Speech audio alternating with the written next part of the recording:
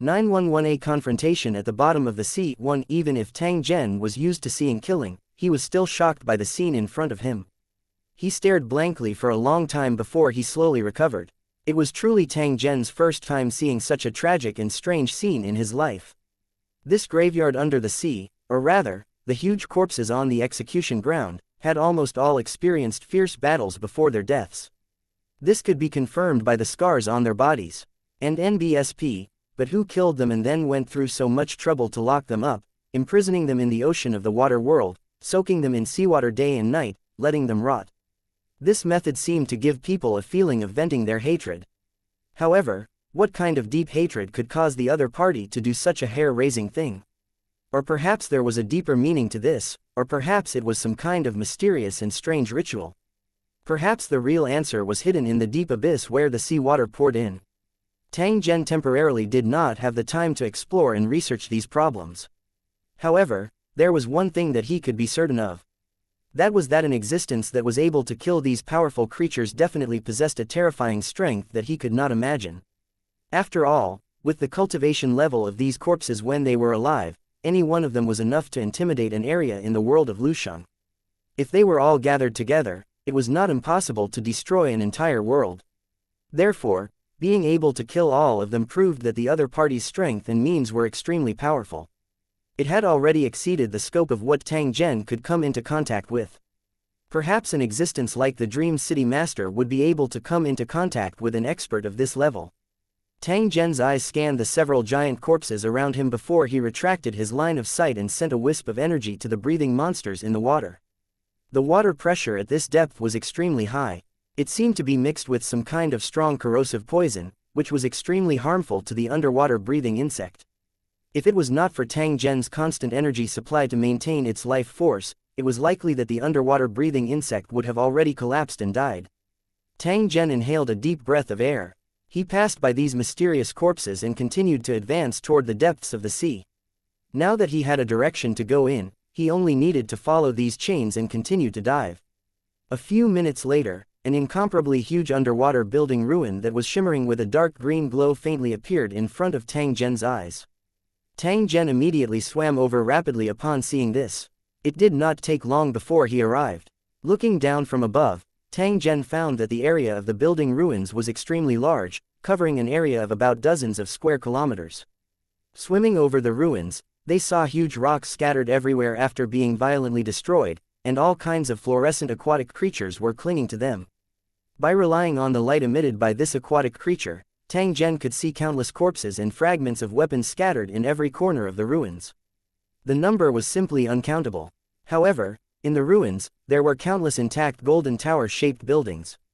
Their smooth surfaces were full of mysterious runes, and they were built in a certain order in the ruins. Compared to the ruins of the buildings, the undamaged pyramids stood out. The chains that bound the huge corpse extended from these pyramid-like buildings, looking extremely strange. Tang Zhen's eyes were unblinkingly observing this spectacular yet strange scene. The thoughts in his mind were rapidly revolving. This was especially the case when his eyes shifted to a certain area. His pupils shrunk slightly. It turned out that in the middle of these buildings, there was a high platform that looked like a transparent crystal. It was full of strange embossed carvings, and it emitted a faint light in the dark sea. A huge figure was currently entrenched on the high platform. It was shrouded in a thick black fog. Although it was motionless, it exuded a faint vitality. The moment Tang Zhen looked at the high platform, the huge figure within the black fog slowly opened its eyes. The moment the other party opened his eyes, an indescribable pressure swiftly assaulted him. It was as if it wanted to completely crush Tang Zhen. However, Tang Zhen's expression remained calm in the face of this unexpected change. In fact, the corner of his mouth had even revealed a faint smile. Boom! The invisible pressure came and sealed the surrounding seawater, leaving no gap for escape. However, just as this pressure was about to touch Tang Zhen, it encountered a sharp counterattack from Tang Zhen. With a wave of his arms, a muffled sound rang out. The calm water current surged violently, and the opponent's attack was also directly knocked back by Tang Zhen. Yi, the huge figure on the high platform, did not seem to have expected that Tang Zhen would be able to easily push back its attack. After taking a deep look at Tang Zhen, it once again launched an attack. Compared to the last time, the attack this time was even fiercer. It even carried a faint trace of the power of the laws of water. The seawater around Tang Zhen surged and underwent a strange change in an instant. At the same time that it was squeezing towards him, it seemed to be absorbing all the water in his body. Once the other party's attack was successful, Tang Zhen would immediately turn into a dried corpse. A light touch would turn him into powder. This strange method of using laws also existed in the law application in Tang Zhen's mobile phone. It was a basic law application called water absorption. However, Tang Zhen didn't choose to download and purchase it because he had a limited number of origin stones. However, after the other party's law attack was used, Tang Zhen could conclude that the other party had yet to completely grasp the power of the water law. Therefore, the might of this law attack was likely far inferior to the law application in the mobile phone. The current situation did not allow him to think too much. At the same time as the other party launched an attack, Tang Zhen once again launched a counterattack. A law energy that was not inferior to the opponent's spread out from Tang Zhen's body and collided with the water-type law energy that the opponent had unleashed. However, what Tang Zhen was using at this moment was a fire-type law energy that was completely incompatible with his opponent. Even though the environment was limited, the law of fire was still worthy of its violent destructive power. It instantly collided with the law of water, causing the seawater around him to explode. The entire sea area was instantly filled with surging waves and boiling water. At the same time, a white flame suddenly appeared in the sea and turned into a spiritual fire snake, flying towards the figure on the high platform. This is the power of the Suan Ni fire elemental laws of nature. The figure on the high platform was slightly stunned. A glint flashed in his eyes as he unwillingly launched an attack at Tang Zhen again. This time, the seawater surrounding Tang Zhen immediately became incomparably heavy. It was as if every drop of water weighed 1,000 jin. The seabed soil under his feet was instantly squeezed into a huge pit several meters deep. As the sea water pressure increased, the depth continued to increase. If they were not strong enough, they would be crushed by the water in an instant. Just as the opponent's attack was about to hit him, a ball of flames suddenly soared up from the surface of Tang Zhen's body. In an instant, it formed into countless bright lines that continuously drove away the seawater. The seawater within it also instantly evaporated. The two sides attacked and defended each other, and in a short time, they actually formed a stalemate. "Who are you, and why are you here?" After the huge figure saw this scene, both of its eyes looked at Tang Zhen as it slowly asked. It seemed that it had not spoken for a long time, so its voice was hoarse. It spoke intermittently, full of an ancient aura. When Tang Zhen heard this, he immediately took out an item and used his spiritual power to lift it up as it floated towards the other party. "Someone asked me to bring this to you, saying that you would know its origin once you see it." Tang Zhen also withdrew his law energy and spoke indifferently to the huge figure on the high platform. A trace of reminiscence was revealed in the eyes of the huge figure after he saw the item in front of him.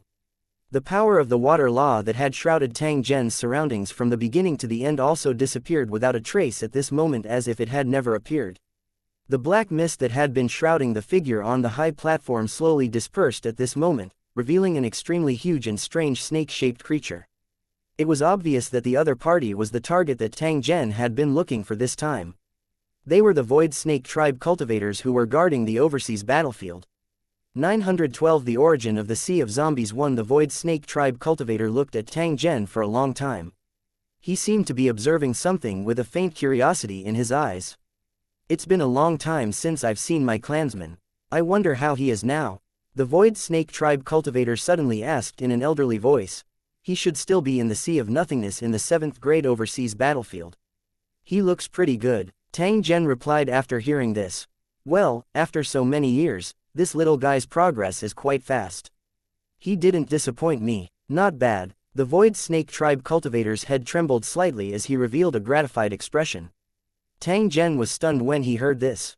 The Void Snake Tribe cultivators he had met on the Grade 7 overseas battlefields had lived for at least 1,000 years. However, at this moment, they were being called "little fellow" by this Void Snake Tribe cultivator. How old was this old man? This Void Snake Tribe cultivator was indeed extremely talented. His lifespan was terrifyingly long, and it was truly enviable. "Since you've brought a token from my tribe, you can be considered a friend of my Void Snake Tribe. I can make an exception and help you this once." The Void Snake Tribe cultivator looked at Tang Zhen with bright eyes. There seemed to be a deep meaning in his eyes.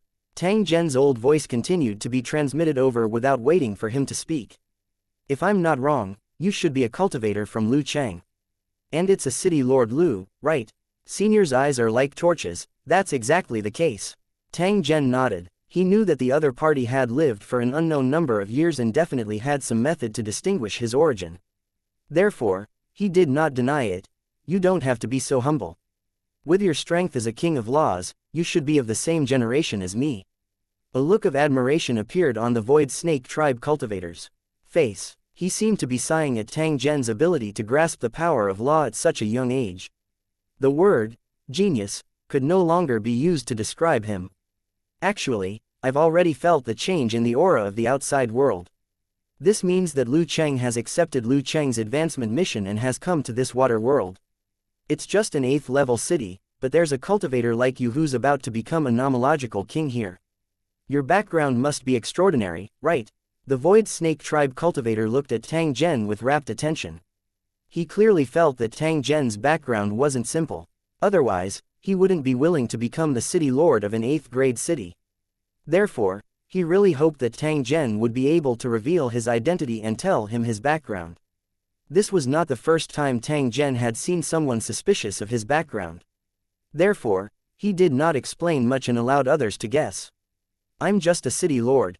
You're overthinking it. When the Void Snake tribe cultivator heard this, he was slightly disappointed. It's fine if you don't say it. If I'm not wrong, you're here to solve the problem of the Guardian. Seeing Tang Zhen continue to nod his head, the Void Snake tribe cultivator said indifferently, Your Excellency can already grasp the power of laws at any time, and your strength is not much weaker than this old man's. However, the floor advancement mission tested the overall strength of a floor. It was not an easy task to complete it. Although this can be done with your strength, it will take a long time and not a good plan. After saying this, the Void Snake tribe cultivator looked at Tang Zhen and said in a reminiscing voice, I wonder if you noticed the corpses above your head when you came here. What? Tang Zhen's eyes narrowed as he replied, This Tang has indeed seen it. However, what does this have to do with the purpose of my visit? Of course it's related, because these corpses were once summoned creatures of the sea's lost race, equivalent to the tribal guardians. When Tang Zhen heard this, he immediately felt an explosion in his mind. A trace of astonishment appeared on his face. He looked at the Void Snake tribe cultivator in a daze and asked in a hoarse voice, Then can you tell me who killed these summoned creatures and placed them here? He had to figure out the background of such a terrifying and powerful existence to avoid accidentally provoking him. The Void Snake tribe cultivator seemed to have sensed Tang Zhen's fear. He seemed to be very satisfied with Tang Zhen's reaction as a faint smile flashed across his eyes. They were all killed by cultivators in a building, but it happened a long time ago. As for how long, I can't remember clearly. Tang Zhen's expression was solemn. However, he secretly sighed in relief in his heart. Then, can you tell me in detail? I'm very curious about the specific process of the whole thing. Since you want to know, I don't mind telling you.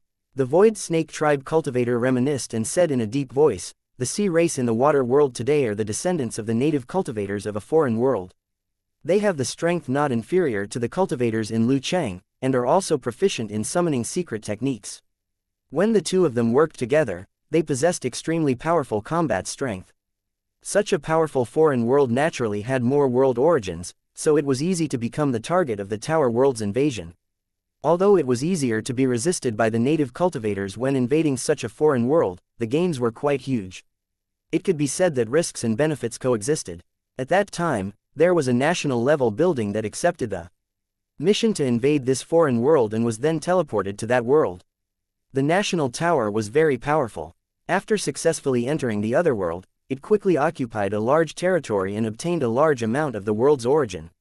If they continue at this speed, it won't take long for them to complete their mission and return to the world of Lusheng.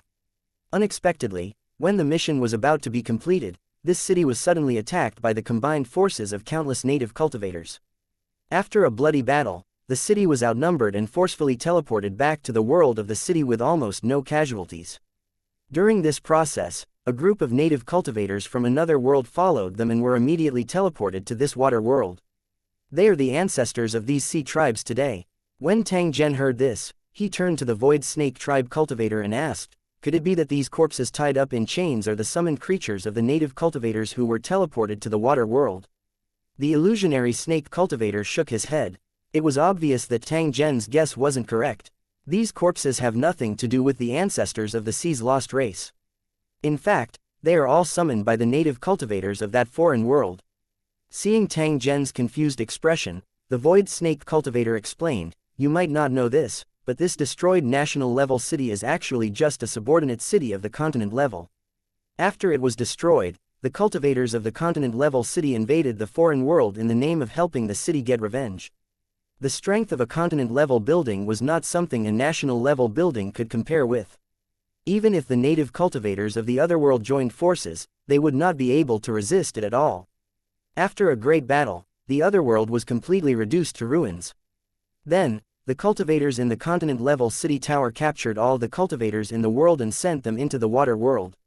Above the ruins of the national-level building, they used a secret technique to merge these native cultivators from the foreign world with their summoned creatures, and then killed them as a sacrifice to the souls of the dead. Hundreds of thousands of cultivators were killed one after another, and the ocean of the water world was completely dyed red with their blood. That scene was truly shocking. The Void Snake Tribe cultivator sighed with emotion as he spoke. He was clearly sighing over what had happened back then. 913 The secret technique and trait. As he listened to the Void Snake Tribe cultivator's description, Tang Zhen could not help but recall the scene of the blood sacrifice back then. On the boundless sea, hundreds of thousands of native cultivators from the foreign world looked miserable. Under the watch of countless cultivators from Lu City, they were transported to the water world in batches. Under the secret technique of the cultivators of Lu Cheng, these native cultivators of the foreign world were forcibly fused with the summoned creatures, each of them unrecognizable. After that, they died in batches under the butcher's knives of the cultivators in Lu Cheng, becoming sacrifices to commemorate the dead. That kind of bloody massacre would definitely leave a deep impression on anyone. No wonder this Void Snake Tribe cultivator could still remember it so clearly even after so many years had passed. Tang Zhen recalled the scene he had seen earlier and the doubt in his heart was answered. At that time, he was still puzzled as to why there were so many fatal wounds on these huge corpses. Such repetitive and inefficient killing was obviously not in line with the simple and straightforward fighting style of the Lu Cheng cultivators. However, if it was to vent their anger, such a situation might have happened.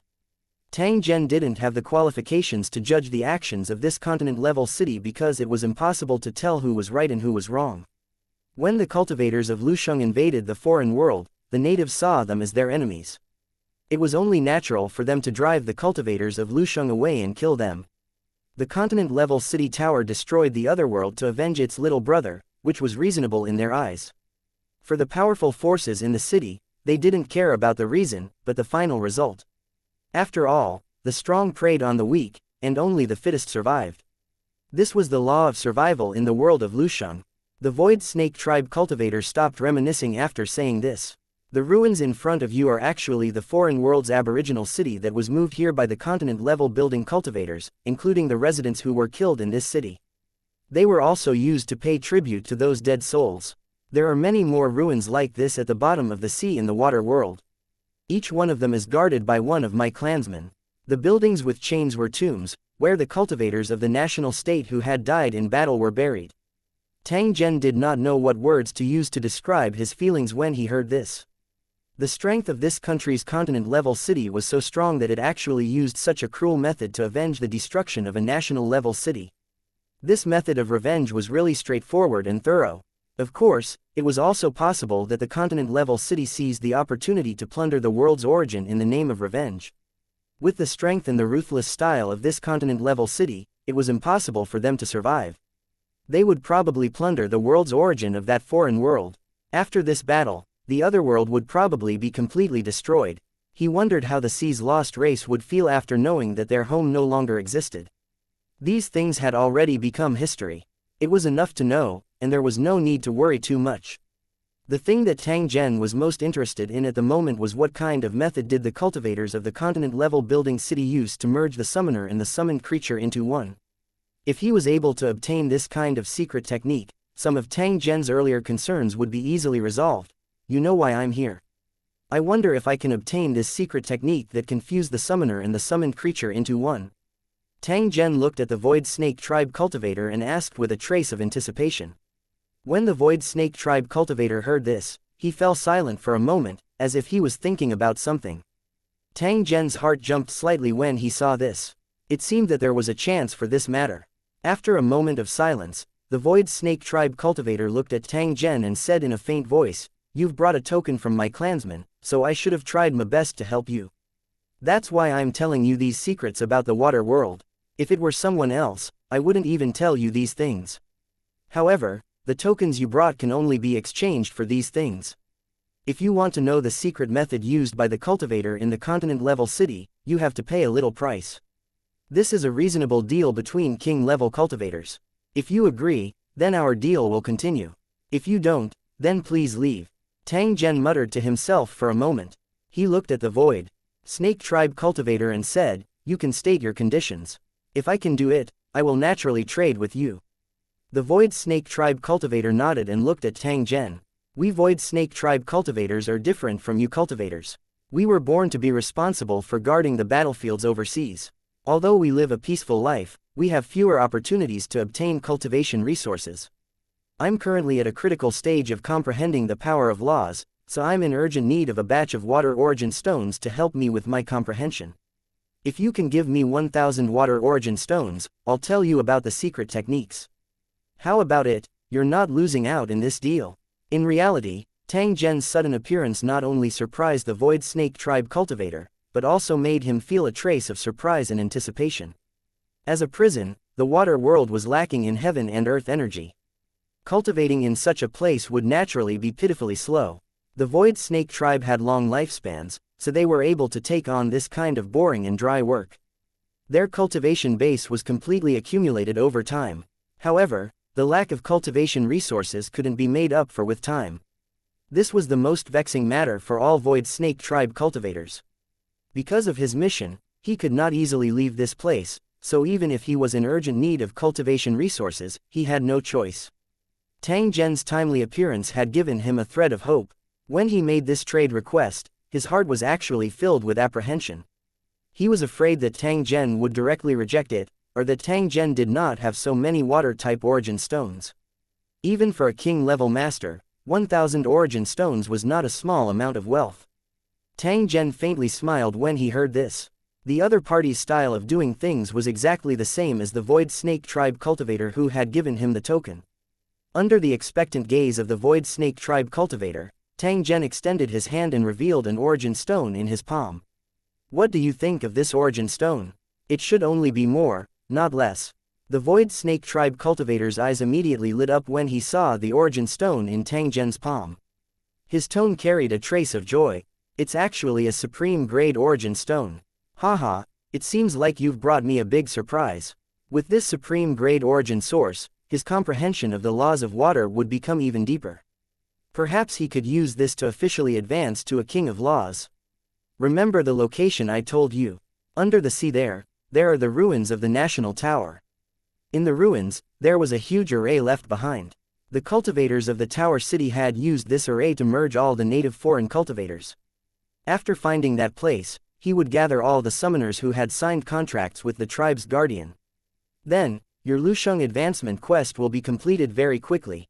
After saying that, the Void Snake Tribe cultivator looked at Tang Zhen and hesitated for a moment before continuing. "If you can give me a similar origin stone, I can even tell you a small gate to accumulate battle merits. Do you want to consider it?" Tang Zhen didn't hesitate. He waved his hand again, took out a supreme grade origin stone, and threw it to the Void Snake Tribe cultivator. Seeing this, the other party immediately opened his mouth and a long tongue quickly stretched out. After rolling the 2 supreme grade origin stones into his mouth, he nodded with a satisfied expression. "This is the location of all the underwater space cracks. They are the water source of the water world. Many items from other worlds are spewed out from there. If you search carefully, you'll definitely find a lot of useful things. Whether you want to exchange them for battle merits or keep them for yourself, it's all up to you." As soon as the Void Snake Tribe cultivator finished speaking, a crystal slab floated up from the ground and landed in Tang Zhen's hand. 914 The wind rises and waves surge. A figure broke out of the turbulent water that was as black as ink and hovered a few feet above the sea. It was Tang Zhen who had just returned from the bottom of the sea. Tang Zhen glanced at the bottomless abyss and the faintly discernible continent on the other side of the abyss. He pondered for a moment before heading toward the Sea Spirit tribe where the Holy Dragon City's fleet was stationed. Through the deal with the Void Snake tribe cultivators, Tang Zhen had found a solution to the problem and even obtained the location of the underwater spring. According to what the Void Snake tribe cultivator had said, there were many treasures near the underwater spring. As long as he picked up trash a few more times, he could obtain more battle merits. The greatest use of the battle merits obtained from the overseas battlefield was to exchange them for a quota for the remnant race to leave the sea after the mission was completed. These cheap remnant races from the water world could be used to replenish the number of residents in the city and increase the overall strength of the city. They could even be used as cannon fodder in wars. Perhaps other buildings would do this, but in Holy Dragon City, this kind of situation would not happen. After all, the Holy Dragon City had always been walking the path of elite soldiers, and there was no such thing as cannon fodder.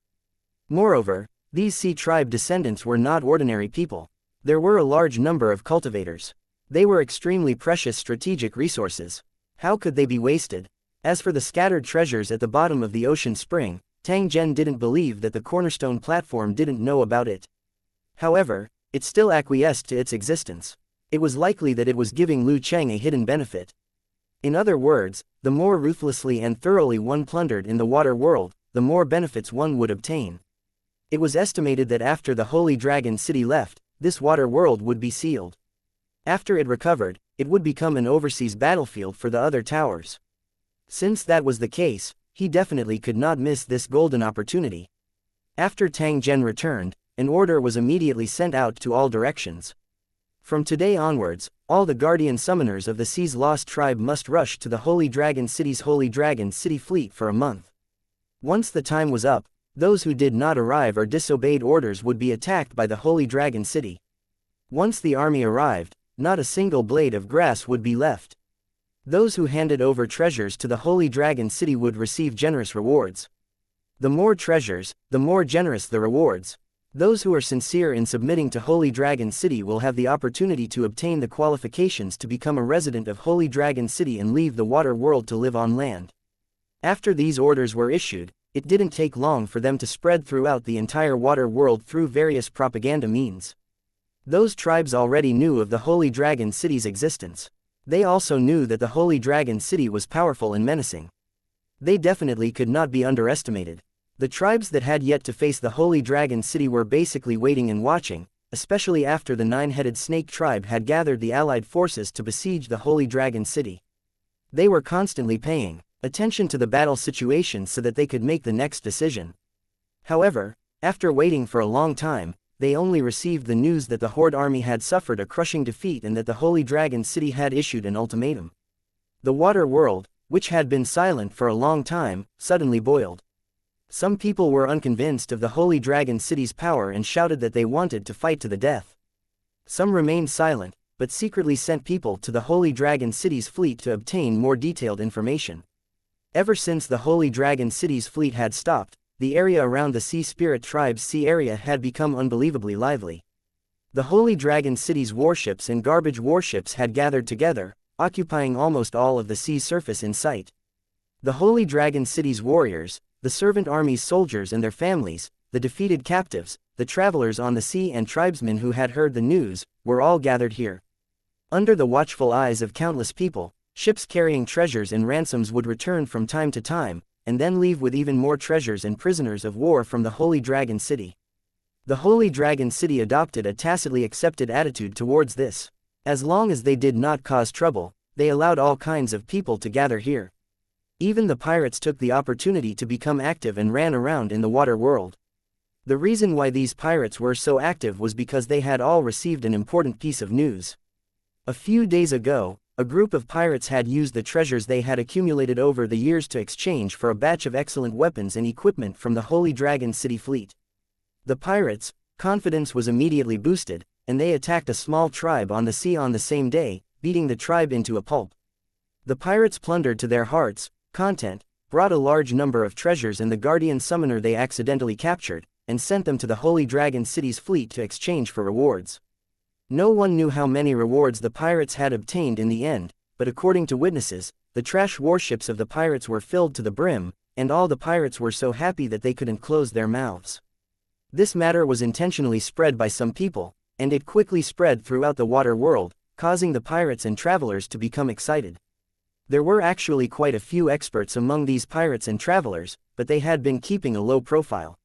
Now, under the temptation of huge benefits in leaving the water world, coupled with the hatred accumulated for generations, they jumped out one after another and cast their greedy eyes on the small and medium-sized tribes. With these cultivators as the core, the pirates and travelers on the sea quickly gathered together and began to attack the weaker tribes, plundering them wantonly. Caught off guard, the small and medium-sized tribes suffered huge losses. Some pirates even followed suit and kidnapped the guardian summoners. It was not difficult to abduct a guardian summoner. This was because once the guardian summoner's limbs were controlled and his mouth was sealed, he could not complete the summoning ritual at all. Without the help of the tribe's guardian, the strength of the guardian summoners would not be much stronger. Even the guardian summoners who had not been taken away did not dare to summon when the tribe was under attack.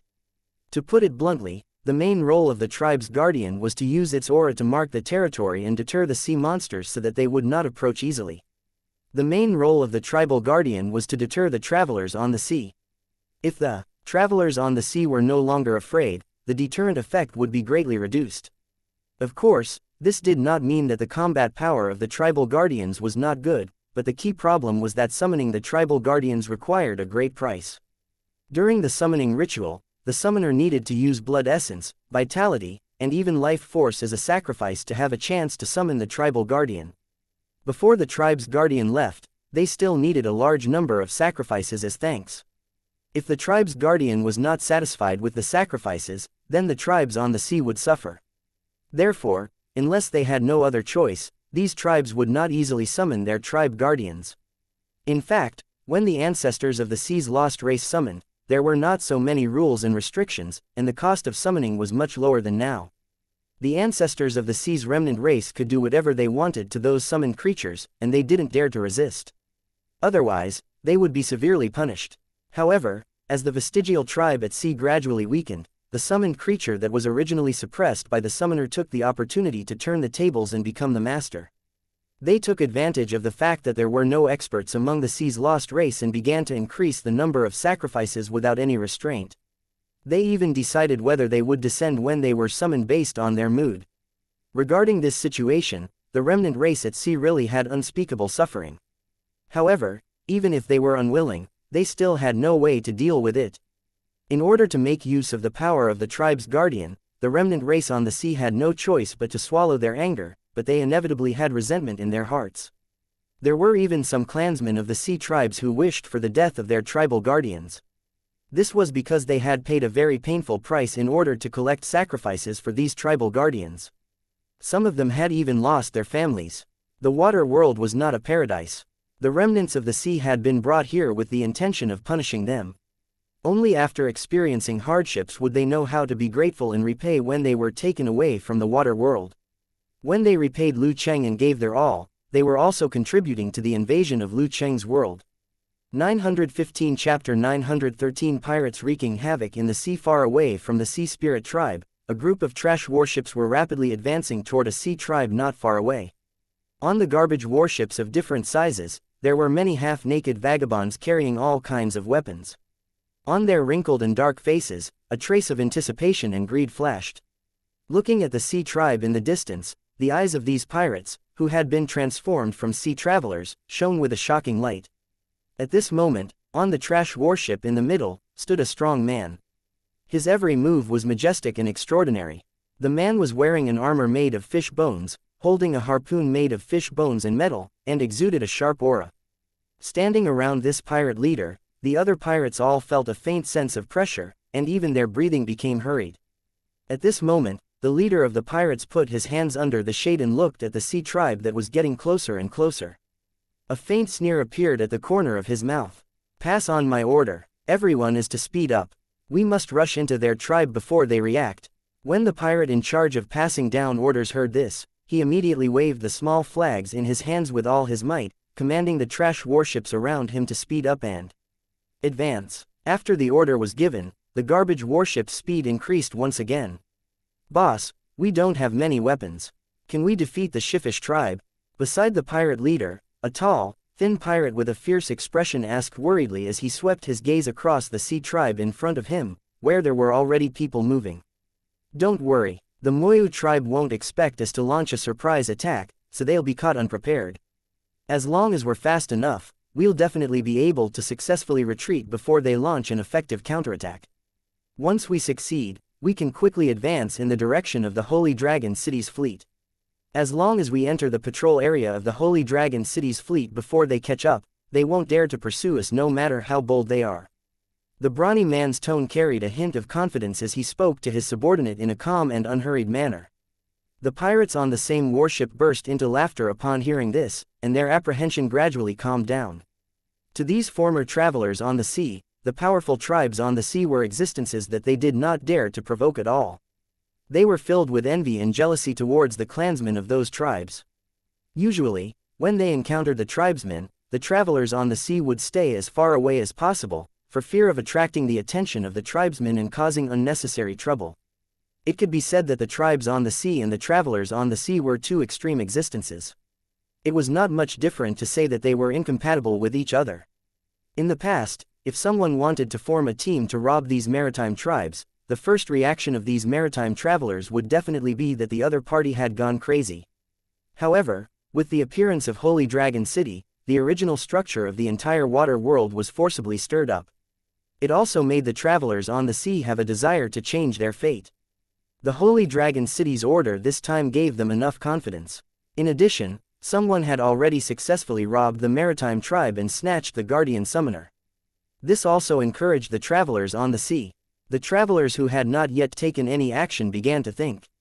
Since everyone was a traveler at sea, why could they suddenly become pirates while we couldn't? If he didn't grasp this opportunity, he would definitely regret it for the rest of his life. With this thought in mind, and at the same time, under the guidance and encouragement of some people, countless travelers on the sea quickly gathered together and began to plan their next target. However, these travelers on the sea, who had gathered together for their own interests and hatred, would never have imagined that more than half of the pirates in the first group of pirates who attacked and robbed the tribes above the water were actually Holy Dragon City cultivators in disguise. The trading process that followed, as well as the ship full of rewards, were deliberately shown by the Holy Dragon City to the travelers on the sea to arouse their desire and courage. It had to be said that this method was very effective, because in less than 2 days, garbage ships made up of pirates and vagrants arrived one after another. At the same time, they also brought a large number of plundered treasures. There was even a group of intrepid guys who imitated the Holy Dragon City's pirates and kidnapped the guardian summoner of the small tribe. At that time, Xiao Rui was in charge of this matter. When he saw the summoner who was tied up like a dumpling, he was suddenly stunned. He didn't expect that his idea of pretending to be a pirate group to rob them would actually make these sea dwellers believe it in. Really kidnap the guardian summoner. This bunch of guys really wanted money more than their lives. While he was sighing, Xiao Rui used his authority to give the group of vagrants a lot of benefits, which made them thank him. After leaving the Holy Dragon City's fleet, these new pirates began to spread the news even more, giving the Holy Dragon City a new name of being rich and overbearing. In just one night, the entire water world was filled with pirates. They held simple weapons and drove garbage warships, and began to wander the sea in groups. They were like a swarm of locusts, causing the entire water world to be in chaos, and the tribes on the sea were constantly attacked. The tribes on the sea were in a terrible fix and were full of resentment towards the Holy Dragon City. This pirate team was quickly established under such circumstances, and they impatiently launched their operation. At this moment, with the pirates paddling with all their might, the trash warship was already less than 1,000 meters away from the maritime tribe in front of them.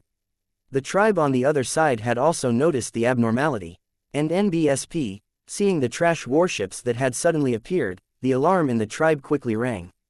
It was the alarm for an enemy attack. Enemy attack, and NBSP. Following the sharp roar of a tribal warrior, the entire tribe was thrown into chaos. More and more tribesmen came out of the various large and small houses and garbage warships. The warriors and cultivators of the tribe were on high alert. They quickly picked up their weapons and gathered outside the tribe. However, the charging pirate fleet had no intention of slowing down at all. They were actually charging straight for the tribe's defensive wall. In the blink of an eye, these garbage ships crashed into the tribe's protective wall. The sound of cracking continued to ring out, and the tribe's protective wall was instantly smashed into pieces, with large holes appearing one after another. The pirates wielding crude weapons all let out excited and strange howls as they charged over the walls without any regard for their own safety, charging toward the rising fish tribe. They were like a colony of ants swarming towards food, constantly passing through the houses and trash warships of the tribe, madly plundering all sorts of treasures. When the tribal warriors saw this, they were furious. They waved their weapons and tried to stop the pirates from plundering.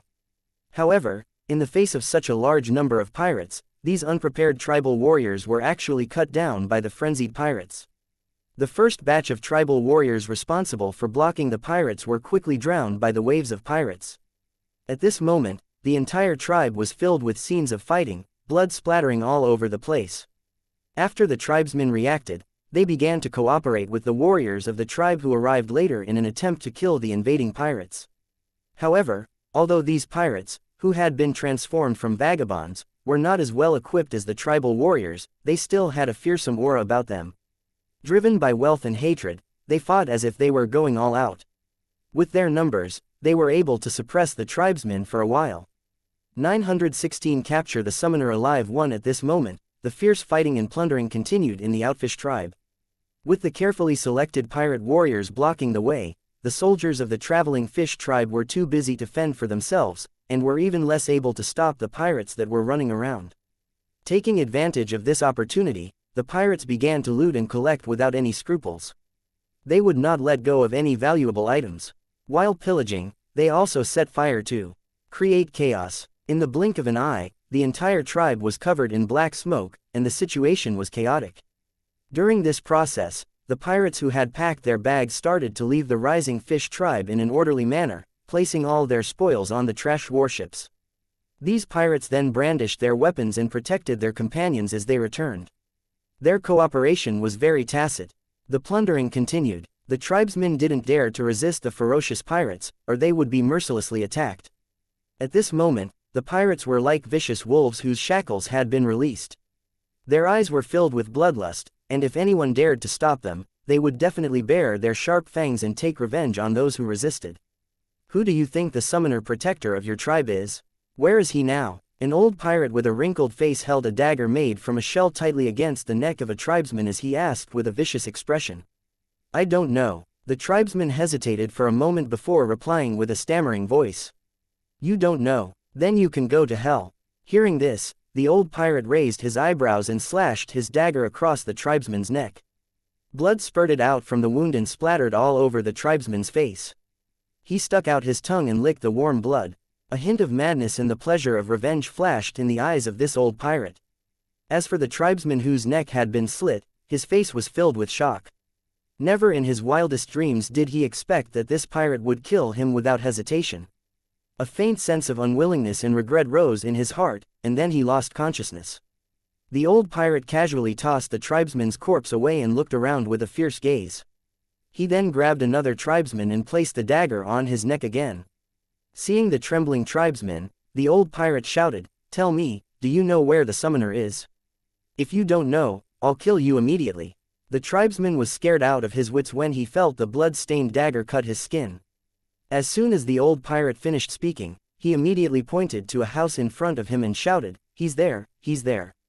Don't kill me." The old pirate laughed hideously and kicked the tribesman to the ground. He then waved his hand and said, "Brothers, come with me to catch that summoner. He's a real fat sheep. After sending him to the Holy Dragon City's fleet, he will definitely be able to exchange for a lot of food and weapons and equipment, making our strength stronger and stronger. The opportunity is right in front of us, we can't let it go. Charge." When the nearby swamps heard this, they immediately laughed hideously and followed behind him, rushing towards the very conspicuous house. Charge. Amidst the excited and frenzied shouts, the pirates quickly arrived in front of the house and surrounded it. A group of tribesmen who had surrounded the house, as if they wanted to seek protection from the person inside, immediately fled in all directions like frightened birds. The pirates waved their weapons and cut down a few tribesmen, deliberately making them scream in an attempt to force the summoner hiding in the house out. But no matter how the tribesmen called out for help, the house remained silent. No one appeared. "Motherfucker, You coward. The old pirate spat in disdain and waved at the pirates beside him. PFF'd. The sound of a sharp blade cutting into flesh was heard. A tribeswoman standing in front of a house stared at a pirate in front of her with a dazed look before her body fell limply to the ground. Still not coming out? Let's see how long you can hide. The pirate laughed as he pulled out the fish bone that had been polished black and shiny from the other person's body. He then turned his head and fixed his gaze on another tribesman who was stumbling and running away. Ha ha ha, let's see where you can run to. He laughed wildly, like a cat playing with a mouse. He looked at the tribesmen who were high and mighty in his eyes full of mockery and cruelty. Boom! After a muffled sound, the house where the guardian summoner was in was smashed open by a group of pirates. Then, they did not care if there was anyone in the house. They threw their weapons into the house one after another, making a crackling sound. There was a faint muffled groan, as if someone in the room had been knocked down. This also proved that there was indeed someone inside. Go in and catch that summoner, he shouted. Following the old pirate's order, two strong men immediately jumped out from the group of pirates and rushed into the house with their weapons. However, just as the two of them entered, the sound of swords clashing could be heard, followed by the screams of two strong men. The pirates who were guarding the door were paying attention to the situation in the room at all times.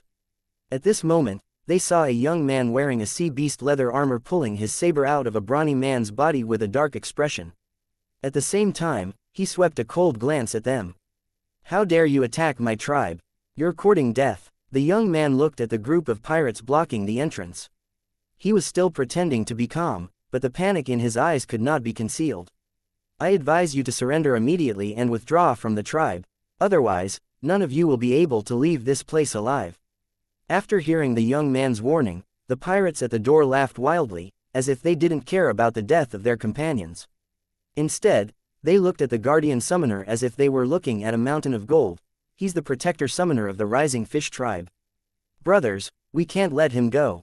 The old pirate in the lead roared and waved to the pirates beside him. They each took out an item that looked like a clay pot and lit it up with a torch. In an instant, the pots turned into huge fireballs. Burn him, I don't believe he won't come out. As soon as he finished speaking, the jars were thrown out by the pirates and smashed into the roof of the house.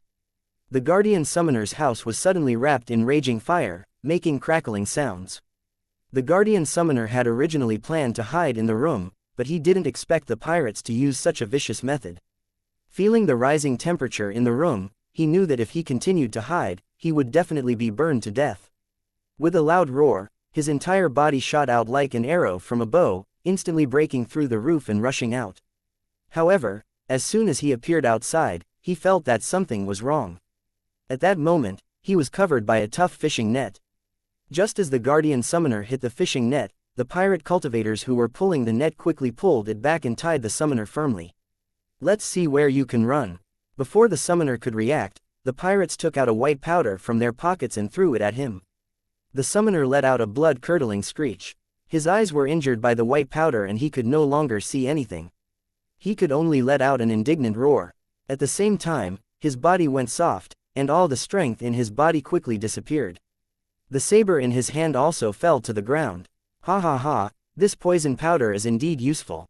The old pirate laughed and immediately ordered the others to tie up the struggling summoner. Then, he turned around and killed his way out, carrying him back to the garbage warship.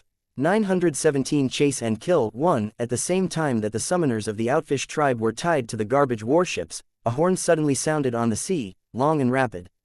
As the bugle horn sounded, the pirates who had been fighting with the tribal warriors began to retreat without hesitation. Not far away, the pirate leader who was fighting with a tribal cultivator had a bright light in his eyes. He laughed as he forced the enemy back and then waved his hand. Brothers, let's retreat. As soon as he finished speaking, he jumped out of the Outfish tribe like an agile cheetah and landed on his garbage warship. Hurry up, get on the boat. Under the urging of the leaders of the pirate soldiers quickly jumped onto the garbage warships. They had no time to care about their heavily injured or dead comrades. They skillfully drove the garbage warships away at full speed. Sliding at full speed, it didn't take long for the pirates to run far away on the garbage warship. A group of cultivators who had just returned to the broken-down tribe were looking at the corpses and burning houses on the ground with burning eyes. They were so angry that they couldn't stop trembling. Without waiting for the orders of the tribe leader, they all roared and jumped onto their trash warships. They used all their strength to chase after the pirates who had dared to attack their tribe. The pirates had come too suddenly, and the cultivators of the tribe had left the tribe on a secret mission, so they had suffered a great loss. When they thought about the injuries their families had suffered and the loss of their personal wealth, these cultivators were even more enraged. They wanted nothing more than to catch up to the pirates and hack them into 1,000 pieces. Not good. The Guardian Summoner has been captured by the pirates. And NBSP, ah! A cry of alarm came from the tribe, causing the cultivators who had just boarded the trash warships to freeze and then become even more furious. Although the Protector Summoner of the Mayu tribe was only rank 3, he had an extremely good bloodline and was the only son of the Patriarch. That gang of pirates was really audacious. They had even captured him. Chase them, we must catch up to them. Looking at the tribe leader who was flying into a rage on the garbage warship with a murderous aura, the warriors looked at each other and accelerated their pursuit. However, compared to the anger they felt when they saw their tribe destroyed, they were a little more worried. These pirates probably didn't come with good intentions. For these tribes on the sea, a guardian summoner was very important. He could be called the stabilizing force of the tribe. In order to cultivate a qualified guardian summoner, not only did one need to have an excellent bloodline, but it also required a large amount of resources. It could be said that all the treasures that the pirates had robbed were not as important as a guardian summoner. Moreover, the water world was in a state of turmoil. Under such circumstances, summoners who could summon guardians were the reliance of the entire tribe. Now that he had been taken away, it was a disaster for the entire clan. Hurry up and catch up to them. We can't let them get away. At this moment, a tattooed cultivator stood on the bow of one of the trash warships of the floating fish tribe behind the pirate fleet. He stared at the pirate ships in front of him with a dark expression. The hand that was holding the saber was trembling. In the chaos just now, his home was also affected, but due to the urgency of the situation, he did not have time to go back to check. His family's survival was unknown, so he was naturally very worried. However, he was more worried about the Guardian Summoner's safety than his own house being attacked by these pirates. Now that it was an eventful period, the Holy Dragon City had become a dark cloud over all the maritime tribes. Its powerful combat power made all the maritime tribes afraid. Even the other 2 sea tribes, which were on par with the 9-headed snake tribe, were keeping silent. They didn't know what to do. If the 2 most powerful tribes were already so cautious, the other small tribes were naturally even more so. They were practically living in fear every single day, afraid that the rising dragon city would suddenly come knocking on their door. These tribes were still hesitating about the summoning order given by the Holy Dragon City. They were afraid that this was a trap set by the Holy Dragon City. They were trying to gather all the guardian summoners and then kill them all. The Holy Dragon City was already unusually strong.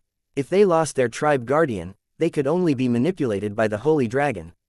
However, if they disobeyed the Holy Dragon City's orders and allowed the tribe's summoners to head to the Sea Spirit tribe, then the Holy Dragon City would definitely not hesitate to show their butcher's knife to them a month later. This was a matter that was set in stone, and there was no need to doubt it. In this case, the Guardian Summoner had to be under his control. If he was kidnapped by the pirates, the entire tribe would be in danger of being exterminated. So, no matter what, he had to get the Guardian Summoner back. On the calm ocean, the fleet of 2 trash warships was moving at high speed, and the crew members were paddling desperately. The fragile garbage warship kept making all kinds of strange sounds under such high-speed travel, as if it could break apart at any time. Even so, the 2 sides did not show any signs of slowing down. Instead, they were getting faster and faster. In the pirate fleet ahead, the muscular pirate leader urged the fleet to speed up as he looked at the boisterous tribe's fleet chasing after them. The pirate leader glanced at the Guardian Summoner, who was tied up and gagged, and sneered. Maintain your current distance. If the enemy approaches, we must repel them no matter what. With that, he sat down on the trash warship and stared at the people of the rising fish tribe chasing him. His eyes were filled with mockery. Before they knew it, the trash warship of the outfish tribe at the very front had already slowly approached the pirate fleet. The pirates, who had received orders long ago, immediately started to block it. All sorts of weapons flew through the air and landed on the trash warships of the outfish tribe. Some unlucky people couldn't dodge in time and were hit by the weapons. Blood splattered as they fell into the ocean with blood-curdling screams. Return fire. Charge forward and bite them.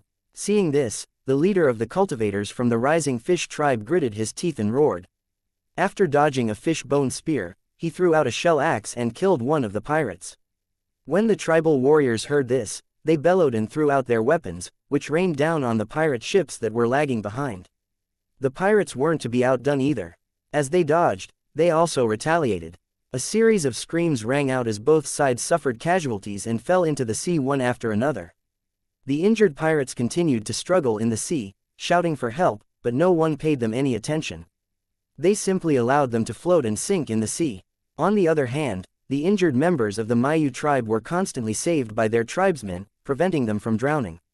Compared to the pirate groups that had been put together at the last moment, the floating fish tribe had an advantage in equipment and the quality of their trash warships. Thus, the distance between the two sides was getting closer and closer.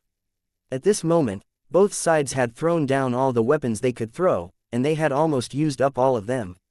If this situation continued to develop, the two sides would probably have to engage in close combat soon. 918 The timely appearance of the Holy Dragon City fleet. Let our brothers hold on for a while more. We'll soon reach the Holy Dragon City's patrol area. As long as we get there, those dogs of the Rising Fish tribe won't dare to chase us anymore. On a broken, trashy warship, the old pirate who had just commanded the pirates to capture the summoner shouted loudly, immediately drawing the agreement of the surrounding pirates. Although pirates were constantly being injured or thrown into the sea, the ferocity on their faces did not decrease in the slightest. In fact, they became even more frenzied. As the old pirate charged forward, the other pirates also gathered around him and began to fight with the soldiers of the Rising Fish tribe. Both sides had reasons to defeat the enemy, so they fought with all their might. During this period, there were even people who were seriously injured and died together. This was a situation that would only occur when the battle was extremely tragic. In just a few minutes, the surface of the sea was covered with floating corpses, and the garbage warships were covered with splattering blood and broken limbs. Relying on their strength and equipment, the Rising Fish tribe gradually gained the upper hand, forcing the pirates to retreat. A smug smile appeared on the leader's face. He glanced at the pirates and the summoner in the middle and waved his hand. Kill them all, don't leave a single one. With the order of the leader, the soldiers of the Floating Fish tribe roared and jumped nimbly onto the pirates' warship, slashing at it with their swords. Blood splattered everywhere as the pirates standing on the perimeter fell to the ground, their corpses being stepped on by the soldiers of the Rising Fish tribe. Damn bastards, how dare you do such a thing? I'll cut you into pieces today. One of the soldiers of the Outfish tribe hacked down a pirate in front of him and spat on him. Seeing that the pirate was still alive, he gave him another stab. Beside him, the warriors of the Outfish tribe were also killing the pirates on the ground to vent their anger. The pirates who had been struggling to hold on were now filled with panic and confusion. They were only relying on their willpower to hold on. If they didn't know that they would die if they retreated, the remaining pirates would have fled in all directions. The leader of the pirates was currently engaged in battle with several cultivators of the Outfish tribe. The situation was not looking good. Even though his battle prowess was astonishing, 2 fists were no match for 4 hands. Under the other party's frenzied attacks, he was already covered in injuries.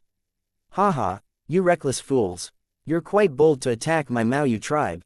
The leader of the cultivators of the Outfish tribe waved his saber and sneered, trying to provoke the pirate leader and distract him. Don't worry, I won't kill you right away. I'll just bring you back to the tribe. I'll hang you high up and let the sea breeze slowly dry you until you're completely dried up. I'm going to use your corpse to tell those arrogant bastards that this is what they get for messing with my Mayu tribe. The cultivators of the tribe who were assisting the attack also laughed mockingly. They took the opportunity to slash with their sabers, leaving wounds of varying depths on the pirate leader's body from time to time. The pirate leader laughed disdainfully. He blocked the other party's attack and said in a mocking tone, "You want to capture me alive? You guys are not qualified. I'm telling you, if you can't stop me today, I'll make your tribe pay a heavy price. In the next attack, I won't use any treasures. I'll just kill." At this point, he laughed wildly. Blood flowed from his wound as he laughed, but he didn't care. The leader's face immediately darkened when he heard this. He thought of his family members who had been plundered by pirates, and killing intent immediately flashed through his eyes. Looking at the pirate leader, who was covered in wounds but still standing, he roared and swung his saber. No need to hold back, just kill him. When the cultivators of the tribe heard this, their playful attacks immediately turned into sharp killing moves, and they all attacked the pirate leader. Hee, am I going to die here today? After taking a few more hits, the leather armor on his body had completely lost its defensive power. The pirate leader laughed bitterly and prepared for a final fight. It was a cheap life, so what if he died? Anyway, he had already earned enough. The pirate leader let out a bitter laugh. Just as he was about to use the last of his strength to take down his enemy, a strange sound suddenly rang out. When the pirates and the members of the Rising Fish tribe heard the sound, they all looked in the direction of the strange sound, and their expressions changed. A few huge metal warships had appeared on the surface of the sea in the distance, and they were heading toward them at high speed. On the metal warship, a group of brawny men in black armor were pointing at them. This is the Xianxia Holy Dragon City's fleet. A hint of joy from surviving a disaster suddenly appeared on the struggling pirates' faces, and they all began to shout in unison, "Come and save us. We've captured the protector summoner of the Rising Fish tribe."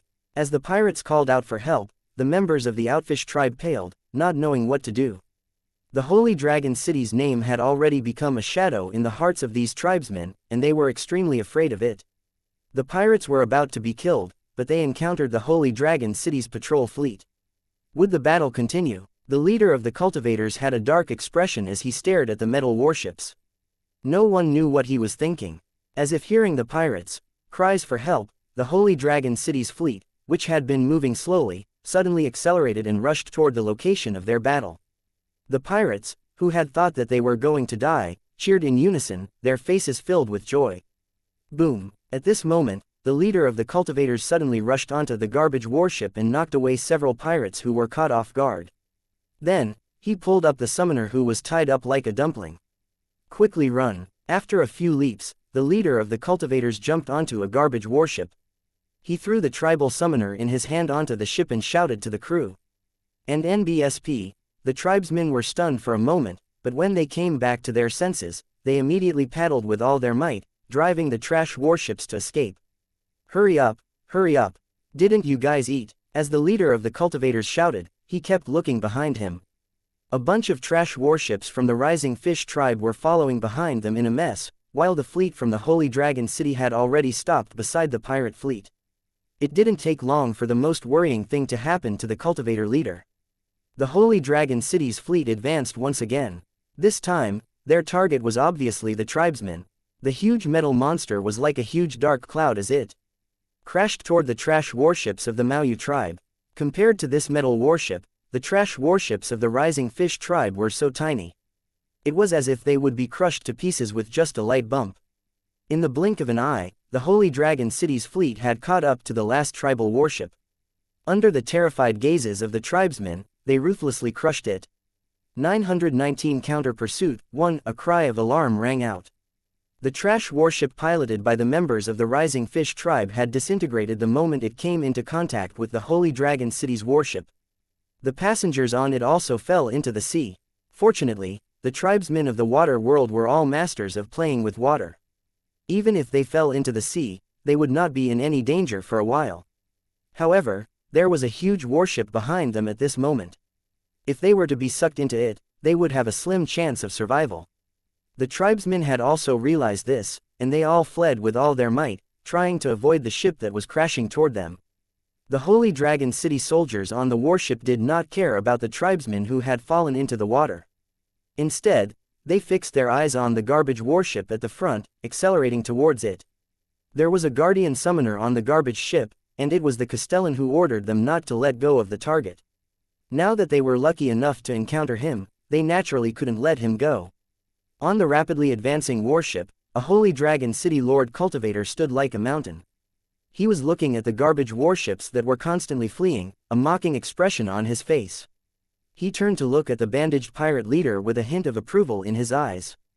The Maoyu tribe, that's a strange name. What's its origin? Although the pirate leader's face was pale, he was in good spirits, as if the wounds on his forehead had no effect on him. After hearing the Holy Dragon City cultivator's question, the pirate smiled and replied, "The Rising Fish tribe's name comes from a strange eye of the ocean. Every once in a while, a large school of fish will appear in this eye. The eye of the sea is an important place for the tribe, and the fish are the main source of food for the tribe. The divine dragon tribe cultivator nodded and smiled. There's actually such a thing. If there's a chance, I'd like to experience it. The leader of the sea tribe turned to look at the accelerating warship and asked with a worried tone, "My lord, I wonder if your warship can go faster.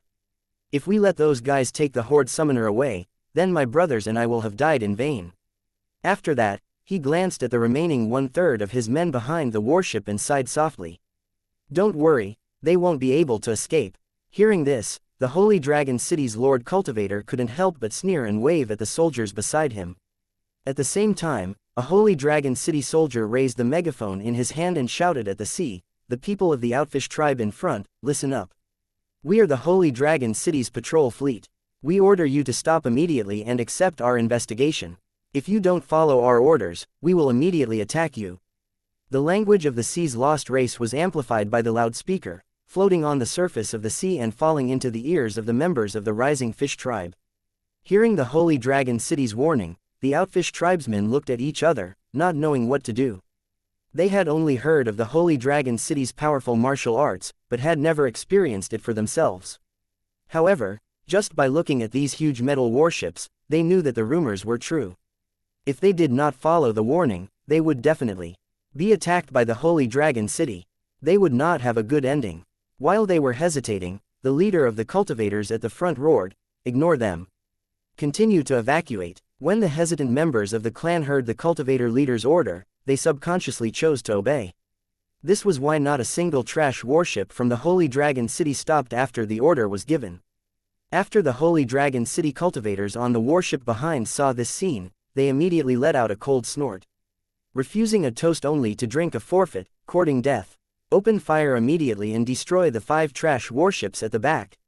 As the order was issued, an anti-aircraft machine gun fixed on the bow of the ship suddenly spewed out a series of flames. The high-speed bullets stirred up water pillars on the sea, and at the same time, they landed on the garbage stations. Immediately, blood mist and screams rang out. The flying bullets struck the boatfish clansmen paddling the trash warships with all their might, instantly tearing them to pieces. Just as their fellow tribesmen's faces were filled with horror, they were hit by another bullet, and their mutilated bodies fell directly into the sea. As for the garbage warship they were on, it was smashed into pieces and sank in an instant. In the space of a few breaths, all the trash warships that had been locked onto were completely sunk. The few tribesmen who were lucky enough to survive were struggling in the blood-filled seawater. The clansmen on the other trash warships were scared out of their wits when they saw the tragic scene.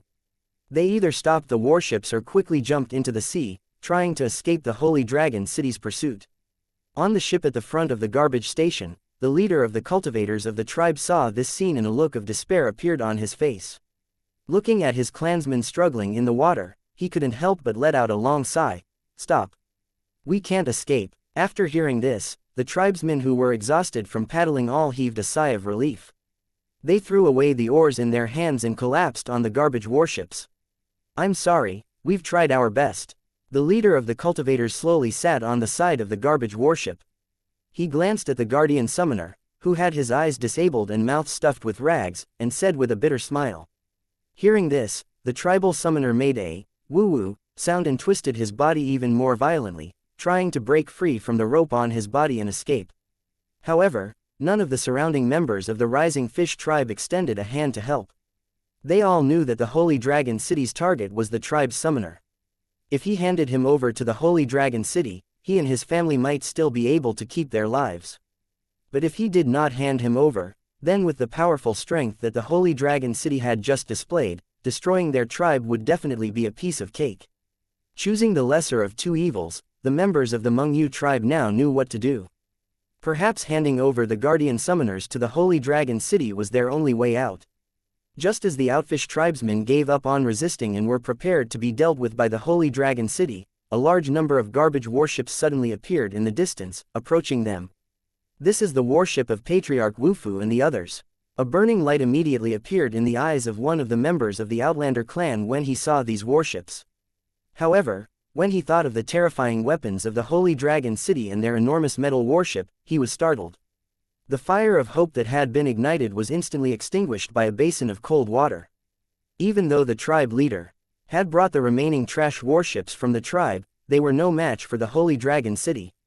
If they chose to go against Holy Dragon City, the Rising Fish tribe would be doomed. Thinking of this, the tribesman was shocked. He knew that the tribe leader doted on his only son and would never hand him over to the Holy Dragon City. Perhaps a bloody battle would take place soon. 920A confrontation. 1. The lethality of the Holy Dragon City's firearms left a deep impression on every foreign tribe member who was experiencing it for the first time. In the terrifying series of sounds, anyone who was hit by the metal torrent was either killed or injured.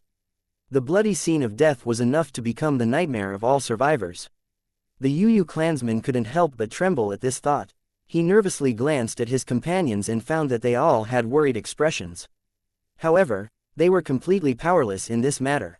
Just as they were letting their thoughts run wild, the Holy Dragon City's fleet had already approached them, shrouding them like a dark cloud. A few agile Holy Dragon City cultivators quickly jumped off the warship and landed on the garbage warship.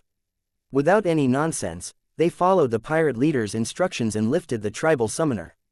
Then, the cultivators pulled on a steel cable that was lowered from the ship and quickly lifted him up to the warship. After seeing this scene, an angry roar suddenly came from the garbage station ships that were approaching from the distance. "Put down my son, you damn bastards!" At the same time as the roar came, a garbage warship with a strange shape rushed out of the fleet and rushed toward the Holy Dragon City's fleet. On the bow of the ship, an old man in battle armor was furious. He glared at the Holy Dragon City's warship, his eyes seemingly spewing fire.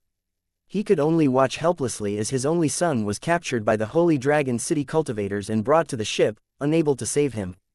The head of the Maoyu tribe felt as if a knife was being twisted in his heart. He wanted nothing more than to rush to the warship and take back his only son. "If you dare to hurt him, I won't let you off even if I have to risk my life." The chief's face twisted as he swore in a voice that only he could hear.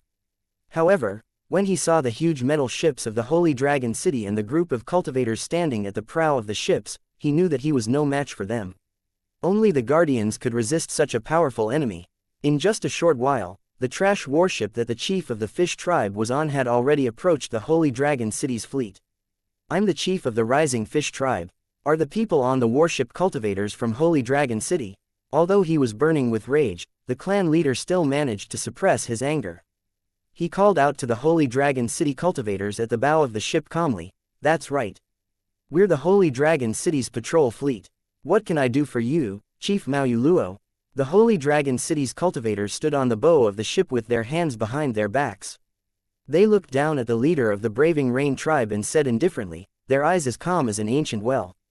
Hearing this, the chief of the Rising Fish tribe glanced at the pirate leader standing next to the Holy Dragon City cultivators and suppressed the rising anger in his heart. Ignoring the pirate leader who had destroyed his tribe, the Maoyu tribe leader said, "My lord, do you know that the pirate beside you has just ransacked my tribe and kidnapped my only son? The cultivator you just brought to the ship is my only son. This old man begs Lord Cultivator to release my only son. This old man will be eternally grateful." Hearing this, the Holy Dragon City cultivator at the bow of the ship could not help but show a puzzled expression. He turned to the pirate leader beside him and said, "He said that you had just ransacked their tribe. Is this true?" When the pirate leader heard this, he smiled and shook his head in denial. "My lord, there's no such thing. He's just talking nonsense." The Holy Dragon City lord nodded. "Oh, I see, but he also said that we just brought his only son onto the warship. Did you all see that?" The leader of the pirates shook his head and looked at the patriarch of the Outfish tribe with a mocking expression. "My lord, there is no such thing." The Holy Dragon City's Lord Cultivator nodded, then turned to look at the head of the ship, who had a twisted expression on his face, and said with a regretful tone, "I'm really sorry. You said that those things didn't happen. I guess you're seeing things." The Maoyu tribe leader almost fainted from anger. "You guys are shameless." He flew into a rage and pointed at the Holy Dragon City cultivators standing at the bow of the ship, shouting in a sorrowful and indignant tone. "Your Holy Dragon City invaded my water world, robbed our treasures, and wantonly massacred the remnant race on the sea. Countless tribesmen died in your hands. The most outrageous thing is that you actually forced all the guardian summoners to join you and even threatened to destroy the tribe. You are really overbearing. Aren't you afraid of retribution for what you've done?" The clan leader's hoarse roar echoed across the sea, causing the silent members of the clan to feel sorrow. They began to feel a sense of shared hatred for the enemy. The previously high and mighty remnant race of the sea had never encountered such a predicament in the past. All of this was thanks to the Holy Dragon City, so their hearts were naturally filled with resentment. However, when he thought of Holy Dragon City's formidable strength, the fighting spirit that had just risen in his heart showed signs of dissipating. The Holy Dragon City cultivator standing at the bow of the ship snorted coldly. He looked down at the head of the Mayu tribe, whose hair was in a mess and whose eyes were bloodshot, his eyes filled with coldness. You said that my Holy Dragon City is overbearing. That's right, as you said, my Holy Dragon City is indeed overbearing. This is how the world works. I'm stronger than you, so you have to obey my control. Otherwise, you'll have to accept my punishment. If you're not convinced, you can try to resist. We'll use the most direct means to tell you what the consequences are for disobeying orders. The Lord of Holy Dragon City paused here. He glanced at the unwilling members of the Mengyu tribe, a dangerous light flashing through his eyes. When our Holy Dragon City first descended into the water world, we made a public announcement explaining our purpose for coming. We're here to collect treasures, and we'll give you compensation when we trade. The purpose of summoning the Guardian Summoners was only to get their help in killing the Guardian. During this process, as long as your Guardian Summoners cooperate, they will not suffer much damage. On the contrary, my Dragon City will give generous compensation. It's just a protector of the tribe. We can just kill it and summon another one. As long as you cooperate, my Holy Dragon City will not harm you in the slightest. After we complete our mission, we can even lead a group of you out of the water world. However, if you don't appreciate my kindness, then don't blame my Holy Dragon City for being merciless. Anyone who dares to stop my Holy Dragon City's overlord will be my Holy Dragon City's enemy. We will not show any mercy to our enemies. Destruction is the only outcome. For our enemies, the Holy Dragon City Lord's words reverberated across the sea, causing the expressions of the Mayu tribe leader and his tribesmen to change. The determination in his tone let them know the Holy Dragon City's determination. The only outcome for going against them was death. The Mayu tribe leader, who had originally wanted to fight the Holy Dragon City to the death, fell silent for a long time after hearing this. Finally, he spoke with a hoarse voice, "Are the words that my lord said just now true? Will they really not harm my son's life?" Hearing this, the Holy Dragon City Lord Cultivator snorted, "My Holy Dragon City has always been a man of his word. Why would I lie to you about this kind of thing?" The clan chief sighed in resignation, and he seemed to age in an instant. 921 Surrender. 1. On the warship, the Holy Dragon City's Lord Cultivators looked at the ashen-faced Mayu tribe leader, a cold smile appearing on their lips. As cultivators of Lusheng, their favorite thing to do was to use their powerful force to crush their opponents and make them submit to the fear of blood and slaughter. However, this time's level 8 overseas battlefield was different. Some of the remnant clans at sea here were likely to become comrades in arms with him in the future. Therefore, they would try not to fight if they could. Of course, this attitude also depended on the person. If the other party did not know how to appreciate favors, the Holy Dragon City cultivators did not mind using their best methods to let those who did not obey know the consequences of disobeying their orders. At the same time, the Mayu tribe leader was making his final struggle. The chief had some understanding of the Holy Dragon City's methods. He knew that this was not something a small tribe like his could fight against. In fact, he had been paying attention to the Holy Dragon City's every move all this time and constantly looking for a solution to the problem. However, at this time, all the tribes in the water world were in danger. Under the pressure of the Holy Dragon City, they could not even take care of themselves. How could they have the time to care about other things? The chief ran into walls everywhere, but he still couldn't find a suitable solution. However, he was not willing to send his only son to the Holy Dragon City and kill the protector of the tribe. But if he didn't do this, the Ravenfish tribe would be in danger of being exterminated, and the other tribesmen would lose their lives because of his decision. Caught in between the two, the clan leader was so worried that he couldn't sleep. However, at this moment, he had no choice but to make a decision. He could either risk his life to fight against the Holy Dragon City and fight for that slim hope, or he could believe in the Holy Dragon City's promise and let his only son be taken away by the Holy Dragon City, and then pray for his safe return. When he let out a long sigh, he had already made his decision. "I hope that Holy Dragon City will keep your word. Otherwise, Even if this old man's bones are crushed, I will still do it. You guys won't rest until you're dead. At this point, the clan leader sighed and shouted at his only son, who was being held down by the Holy Dragon City cultivators, "Son, don't worry. I'll wait for you at home." With that, he turned around and forced himself not to look back. Waving his hand at the people around him, he said, "This matter is over. Everyone, retreat." All the Mayu clenched their fists and teeth when they heard the clan chief's sorrowful voice. They also raised their heads to look at the fleet. Looking at the tall metal warship, even though they were filled with anger, they had to admit that this was an enemy they could not fight against. Perhaps the other party only needed one charge to completely crush them. However, most of the Mayu let out a sigh of relief after their anger subsided.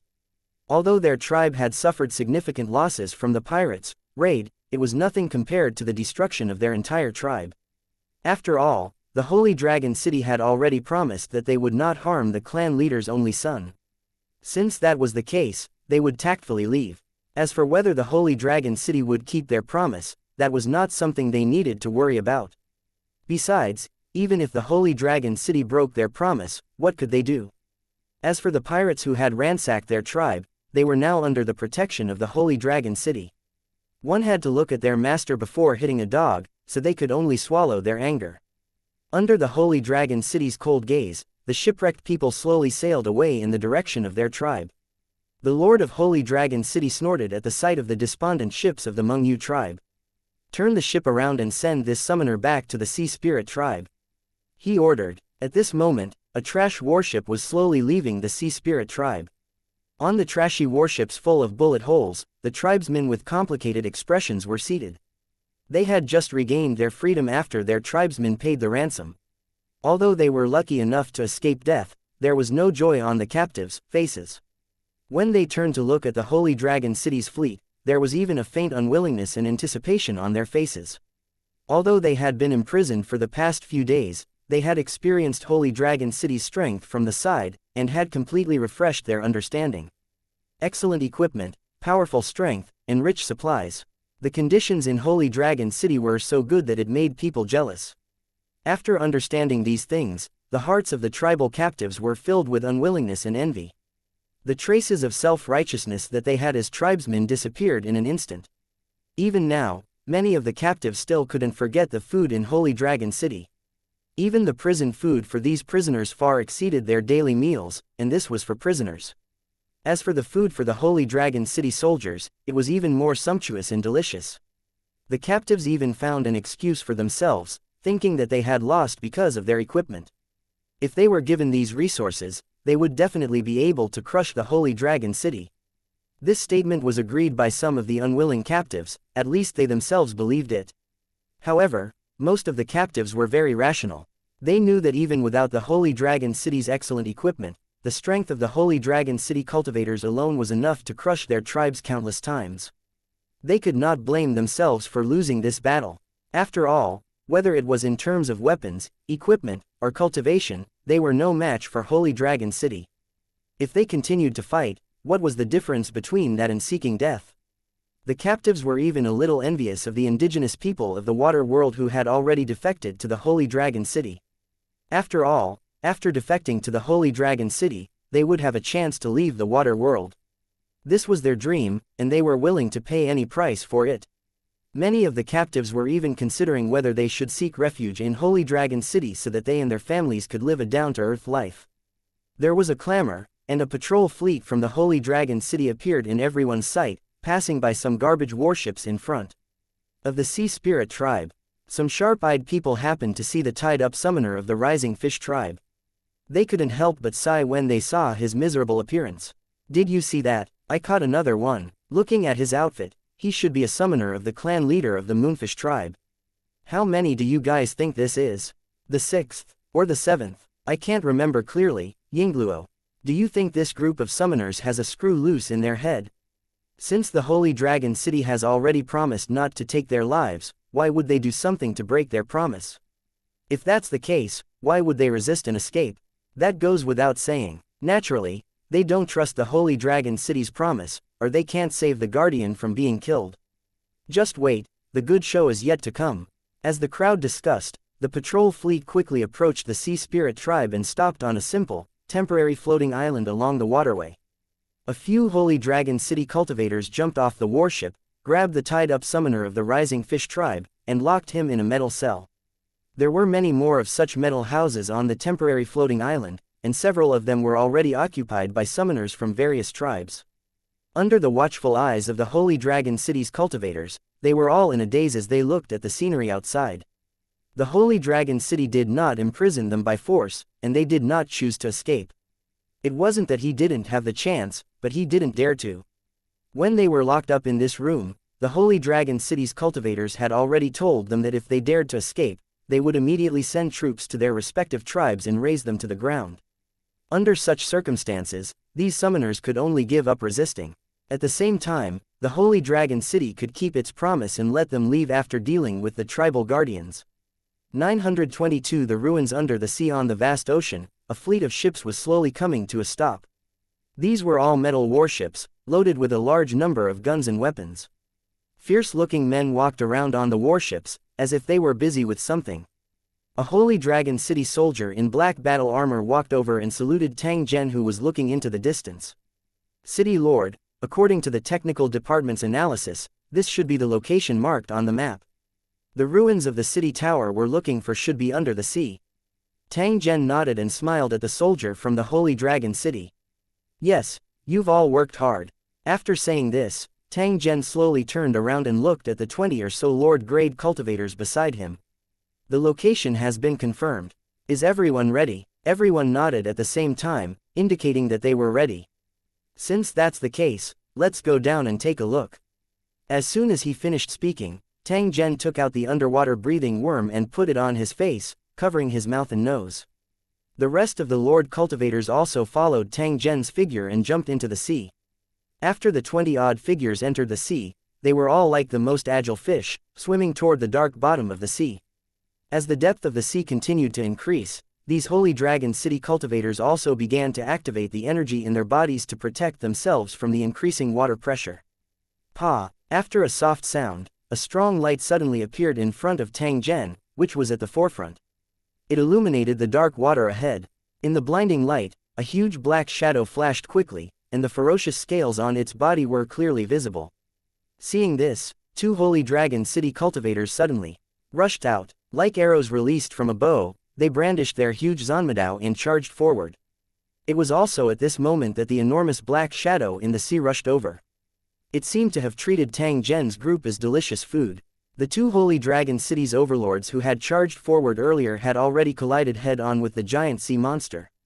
The snow-white zanmadao, with a dazzling stream of light, landed on the sea monster's body. The zanmadao was a high-level demonic weapon. It could cut through iron like mud and had a special attack effect. When it landed on the sea monster, it was like a knife cutting through tofu. It was deeply embedded in the sea monster's body. A pained roar was heard, and the giant sea monster that had crossed paths with the 2 Holy Dragon City lords suddenly split into pieces. Blood spread out, and the huge body slowly fell to the bottom of the sea. A giant sea monster that caused the remnant race of the sea to turn pale was easily killed by the Holy Dragon City cultivators. Then, the 2 Holy Dragon City lords looked at each other and immediately sped up to chase after the group that had already gone far away. During the entire interception process, the 2 of them cooperated with an unusual tacit understanding, like floating clouds in flowing water. As the group continued to advance, they got closer and closer to the bottom of the sea.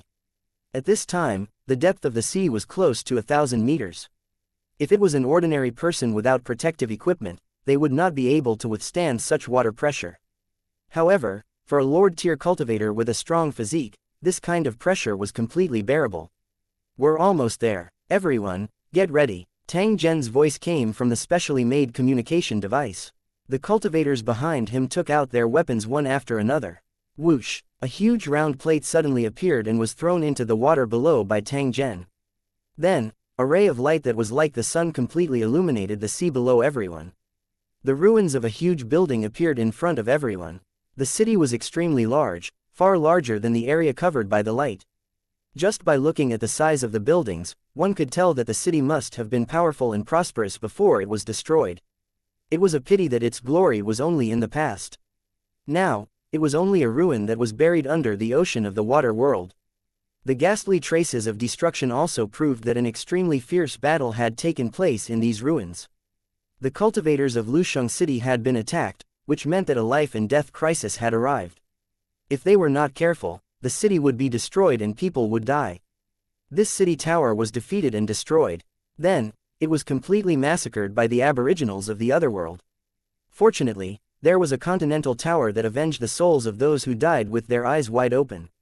They even went to great lengths to build an underwater tomb to bury them. Of course, these things were already history. It was good that Tang Zhen knew about it, but there was no need to care too much about it. Under the illumination of the intense light, every detail of the entire ruined building was clearly visible. Pairs of dark green eyes suddenly appeared in the area that was covered by the shadows. They were staring at Tang Zhen's group with bloodthirsty and greedy eyes. They seemed to be afraid of the strong light, yet they were unable to resist the temptation of flesh and blood. After struggling and hesitating for a moment, they suddenly charged towards Tang Zhen and the rest. It was a monster that looked like a mermaid. It had a human body and a fish tail. It had a hideous face and a mouth full of sharp teeth. Their figures were densely packed, and they were constantly surging out from the ruins of the buildings. It was obvious that this was their nest. Trash that's in the way, all of you go to hell. A cold glint flashed in Tang Zhen's eyes. Both of his hands pushed forward. Immediately, an invisible force was transmitted through the sea, directly blasting apart the merman water monsters that came into contact with it. Hundreds of merman monsters were crushed into pieces with one strike. Quickly finish them off, don't waste time. After the Holy Dragon City cultivators received the order, they immediately scattered and charged into the merman-like monsters to kill. With their strength, these merman water monsters were no match for them at all. The only result of getting close was death. Tang Zhen took out his black magnetic boomerang and casually threw it at the merman monsters that were continuously gathering. It immediately set off a bloody storm. Under the countless cuts of the boomerangs, fresh blood and minced meat almost filled every inch of the sea. The merman-like monsters' levels were not high, and their advantage lay in their numbers. However, when they encountered the Holy Dragon City's cultivators, who were powerful and had swift group attacks, they were destined to suffer a tragedy. A few minutes later, the last merman monster was killed, and the shrill roars stopped. Tang Zhen and the others carried their weapons and passed through the blood-red sea water, slowly landing in the ruins of the tower.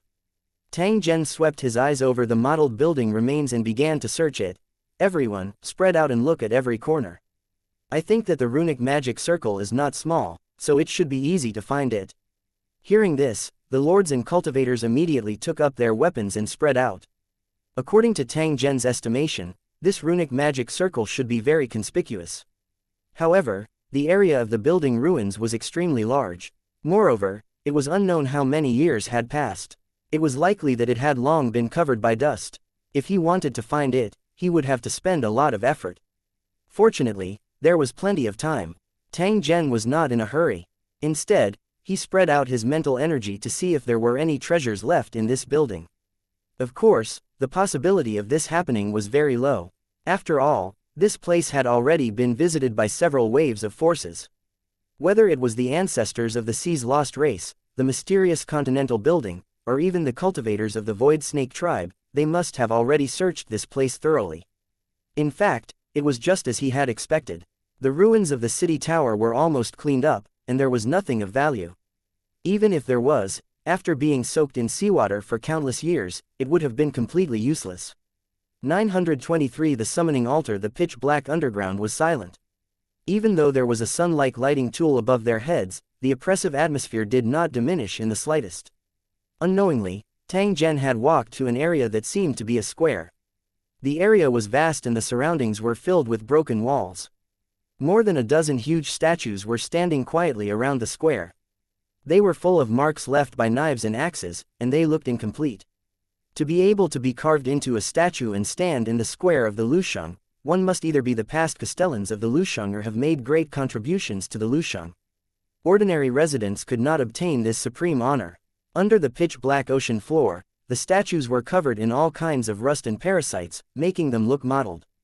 However, Tang Zhen could still faintly feel the unique aura of the cultivators in the city from these statues.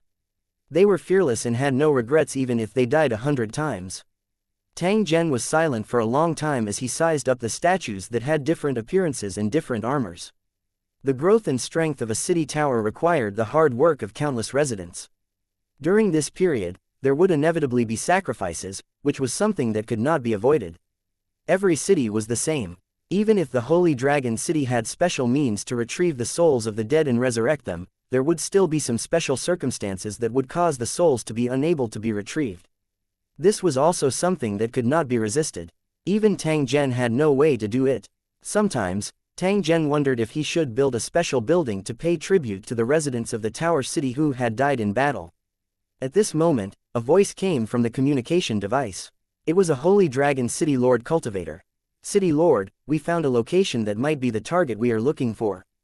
When Tang Zhen heard this, his body suddenly rose from the square and rushed straight towards the Overlord cultivator's position according to the location displayed in front of his eyes. However, after a dozen breaths, Tang Zhen saw the Holy Dragon City cultivators gathered together. At the same time, he also saw the location they mentioned. This was an execution ground. Looking up, he saw that the ground was covered with dense bones, corroded by the seawater. If he didn't look carefully, he would mistake it for a hill on the bottom of the sea. However, after the mud on the surface was removed, layers of bones could be seen. The number was uncountable. Tang Zhen did not know the identity of these corpses when they were alive. However, he could make a judgment from the traces left behind on their bones. They had all been killed by sharp blades. Perhaps this was the masterpiece of the mysterious continent-level city, a blood sacrifice for the dead.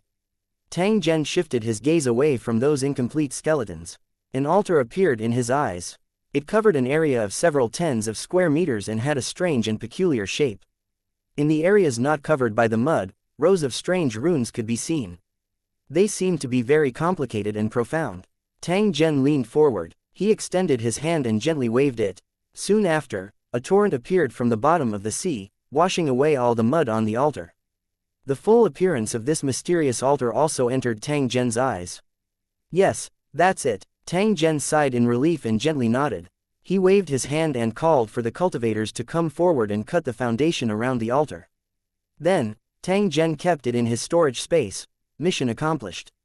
We'll retreat immediately. The lords nodded and followed Tang Zhen back to the surface. The people waiting on the warship only heard the sound of something breaking through the air. The figures of Tang Zhen and the others had already rushed out of the sea and steadily landed on the bed. Sitting on the chair, Tang Zhen pondered for a moment and said to the few overlord cultivators who were in charge of the battle, "When we return to the Sea Spirit tribe, I'll do my best to repair the summoning altar and make sure it can be used as soon as possible. As for you, you have things to do as well. There isn't much time left for the deadline. We can exert more pressure on those tribes that have yet to express their stance and hand over their guardian summoners. We can let them experience our strength and know that resistance is of no use. The negotiations with the nine-headed snake tribe must be concluded as soon as possible. I want the results in 3 days at the latest.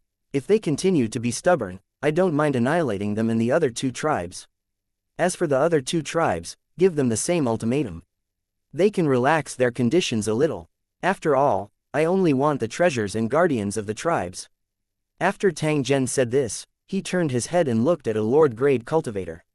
"Recently, you've been pretending to be pirates to attack those small tribes, and the results have been good. You've done well. As far as I know, many pirate teams have followed suit and sent a large number of treasures. They even caught a few guardian summoners. However, this isn't enough. We need to make these pirates even more courageous so that they can attack and loot even larger tribes. This will make our next move more convenient. Go back and tell the person in charge of the exchange in the fleet to increase the number of weapons such as grenades to improve the combat power of the pirates. We have a lot of those things anyway, it's just for the transportation to make an extra trip. I'll use these pirates to cause chaos in the tribes that try to resist, and we'll just sit back and reap the benefits." After thinking for a moment, Tang Zhen warned again, "As for the tribes that have handed over their guardian summoners, we can give them a certain reward and provide them with a way to prove their identity so that they won't be attacked by pirates. Of course, if there are any pirates who dare to ignore our rules, there's no need to be polite. We'll just exterminate them." Tang Zhen let out a long sigh of relief when he said this. He leaned his body against the chair and began to close his eyes to rest. Seeing this, the surrounding Holy Dragon City cultivators immediately retreated to the side and got busy. In the following time, the fleet quickly headed towards the location of the Sea Spirit tribe. Then, under the countless gazes of the people in front of the tribe, they slowly approached the newly built floating island in the center of the tribe. Tang Zhen walked down and placed the summoning altar in the center of the floating island. He then focused his attention on studying it. The symbols on the altar were rather complicated. Even with Tang Zhen's current knowledge of symbols, he still needed to carefully distinguish them. After all, this altar had existed for a long time, and it was extremely difficult to pass down the knowledge of the world of Lusheng. Even the same rune could have many variations. If it were someone else, they would not be able to understand it at all. While Tang Zhen was studying the runic magic circle, a group of Holy Dragon City cultivators began to wander around the floating island. They were constantly discussing and studying, and even gesturing from time to time. They were studying how to set up weapons to kill the summoned guardians. According to what Tang Zhen had said on the ship, after the summoning altar was activated, it was like a black hole that suddenly opened beside the tribal guardians. It could instantly suck them into the water world. If the summoner was not willing to cooperate, the summoning altar could still force the summoner to be summoned. However, the price was that the summoner and the summoned creature would be forced to merge. When the continent-level building first activated the summoning altar, it used a forced summoning.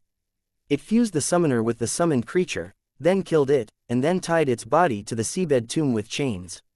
The continent-level tower was deliberately built, and the Holy Dragon City would not use the forced integration method unless it was absolutely necessary.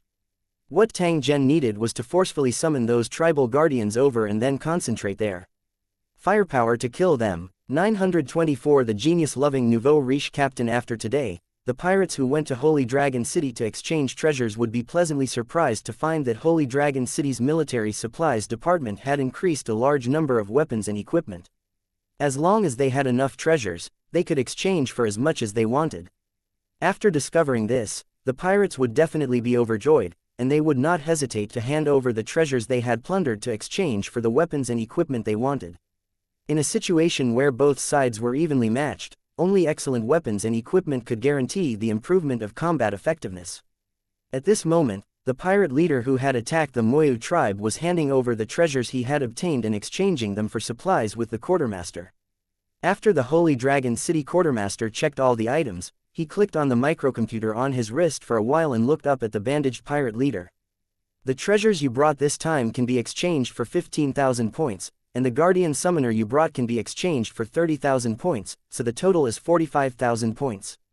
So, what do you want to exchange for? Although the pirate leader was powerful, he was illiterate. He was completely confused about the points the quartermaster had mentioned. Just as he was about to ask, please like and share the video on the YouTube channel Cultivation Audiobooks. For more details, a Holy Dragon City cultivator walked over. From his aura, he should be a Lord cultivator. Seeing the pirate leader's confused expression, the Holy Dragon City Lord walked over and patted the pirate leader's shoulder. What's the matter, brother? Do you not know how to count?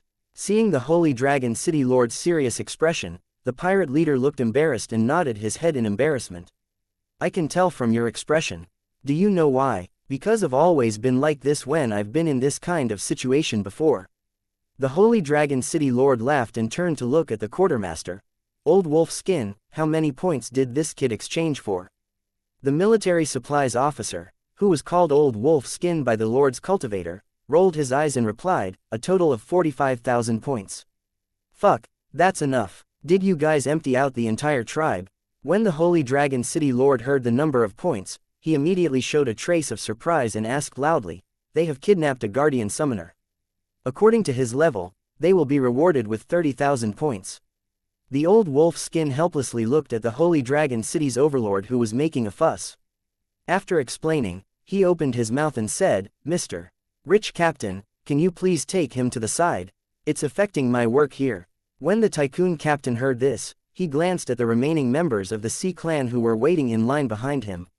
They were angry but did not dare to say anything. He smiled awkwardly and led the pirate leader to the side. Kid, I have high hopes for you. Are you interested in fighting with me? The leader of the pirates was elated to hear this. Even though this guy didn't seem very reliable, he was a true Lord tier cultivator.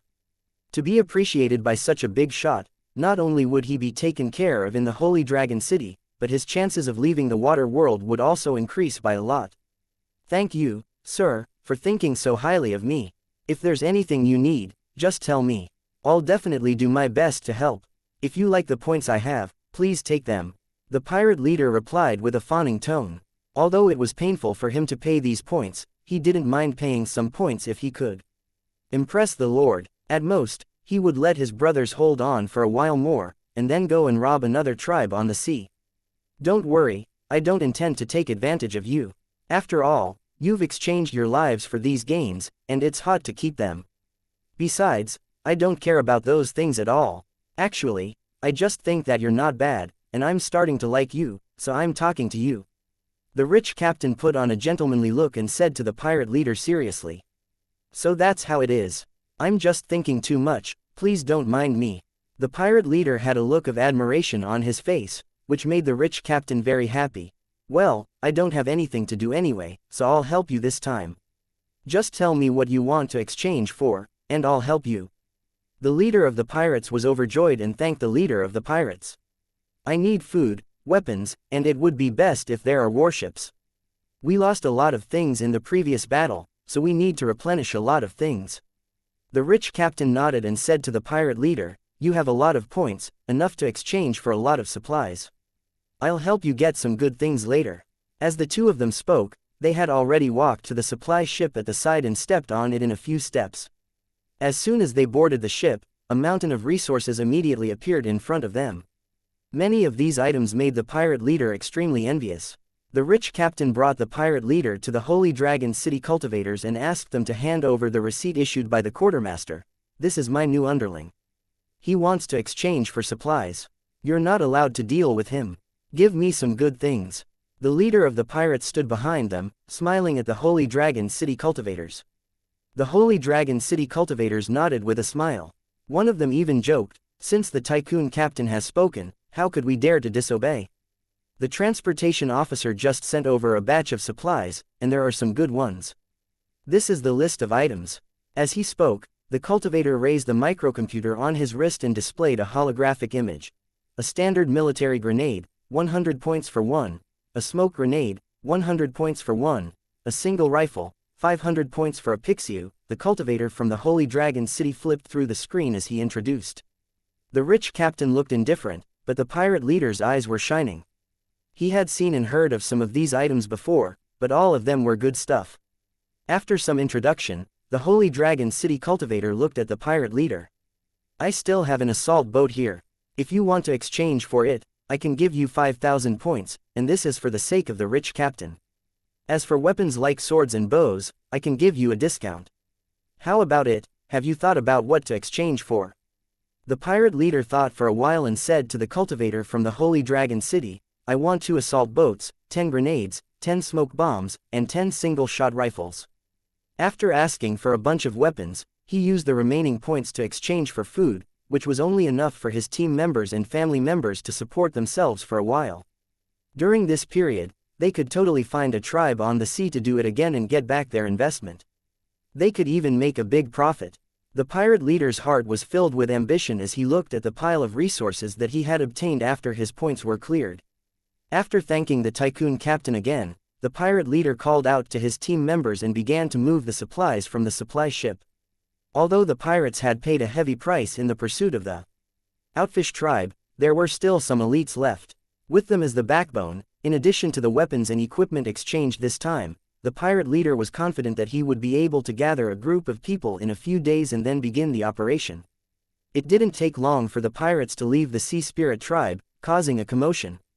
Before the pirate leader could say anything, some travelers on the sea took the initiative to approach him and ask please like and share the video on the YouTube channel Cultivation Audiobooks. If the pirate leader needed help, the vagrants of the sea today were no longer afraid of the tribes of the sea. They even stared at them with greedy eyes, like hungry wolves trying to tear off a piece of fat meat. There were cultivators in the tribes on the sea, and there were also vagrants on the sea. In the past, they did not dare to provoke them because of their lack of equipment and the deterrence of the tribe's guardian. However, with the appearance of the Holy Dragon City, the travelers on the sea no longer had any scruples and were all eager to try. After this team of pirates obtained new equipment, their combat strength would definitely increase greatly. If they were to launch a surprise attack, it was very likely that they would obtain a great harvest. How could the travelers on the sea miss this opportunity? 925 The uneasy tribesmen. 1. It was late at night, and the moon hung high in the sky. It was a rare cool time of the day in the water world. Although the sea breeze was comfortable and made people feel drowsy, the two tribal warriors on the watchtower did not dare to relax. Their eyes were wide open, and they kept looking at the surrounding sea to prevent any enemies from approaching the tribe in the night. It was an eventful period, and their tribe had also been affected and suffered a lot of losses. It was also because of this that the night watch, which was originally just a decoration, began to become formal and particularly serious. In this period of time, with the appearance of Holy Dragon City, the vagrants on the sea, who were like bugs in the mud in the eyes of the tribesmen, had all become arrogant. They no longer stayed far away from the sea tribe like before. Instead, they began to circle around the tribe like hungry wolves who had found their prey, their eyes full of greed. It was as if in their eyes, these tribes on the sea were pieces of fat meat, emitting an alluring fragrance, and could rush up to take a bite at any time. In the beginning, the tribesmen felt humiliated and rushed out of the tribe in anger to drive them away.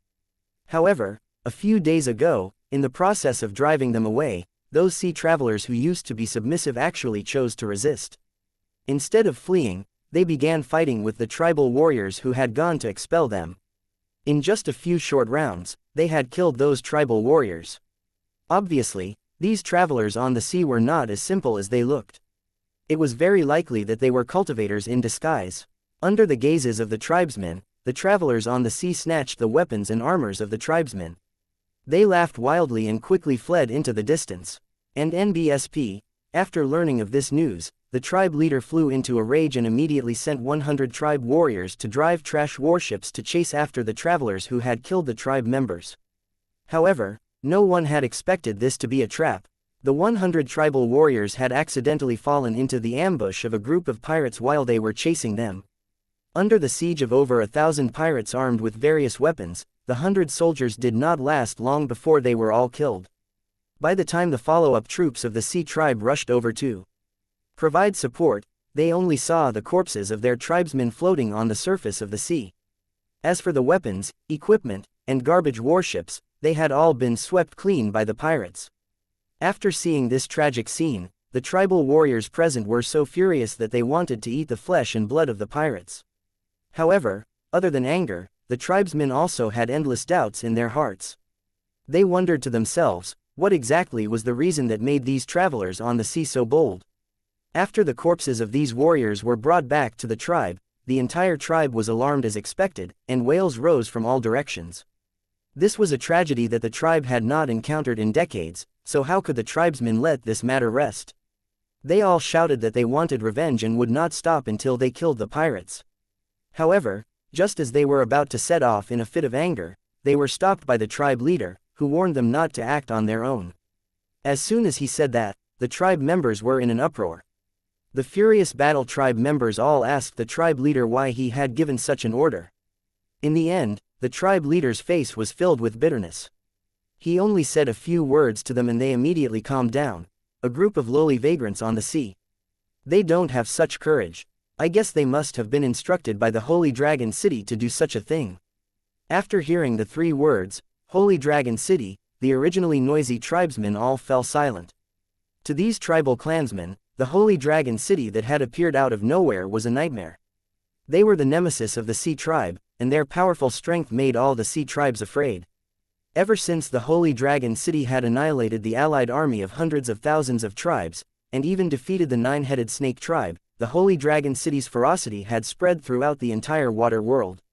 Any sea tribe with a bit of self-awareness knew that they were no match for the powerful Holy Dragon City. Even if they had the tribal guardians, they were still no match for them. It must be known that there were more than 10 tribal guardians in the allied forces. However, even if they attacked at the same time, they were still defeated by the Holy Dragon City. They killed and fled, not providing any protection to the allied forces at all. According to the released captives, if the tribal guardians had been slower in their escape, it was not impossible for them to be killed by the Holy Dragon City. Since the Holy Dragon City's shadow had appeared in this matter, even if they suffered a great loss, they could only swallow their anger for the time being. Otherwise, once the Holy Dragon City was called over, they would definitely be in big trouble. After all, before this, the Holy Dragon City had already issued an order for all tribes to hand over their guardian summoners. Yet, their tribe still did not comply. Seeing that the time limit was about to arrive, the entire tribe was actually very worried. Everyone was waiting for the tribe leader's final decision. Whether they should act according to the Holy Dragon City's request or resist the Holy Dragon City to the end, the tribesmen still needed an answer before they would reveal the truth. After all, the process of waiting was the most tortuous. He did not know what the clan leader was thinking. After receiving the notification from Holy Dragon City, he did not give a clear answer. This also caused the tribesmen to constantly discuss and speculate in private. What exactly was the tribe leader planning? Now that such a thing had happened, it might be related to the Holy Dragon City. In the end, the clan leader had once again made a decision that puzzled them, and even made them feel extremely aggrieved. Many of the tribesmen were already complaining, but they didn't dare to say anything due to the dignity of the tribe leader. The clan leader's expression was quite unsightly. If they were to provoke him at this juncture and make him angry, they would definitely not have a good end. In the end, the matter was left unsettled. Apart from the families of the dead, the rest of the tribesmen chose to remain silent, quietly waiting for the deadline to arrive. However, in private, many clansmen began to make preparations, not wanting to lose their lives in such a muddled way. At this time, the two tribal warriors who were in charge of guarding the area also inadvertently brought up this topic. Because there were no other tribesmen around, they did not have much scruples when talking about it. When the two of them were discussing, they more or less revealed their dissatisfaction with the clan leader. After all, this matter concerned the life and death of the entire clan. The clan leader's actions were too selfish. Just like the Mengyu tribe, their protector summoner was also the son of the patriarch. In fact, this kind of thing was quite normal. After all, the position of the tribe leader was high and powerful, who would easily hand it over to an outsider. Therefore, the position of the next clan leader was basically reserved for the children. Even if the purity of their bloodline was not high, the clan leader would do everything he could to cultivate them. Even if the tribesmen were unwilling to accept this, they did not dare to say anything. Just as the two of them were chatting, under the sea below the watchtower, two black figures slowly appeared and quietly poked their heads out. And NBSP, two long and thin pipes poked out of the water and pointed at the tribal warriors who were still chatting. PFF'd. After two almost inaudible sounds, the tribal warriors who had been talking suddenly froze and fell to the ground. This was a poison extracted and refined from the poison gland of a poisonous sea monster. With just a little bit of it the size of a needle, it could instantly harden a person's body, and then lead to death from heart failure.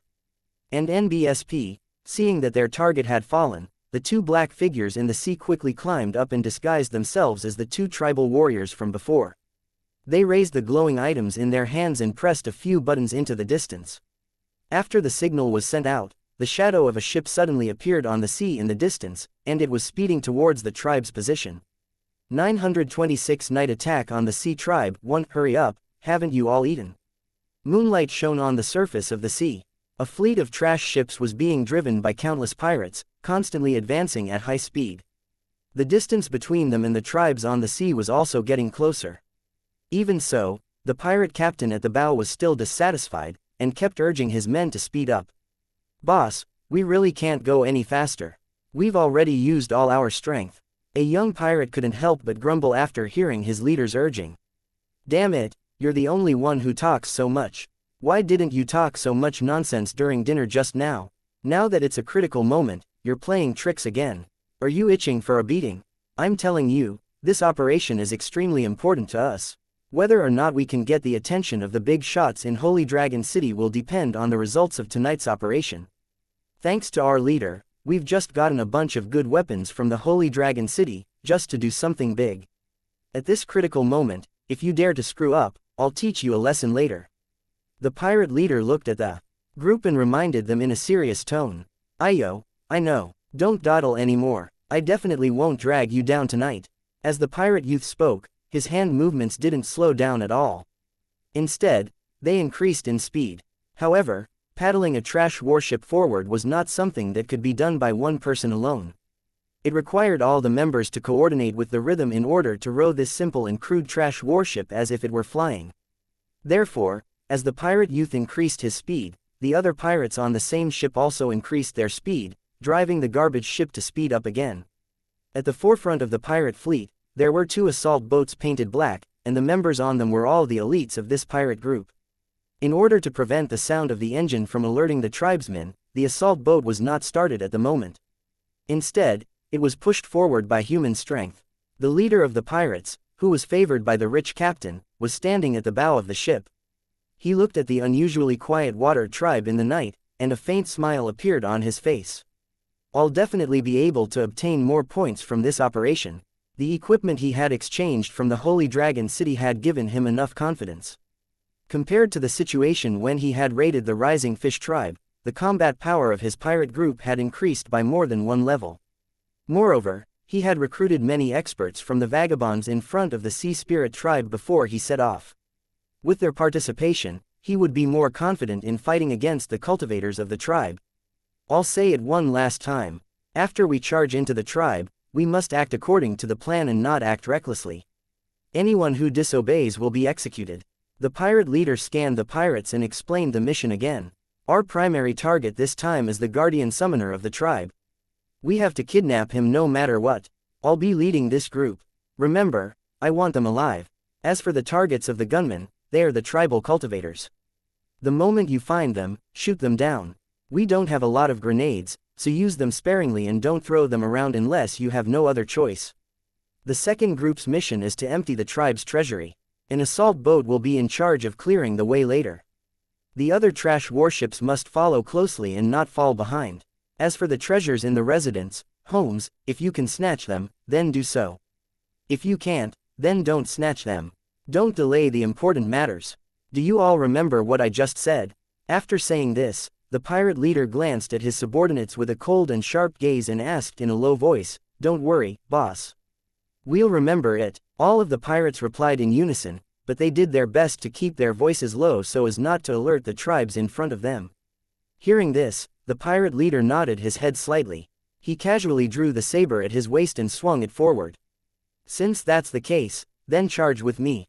As soon as he finished speaking, the pirate fleet, which had been moving forward as quietly as possible, no longer had any scruples and directly charged toward the tribe's defensive wall.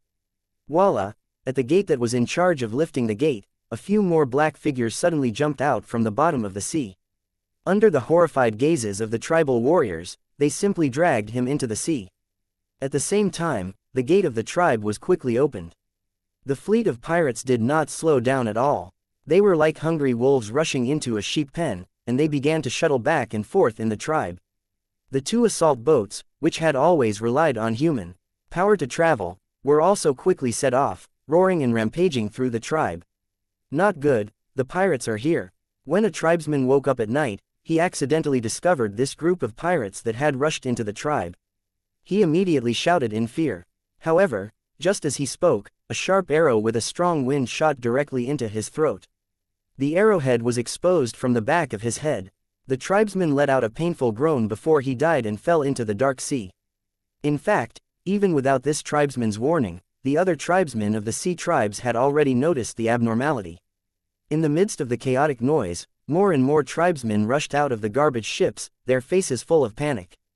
Due to the lack of lighting, the sea tribe was pitch black at night, which made them unable to see the specific situation.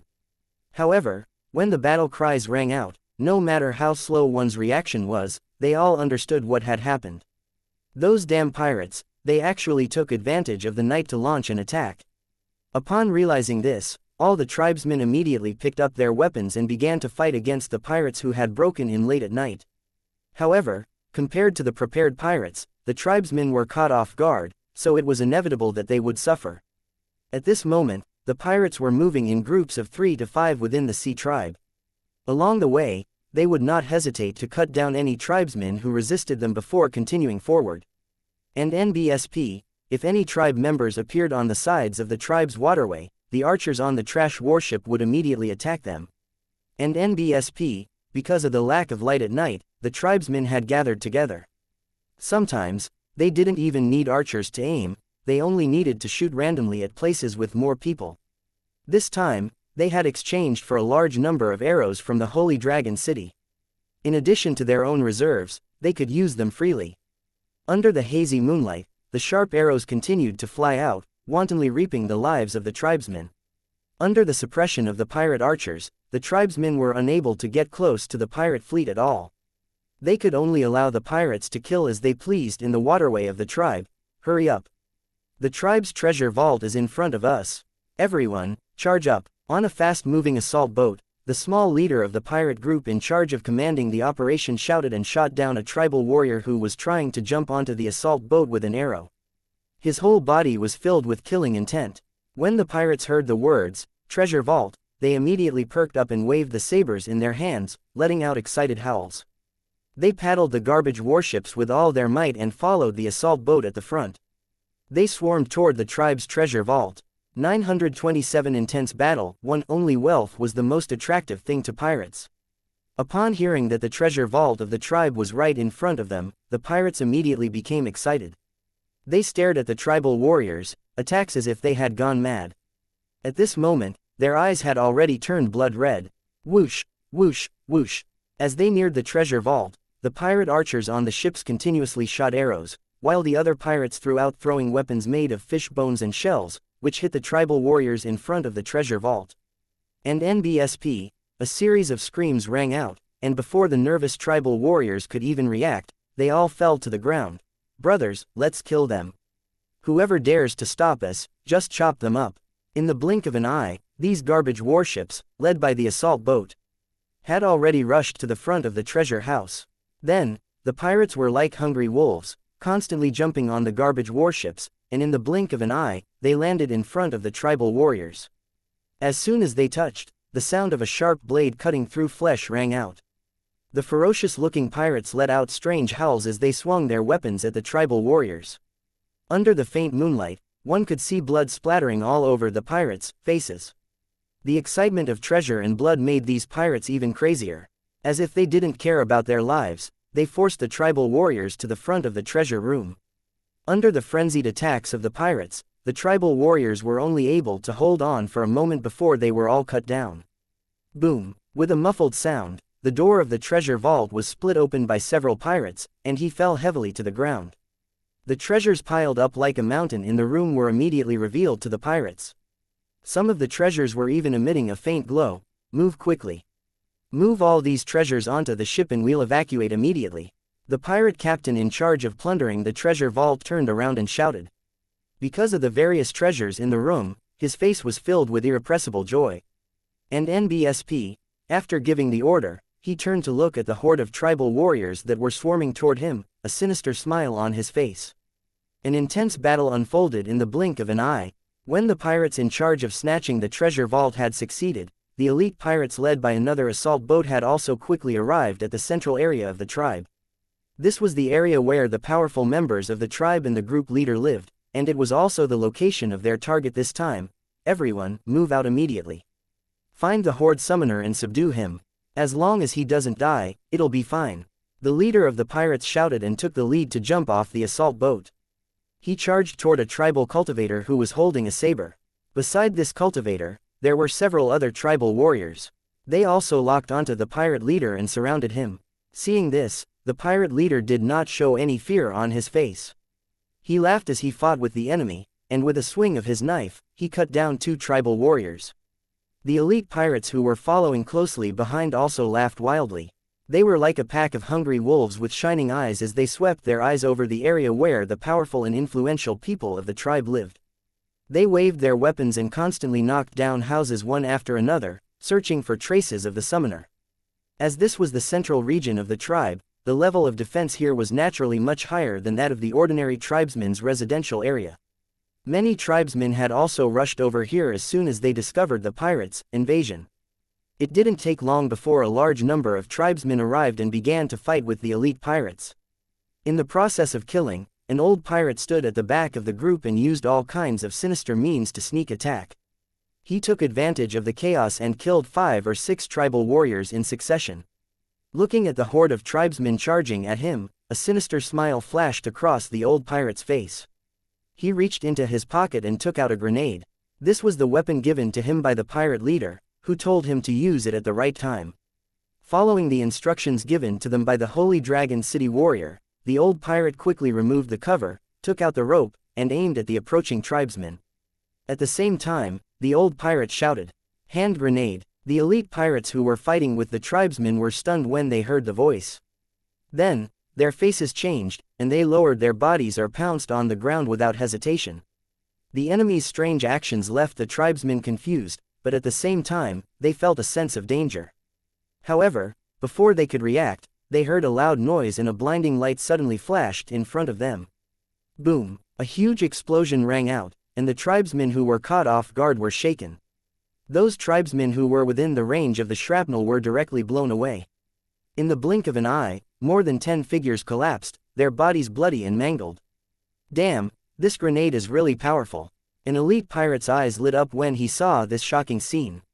He subconsciously touched the pocket on his waist, and an eager expression appeared on his face. Don't just stand there, kill them.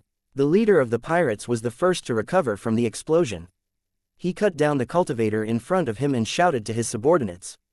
Kill! A furious roar caused all the pirates to come back to their senses. They immediately pounced toward the tribesmen beside them with sinister smiles on their faces. As their white blades flew about, another 10 or so tribesmen were cut down and fell to the ground. Damn it, you bastards, I'm going to cut you into pieces. While the two sides were fighting, the chief of the Sea tribe had already rushed out. He was wearing a messy set of armor and was waving the saber in his hand, roaring loudly. Holy Master, kill that guy. Seeing that the pirate leader was fighting with several cultivators from the tribe but still had the upper hand, the tribe leader shouted to a middle-aged man beside him. Hearing this, the other party nodded slightly and mumbled something at the same time. Traces of cold energy gathered in his palm and cold air constantly spread out. Ice spear, go! As the middle-aged holy master growled, a meter-long sharp ice spear appeared out of thin air and shot at the pirate leader at an extremely fast speed. Boss, be careful! An elite pirate immediately shouted a warning after seeing this scene. The dolphin leader, who was fighting with the cultivators of the tribe, was shocked and quickly turned to dodge. However, he was still a step too slow. The ice spear flew past his ribs and directly tore off a piece of his flesh. If you want to kill me, you'll have to die first. The pirate leader let out an angry roar and cut down a cultivator who tried to attack him. He jumped up from the ground and swung his blade in the direction of the clan leader. Seeing this, the holy master once again chanted an incantation and tried to shoot an ice spear at the pirate leader. You still want to play this trick? Go to hell! The pirate leader was in midair. He quickly reached for his waist and pulled out an item, then aimed it at the holy master. Bang! With a crisp sound, a bullet flew out of the barrel and pierced into the tribe's holy master's chest, who looked on in fear. What's this, xianxia? The tribe's holy master covered the bloody hole in his chest, his eyes filled with disbelief as he slowly fell to the ground. And NBSP, seeing this, the tribe leader was shocked. Damn it, it's the Holy Dragon City again. 928 Wave of Plunder 1, ha ha ha, this gun is really good. After landing on the ground, the pirate leader swept out his saber and cut down 2 tribal warriors who tried to attack him. Then, he laughed out loud and put the single-shot pistol back on his waist. He even patted it twice subconsciously. This kind of behavior was clearly due to love. This single-shot pistol was a gift from the rich captain. It was a powerful self-defense weapon equipped by the mercenaries of Holy Dragon City, using 12.7mm machine guns. The reason why the pistol was designed to be a single shot was mainly to limit the mercenaries and prevent them from expanding too much. It would be very troublesome to manage them. Even so, this single-shot pistol was still well liked by mercenaries because of its considerable power. However, due to its simple structure, its recoil was also not small. If Liu Cheng's body was not strong, he would not be able to control this weapon that could easily break the wrist of an ordinary person. You damn bastard, go to hell! The tribe leader was so anxious that he was both shocked and furious. He and the warriors beside him brandished their sabers and pounced on the pirate leader. It's not certain who will die. The leader of the pirates sneered and dodged without hesitation. At the same time, he roared, "Gunners, shoot!" As soon as he finished speaking, a flash of fire suddenly appeared on the assault boat behind the pirate leader. The tribal warriors who were charging at the pirate leader trembled. All of their strength disappeared in an instant, and they fell to the ground. The tribe leader was also shot in the arm. Blood soaked his armor, but he didn't seem to feel it. His uninjured hand picked up his saber and charged at the pirate leader again. He had been under too much pressure recently, and he hated Holy Dragon City even more. Now, these pirates who were clearly involved with Holy Dragon City had finally successfully ignited his anger. He was going to kill all the pirates tonight to vent the hatred in his heart. You lowlifes, damn trash. Do you really think that you can do whatever you want just because Holy Dragon City is backing you up? I'm telling you, once you're used up, you'll be abandoned by Holy Dragon City, and your fate is destined to be miserable. When that time comes, the water world will still be the world of the sea's remnant race. When that day comes, all of you bastards can forget about living. The tribe leader let out a mournful laugh and shouted at the pirate leader. Old man, do you want to die? The pirate leader's face turned cold as he looked at the twisted face of the tribe leader. According to the original plan, the pirates would immediately retreat after kidnapping the guardian summoner. However, when he saw the tribe leader's unforgiving look, the hatred that had been suppressed in the depths of the pirate leader's heart instantly erupted, and his expression suddenly became ferocious. Cut the crap. The Holy Dragon City's target is you, the sea's lost race, not us, the vagabonds at sea. So what if we are being used? This proves that we have the value of being used, and the benefits are real. However, you damn sea remnants don't treat the vagrants as humans at all. After being bullied by you for so many years, do you think this debt can be settled so easily? I'll tell you clearly today. Holy Dragon City might let you go, but I won't. I'll use this opportunity to kill all of the sea's remnant race. Just like you said, none of you will survive. The pirate leader's expression became colder and colder as he heard the deafening battle cries in the blazing flames. Old man, since you're in a hurry to die, I'll fulfill your wish. The pirate leader blocked the tribal chief's saber and kicked him back a few meters before he waved his hand again. Aim at him and shoot. Several elite pirates, who had already reloaded their guns, immediately pulled the trigger after hearing the order. All of them pointed their guns at the tribe leader. In the muffled sound of the gunshot, the tribe leader's body was bleeding profusely. He fell to the ground with an unreconciled expression, constantly struggling and twitching. The tribesmen who were being held back by the elite pirates immediately cried out in alarm when they saw this, and panic appeared on their faces. The fact that the clan leader had been killed by pirates under such circumstances was a huge shock to the tribesmen. As the news of the patriarch's death spread, the fighting spirit of the tribesmen quickly crumbled, and they began to flee the battlefield. Seeing this, the pirates all cheered and prepared to plunder. You bastards, I should follow the plan, or I'll kill you immediately. Before the pirates lost control, the small leaders jumped out and stopped those who didn't listen to orders. They didn't hesitate to kill the pirates who still did what they wanted. After killing several pirates in succession, they finally controlled the group. At this moment, more than 10 elite pirates covered in blood walked over. In their hands was a young man who was tied up with ropes and covered in blood. Leader, the tribal summoner has been captured. We've lost 3 brothers. The pirate leader nodded and glanced at the unconscious guardian summoner. He sneered and pointed at the houses where the rich and powerful lived. Search them all and burn them. Upon hearing this, the gathered pirates immediately charged into the houses and quickly moved the treasures out. After a short while, all the treasures were loaded onto the garbage warship. Then, in the midst of the flames that soared into the sky, the pirates retreated from this maritime tribe. The sound of crying and moaning lingered in the tribe on the sea all night. In just one night, a total of 17 small and medium-sized tribes in the water world had been robbed by pirates. 5 of the sea tribes had been ransacked, and both their tribesmen and wealth had suffered huge losses. At the same time, the summoners of 4 tribes had been forcibly abducted. Only the 8 tribes had been prepared for this, allowing the pirates to leave unwillingly after leaving behind a large number of corpses. Even so, the clansmen of the 8 tribes were still worried, because the pirates had not gone far. Instead, they were still loitering in the vicinity, waiting for the next opportunity to attack. The feeling of a sharp blade hanging over their heads made all the tribesmen worried. It was only now that they realized that these pirates, who had been transformed from vagabonds on the sea, had gone completely crazy. Under the Holy Dragon City's instigation, these travelers on the sea had turned from gentle and weak sheep to greedy and bloodthirsty hungry wolves. The originally high and mighty sea tribe had now lost its deterrent force to them. It had become a piece of fresh meat that was eyed by countless hungry wolves and could be torn and swallowed at any time. If this situation continued to develop, the Holy Dragon City might not even need to act. Just these fearless pirates would be enough to completely destroy all the tribes on the sea. This was a catastrophe for the water world, a disaster specifically targeted at the sea's lost race. Even if the Holy Dragon City publicly announced that their purpose was not to kill, the number of lost race at sea who had died because of their appearance had already exceeded 100,000. If these corpses were to pile up together, it would be enough to fill an entire sea area and completely dye the sea red.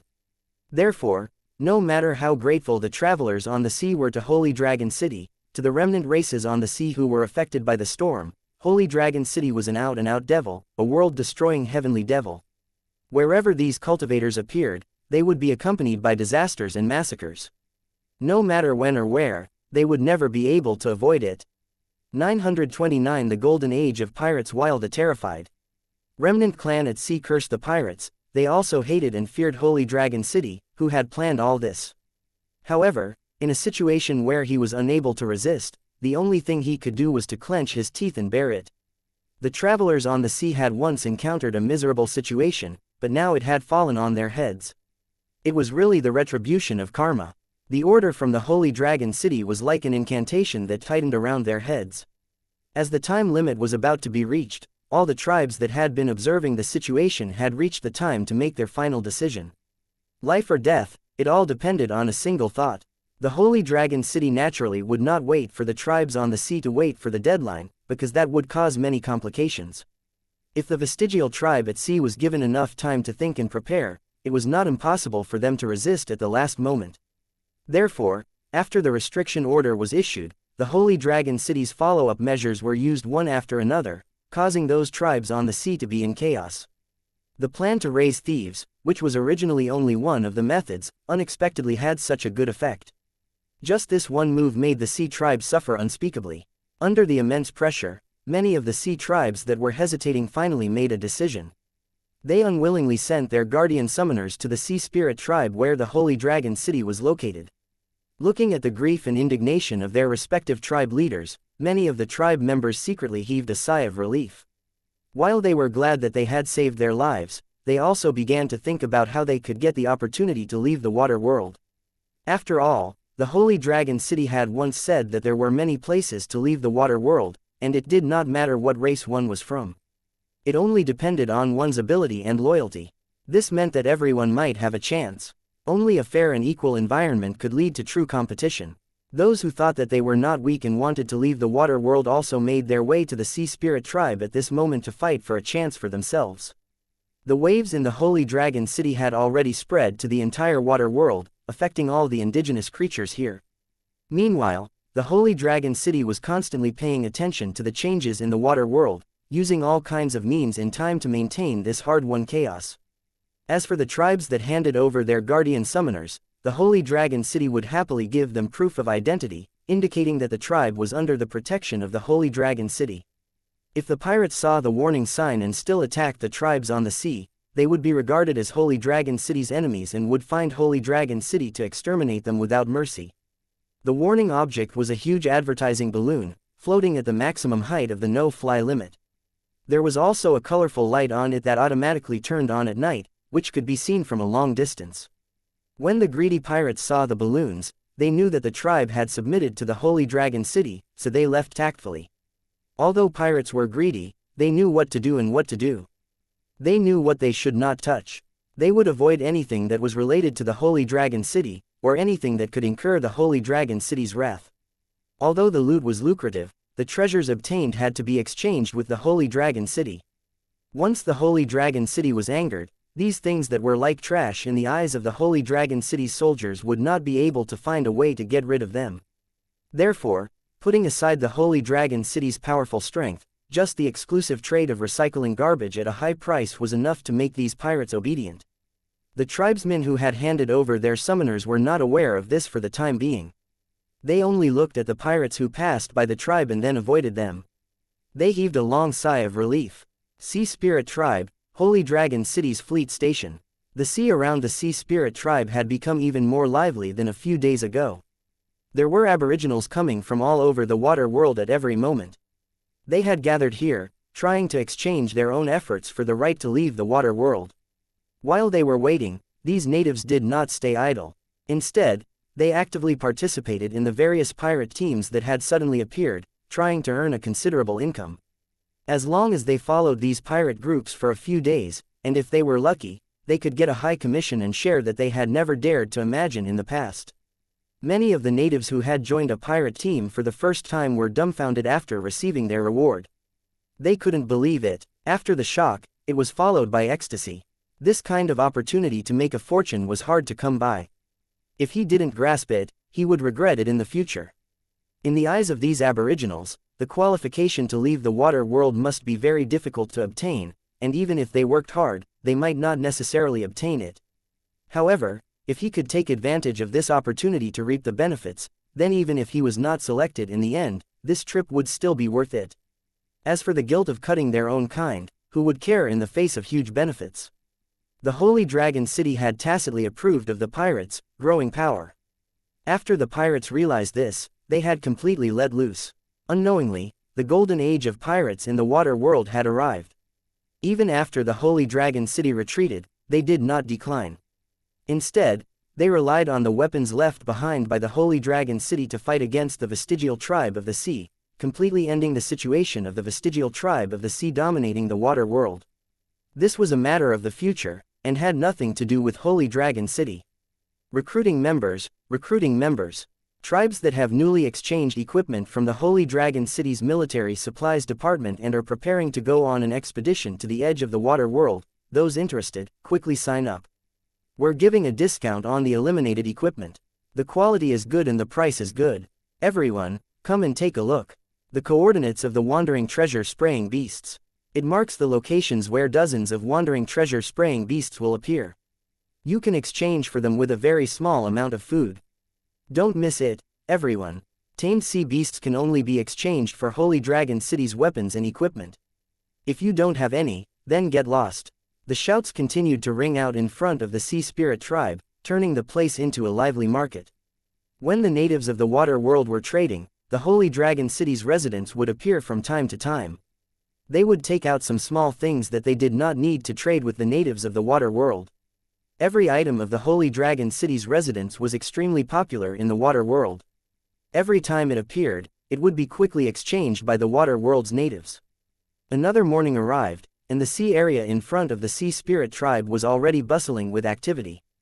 Garbage ships were slowly moving everywhere, constantly shuttling through the crisscrossing waterways. The natives of the water world, who were dressed in different clothes, had looks of anticipation on their faces as they continued to work hard for their goals.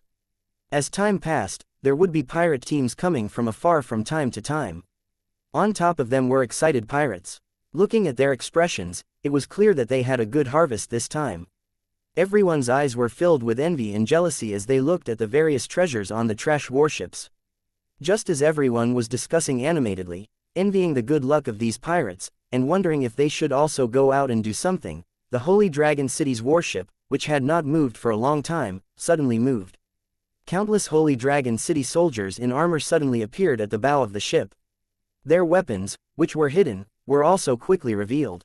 They pointed in a direction outside the Sea Spirit tribe. Looking at the situation, it was clearly a precursor to a battle. 930 The compromise of the two tribes. 1. The natives of the water world who were watching the show were shocked. When they raised their heads to look in the direction the Holy Dragon City's weapon was pointing, they discovered a huge dark cloud slowly approaching. After a closer look, he realized that the dark cloud was actually a large area of garbage warships. The originally noisy sea suddenly became quiet, as if everyone's mouth was glued at this moment. That was Li Renshin's. The garbage warship made people feel a trace of heavy pressure. This is the warship of the Xuanji Sea Dragon tribe in Lingfeng. The pupils of a native of the sea from a small tribe contracted. After seeing the symbol on the garbage warship, he immediately shouted. After hearing this exclamation, a series of discussions broke out because all the natives of the water world clearly knew the meaning of these two names. In addition to the nine-headed snake tribe, there were two other tribes in the water world that were not inferior to the nine-headed snake tribe. After the Holy Dragon City had issued the deadline, these two tribes had remained silent, making it impossible to figure out their intentions. It was precisely because these two large tribes had not expressed their stance for so long that the small and medium-sized tribes did not make any moves, always maintaining a wait-and-see attitude. Therefore, the attitude of the two tribes was extremely important in this kind of environment where war could break out at any moment. However, as the Holy Dragon City's deadline approached, the two tribes actually came here with a large number of trash warships. Could it be that they were preparing for a decisive battle with the Holy Dragon City? Looking at the Holy Dragon City's fleet's appearance of being ready to make a move at any time, it seemed that the two major tribes might really have come with this purpose. While everyone was guessing, the ships of the two tribes gradually approached. When they were about 3 kilometers away from the Sea Spirit tribe, they slowly stopped. Under everyone's watchful eyes, a small garbage warship sailed out of the fleet. 5 unarmed cultivators of the tribe stood on it and slowly sailed in the direction of the Sea Spirit tribe. One of the Holy Dragon City's armed patrol boats also roared at the same time, heading straight for the garbage ship. When the two were compared, the superior one was immediately determined. Stop advancing and reveal your identity. On the Holy Dragon City's armed patrol boat, a voice was amplified by a loudspeaker and spread across the sea. The cold muzzles of the armed patrol boats were already pointed at the tribal cultivators. If they moved, the Holy Dragon City soldiers would immediately open fire. I represent the Sea Dragon tribe and the Spiritwind tribe to request a negotiation with the Holy Dragon City. Can you bring me to meet your commander? On the trash warship, a Lord Cultivator with a calm aura replied loudly. At the same time, his gaze fell on the other Holy Dragon City cultivators on the patrol ship, and a hint of fear flashed in his eyes. The Holy Dragon City cultivators on the ship heard this and sized up the other party again. They raised the communication device on their wrist and said a few words. After hearing the conversation between the Holy Dragon City cultivators, the tribal cultivators on the garbage warships were secretly shocked.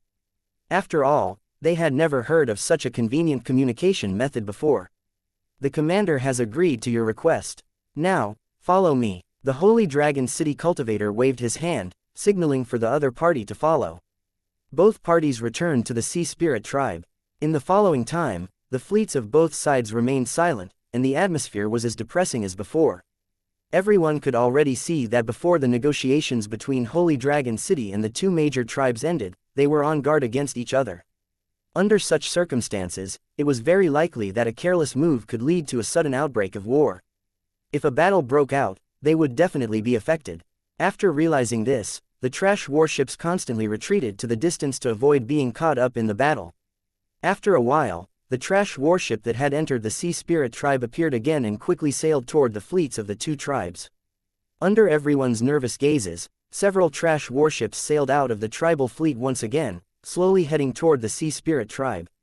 Those with sharp eyes had already noticed that the cultivators standing on the garbage warship were the influential figures of the two tribes. Their appearance here and their contact with the Holy Dragon City meant that the negotiations had entered a critical stage. The outcome of war or peace would be decided very quickly. Everyone had different expectations for the final outcome of the negotiation. Some people hoped that this chaotic situation would end soon so as not to involve more innocent people. Some people hoped that the chaos would continue so that they could take advantage of the situation. No matter what the natives of the water world thought, the final decision of the entire matter was still in the hands of the Holy Dragon City and the two large tribes. A few hours later, the influential members of the two major tribes who had entered Holy Dragon City earlier left slowly with smiles on their faces. The tribal fleet that had remained silent all this while also quickly turned around and left in the direction they had come from. For the time being, no one knew the final outcome of the negotiations. However, looking at the current situation, it seemed that this battle would not be fought. Some people were deeply disappointed. After the ships of the two tribes left, everything went on as usual, as if they had never come. However, some observant people noticed that the summoning altar at the center of the Sea Spirit tribe seemed to have been surrounded by many strange things. It was probably some powerful weapon of the Holy Dragon City. As the natives continued to guess, a few days passed. The aboriginals who had been curious about the actions of the two tribes finally knew the general content of the negotiations. Just yesterday evening, the two tribes sent another garbage warship, but this time, they brought many cultivators and elites of the tribe, even the guardian summoners of the two tribes. After seeing this scene, everyone came to a sudden realization. It was obvious that the two tribes had finally chosen to compromise under the Holy Dragon City's forceful coercion. Of course, it would not be appropriate to call it a compromise. More accurately, it was some kind of exchange. After all, if these two large tribes joined forces, even the Holy Dragon City would have to be careful. As for what price the Holy Dragon City would pay, it became the thing that everyone was most curious about. For a time, all kinds of rumors emerged. However, the biggest possibility was that the Holy Dragon City had given the two tribes enough spots to leave the water world. After all, leaving this water prison was what all the natives were looking forward to the most. As the two tribes came to a compromise, the nine-headed snake tribe was defeated. The three main tribes in the water world were now taken care of by the Holy Dragon City. The greatest obstacle had been completely eliminated. After learning of this shocking news, those small and medium-sized tribes that were still holding on also knew that the situation was over. If they continued to hold on, it would be equivalent to seeking their own deaths. Therefore, as soon as they received the news, these small and medium-sized tribes followed the Holy Dragon City's request and sent their tribe guardian summoners to the Sea Spirit tribe. If he was late and the Holy Dragon City came to his doorstep, he would really want to cry but have no tears. The dark clouds of war that shrouded the entire water world showed signs of dispersing at this moment. The tribesmen who had been on tenterhooks all day long also heaved a sigh of relief as if a heavy burden had been lifted off their shoulders. When the final deadline finally arrived, apart from a few tribes in the entire water world that still didn't move, the rest of the tribes on the sea had already been handed over. When the morning arrived, several fleets from the Holy Dragon City left the Sea Spirit tribe one after another. Under the leadership of the natives of the water world, they headed straight for the sea tribes that did not obey the Holy Dragon City's orders. He didn't need to think to know that what was waiting for these sea tribes was definitely a disaster. After all, the Holy Dragon City had already given them enough time to think, but they still refused to come to their senses. Why would the Holy Dragon City hold back? Seeing this, many pirate teams also followed to see if they could take the opportunity to make another fortune. The Holy Dragon City's fleet did not stop them, because with this group of pirates charging into the enemy lines, it would save him a lot of time. After a few days, all the summoners of the tribes on the sea had gathered. The most crucial moment had finally arrived. 931 Doomsday for the tribal guardians. The vast sea area in front of the Sea Spirit tribe had been completely cleared. The natives of the water world who had gathered here were now all gathered in the distance, looking over. Looking at this scene, the Holy Dragon City was obviously going to make a big move.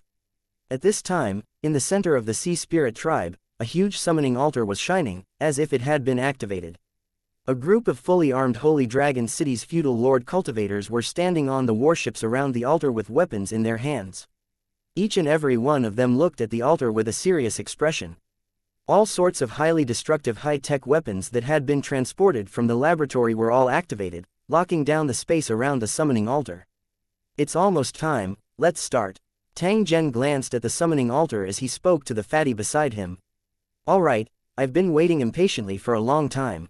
Damn, I'm so bored in the water world.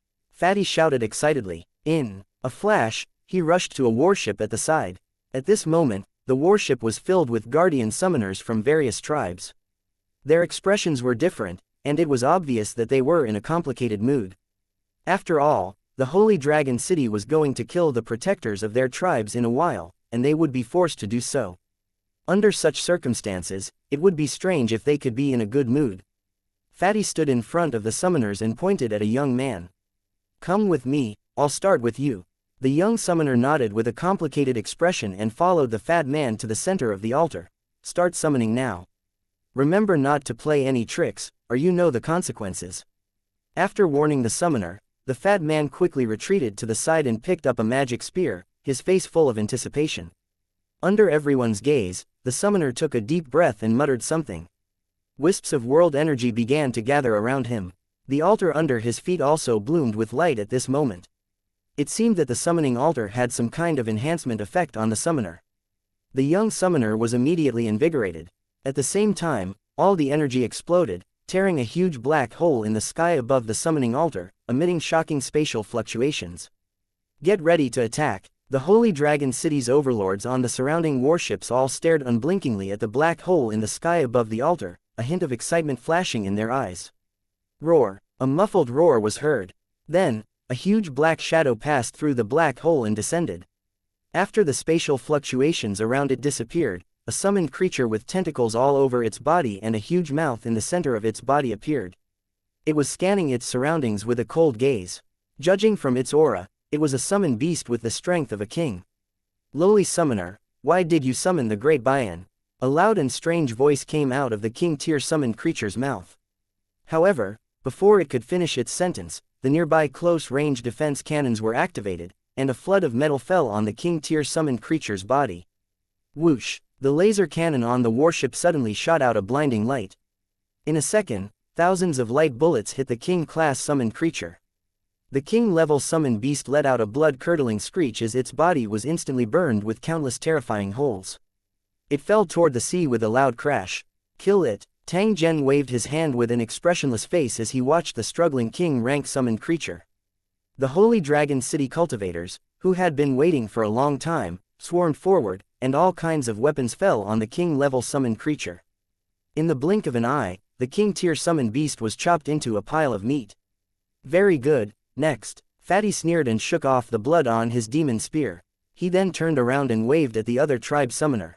What happened next was exactly the same as the previous process. This tribe summoner also successfully summoned the tribe guardian, but was killed by the Holy Dragon City cultivators. As time passed, the tribal guardians were summoned one after another. Against the Holy Dragon City, which was well prepared, their resistance was completely ineffective. In the end, they could not escape the fate of being killed. During this period, some of the summoned creatures were powerful and realized the existence of danger. They began to resist with all their might and were reluctant to descend into the water world.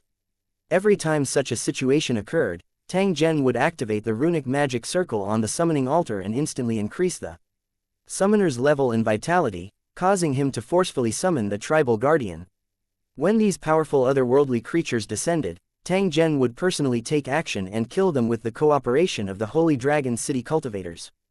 Fortunately, there weren't many of such powerful summoned creatures. The three tribes each had one, and one of them was the nine-headed snake that Tang Zhen had cut off its head. However, the nine-headed snake was already on the verge of collapse from the flames of the laws. Its entire body was covered in charred marks. After being forcefully summoned, this fellow did not hesitate to get up and escape. However, he was immediately stopped by Tang Zhen.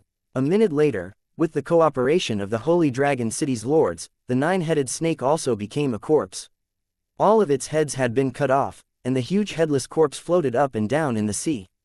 As for the other tribe guardians, they would be easily summoned and killed in a few moves. By the time the last tribe guardian was killed, the sea around the sea spirit tribe had been dyed red by blood, turning into a real sea of blood. Giant corpses of strange shapes were also floating on the surface of the sea, like floating islands. It was a shocking sight. Tang Zhen let out a long breath after seeing this scene. His face revealed a trace of relief. At this moment, the Holy Dragon City's Grade 8 city upgrade mission should have been completed perfectly. The next thing to do was to filter the natives here and make them Holy Dragon City's residents so that they could participate in the battle when they did not have enough troops. With sufficient battle merits, it was naturally better to bring as many people as possible. The Holy Dragon City currently had a lot of resources, so it was not a problem to feed more than 100,000 people. After careful training, the combat power of the water world's natives would be greatly improved. They would definitely participate in battles in the future and become one of the Holy Dragon City's main forces in conquering the other world.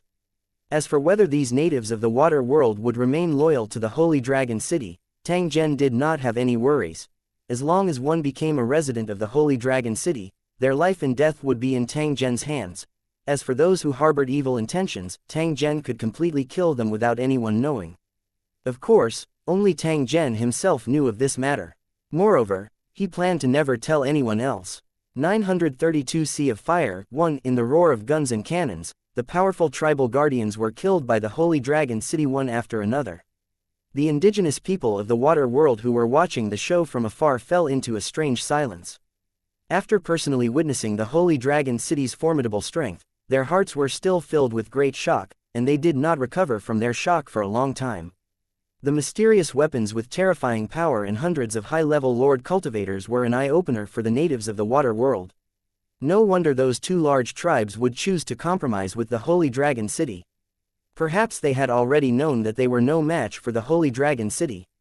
Alright, clean up the battlefield, and then send the corpses of these summons to Holy Dragon City. That bunch of mad scientists are stretching their necks and waiting for these otherworld beings. Tang Zhen said with a smile.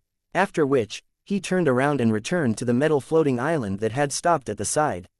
He didn't need to ask. Please like and share the video on the YouTube channel Cultivation Audiobooks. About the rest of the matters, the residents of the Tower City would naturally handle it. Tang Zhen only needed to wait for the results. At this moment, Tang Zhen was deep in thought as he sat on a chair. When the mission was over, Holy Dragon City would be upgraded to a level 9 city tower, and then officially accept the mission of invading the other world, plundering the world's origin for the cornerstone platform. It could be said that at this moment, Holy Dragon City could be considered a real city. Before this, it was just a novice growing stage. From now on, Lu Cheng would no longer receive special training and care. After being teleported to the battlefield in the otherworld, his life and death would be up to fate. Tang Zhen seemed to be deep in thought as he looked at the huge corpses that were floating on the sea. Soon after, his entire person descended into an almost empty state. Suddenly, a change occurred. A faint power of law spread out from his body, and in an area of about 10 meters, countless flames seemed to have become active spirits, constantly dancing. Unknowingly, the power of the fire elemental laws became stronger and stronger, and the area it radiated became wider and wider. The surrounding cultivators of the Holy Dragon City all noticed this change. Feeling the terrifying power, their expressions changed. Tai Seng, hurry up and order everyone to retreat 3 kilometers away. If you don't want to die, then move faster. The fat man seemed to have thought of something and immediately jumped up to warn Tai Seng. When he turned around and looked at Tang Zhen again, his eyes were filled with envy and admiration. At the same time, there was also a trace of worry. When he first met Tang Zhen, the two of them had similar cultivation. However, only a few years had passed, and Tang Zhen had actually already reached such a height. Even Fatty, who boasted of his outstanding talent, could not help but be deeply impressed. After hearing the fatty's warning, Tai Seng, who was also staring at Tang Zhen, gave his order without any hesitation. Everyone, listen up. Retreat 3 kilometers immediately and take action. The Holy Dragon City's soldiers, who had always obeyed orders, executed the military order with unparalleled decisiveness and quickly retreated into the distance. Not long after, the surrounding sea area became empty. Only Tang Zhen was left in the huge sea spirit tribe. At this moment, Tang Zhen seemed to have turned into an enormous volcano's mouth. The surrounding air seemed to have already started burning and was flowing unceasingly like liquid. The searing flames caused the sea water to rise continuously, and the rolling water vapor rose into the sky. However, after floating to a certain height, it spread out like a wave. This strange scene was caused by the water world's no-fly law. As for the metal floating island beneath his feet, it was now like a wax figure, constantly melting in the high temperature. Boom! In the blink of an eye, an even more berserk flame spread out with Tang Zhen at the center.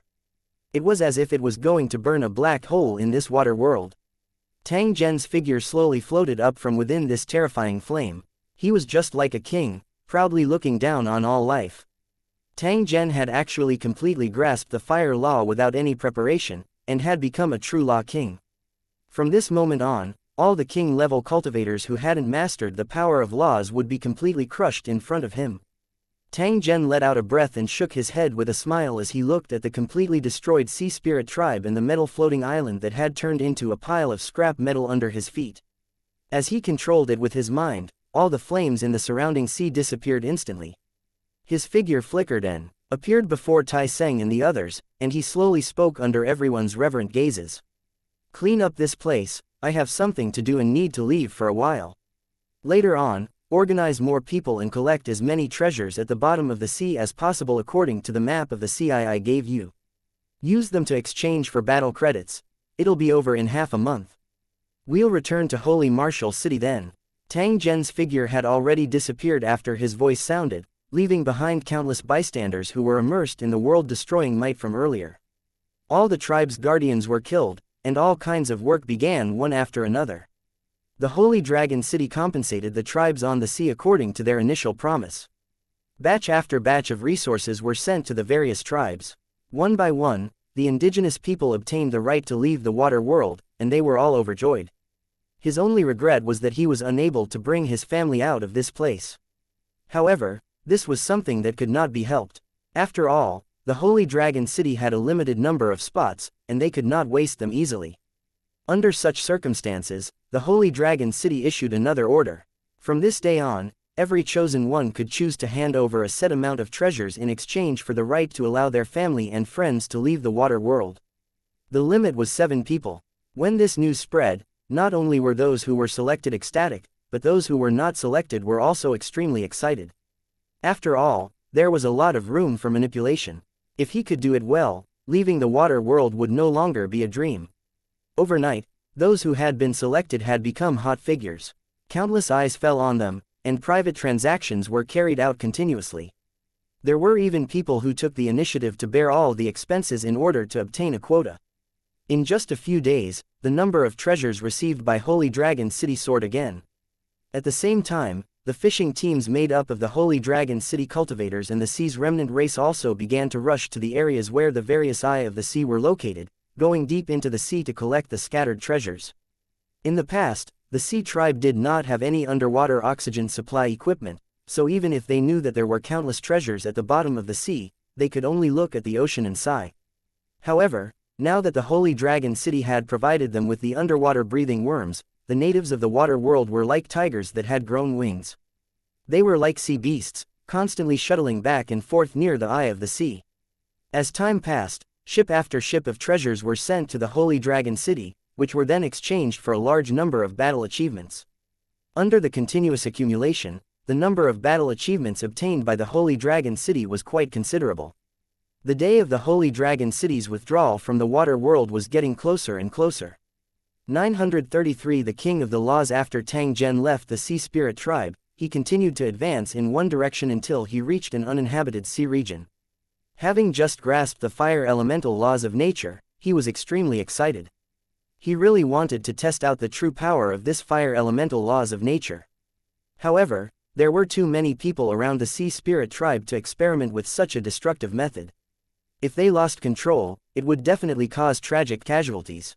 This area was just right. After confirming that everything in the surrounding area was normal, a wisp of flame suddenly appeared in Tang Zhen's pupils. Following a low roar, an indescribable terrifying force spread out with him as the center. The area within a few kilometers was completely covered in a sea of fire. The liquid flames were extremely pure and emitted a shockingly high temperature. In this area filled with pure flames, any life would be instantly burned to ashes, with no possibility of escape. The powerful Lu Cheng cultivators had a chance to escape, but the terrifying thing about the power of law was not its destructive power, but its ability to seal space. Only one type of energy could exist in an area enveloped by the power of the law. All other energies would be expelled. Therefore, when the power of law was used, the space would be completely locked. Even the teleportation ability of a king-class cultivator would no longer have any effect. Therefore, unless they escaped before the power of law erupted, they were doomed to die.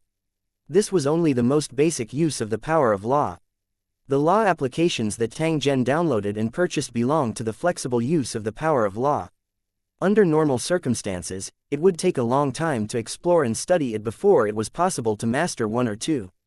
However, because of the magical application store, Tang Zhen completely omitted the steps of exploring and researching.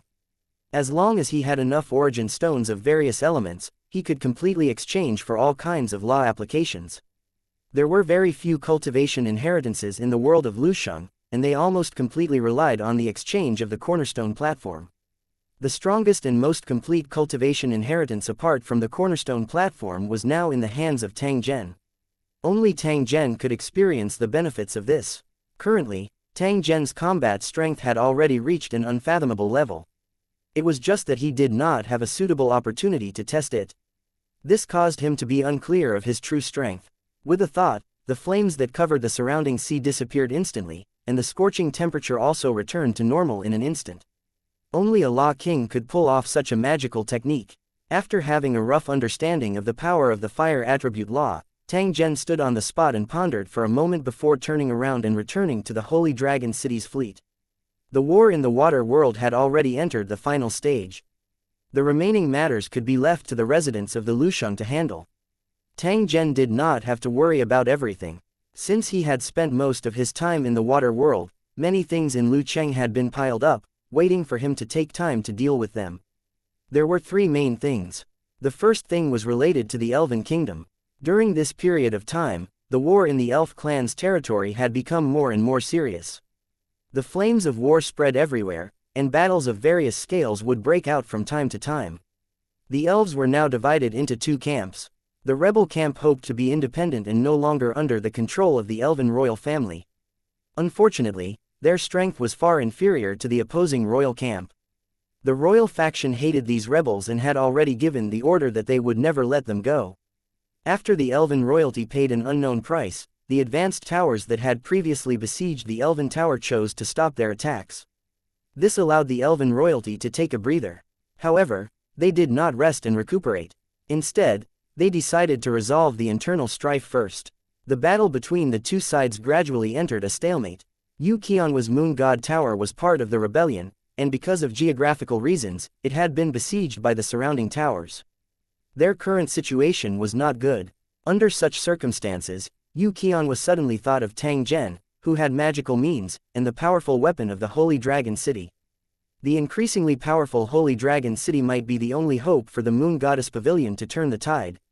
Under such circumstances, Yu Qianhua sent her subordinates to the Holy Dragon City, hoping that Tang Zhen would forget about the past and provide some help to the Moon Goddess brothel. Of course, Yu Qianhua's main purpose was to get enough firearms from Tang Zhen. She hoped to suppress and defeat the enemy with this.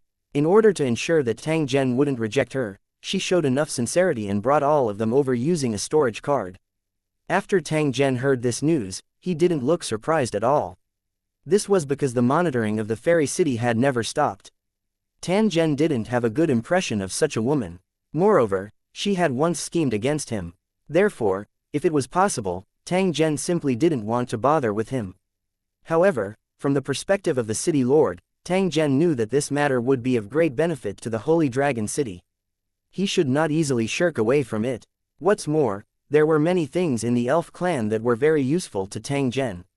Now that the other party was in a critical situation and needed his help, it was natural to take the opportunity to extort. In fact, the simplest method was for Tang Zhen to personally make a trip to the elf race's control area and directly snatch back what he wanted. Although Tang Zhen's current strength was unparalleled in the entire Savage Barren territory, the elven clan's Lusheng had been passed down for thousands of years. Who knew what special means it had that could pose a fatal threat to Tang Zhen? Even a nomological king was not invincible. He could still be injured and die. After experiencing and hearing a lot of things, Tang Zhen gradually understood a truth. That was, the national Lusheng was basically very powerful. Although some Lusheng had not been promoted to the national level, they still had strength that could not be underestimated. In fact, some Lusheng were even stronger than the national Lusheng, but due to some special reasons, they had not been promoted. The Elven Kingdom was one of the powerful kingdoms mentioned just now. It had a strong foundation, and ordinary national-level kingdoms might not be able to do anything to it. Tang Zhen would not act rashly against such a clan even if there was a war within it. Therefore, Tang Zhen did not agree or reject Yu Qianhua's request. He just ignored the messenger from Moon God Tower City. When he was in a good mood, he would discuss the details of the deal with him. In addition, there was another matter related to the elf race. As the flames of war rose in the elf-controlled area, all kinds of wanderers living there chose to escape. A large number of them came to the wildlands and settled down in the forest outside Holy Dragon City. The Holy Dragon City had strict management of this group of people. The purpose was to let them know whose territory this was. 934 The platform's mutation, one in the entire wildlands, only the Holy Dragon City had a large forest around it. This was also the reason why the foreign tribes had moved here. In the beginning, they were still very unconvinced of the Holy Dragon City's management. Each and every one of them was unruly, as if they were certain that the Holy Dragon City could not do anything to them. There were even some foreign races who had conflicts with the Holy Dragon City's soldiers, and even fought. The Holy Dragon City's soldiers opened fire on the spot, killing several troublemaking foreign tribes.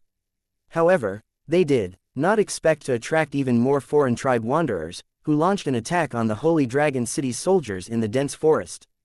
The Holy Dragon City would naturally not show any mercy to those who tried to take over the place. After receiving the distress signal from the Holy Dragon City's soldiers, the Holy Dragon City immediately sent out more than 20 assault helicopters, as well as a large number of combat troops, and rushed to the battle site in an extremely short time. What followed was a bloody massacre. The foreign wanderers who thought they were invincible in the forest revealed themselves one after another under the Holy Dragon City's high-tech weapons, and then they were attacked mercilessly. That battle had frightened the foreign wanderers who had tried to take over the territory, and it had also completely intimidated the other foreign tribes who had the same idea but had not taken action. It was this battle that made these foreign tribes realize that if they wanted to live here, they had to accept the Holy Dragon City's management. Otherwise, they could either leave or die. In a very short time, these foreign tribes were quickly counted and registered, and proof of residence was issued. They were also regularly paid rent with the harvest in the forest. With the existence of these foreign tribes, the rich resources in the forest around Holy Dragon City could be used, which was not a bad ending. The second matter was related to Heaven Battling City. Back then, when Tang Zhen was at the Giant's Tower, he had casually promised Xianxia that he would help him complete the upgrade mission for the level 9 tower. He was indeed confident in solving this problem, but the premise was that he had the time. After such a long time, if no one mentioned it, Tang Zhen would have even forgotten about this matter. Now that Heaven Battling City might have met with great resistance, Xianxia recalled what Tang Zhen had said back then. Perhaps he was just giving it a try, so the other party sent an envoy to St. Martial City, hoping that Tang Zhen could make a trip to Heaven Battling City when he had the time. The other party didn't mention a specific time. After all, this matter had troubled Heaven Battling City for many years, so there was no rush. Tang Zhen really wanted to see the foreign world's battlefield in the level 9 tower city. This way, he could also gain some experience, which was greatly beneficial to the Holy Dragon City. For the towers, level 9 was a dividing line. Whether or not they could cross this step and become a national level tower was of great importance to each tower. Moreover, the newbie battlefield wasn't as simple as he had imagined. Under normal circumstances, the foreign world invaded by the level 9 building city was basically a battlefield that provided resources and equipment for the building city. Although the comprehensive strength might not be very high, it was still full of unknown dangers. If he was not careful, it was not impossible for him to suffer a crushing defeat on this newbie battlefield. As a result, Heaven Battling City had been troubled by this task for many years, but it was not strange that they had not made any progress. If he had the opportunity, Tang Zhen would really like to pay a visit to Heaven Battling City. He had indeed yearned for this human city, which was inextricably linked to his original world. The third matter was related to the Black Prison Tower. The cultivators of the Holy Dragon City who went to investigate the Black Prison Tower had returned with detailed information. Just like the information he had received earlier, the underground space where the Black Prison Tower was located had long been empty. Only a small number of residents were left to guard the territory. As there was no time limit for the invasion of the Otherworld, it was not rare for it to take decades or even centuries. Therefore, it was unknown how many years it would take for the Black Prison Tower to return. The previous plan against the Holy Dragon City was carried out by the residents of the Black Prison Tower. Unfortunately, under Tang Zhen's efforts, their plot did not succeed. Tang Zhen hated the Black Prison Tower that had almost destroyed the original world and the Holy Dragon City. He had long planned to take revenge on it. Unfortunately, the heavens did not grant his wish. Because of the departure of the Black Prison Tower, his plan was temporarily foiled. However, this matter was just like a thorn that had pierced into Tang Zhen's heart. If he did not resolve this matter, he would ultimately feel uncomfortable in his heart. Therefore, after becoming a Law King, the thing he wanted to do the most was to head to the area where the Black Prison Tower was located and turn its lair upside down. When the Black Dungeon Tower was transmitted back to the world of towers, they would be greeted by a wasteland. To make a powerful national city homeless, this kind of thing was very exciting to think about. The most important point was that the underground space was extremely important to the Black Prison Tower. It was an important supply point for their strategic materials. If it was destroyed, the Black Prison Tower would definitely be furious. After returning to the Holy Dragon City, Tang Zhen went to the cornerstone platform alone to check the total number of battle points he had exchanged. As all the tribal guardians had been killed, the tower's upgrade mission had been successfully completed. As long as the natives of the water world were brought back to the Holy Dragon City, the teleportation gate would be completely closed. After completing the upgrade mission, Holy Dragon City could also be upgraded to a level 9 city at any time. Standing in front of the foundation stone platform, Tang Zhen took out his identity card and placed it on the stone wall beside him. However, the moment his identity card touched the wall, a strange light suddenly burst out. The entire foundation stone platform seemed to be like a huge light bulb, illuminating the entire room. What's going on? Tang Zhen's brows twitched. He stared at the foundation stone platform that was undergoing an unusual change without blinking. A trace of caution flashed across his eyes. Tang Zhen had always had a sense of distrust towards the cornerstone platform that every tower had. Therefore, he would try his best not to use it unless it was necessary to do so without the cornerstone platform. The change in the foundation stone platform lasted for a very short time. In the blink of an eye, the entire platform had returned to normal. However, at this moment, a line of bold text suddenly appeared in the public advertising area on the cornerstone platform. Holy Dragon City's City Lord Tang Zhen has successfully been promoted to a Law King.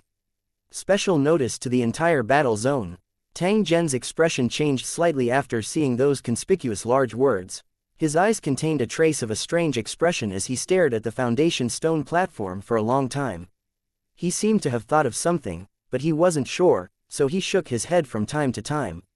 935 An unusual cornerstone platform. Tang Zhen originally had a premonition that all the residents of the building world were actually under the monitoring of the cornerstone platform. Although the foundation stone platform was usually inconspicuous, it was likely to be the first to know if there was any movement. For example, this time, Tang Zhen had just advanced to become a Law King. Just now, he had only provided an identity card, and the cornerstone platform had already sensed the change in Tang Zhen's strength. It even did not mind that it was a big deal and made a platform announcement that covered the entire Savage War zone. In this case, even if Tang Zhen wanted to keep a low profile, it was likely that he would not be able to do so. It was conceivable that many people in the wilderness would see the announcement and spread the news quickly. Tang Zhen's name would also resound throughout the entire Wild War zone. The world of Lusheng was vast, and news spread very slowly. Perhaps before today, they did not know much about the Holy Dragon City, or even had never heard of it. However, from today onwards, they would definitely remember the name of Holy Dragon City. They must also firmly remember that the Lord of Holy Dragon City was a powerful ruler of laws. If he came into contact with the other party in the future, he had to be careful to avoid provoking a terrifying Law King. The king level was the dream of countless cultivators in Lusheng, and becoming a Law King was the goal of king-level cultivators.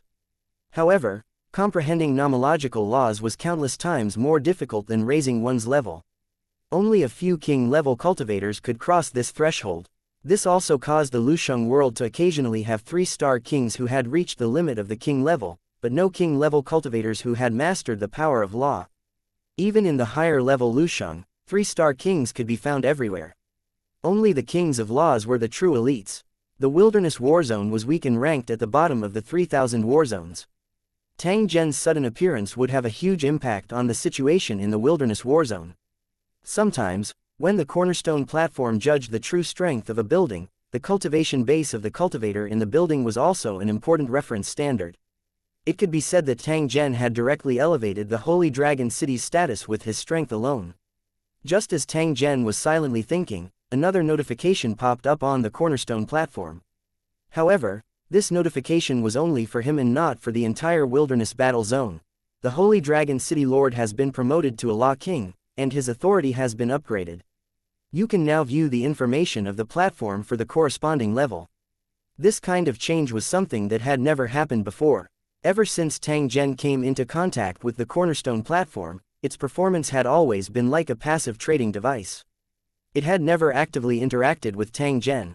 But just now, it had 2 unusual performances in a row. Cornerstone platform, do you have your own independent thoughts? Tang Zhen looked at the foundation stone platform in front of him and asked in an indifferent tone. After a long silence, the cornerstone platform did not react, as if nothing had changed. Could it be that I'm overthinking it? Just as Tang Zhen was prepared to give up, the foundation stone platform flickered with light and two sets of words popped up. Lu Cheng, who has a Law King, will have the opportunity to be qualified to participate in the mission of the entire theater of Lu Cheng world. Please upgrade Lu Cheng's level as soon as possible and become a national level building. The Holy Dragon City is far more powerful than ordinary Lusheng, and its comprehensive ranking in the war zone is close to the top 10. As the Holy Dragon City's potential index is extremely high, as a reward, after the Holy Dragon City is upgraded to a level 9 city tower, you can choose to designate a foreign world to carry out an invasion mission. Tang Zhen let out a long breath when he saw this. However, a bright light flickered in his eyes. This was indeed a pretty good reward, because in this way, Tang Zhen only needed to find a world that was on the weaker side and he would be able to easily complete the advancement mission.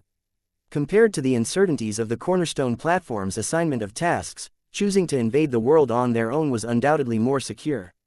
Even so, the series of changes on the Cornerstone platform still caught him off guard. However, Tang Zhen still remained calm as he secretly analyzed the reason for the change in the Foundation Stone platform.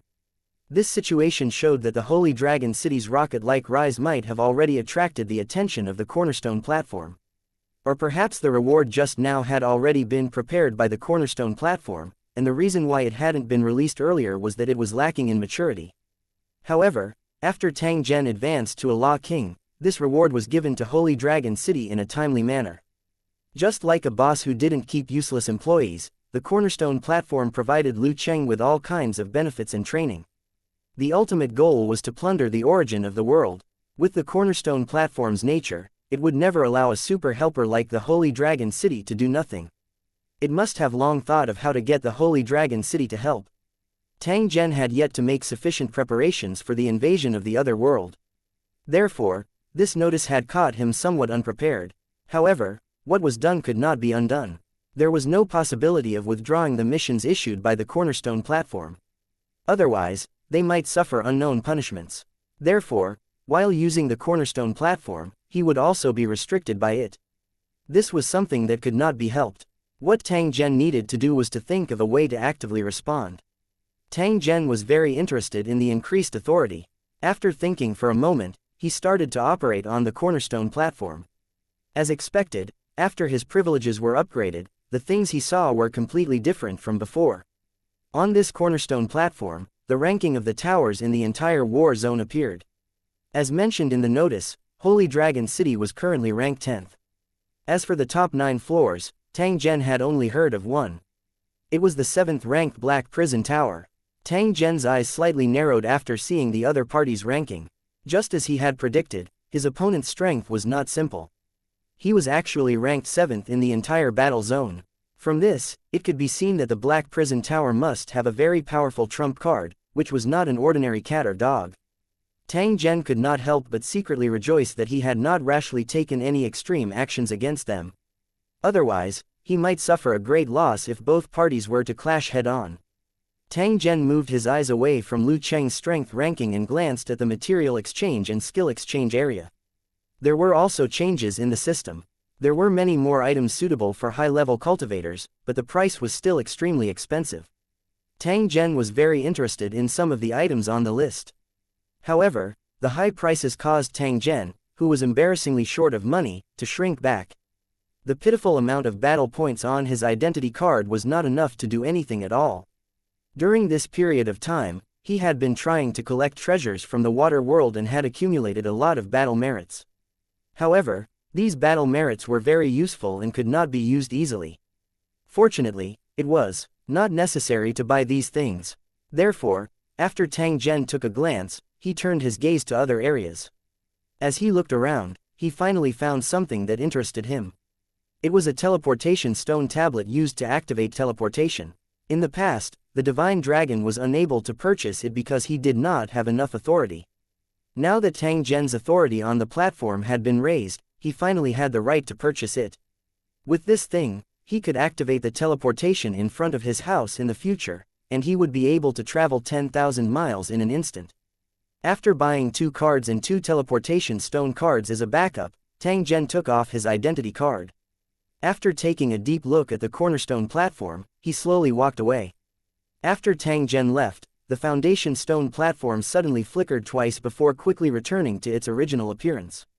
936. A disgusting weapon. 1. Tang Zhen returned to the hall where he handled his official affairs after walking along the long passage inside the building.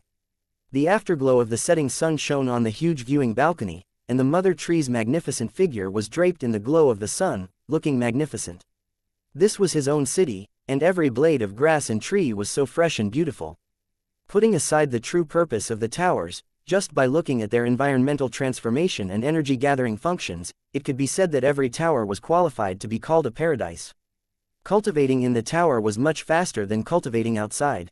In the process of admiring the beautiful scenery, his eyes inadvertently fell on the huge statue of the six-armed giant. Tang Zhen stopped and took a few careful glances. The original form of this giant statue was a building of a national state. The huge figure that covered the sky and the terrifying combat strength that could kill countless cultivators with a raise of his hand was something that Tang Zhen could not forget.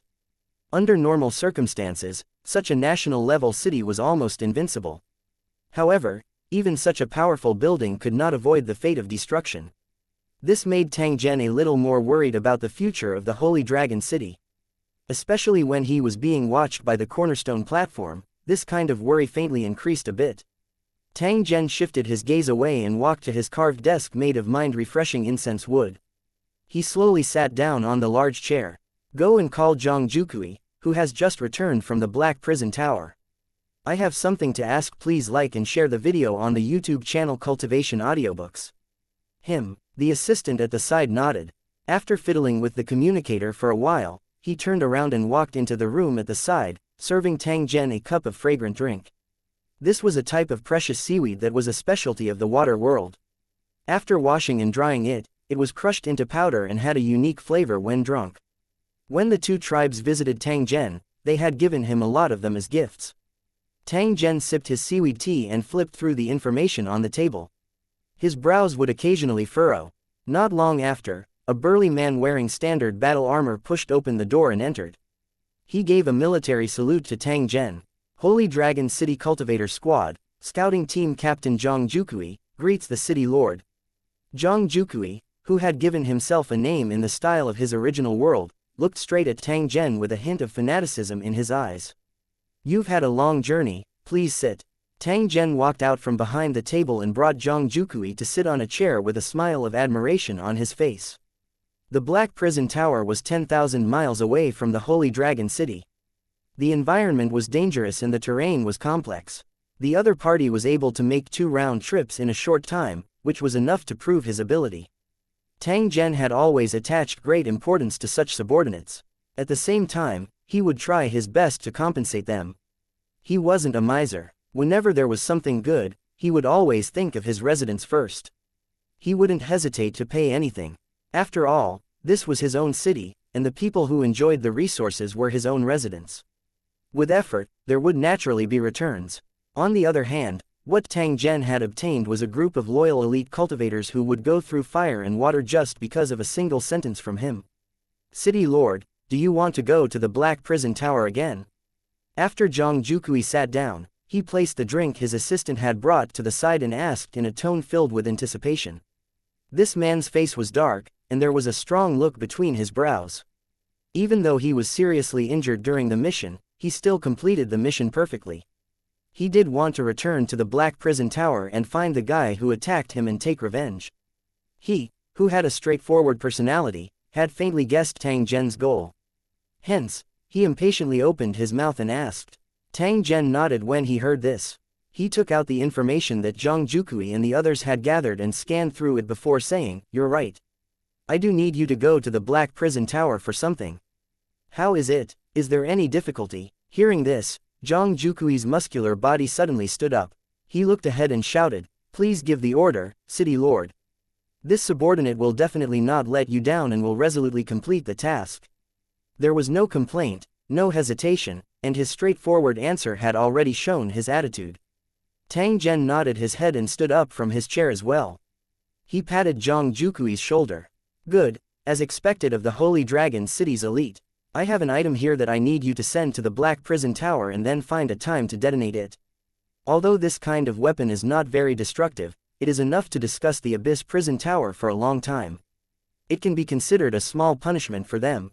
Looking at the curious Zhang Jukui, Tang Zhen explained with a relaxed expression. Don't worry, City Lord, I won't let you down. Although Zhang Jukui wanted to ask, please like and share the video on the YouTube channel Cultivation Audiobooks. What kind of weapon it was, he knew that if Tang Zhen didn't say anything, he didn't have the authority to ask. This was a secret operation against a national-level building.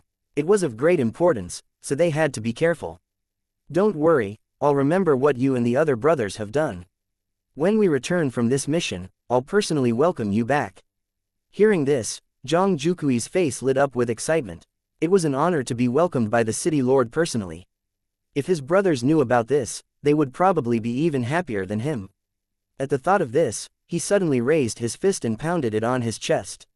He shouted, I'm willing to go through fire and water for City Lord, even if it means death.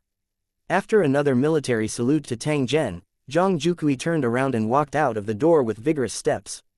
Tang Zhen looked at the figure of the other party as he left. He smiled softly and called his assistant over. Go to the weapons laboratory and take out 5 of the super skunk bombs that those guys made. Hand them over to Zhang Jukui along with the instruction manual. These 5 bombs aren't small. Go to Mirong Xian's place and take out 2 storage cards, then give them to Zhang Jukui as well. The young assistant nodded and immediately turned to leave. He went to handle the matter according to Tang Zhen's instructions. However, when he heard that Tang Zhen was going to use a stink bomb, the assistant's expression was extremely interesting. He seemed to have thought of something as the corner of his mouth twitched slightly. The skunk bomb developed by the Holy Dragon City was even more overbearing than similar weapons in the original world. The smell of this kind of weapon was more pungent, and it would remain for a longer time. Moreover, it had a stronger permeability, making it extremely difficult to remove once it was contaminated. Even if the contaminated object was soaked in water, it would take several years to completely remove it. Therefore, although this kind of weapon looked soft, its destructive power was more lasting and annoying. If the 5 super skunk bombs were detonated in the underground space where the Black Dungeon was located, it would definitely become a real hell, because even the dirtiest creature could not stand the smell. It was estimated that from now on, there would be no living things in that place. One had to admit that the city lord's move was simply too disgusting.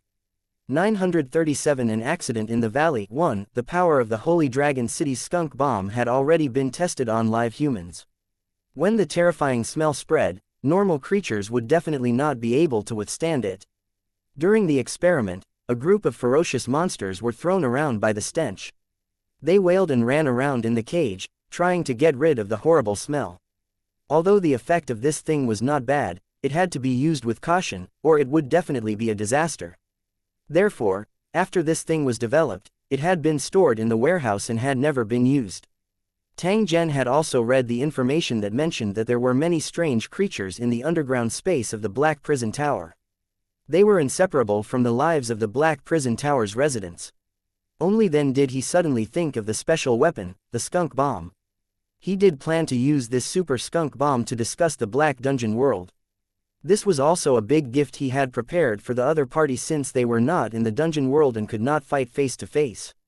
This method might seem like child's play, but if used properly, it would definitely be more effective than directly using lethal weapons.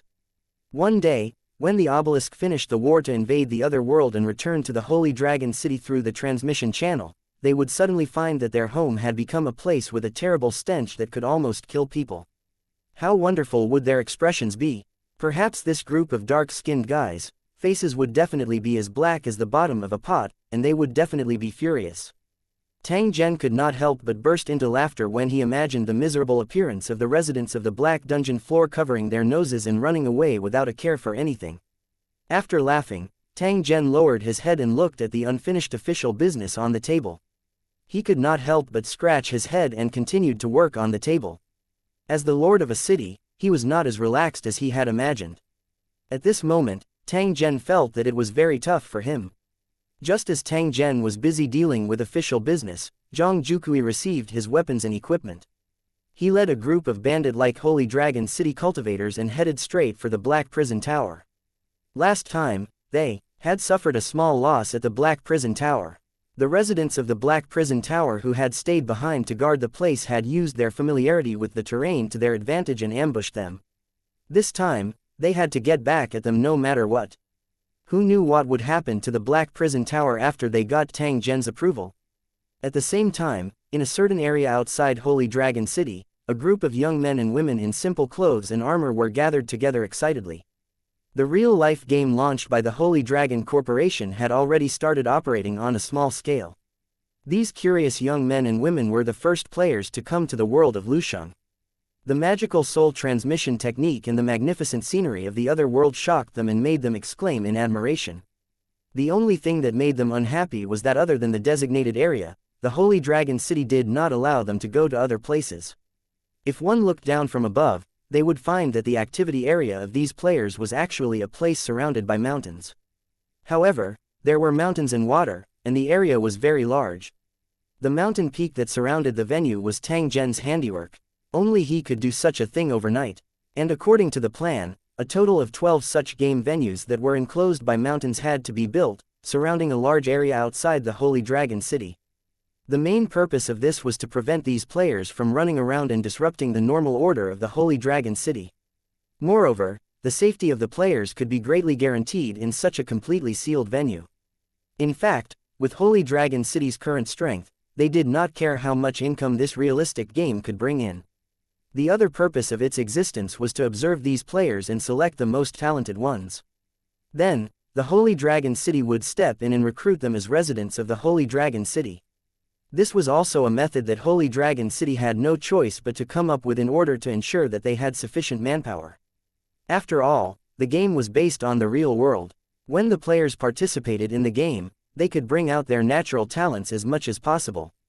Therefore, the quality of their talents could be seen at a glance during the game. He believed that in the days to come, those who participated in this game and performed well would be recruited by the Holy Dragon City with high benefits. At the same time, they would be qualified to migrate. This wave would spread to the entire original world and become the goal of countless people. Moreover, through this game, the residents of the original world could understand the world of Lusheng as much as possible, gradually turning the original world and the world of Lusheng into an inseparable whole. Just as they had expected, after seeing the magical scenery of the world of Lusheng and feeling the comfortable natural environment, the players were deeply fascinated by the world of Lusheng. At this time, a team of players was constantly advancing in the dense forest, ready to find a special herb needed for a quest. They laughed as they walked, not noticing that there were shadows flashing in the grass around them. Whoosh! A sharp arrow pierced through the grass and flew over with the wind. A young man who was walking in front of the team was directly shot in the chest by this sharp arrow. He looked at the grass in front of him in horror and fell to the ground with a face full of unwillingness. Fuck! Why does this game really kill people? Before the young man lost consciousness, he roared unwillingly. With the death of the host body, the young man's soul was quickly extracted, and then guided by the soul transmission array, he was sent to the world of wishes. In a residential building in a certain city in the Asian Alliance, an indignant roar was heard. A young man sat up from the soul transfer cabin and ruffled his messy hair in frustration. He looked exactly like the young man who had just died. Damn it, I'm having fun, why do you want to kill me? The young man was filled with grief and indignation. After shouting a few words, he quickly applied for a new host body. The first host was free, but the second one would cost money. However, the young man was not short of money. He just wanted to get a new host as soon as possible and then transferred to the world of Lusheng to continue the game. However, when he saw the 7-digit number on the application list, the young man suddenly felt dizzy. The Holy Dragon City had a limited number of hosts. Who knew when it would be his turn?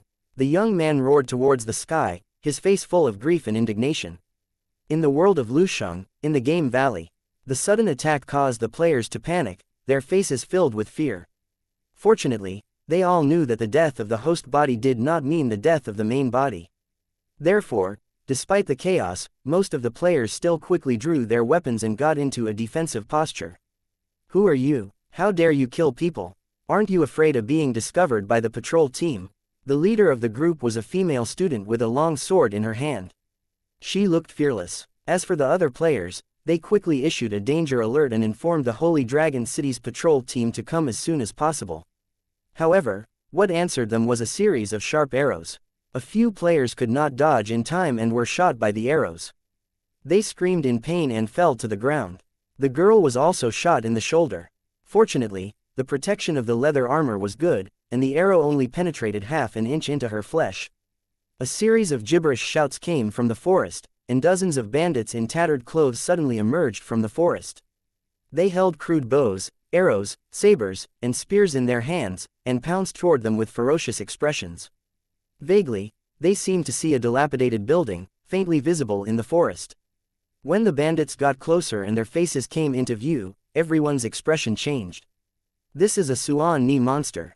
938 I only ask please like and share the video on the YouTube channel Cultivation Audiobooks. For a battle 1, the appearance of the large group of bandits in tattered clothes and armors and armed with weapons could only be associated with monsters. A normal human being would not be covered in smoke and fire, and the skin on their body would not fester and fall off. They would not be covered in fatal wounds, and one could even see the broken internal organs through the wounds. The most important thing was that their eyes were dead gray. They were not the eyes of a living person at all, but a feature that only dead creatures had. When the bandit monsters charged at the players, a putrid smell of decay hit them head-on, making them want to vomit. Without a doubt, they were a group of pure monsters. However, in this valley built for the players of the original world, how could there be such a monster that would take the initiative to attack them and even kill them? This situation didn't make sense at all. Although in order to deliberately pursue the realism of the game, some real battles would be added in the process of the game, they would try to avoid casualties as much as possible, and they would not actively kill the players. Firstly, he was afraid of causing psychological trauma to the players. Secondly, it was also a waste of resources and money to recover and repair the host body. Therefore, he wanted to avoid damage as much as possible. Therefore, no matter what, Holy Dragon City would never do such a thing. Just as the players were wondering, the group of bandit monsters had already rushed up. Their numbers far exceeded the group of players, and their movements were quite fast and their cooperation was very tacit. Even though they had turned into monsters, they still retained their combat instincts from when they were alive. If one ignored their obvious signs of death and covered their faces, they could be treated as a group of normal raider team members. What are you waiting for? Everyone, run! It was unknown which player shouted, but as soon as he finished speaking, several players in the party immediately turned around and ran without hesitation. In a situation where they couldn't win, they had to learn to immediately turn around and escape. This was something that their instructor had deliberately instructed them to do during their training. This was the wisdom of survival, the best way to deal with danger. Therefore, their current actions were not shameful. On the contrary, they were very wise choices. Among the remaining players, a few of them tried to turn around and escape. However, when they saw that there were still 7 or 8 players who did not retreat, they hesitated and shouted loudly. Are you guys stupid? Why aren't you running? Looking at the 7 or 8 companions who were excited and eager to fight the bandit monsters, they were extremely confused. Could it be that the few of them had suffered brain damage during the process of transmigration, so much so that they didn't know how to escape when they encountered danger? He was really unreasonable. Although they were using a host body and did not have to worry about real death, it did not mean that they were willing to experience the taste of death. After calling out a few times and seeing that their companions still ignored them, the few players shook their heads and quickly fled into the distance. Those bastards, just wait to be chopped into meat paste by the monster. At this moment, the players who were still standing in their original positions could only feel their bodies trembling uncontrollably. That exciting feeling made them unable to help but roar in excitement. The reason why they dared to stay here was that they would not really die, and the patrol team in the valley had already arrived. As for the third reason, they wanted to really experience the feeling of fighting in the cold weapon battlefield. This was something that they had planned before they headed to the world of towers. Unfortunately, plans could not keep up with changes. The Holy Dragon City had actually confined them in a valley, not allowing them to leave at all. This also made them extremely depressed. They kept feeling that something was missing from this trip. However, the situation took a turn for the better. A large number of bandit monsters unexpectedly appeared in the valley. This made the few of them feel hot-headed for some reason, and they all chose to fight against the bandit monsters. At this moment, their companions were running for their lives behind them, and the enemies were swarming in front of them. They stood between the two, and they felt their blood boil. You guys run, we'll cover you. For the sake of your comrades, for the sake of justice, you can die. Glory is my life, a true knight will fight to the death. Words that sounded like Chunabu words suddenly came out of the players' mouths. At the same time, they roared and pulled out their weapons, clashing with the bandits and monsters that were charging at them. The sounds of weapons clashing could be heard as the players in armor held their sharp swords and quickly engaged the bandit monsters in battle. Before entering the world of Lusheng, every player had to go through the most basic combat training, which included boxing and machine fighting. Therefore, even if they weren't proficient in this field, they had some understanding of cold weapon combat. They had some understanding of how to make a few decent moves, attack the enemy, and protect themselves. Moreover, among the players who stayed, there were indeed a few fighting experts. Otherwise, they would not have wanted to experience a real battle. They stood back to back, facing the attacks from all directions. Blood was constantly splashing on the grass. The battle was still going on. After a few rounds of fighting, the players had already made some gains. At this time, on the ground around them, there were nearly 10 corpses of bandit monsters. This kind of realistic combat experience made these players extremely excited, even their eyes became blood red. However, as the battle continued, their good luck came to an end. A bandit monster with a battle axe rushed up and swung the huge battle axe at the back of a player's neck while he was not paying attention. Although the axe was full of rust and covered in dark red blood, the blade was unusually sharp. In the blink of an eye, the battle axe landed on the neck of the player. There was no resistance in the process, and the battle axe cut off the neck of the player. A head with an expression of unwillingness and shock rose into the sky as the battle axe streaked across. Plop! The headless corpse fell to the ground, but its limbs were still struggling. There were still sparks on the wound on its neck. This player was using a semi-mechanical host body. If pain perception was turned off, he would not feel any pain at all. However, in that case, the players would feel like they were trapped in an iron can, no different from playing a holographic game. This kind of experience naturally wasn't as satisfying as the real touch. However, in a battle, this function could make the players even more powerful, greatly increasing their combat power. This was another main reason why the players chose to stay. Without the interference of pain, they believed that they could become superhumans. However, ignoring pain didn't mean that the host wouldn't die. As the head was cut off, the host body would automatically determine the death of the host and stop working completely. In the host body that was killed, the player's soul was filled with unwillingness. However, in the blink of an eye, his soul was instantly sucked away by the teleportation circle and thrown back into the game teleportation cabin in the original world. 939 Why fear death? After the first player was killed, the second player left the team and was surrounded by several bandit monsters, who pierced his body with spears. As the bandit monsters roared excitedly, the player's body was lifted high up and thrown onto the grass. A bandit monster with a machete rushed up and cut it in half. Damn it, I actually died so tragically. The player who had been cut in half roared in grief and indignation before falling to the ground, dead. Unsurprisingly, his soul was thrown back into his original body in the original world. He rushed out of the game's teleportation cabin and looked at the ceiling, gasping for breath. Soon after, the third player also paid a heavy price because of a small mistake. One of his eyes had been blown up by the stone attacks from the bandit monsters. Just as he was about to retreat to his comrades, one of the bandit monsters shot an arrow that went through the back of his head. The player's movements were frozen, and he fell head first onto the blood-stained grass. At this moment, there were only 5 players left in the game. They had been surrounded by the bandits, monsters, and their bodies had suffered a large amount of damage. If they hadn't turned off their sense of pain, they would have fainted from the pain. No, we have to retreat immediately.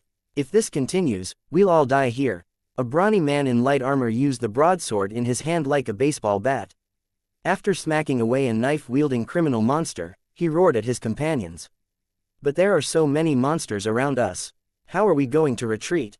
The 5 players gathered back to back, facing the bandit monsters, attacks while shouting loudly, discussing how to retreat. A true warrior not only needed to know how to kill enemies, but also how to protect themselves. What they needed to do now was to kill their way out of the enemy's encirclement. Only then could it be considered a perfect fighting experience on the battlefield. If they were all killed, that would definitely not be the result they wanted. How do we retreat? We'll just charge out. Do you expect these monsters to open a path for you? A pale-faced player roared. At this moment, his appearance was quite funny. There were no less than 7 or 8 sharp arrows stuck in his body, and even his head was staring at a sharp arrow that had pierced through his scalp. Fortunately, these sharp arrows did not hit any vital points, so it was not enough to make the host body he was using meet the death standard and stop working. Damn it, what is Holy Dragon City thinking? Why didn't he design the host body to be a metal shell? That way, he wouldn't be afraid of the monsters' attacks. One of the players was seriously injured and probably wouldn't be able to hold on for long. At this moment, he looked at his body that was covered in wounds and couldn't help but curse. Come on, you're talking about Transformers. We're here to participate in a real game, so naturally, we have to use a body that suits our physical condition the most. If I give you a metal lump, what's the deal with that? The group resisted the attacks of the bandit monsters as they slowly advanced in the direction they came from. Although 3 of their comrades had already died and they were covered in injuries, they were no longer nervous at this moment. After all, it was not their bodies that were injured, so they did not fear death. On the contrary, this life and death battle scene made their hearts burn with pride. They were even prepared to be killed, but before they died, they had to drag a few more bandit monsters down with them. When he returned to his original world, he would have enough to brag about this to his friends. Ask please like and share the video on the YouTube channel Cultivation Audiobooks. Those guys who went to the world of Lusheng, how many of them have killed monsters with their own hands? This bro was one of them, and I've killed more than one. The scene of being envied, jealous, and hated by his friends made him excited just thinking about it. Therefore, what they had to do now was to break out of the enemy's encirclement alive. However, in the process of retreating, their defense once again made a mistake. As a result, another player was seriously injured. A javelin pierced through his chest, and his heart was instantly shattered. Brothers, I'll be leaving first. Remember to kill a few more monsters for me. A bitter smile appeared on the player's face as he spat out a mouthful of blood. Then, with a loud shout, he pulled out the javelin that was stuck in his chest and killed the bandit monster that had attacked him. He then fell to the ground. Don't worry, I won't let you die in vain. The remaining 4 players laughed and cursed. Looking at their companion's body on the ground, their fighting spirit erupted again, and they cut down several bandit monsters in succession. However, these bandit monsters were not afraid of death. Even though they left countless corpses on the path of the players' retreat, they still rushed toward the players. After another round of fighting, 2 of the remaining 4 players were exhausted and pierced by the spears of the bandit monsters. Brother, take care. I'll be leaving first. Brothers, hang in there. I'll treat you to a drink later. We won't stop until we're drunk. The 2 players' tone was full of unwillingness, as if they were full of regret that they could not continue to fight. Unfortunately, the host body judged them dead according to the degree of damage. Just as the host body stopped working, the 2 players were sent back to their original world at the same time. The remaining 2 players looked at each other. Their faces were covered in blood, but their tired eyes were still burning with fighting spirit. Ha, I like this feeling. That's right, this is a real man's battle. It's worth it to have this once-in-a-lifetime opportunity. The 2 who had managed to hold on to the very end had no part of their bodies intact. Their clothes and armors had long been torn to pieces, and their arms that were holding onto their weapons were constantly trembling. But even so, the 2 of them still did not give in. They still stood back to back so that they would not fall down because of their weak legs. At that moment, 7 or 8 spear-wielding bandit monsters gathered together and thrust their spears at them at the same time. To the 2 exhausted players, this attack was a killer move that they had no way of dealing with. PFF'd. The sound of sharp blades piercing into bodies rang out as 7 or 8 spears pierced through the 2 players. The light in their eyes gradually disappeared, and the swords in their hands fell. Brother, I'll see you later.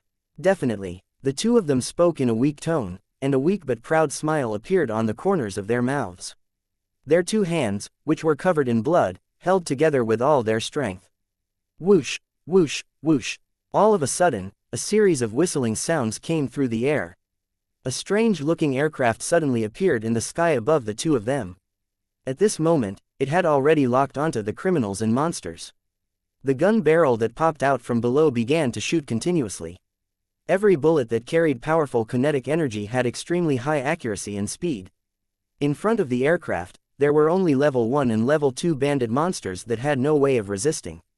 In just a dozen seconds, all the criminals and monsters in his sight were shot, and the ground was covered with mutilated bodies. After the two players saw this scene, their eyes flashed with shock and envy, and they fell to the ground with a bang. The players who had escaped earlier were leading a group of Holy Dragon City's patrol members and rushing towards them at full speed. 940-something's wrong one. What did you say? A wild building suddenly appeared in the valley in the game. Tang Zhen was originally at the Holy Dragon City's monster experimental base, strolling around with Da Shang and the four-armed little boy. He was also checking if the researchers had made any special discoveries after obtaining the corpse of the tribal guardian. In the end, he suddenly heard this news not long after he arrived. Under normal circumstances, although there will be wild buildings in Liu Cheng's control area, the probability is undoubtedly much smaller. But this building is so close to Holy Dragon City, and it's even in our outer urban area. This is a bit surprising. I have a feeling that this matter isn't that simple, Tang Zhen said to Qianlong as he looked at the real-time video on the wrist-mounted computer. Actually, I've heard of something similar. There was once a wild building that blocked the gate of a certain city building, making it impossible for the residents to enter and leave.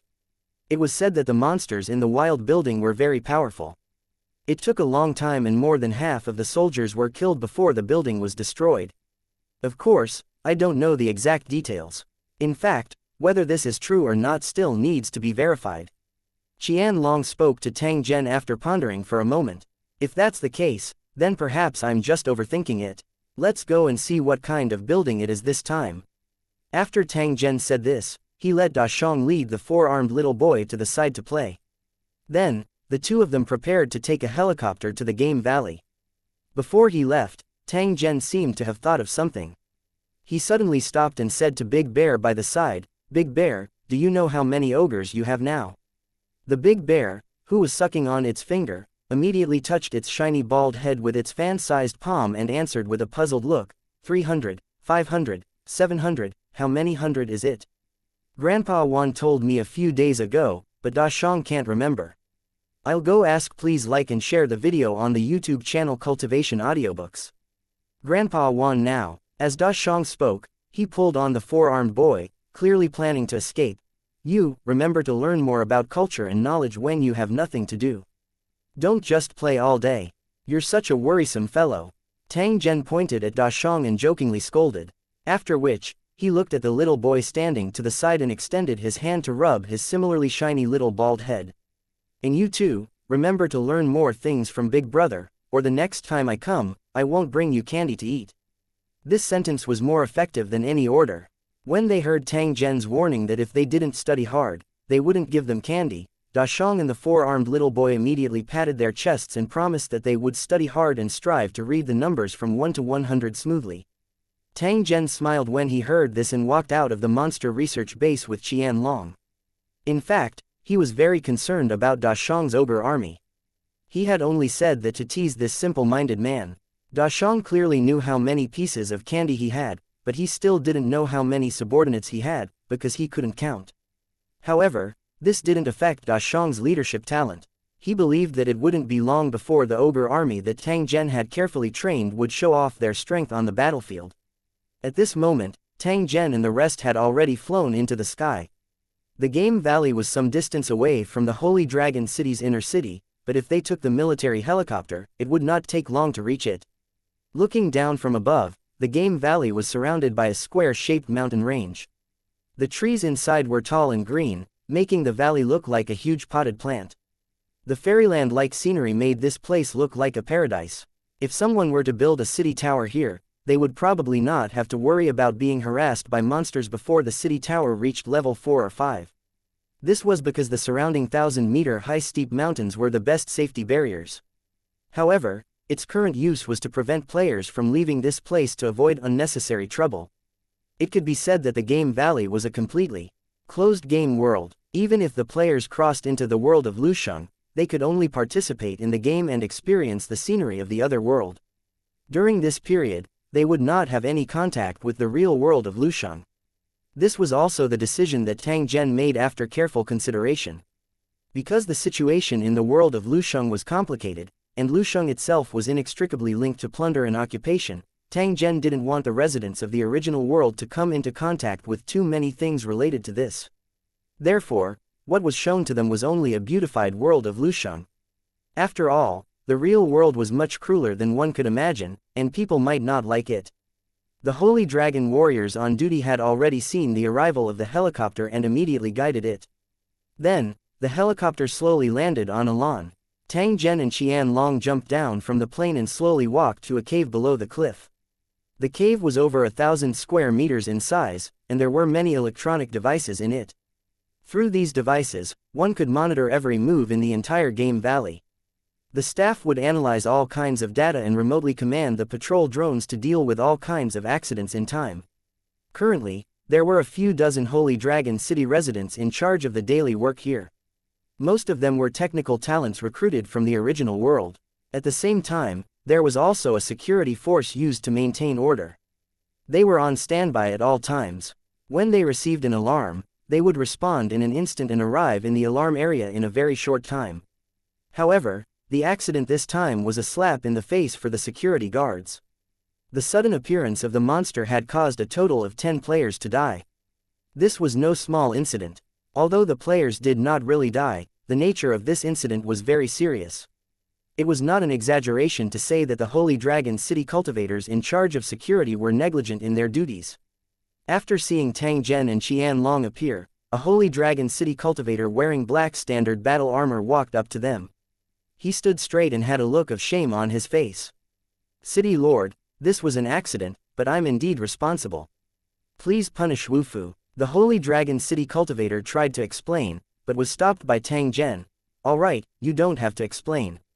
It's not a big deal anyway. Just be careful next time." In fact, even Tang Zhen didn't expect that a wild building would appear in the outer area of his tower city. This situation was too special. It was reasonable for his subordinates to not be on guard. There were many buildings in the game valley, so no one would notice the sudden appearance of a building. Moreover, the building was located in the forest, so it would be difficult to notice it if it appeared in the blind spot of the surveillance. If not for the sudden appearance of the monsters, it might have taken some time for the patrollers to discover the building. "What's the specific situation? Tell me in detail." Tang Zhen and Xianlong mounted their mounts in the valley and asked the Holy Dragon City cultivators beside them. In order to make the game as realistic as possible, technological tools were not used in the valley, and the main mode of transportation was also riding beasts. Even if they were using technological equipment, they would try their best not to let the thousands of players in the valley see it. After all, that would be too out of place and affect the gaming experience. A total of 8 players have died, and their damaged host bodies have been recovered. However, these players are quite powerful. They actually killed more than 40 monsters. As for the building, it has been cleared out and all the monsters have been subdued. The items in the building have also been sorted out and sealed. The Holy Dragon City cultivator said to Tang Zhen as he controlled the war beast he was riding, "Well, there shouldn't be any problems now. Let's go and take a look now." The group of people rode on their mounts, kicking up a trail of dust as they galloped towards the location of the wild building. 941 The simple yet not simple wild building. 10 minutes later, they arrived at the scene of the incident. An otherworld-style building built with rammed earth and rocks, which looked like a bandit's hideout, suddenly appeared in the dense forest. The building area was not small, and the style was ancient and unsophisticated. It looked quite desolate and somber. One look and one could tell that this was not the place where good people lived. In this game valley with beautiful mountains and rivers, there was actually a building with such a bloody smell. It really spoiled the scenery. The style of this game valley was mainly for leisure and entertainment. It was designed to create a relaxing environment for players. Fighting and killing could not be seen here at all. Of course, in the days to come, Holy Dragon City would also build some new game valleys one after another. They would put monsters in appropriate places for players to kill. The game valleys where the monsters were placed would be personally built by Tang Zhen to be in a completely sealed state. If one wanted to enter, they would need to use a short-distance teleportation array. With all the information they had, the Holy Dragon City had successfully completed the experiment in this area. The single-person teleportation circle within 100 kilometers had already been built and used. The style of the wild house in front of him was similar to the style of the game valleys that were to be built. They all had a trace of iron blood related to killing.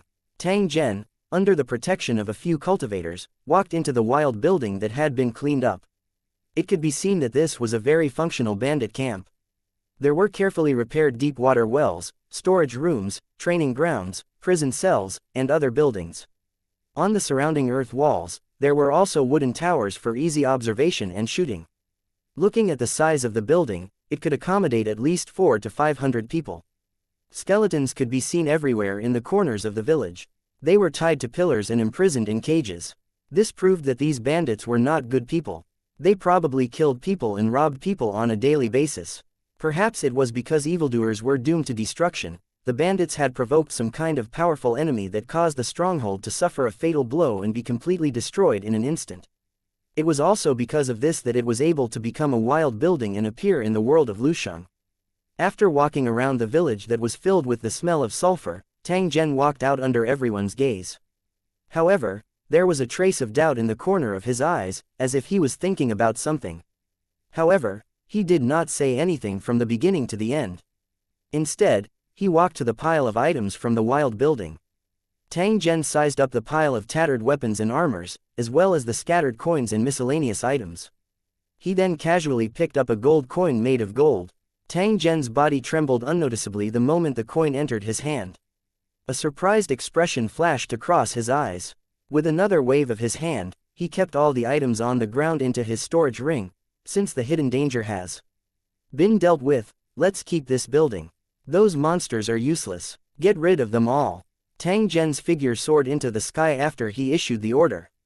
He then headed straight in the direction of the inner city. He had a lot of questions in his heart that needed to be verified. According to his observation, the world where this building was located was somewhat similar to the medieval era of his original world, which was a generation of cold weapons. And this type of world was the most suitable world for doing newbie missions after Holy Dragon City was upgraded to level 9. In this kind of low-energy world, there was no need to worry about encountering powerful native cultivators, nor did they have to worry about coming into contact with the highly destructive high-tech weapons of the technological world. With the Holy Dragon City's current strength, they could practically sweep the world in this low-energy world. For such a wild building to appear under such circumstances, it was only natural for Tang Zhen to be suspicious. After arriving at the Holy Dragon City, Tang Zhen did not stop and went straight to the room where the foundation stone platform was located. In the room, there were a few Holy Dragon City residents who were trading in front of the cornerstone platform. After seeing Tang Zhen, they immediately retreated, leaving Tang Zhen an independent and quiet space. Tang Zhen took out a coin from a random house and fiddled with it in his hand.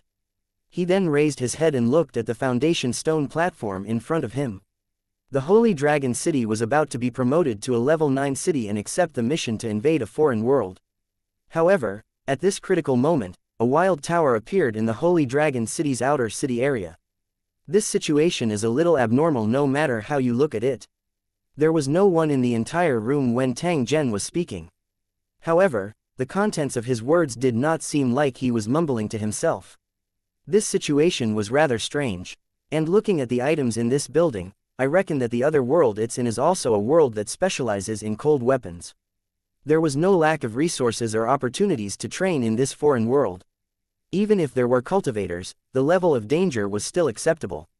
And this kind of otherworld is the most suitable choice for Holy Dragon City to do the advancement quest. When Tang Zhen said this, he randomly tossed the gold coin in his hand and stared at the foundation stone platform in front of him. I just want to ask, please like and share the video on the YouTube channel Cultivation Audiobooks. Did you deliberately bring this to Holy Dragon City to show the world? After waiting for a long time, there was no response from the cornerstone platform. This situation was within Tang Zhen's expectations. However, even though this was the case, he was still like a lunatic as he asked the foundation stone platform. This was because he always had a feeling that this cornerstone platform was definitely not simple. It must be hiding some unknown secret. Moreover, the wild tower that appeared this time was indeed too abnormal. The place where it appeared was clearly recognized by the cornerstone platform and was already under the control of the Holy Dragon City. Such a situation should not have happened. Otherwise, what difference would there be between Lu City, a safe zone, and the wilderness? Unfortunately, the cornerstone platform remained silent as usual. It directly ignored his probing. Tang Zhen was also helpless in this regard. Tang Zhen was not discouraged even though his probing did not yield any results. He would not reject such a benefit that was delivered to his door. That would instead appear somewhat unwise. In fact, one of the problems that Tang Zhen urgently needed to solve at the moment was how to choose which foreign world to invade. There was more than one alternative world. For example, he already had clear plane coordinates for the wasteland world. However, the wasteland world could be transported through mobile phones. If it was chosen as the Holy Dragon City's invading world, it would undoubtedly be a great waste of resources. One had to know that every other world was like a huge treasure, so naturally, the more one had, the better. It wasn't unheard of for a national-level building to repeatedly clear an otherworld, but rather, it was quite common. For one, this could maximize the benefits. A familiar foreign world was always easier to control than an unfamiliar foreign world. For another, the coordinates of a foreign world were extremely precious. Once it was analyzed and confirmed by other towers, items from the same foreign world would no longer be able to analyze the plane coordinates. The most common way to obtain the coordinates of a known otherworld was to trade, and it also depended on whether the other party was willing to sell it to you. Therefore, none of the towers would give up on this one-time free gift. After receiving the notification from the cornerstone platform, although Tang Zhen was somewhat regretful and reluctant, he decided to choose the foreign world he wanted to invade. In this way, the safety and success rate would be greatly improved. For this Holy Dragon City's novice mission, he even planned to go to Heaven Battling City and pay some benefits in order to obtain the world coordinates he already knew. After that, he would filter out a relatively safe world from these coordinates to complete the first show of Holy Dragon City. However, it seemed that these plans were no longer necessary. 942 Another special world. One, it wasn't easy to obtain plane coordinates from other towers, because plane coordinates were priceless. One more city knowing about it was equivalent to one more city sharing resources. If it wasn't for the benefits, no one would do this deal. With these items obtained from the wild building, Tang Zhen could spend a certain amount of battle points to analyze the plane coordinates through the cornerstone platform. If the matter was really as he had guessed and this was a foreign world that had never been located and invaded, then Tang Zhen would have made a big profit. Although wild buildings often appeared in the world of Lusheng, many of them came from the same foreign world, but they appeared in different areas. The other worlds were like containers full of holes. From time to time, buildings belonging to that world would enter the world of Lusheng after being destroyed. After that, Lu Cheng invaded these foreign worlds and plundered the world's origin wantonly, which made the situation worse. There were also some wild towers from other worlds that would only accidentally enter the tower world during destruction under rather special circumstances. In any world like this, there was no experience in dealing with the invasion of Lu Cheng. The most common reaction was chaos. In the past, there had even been a national-level city that had invaded this world and completely plundered the world's origin in just 1 year. Whether it was true or not, it wouldn't take long to know. With a wave of his hand, a portion of the items from the wild building that he had just put away appeared and were placed in front of the cornerstone platform. After Tang Zhen's level of authority was upgraded, he already had the qualifications to analyze and locate the items in the wild building. He quickly found the option to analyze the plane coordinates and chose to confirm. A white light appeared and enveloped the items. It only faded away after about 10 seconds. At the same time, his personal battle points were almost all deducted, leaving him with a pitiful 3-digit number. All he had to do was wait until the cornerstone platform analyzed the plane coordinates of the items in the wild building. After leaving the room where the foundation stone platform was located, Tang Zhen came to his own training room and casually took out a handful of coins. After gently bringing it close to his phone, the mysterious star hidden in the Law Star suddenly reacted, discovered an item with a special world's origin aura.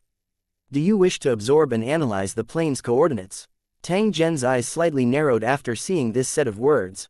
A bright glint continuously flickered within them. After the discovery of the item in the wild building, the location, and the transmission to the wasteland world, Tang Zhen had once ordered people to collect a large number of items from the wild building to test the reaction of the mysterious star. In the end, they were busy for a long time without any effect. Tang Zhen did not insist. He also temporarily gave up on this kind of time-consuming and laborious matter. However, the sudden appearance of the items in the wild tower had once again triggered a strange reaction on the mysterious star. When he had first encountered these items in the game valley, Tang Zhen had already discovered the changes in the mysterious star. Although he was a little shocked at that time, he did not show it. However, he kept thinking in his heart, could it be that this wild building in front of him also came from a special world? At the same time, he also wanted to find out whether it was the influence of the cornerstone platform or the mysterious star that caused such a wild building to appear in such an illogical way. Of course, Tang Zhen himself was more inclined to the former. This was because although the ability of this phone was magical, it might not be able to interfere with the time and location of a building's appearance. After all, there were too many things involved in this. If the phone could really do this, it was impossible for Tang Zhen not to notice it at all, so the possibility of this was minimal. On the other hand, the mysterious cornerstone platform might be able to do this easily. Regardless of who did it, the one who would ultimately benefit was him. When Tang Zhen thought of this, he no longer felt conflicted. The reaction of the mysterious star allowed Tang Zhen to be extremely confident that this was another special world. As for the specific origin of this foreign world and whether it was related to the original world, the staff of the technology department would need to analyze and verify it before they could finally determine its specific origin. What Tang Zhen needed to do now was to use his phone to retrieve the plane coordinates.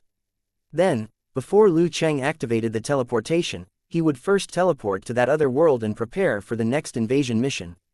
After all, the teleportation of Lu Sheng was too loud, while the teleportation of mobile phones was silent.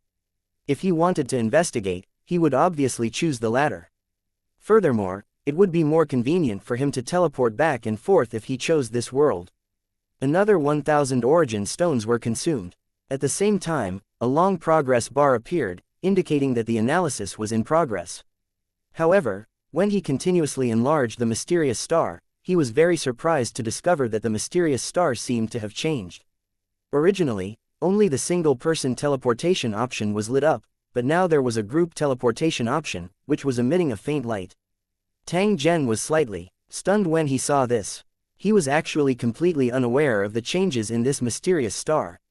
However, during this period of time, he had indeed been extremely busy. It was reasonable that he had not discovered the changes in the mysterious star. There was nothing to worry about. The key was to see if there were any other changes besides this. So far, among the 3 teleportation options on this mysterious star, other than the tower teleportation option, which was not lit up, the single and group teleportation options were all lit up, which was definitely good news. Although his strength was not weak, when he was in the other world, it was inevitable that he would feel a little lonely and helpless, and his hands and feet were bound when doing things. If there was a helper accompanying him, it would undoubtedly provide him with great convenience. Even though the group teleportation would consume a certain amount of origin stones, it was still within Tang Zhen's acceptable range.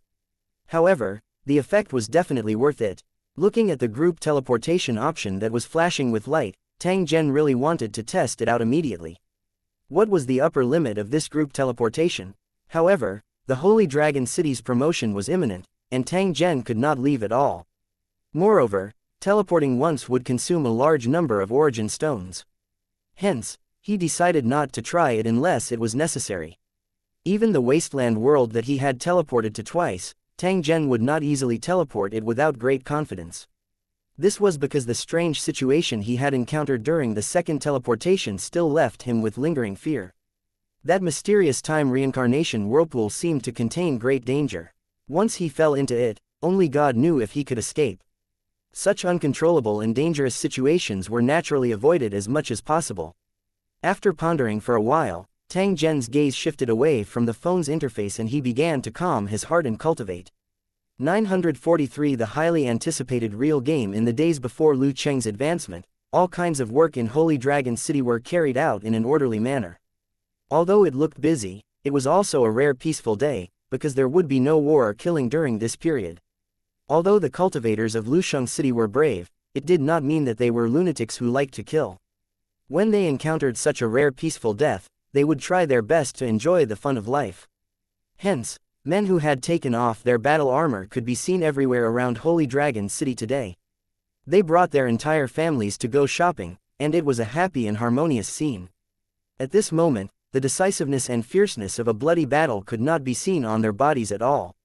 The warm and rough smiles were always on their faces. This was also a festival for the foreign merchants in the commercial district, because the Holy Dragon City's soldiers who were not short of money would come here in an endless stream to buy all kinds of goods. In addition to the residents of Holy Dragon City, the wanderers from various small towns in the outer urban area and the residents of the new residential areas would also appear here to participate in the lively scene. The flow of people also proved the prosperity of the commercial district. The desolate place that no one used to visit had now become famous in the entire war zone. To be able to do this was truly not easy. Outsiders were mesmerized by the Holy Dragon City's beauty and prosperity, while the residents of the Tower City felt honored, especially when the foreign races and wanderers looked at them with envious eyes, which made them feel proud. It was almost evening, but the wide streets were still crowded with people. In the taverns by the side of the road, people of different races and identities were gathered together, enjoying a leisurely time. The night in the commercial district was always so unforgettable. At the same time, a large group of people had gathered in the former world of the Asian Alliance. Among this group of people, there were 8 people who were drinking and toasting. They were the 8 players who had chosen to stay and fight to the death when they had faced the bandit monsters. Now that the host body had been damaged, they had temporarily lost the qualification to continue the game. They could only wait for a new host body to arrive before they could continue the game. To them, this was undoubtedly a very depressing matter. It was a good thing that their previous battle results had already been exposed, and they had received the envy and admiration of many people, which also made them a little vain. Therefore, after some discussion, they decided to hold a gathering to discuss the next step of the game. After experiencing an unforgettable life-and-death battle, they had fallen deeply in love with this realistic game and were determined to continue playing it. They even had a plan, which was to establish an organization and continuously improve their strength. Then, they would find an opportunity to contact the Holy Dragon City and participate in the real battle. That life-and-death battle made them realize their own shortcomings, so while waiting for the allocation of host bodies, they would receive real combat training. This time, it wasn't like before, where they were just having fun out of interest. They really intended to become killing experts. Because they used the game capsule, it was not a real soul lodging. Therefore, the game players could not only withstand 2 soul lodgings in most cases like real soul hosts. Instead, they could stay and exit without limit. Under such circumstances, the player's strength could never be improved, but their combat experience could be continuously accumulated, and they would not fear death. Therefore, they were prepared to use this advantage to continuously improve their combat strength, and then become mercenaries who could step onto the real battlefield. In fact, they weren't the first group of gamers to do this. There were similar organizations in the original world, and they were very active in the game valley. Among these player organizations, there were some true combat experts. They also hoped to attract the Holy Dragon City's attention in this way and participate in the real battle. Moreover, their efforts had already begun to show results. The Holy Dragon City seemed to be very interested in these outstanding players and had even contacted them in private. There were even rumors that, under suitable circumstances, the Holy Dragon City would sign contracts with outstanding performers and hire them to work for the Holy Dragon City. Although the source of the news was still uncertain, it was enough to make countless people excited. The Holy Dragon Corporation's influence was growing in the original world, and moving to the Lusheng world to settle down had become the first choice for countless people. Under normal circumstances, it was very difficult to do this, so the residents of the original world took a step back and began to look forward to the real game that could also transmigrate to the world of Lusheng. The high-level game teleportation pods and low-level game teleportation helmets that the Holy Dragon Corporation was selling were now out of stock, and countless people were fighting to buy them. However, even with the gaming equipment, these players still couldn't immediately participate in the game. Because of the limited number of hosts and the lack of game space, so they could only wait. This incident triggered countless complaints. On the Holy Dragon Corporation's website, there were countless messages every day, urging the Holy Dragon City to improve the hardware facilities of the real game as soon as possible so that they could participate in the game as soon as possible. There were even people who threatened the Holy Dragon Corporation, saying that if they were not allowed to participate in the game as soon as possible, they would take extreme measures to vent their anger. The Holy Dragon City announced that they would buy back the gaming equipment at a high price. Unfortunately, no one returned the equipment, even if the price was double. The Holy Dragon Corporation's real gaming operations department could not express their pain in this chaotic situation. Although the operation of the real game was not entirely for the purpose of profit, the operation of the game would indeed bring unimaginable profits to the Holy Dragon Corporation, so it was necessary to persist. According to the original plan, each set of gaming equipment had a corresponding host body. According to the original plan, the first batch of players would add up to 200,000. However, due to the war in the water world, all of these hosts were used. After all, everything had to make way for the war. It was also because of this incident that a large number of players were affected and could not enter the game according to the scheduled time. Under such circumstances, it was reasonable for the players to be angry. According to their expectations, they were already very restrained by not setting the Holy Dragon Corporation on fire. As for those who had obtained a compatible host body, they became the object of envy and jealousy of others. From time to time, they would upload pictures and videos from their soul memories, which attracted countless onlookers and comments. Fortunately, the cultivation of the host body had not stopped. It was estimated that this problem would be solved after a while. However, there was another problem, and that was that there was not enough space for the game. 944 Constructing the Game Valley Holy Dragon City, Tang Zhen's office. An application for the expansion of Game Valley submitted by the staff of the Holy Dragon Corporation was displayed in front of Tang Zhen in the form of a holographic image. This application was full of pictures and text, and all the game content in the Game Valley was written in it. It was really rich. After seeing the content, even Tang Zhen wanted to be a game player and participate in the game to experience it. Tang Zhen shifted his gaze away from the holographic image and nodded his head. He looked at the young lady who was wearing a white-colored leather armor standing in front of him. Her appearance and figure reminded him of Xianxia, the elf woman who was the current city lord of Moon God Tower City. When Xianxia first came to the Holy Dragon City, she was dressed in a similar way. She looked quite fresh and refined, which left a deep impression on Tang Zhen. Everyone loved beauty. Tang Zhen was naturally not immune to it. However, it was more out of an appreciation mentality. He didn't want to be tied down by too many matters of the heart. It would distract his energy, wear down his fighting spirit, and even lose the courage to move forward. The gentle village was the tomb of a hero. How would Tang Zhen be addicted to it? Tang Zhen slowly opened his mouth as he looked at the young lady with long, straight legs and an exquisite face that carried a trace of heroic spirit. There are actually 100,000 players in the first batch of players. You've made quite a big move. However, with so many players coming to the world of Lusheng, can you guys afford the various kinds of material consumption? After all, the Holy Dragon City was about to be upgraded to a level 9 city, and then it would participate in the mission to invade the Otherworld, so it was now a critical stage for material storage. I can't give you too many supplies at this time. After Tang Zhen turned off the holographic image, he slowly raised his question.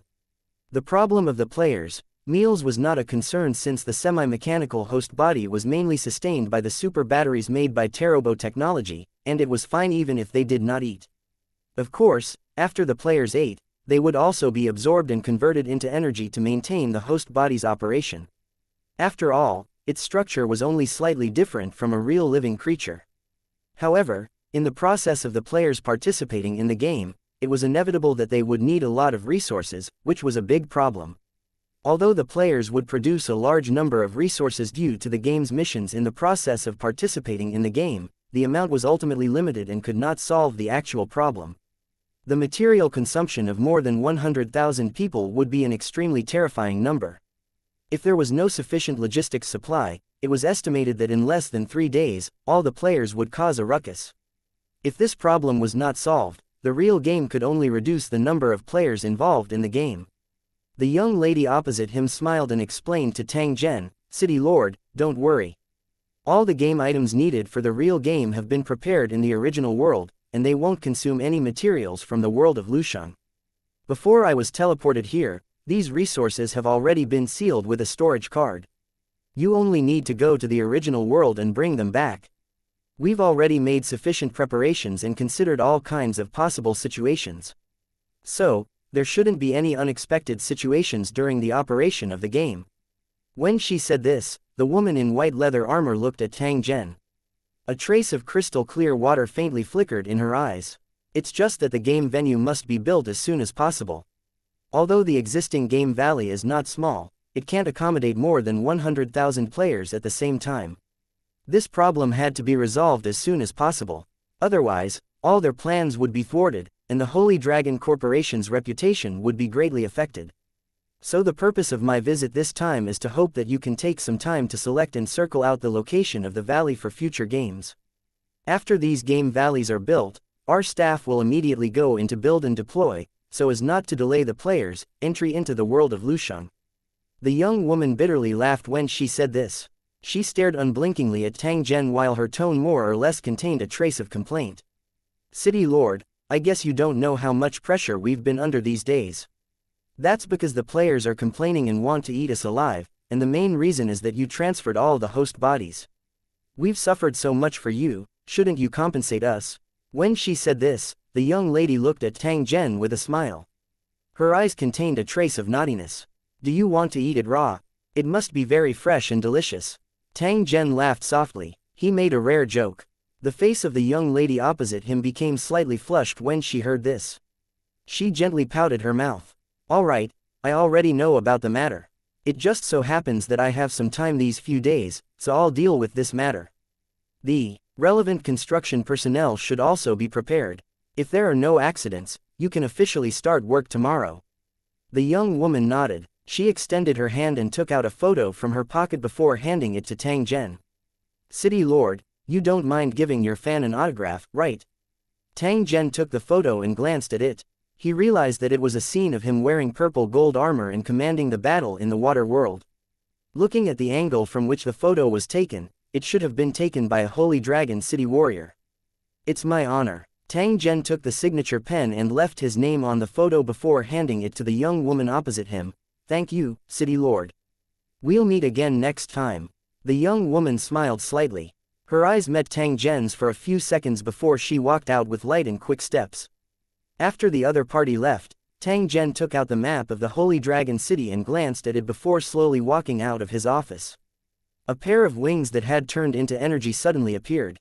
With a gentle flap, Tang Zhen's figure soared into the sky and rapidly flew toward the outer urban area. Holy Dragon City's first gaming valley was built on the edge of the outer urban area, occupying a large area. More game valleys would be built in the future. If they were all built in the outer city area, it would make the outer city area extremely narrow. As the number of people gathered in Holy Dragon City increased, there would eventually be a time when the land would be in short supply even though the outer city was vast. Tang Zhen had to consider this problem. In order to prevent this situation from happening, Tang Zhen decided to build the game valley in a straight line and extend it outside the city wall. This way, they would not occupy the land in the outer city, and the land in the wilderness could be used. It didn't take long for Tang Zhen to reach the top of the valley in the game. Moreover, he hid his figure and observed for a while. The game valley was a busy scene. The players were doing quests in high spirits and interacting with the Holy Dragon City residents who played various roles. Everyone was having fun, which meant that the real game was very popular. After Tang Zhen watched for a while, he continued to fly forward. He stopped in midair at the outer city wall that was about 5 kilometers away from the head of the game valley. As he observed his surroundings, he slowly activated the terrain transformation plugin. As he controlled it with his mind, the originally flat land suddenly rumbled like thunder. Then, huge stone walls rose from the ground and continued to climb. They soon exceeded 100 meters, but there were no signs of stopping. These stone walls surrounded a large piece of land, starting from the Holy Dragon City's outer city wall, and continued to extend beyond the city wall. While the land was surrounded by stone walls, it was also divided into individual areas, and the area of each area was extremely impressive. This place would become the new valley for the game, allowing the players to play games here. They could even raise a group of low-level monsters for the players to kill when they were carrying out missions. During this period, Tang Zhen also added some strange-shaped mountains, caves, and suspended stone bridges to the game valley according to what he had seen and heard, making the game valley even more magical. The application's usage time was over, and his terrain transformation work was completed. The rest would be completed by the staff. After glancing at the results of his work, Tang Zhen turned around and flew toward the game valley. 945 The game player wants to jailbreak. The game valley was like a paradise. It was extremely lively at this time. Ever since the players had transmigrated to the world of Lusheng, they felt that their bodies had become lighter by more than 10 pounds.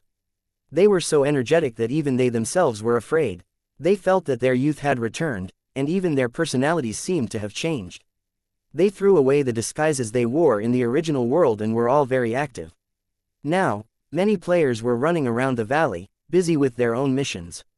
Transporting resources from the original world was not a long-term plan, so the Holy Dragon City had long tried to be self-sufficient. This real-life game had also fully inherited this style. Many things in the game valley needed the players to make by themselves, and some simple buildings were slowly built by the players. It's not a problem if you lack weapons. You can collect the materials yourself and forge your own equipment. It was not a problem even if he did not know how to do it. As long as he visited the Holy Dragon City residents who played various non-player characters, he could get a mess of missions. When he had accumulated a certain amount of points, he could get a set of novice equipment. Although the equipment didn't look very good, it was still a decent weapon and equipment, much better than the self-made bow and wooden spear. Of course, there were also some players who were very confident in their weapon-making skills. They ran around the valley in the game, collecting all kinds of strange materials, trying to make a set of beginners' godly equipment that suited them. Therefore, in the valley of the game, from time to time, players could be seen cutting down trees, mining, and weaving. All of them were so busy that their feet didn't even touch the ground. Even so, they still enjoyed it. According to the Holy Dragon Corporation's explanation, this valley was a novice village for players. Before the players had enough power to protect themselves, they were not allowed to leave this place. Why? Because they were surrounded by steep mountains. Other than wings, there was no way to cross them. Some players protested, saying that the Holy Dragon City was imprisoning them in disguise. They demanded that they be released immediately and let them experience the real world of Lusheng. In response, the management staff gave the players two choices. One was to ask please like and share the video on the YouTube channel Cultivation Audiobooks. The players to leave the game, and the Holy Dragon City would not keep them. The second was to satisfy the requirements of leaving the novice village, and then they could go to the next game area. In order to meet the requirements to leave the novice village, one had to complete all the novice quests once, and then bring the proof to the novice village chief. In front of the novice village chief, using a crude weapon to kill a guard, to prove that his strength was enough to go to the outside world. In the end, it all meant the same thing. If you didn't follow the rules, you couldn't leave the restricted area of the game. If you're not convinced, say I'm overbearing. Hehe, bite me. Therefore, these unruly players were helpless against the management staff of the valley. They could only find another way. However, there were still some players who did not give up. After they explored the entire valley and made sure that it was surrounded by mountains, they began to prepare to use other means to sneak out. In the eyes of these gamers, this was like a prison break. It was challenging and worth a try.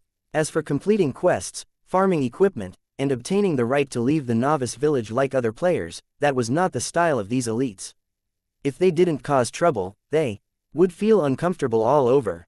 At this time, by a river at the edge of the mountain, more than a dozen players who were very keen to cause trouble were thinking about how to escape from the river.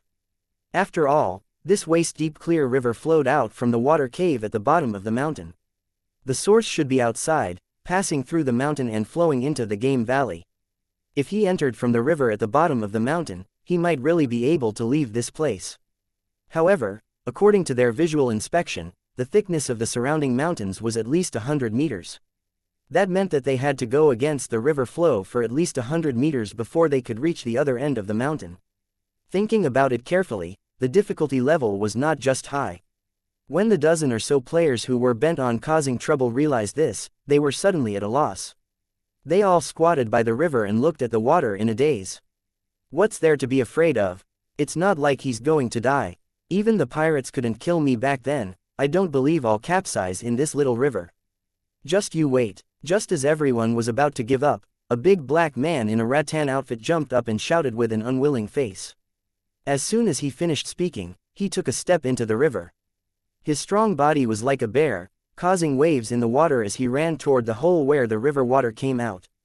When the players beside him saw this, they immediately cheered for his courage. What? Wise and divine. What? More courageous than others. All wait for your triumphant return. Words of praise flew out of their mouths continuously. When the burly man heard this, he immediately felt a little light-headed and plunged into the water cave. Seeing this, everyone held their breath and waited for the final result. There were only 3 possibilities. The first was that the strong man could not hold on and retreated. The second was that he successfully snuck out. As for the third, he believed that it wouldn't be long before the Game Valley's staff collected his corpse. In fact, the troublemaking team originally had a lot of members. However, after repeated failures, many of them had died, which led to their rapid shrinking of members. Of course, the main reason for the reduction in members was that those members with weak willpower saw that it was impossible to sneak in, so they obediently went back to do their missions. The remaining players were all extremely persistent. They had already regarded sneaking out of the Game Valley as their greatest pleasure and pursuit.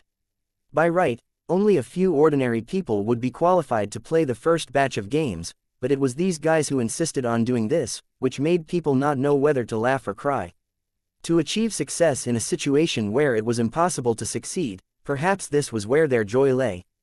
At this moment, the troublemaking group members were staring at the hole where the river water was gushing out from while talking to each other. It's been so long. Did that black guy drown? I don't think so. I heard that this guy used to be a boatman. He's very good at swimming. I have a feeling that we might lose another comrade. Fuck, this guy is still the fiercest. I've been struggling for a few hours, but I still don't dare to get in. Hee, I think he's just courting death. Anyway, I don't think he'll win. Everyone was discussing at once, but the content was obviously not optimistic about the burly man. They had completely forgotten how they had encouraged him to die just now. If the dark-skinned man were to hear these words, he would definitely lament about how careless he was in making friends. Tom, who died the day before yesterday, came to my company yesterday and said he wanted to fight me. He said I encouraged him to force his way out of the village. In the end, when he wanted to come back in after dying, he couldn't apply for a host body at all. He was so anxious that he came to vent his anger on me. Don't you think I'm being a little bit wronged? I was also part of the exploration at that time, okay. If he died, it's his fault. Why did he have to pull out a sword from the roadside? He was killed by a skeleton monster and he's blaming me. A man wearing a wild style of self-made bamboo plate armor suddenly said with a depressed expression. When the other players heard that, they immediately recalled the scene of the player named Thomp being dismembered by a skeleton monster that had suddenly emerged from the ground and chained up. They could not help but shiver. Although players could turn off their sense of pain, the scene of them being cut into pieces was too devastating. Come to think of it, ever since they decided to sneak into the valley of the game, none of them had ever succeeded. Almost every time, a member would be killed by all kinds of strange things. In fact, the first time a member died, a few of the cute girls in the team were so scared that their faces turned pale, and they resolutely left the jailbreak team. This also made the group of men secretly sad. After all, female players were now a rare breed. They did not lack women in their original world, but it did not mean that they did not need women to affirm their adventurous spirit. Of course, this didn't affect their firm will. In fact, on the road to courting death, this group of troublemakers had already gone further and further. Therefore, those who could still persist until now could really be called pure men. However, with a cry of alarm, these men immediately lost their calm and revealed looks of fear. They saw a figure rushing out of the hole that the big dark-skinned man had entered earlier, wailing for his parents. His originally dark face had now turned pale. The man was the big black man who had just entered the water hole. He didn't seem to have suffered any injuries, but a huge monster's head with a diameter of 1 meter came out of the water hole behind him. It looked like an ugly giant snake with a single horn. Its head poked out of the water hole, and then half of its body, which was more than 10 meters long, suddenly rose up from the river. Its black scales were covered with patterns, which gave a strong visual impact. After the giant serpent monster appeared, it did not immediately attack the players. Instead, it swept its cold gaze over the players and flicked its long tongue. The members of the trouble-making group, who wanted to see the world in chaos, looked at this scene with their mouths agape. They were so scared that they peed their pants. Without any hesitation, the group of disloyal people turned around and ran, completely ignoring the big black man who was running desperately towards the shore. Oh my god, is the Holy Dragon City playing with us? They actually hid such a huge monster in the underwater cave. Fuck, that's a flood dragon, right? It's definitely a flood dragon. This is too scary. Complaint? I want to complain. What complaint? They asked you to sneak in through a water cave. It's clearly you who wanted to cause trouble, okay. In the chaos, the members of the troublemaking group ran away without a trace in the blink of an eye. 946 Brawling 1 Humans were naturally afraid of such huge creatures, not to mention that this snake-like monster was obviously a fierce beast. Eating a human was like eating a snack between one's teeth. They knew that there were many monsters in the world of Lusheng. During the past few days of constant smuggling and jailbreak, the players of the troublemaking group had encountered and learned a lot. However, it was the first time they had encountered such a huge and terrifying monster. If he didn't run now, when would he? Therefore, at this moment, the members of the troublemaking group were not in the mood to care about the safety of their companions behind them. They scattered and ran faster than one another. The unlucky big black man was under a lot of pressure. He felt sad and angry when he saw his comrade disappear in front of him. This group of disloyal guys, even if I die, I will not let you off when I become a ghost. Right, I'm using a host body, so it seems that I won't die even if I die. At most, I'll be frightened a little. After realizing this, the fear in the big black man's heart dissipated a lot. Since he couldn't die, what was there to be afraid of? The big black guy subconsciously looked back, and his heart was even more assured. It turned out that the huge monster had already retreated back into the water cave, leaving only ripples behind. Damn it, you scared me to death. When the black man saw this, he let out a long sigh of relief and sat down on the ground. It was only then that he realized that all his equipment had fallen off, and his protective underwear was damaged. It must have been damaged when he was struggling in the water. Fortunately, the protective underclothes were of excellent quality and blocked the important areas of his body. Otherwise, the big black man would have completely returned to his natural state. After sitting for a while, the dark-skinned man seemed to have thought of something and couldn't help but smile. Originally, he had only participated in this realistic game to appreciate the scenery of the other world and experience the feeling of transmigration. However, after arriving in the world of Lusheng, he felt that his body had become abnormally strong and full of energy. He didn't even have such a strange feeling when he was young. Unknowingly, the middle-aged man's personality had undergone a strange change. He was not afraid of anything and was curious about his surroundings. This was also the reason why he joined the troublemaking group to vent his excess energy. Even the big black man himself didn't expect such a huge change in his personality. However, he didn't reject such a change. What was there to be dissatisfied about being able to regain her lost youth? After resting for a while and recovering his strength, the dark-skinned man immediately jumped up from the ground and prepared to teach those disloyal guys a lesson. After teaching them a lesson, of course, he would continue to cause trouble. The group of disloyal people only felt that something was wrong after running for a distance. By right, this was the Holy Dragon City's territory. Under normal circumstances, it was absolutely impossible for such a terrifying monster to exist. It would definitely pose a fatal threat to the players. Even if the players used a host body, it was inevitable that they would be frightened in the process of being killed, so this kind of thing was naturally avoided. Of course, there was a possibility that the Holy Dragon City had done this on purpose. After all, there were many places in this game valley that had made the players curious after transmigrating suffer. However, when they thought about how they had been causing trouble all this while, they suddenly thought of a possibility. This huge and terrifying monster was most likely left there by the Holy Dragon City to scare the players. That's right, it must be like this. I knew something was wrong. How could there be such a scary monster in this game valley? This Holy Dragon City is too hateful. They actually scared us like this. Guys, are we still going to continue? Continue? Of course we'll continue. I don't believe we can't escape from here. Everyone chimed in and regained their fighting spirit in the blink of an eye. Their sorry appearance just now had also been swept away. Just as everyone was trying to figure out the next possible way to leave the valley, a group of players suddenly appeared from the forest opposite them. There were men and women among these players, and there were less than 20 of them in total. They were all wearing self-made weapons and equipment, with a strong ethnic style.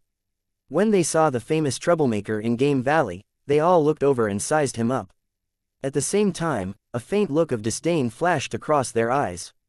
There were faint murmurs. Although it was in another language, some of the members of the troublemaking group knew several languages, so they naturally understood the content of the words. A bunch of trash. Although the eyes and voice were obscure, Players' senses had become extremely sharp after entering the world of the tower, so the other party's words and actions were immediately captured by the troublemakers. The group of troublemakers who had become fearless suddenly exploded. "Look, these guys are looking down on us and calling us trash. Fuck, if you look at me again, do you believe I'll dig your eyes out? The style of this equipment is so familiar. Have I seen it somewhere before? Of course it's familiar. Isn't that the traditional Japanese pajamas? Fuck, it's actually this group of people. Brothers, beat them up." As one of the players raised his weapon, the rest of the players who wanted to see the world in chaos responded one after another and rushed forward like wolves. When the players from the archipelago nation saw this, they did not show any weakness. They raised the wooden swords in their hands and fought with the troublemakers. Because they had turned off their pain sense, these guys were really fearless when they attacked. In an instant, their skin and flesh had been torn open, and the ground was full of figures rolling around. In the beginning, the trouble-making group deliberately avoided the female players from Japan and targeted the male players. However, they were soon attacked by these female players. After a member of the trouble-making group was hit in the head by the other party's wooden sword, he suddenly felt dizzy and almost fainted. Although he had turned off the sense of pain, some of his physiological reactions were still present. When he overused his strength, his hands and feet would be weak. When his head was hit, he would faint. When he bled heavily, he would also faint. The other female players' frequent sneak attacks completely angered the troublemaking group. The next moment, their pot-sized fists also smashed on the bodies of these Japanese female players without hesitation. "Ayo, I'm sorry, miss. Your left chest is swollen. Don't worry, I'll just punch your right chest evenly.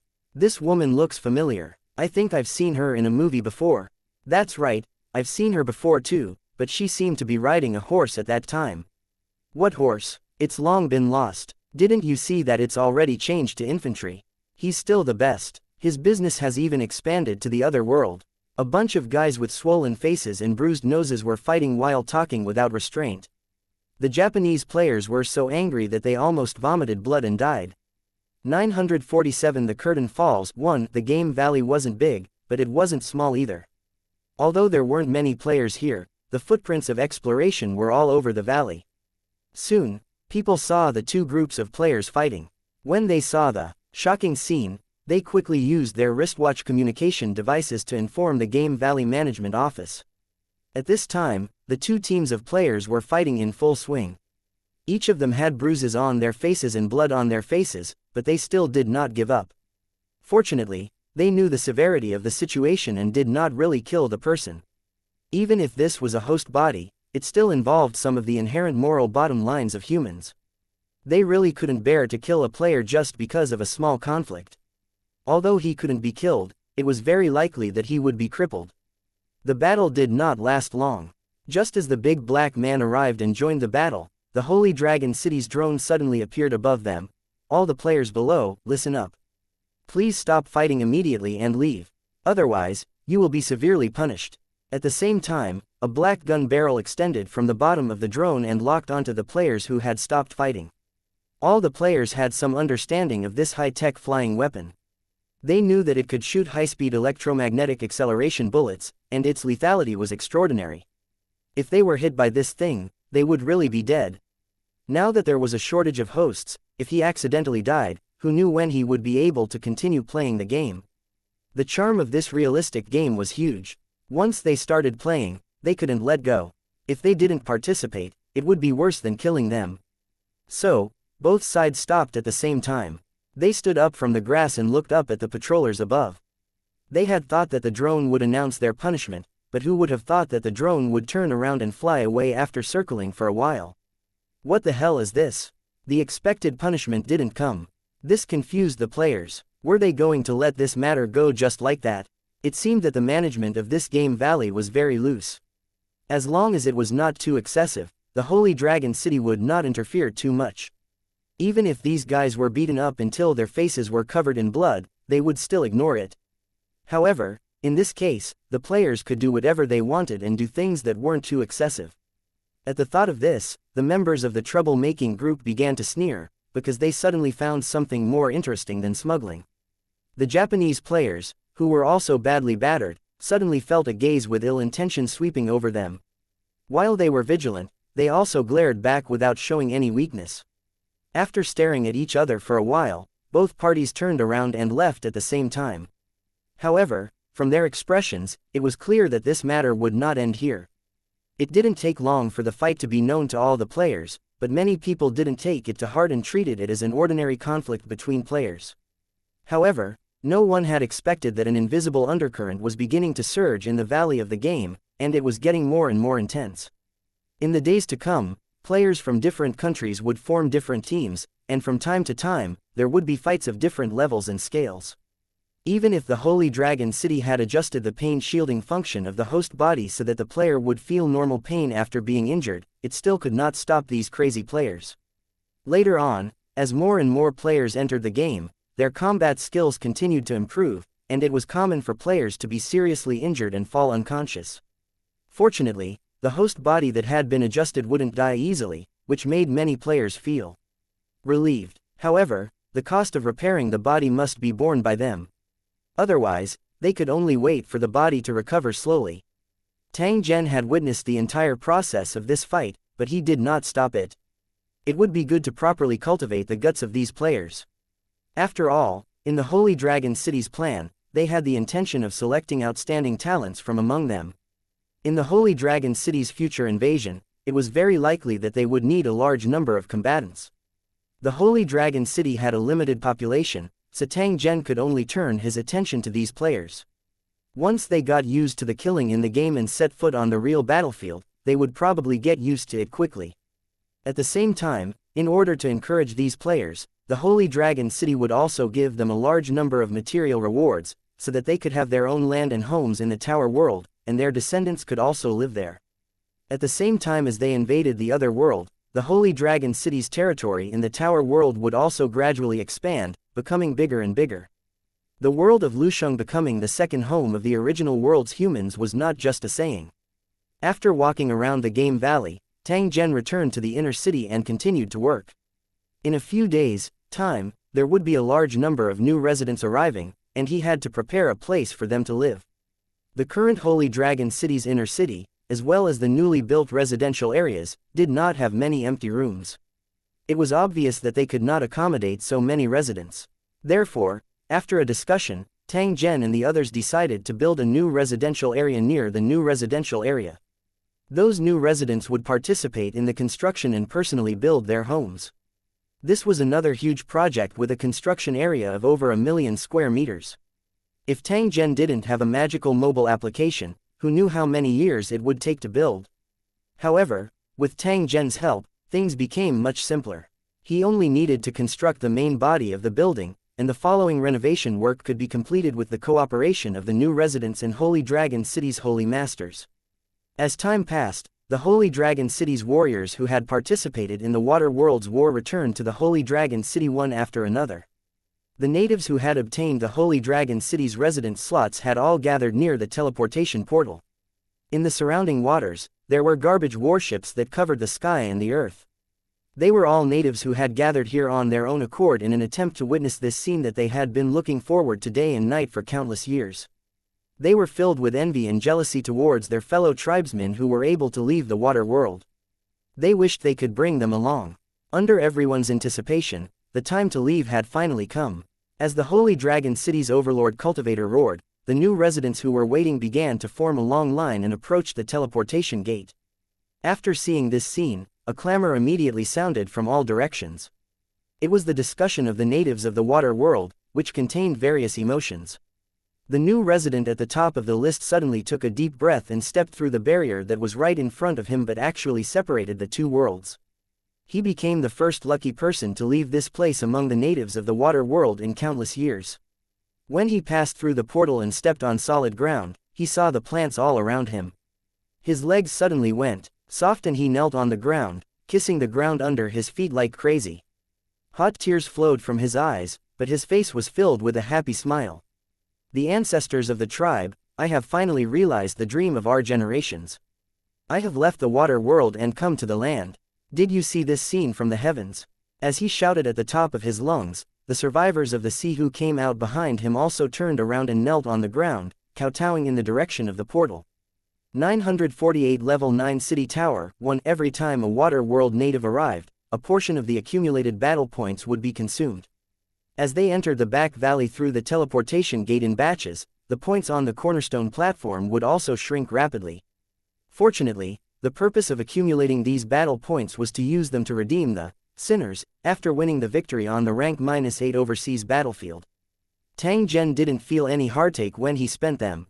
This time, the Holy Dragon City's advancement quest could be said to be quite successful. The number of battle merits obtained had already exceeded his original expectations. In this case, the number of new residents would also increase greatly, and many things would need to be prepared. This was actually a good thing, and many Lusheng wanted it more than anything. They even wanted to take away all the natives on the overseas battlefield. Of course, this was just a thought. So far, no tower had achieved this, and the cornerstone platform didn't allow it. It's good enough to give you eggs for free.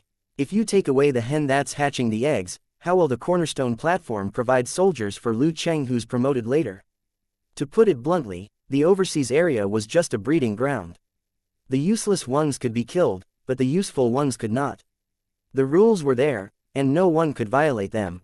The Holy Dragon City was able to get so many new residents at once. In fact, it was already a big profit. Tang Zhen was quite satisfied.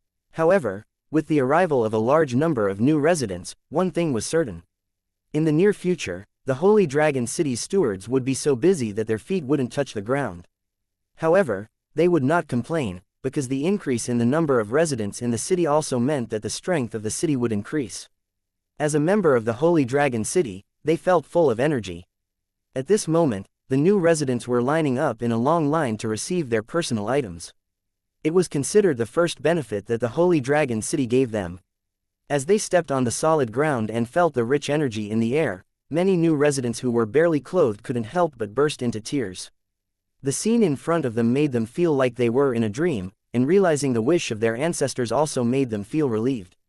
It was a pity that after this, they might not be able to see their family for the rest of their lives. This had also become a wound in their hearts that could not be healed. However, they were helpless in this situation. They also knew that in order to realize the ideals of their ancestors, some things had to be abandoned.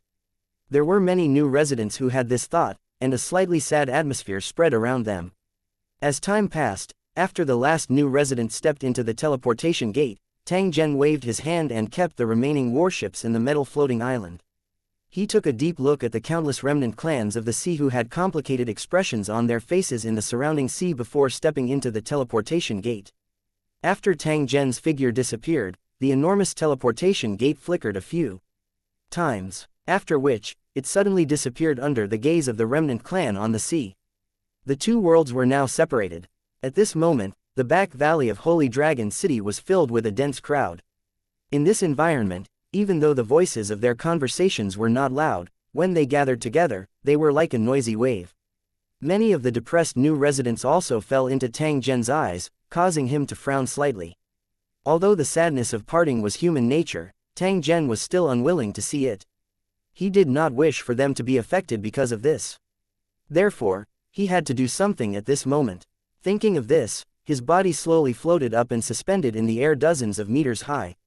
This scene was immediately seen by others. When they realized that it was Tang Zhen, they immediately stopped what they were doing and lifted their heads to look at the sky in unison. The originally noisy back valley had miraculously become extremely quiet in a dozen seconds. New residents of Holy Dragon City, I am Tang Zhen, your city lord. Welcome to Holy Dragon City. Tang Zhen's voice was neither hurried nor slow. However, it reverberated throughout the entire back mountain valley, causing everyone to be able to hear it clearly. You've realized the dream that your ancestors have never forgotten.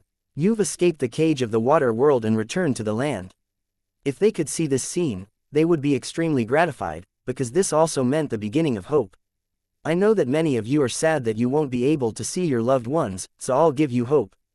After Tang Zhen said this, he suddenly raised his voice. From today onwards, as long as you are willing to work hard to accumulate points and battle merits, when you have reached a certain level, I will give you an exchange quota and help you bring back a relative from the water world. Even if I enter the water world again, it might be unimaginably difficult. I, Tang Zhen, will never go back on my word and will do as I say." When the new residents heard this, they were all stunned. After more than 10 seconds, some of them came back to their senses and half knelt on the ground without hesitation. "Thank you, City Lord, for your kindness. We will definitely go through fire and water for the Holy Dragon City, even if it costs us 10,000 lives." After this sentence was spoken, countless new residents knelt on the ground at the same time. They placed their hands on their chests and loudly repeated the same words. The voice resounded through the clouds and reverberated in the back valley for a long time. The emotions of the new residents had stabilized, and the next thing they needed to do was to proceed according to the plan. The next thing that Tang Zhen had to deal with was naturally the upgrade of the level 9 building. In fact, compared to the previous upgrade of the city, the upgrade of the level 9 city was actually very low-key. Other than the large number of new residents, the other changes were not obvious, but the benefits were real. For example, the strength of the buildings in the city would be greatly increased, and energy would be injected into them. Even the other auxiliary cities in the area of the city would also be strengthened. When night fell, fluorescent light and runes would appear on the surface of these buildings, making them look quite beautiful. If they were to use cannons to bombard the Holy Dragon City's buildings, unless they were bombarded by large caliber cannons, they would not be able to easily build level 9 buildings. Of course, it would be a different story if a weapon like a nuclear bomb was detonated. Just like in the game, these buildings would also seem to have a durability of their own. Before the durability ran out, the buildings would not be damaged. As the defensive strength of the tower increased, the speed at which the tower gathered energy was also greatly improved. Even ordinary people would feel the difference between the tower and the outside world after entering it. In such a blessed land, the speed of cultivation of the cultivators in Lusheng was extremely amazing. It was estimated that another group of cultivators in Lusheng would suddenly advance tonight. In fact, it wasn't just the Holy Dragon City's residents who benefited from this. Even the wanderers and foreign cultivators who gathered near the Holy Dragon City benefited a lot.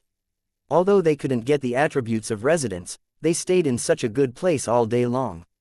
How could they not get any benefits? Therefore, even if the Holy Dragon City chased them away now, these guys would shamelessly stay. At the same time, they would think of ways to find the right to become residents of the city. Even the flowers and trees in the tower area began to show strange changes. They were faintly developing in the direction of exotic flowers and plants, but it was not too obvious now. However, they used their own way to celebrate the arrival of this moment. In an instant, hundreds of flowers bloomed both inside and outside Holy Dragon City. The fragrance filled the air, making people feel as if they were in a sea of flowers. Especially in the commercial district, the flowers were in full bloom, and it was a scene of colorful flowers. The foreign races who could not figure out the reason clicked their tongues in wonder, while those who guessed the reason kept sighing, thinking, "What's wrong with the Holy Dragon City? Why is it advancing so quickly?" It had not been long since the Holy Dragon City was promoted to a Grade 8 city. 949 storing power 1 at the same time as the new residents arrived. Holy Dragon City had already completed the process of upgrading to a level 9 city. The area of the main tower expanded once again, but because it was hidden deep underground, it did not cause any waves. Many of the Holy Dragon City's residents did not even know that the land beneath their feet was already being carried by a super floating warship.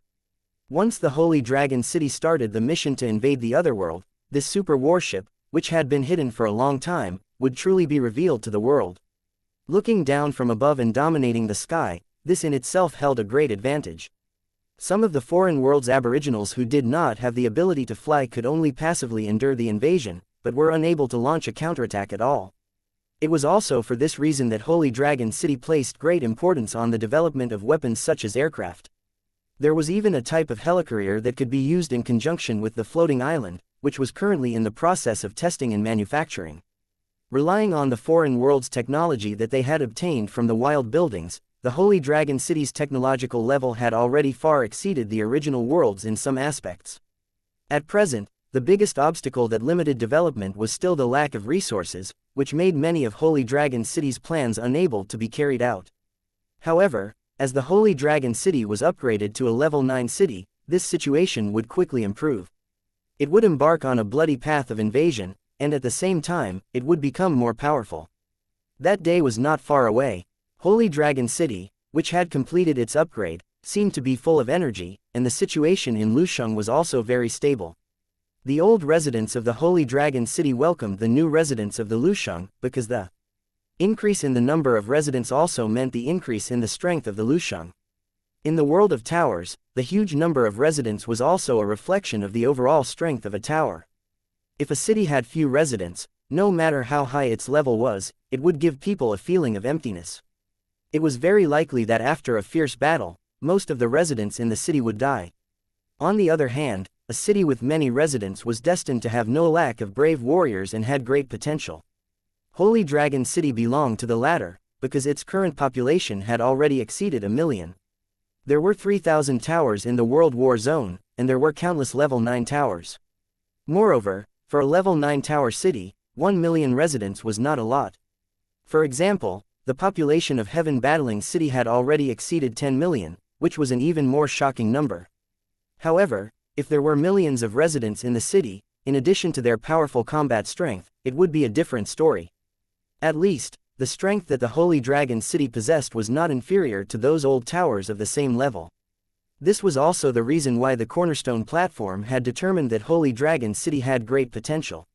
No matter what level they were at, they had the strength to crush most turrets of the same level. Now, with the arrival of new residents, Holy Dragon City had become even more lively. There were streams of people coming and going everywhere, leaving all the foreign merchants who had just arrived in Holy Dragon City dumbfounded.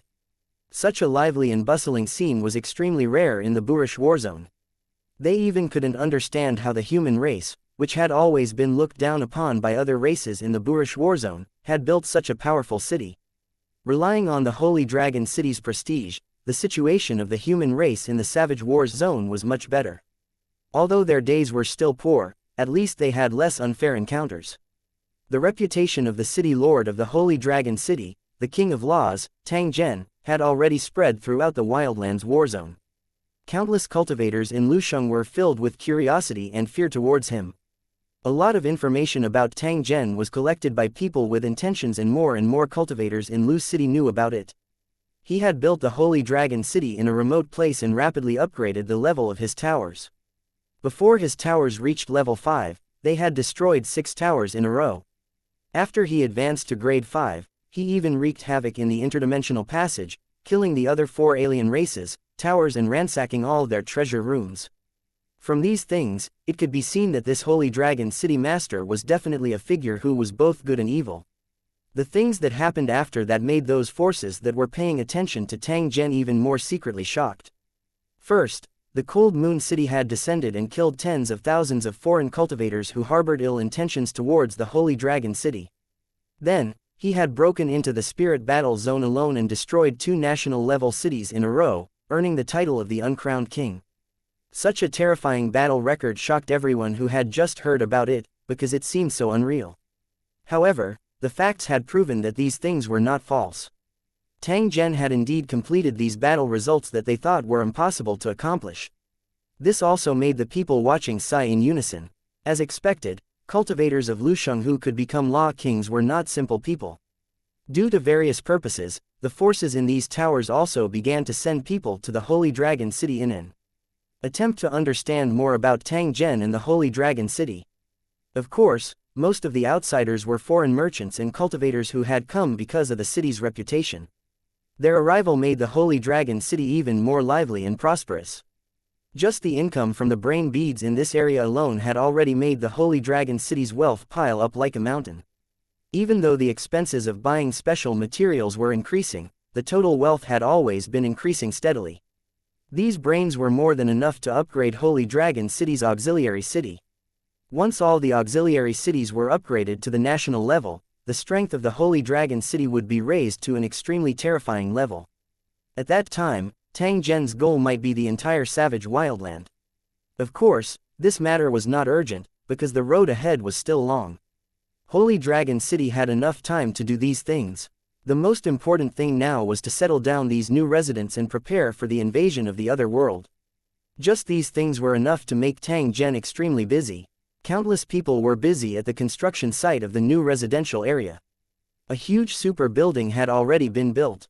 Tang Zhen once again performed a miracle in front of the Holy Dragon City's residents. However, Other than the outsiders who were inexplicably shocked, the Holy Dragon City's residents had long been immune to it. After all, they had seen similar things with their own eyes more than once. However, the new residences that were built this time really made many people's eyes light up. It was a giant building with an area of more than 1,000,000 square meters. It looked like a towering mountain that spiraled into the sky. A wide street meandered up along the mountain peak. This huge mountain building was the residence of the new residents. The space inside was huge and there were many high-tech equipment installed, enough to accommodate these new residents. There were also countless exotic flowers and plants planted on the mountain, making it look like a magnificent garden in the sky instead of a cold building. Once it was completed, it would definitely become another scenery in Holy Dragon City, attracting the envy and jealousy of countless outsiders. The new residents obviously thought so too, so they put in extra effort in the construction process because this was their future home. 950 Group Teleportation. 1. The items found in the wild building some time ago were sent to the cornerstone platform for analysis by Tang Zhen. After a few days, there were results. The truth was as he had expected. This wild building came from a foreign world that had never been discovered before. It was also because of this that Tang Zhen obtained the plane coordinates that he was most in need of at this time. At the same time, the mysterious star had also analyzed the plane's coordinates. This also meant that Tang Zhen could enter the other world first. It would not cause a huge commotion like the teleportation of the Tower City, which would alert the natives of the other world. As for the difference between the two sets of plane coordinates, Tang Zhen was still not too clear for the time being. This was because he simply could not understand the runes that formed the plane coordinates. Of course, to Tang Zhen, these things were not important. The key was that he had already obtained the plane coordinates. The Holy Dragon City could launch an invasion into the foreign world at any time. The cornerstone platform would not give the new Lusheng too much time to prepare. Within a year, the Holy Dragon City must take action, or else the cornerstone platform would punish them. Fortunately, the Holy Dragon City had already made all the preparations. They only needed to wait for Tang Zhen's order to immediately take action. As for the analysis of the origins of these wild buildings, there was already a preliminary result. It was just as Tang Zhen had guessed back then. They did indeed come from a special world. At the same time, one could also find some clues related to them in the original world. It seemed that only items from special worlds could activate the lost stars. Since he had already set this otherworld as the target of his invasion, it was very necessary for him to go to that otherworld to take a look and understand the specific situation of that world before he took action. The war of invading a foreign world was no child's play, and there could not be any carelessness during this period. If there was even the slightest bit of carelessness, the entire city tower would be destroyed in an instant. After all, they were going to face the enemy of the entire world. After dealing with the work at hand, Tang Zhen summoned 10 Lord-level cultivators of the Holy Dragon City and gathered them in the underground tower. These Holy Dragon City's feudal lords were all armed to the teeth. Each of them was extremely brave and astute, and their combat strength far exceeded cultivators of the same level. They would follow Tang Zhen to the mission world to carry out the initial exploration and information gathering. As they had been informed of the destination of this trip in advance, all the feudal lords had excited expressions. For them, the greatest glory of being cultivators of Lusheng was to be able to participate in the battle of invading foreign worlds, not fighting in the world of Lusheng. For ordinary cultivators, any senior who had participated in the war of invading the otherworld was enough to make them respect and worship him. However, it was not easy to realize this dream. Just the level limit of the building was enough to block their dreams. There were countless towers of different sizes in the entire boorish desolate war zone. However, less than 1 in 100 towers had been upgraded to level 9 and above. As cultivators in these low-level buildings, they were destined to have no fate with such glory. It was also because of this that the Holy Dragon City's cultivators felt that they were extremely lucky. Following the legendary city lord Tang Zhen, they had only used a few short years to successfully achieve this goal. Now that he thought about it, he still felt like he was dreaming. Now, under the leadership of the city lord, they would be the first to set foot on that glorious land and realize their dreams. How could the lords not be excited? Are you all ready? If there's no problem, we'll leave now. Tang Zhen was wearing a black cloak that covered his purple-gold battle armor as he looked at the lords in front of him and asked. The lords who were also wearing black cloaks nodded in unison, indicating that they were ready and could set off at any time. Tang Zhen nodded when he saw this. He activated the group teleportation option in the mysterious star. 2,000 origin stones were instantly deducted. At the same time, a light door rapidly appeared in front of Tang Zhen and the others. It turned out that other than himself, each overlord would need to consume 100 low-level origin stones during group teleportation, and his teleportation price was 10 times that of them. The fee for teleportation probably depended on one's cultivation level. The higher the cultivation level, the higher the price. Although the price was very high, it was still within Tang Zhen's acceptable range. However, he would feel a heartache if the price was any higher. Let's go. After Tang Zhen finished speaking, he took the first step into the light door. The other lords followed closely behind and quickly followed. After everyone had entered, the light door flashed and disappeared. A door of light suddenly appeared by a small stream in the mountains. Then, a muscular figure in a black cloak stepped out. He raised his head slightly, revealing his eyes that were covered by the hood. He scanned his surroundings coldly. The mountains and rivers were verdant, and it was filled with a primitive style, as if it had never been disturbed by humans. The air quality here was not inferior to that of the world of Lusheng, and the purity of the energy here was only inferior to that of the world of Lusheng. This also meant that there was a high possibility that there were powerful cultivators in this world.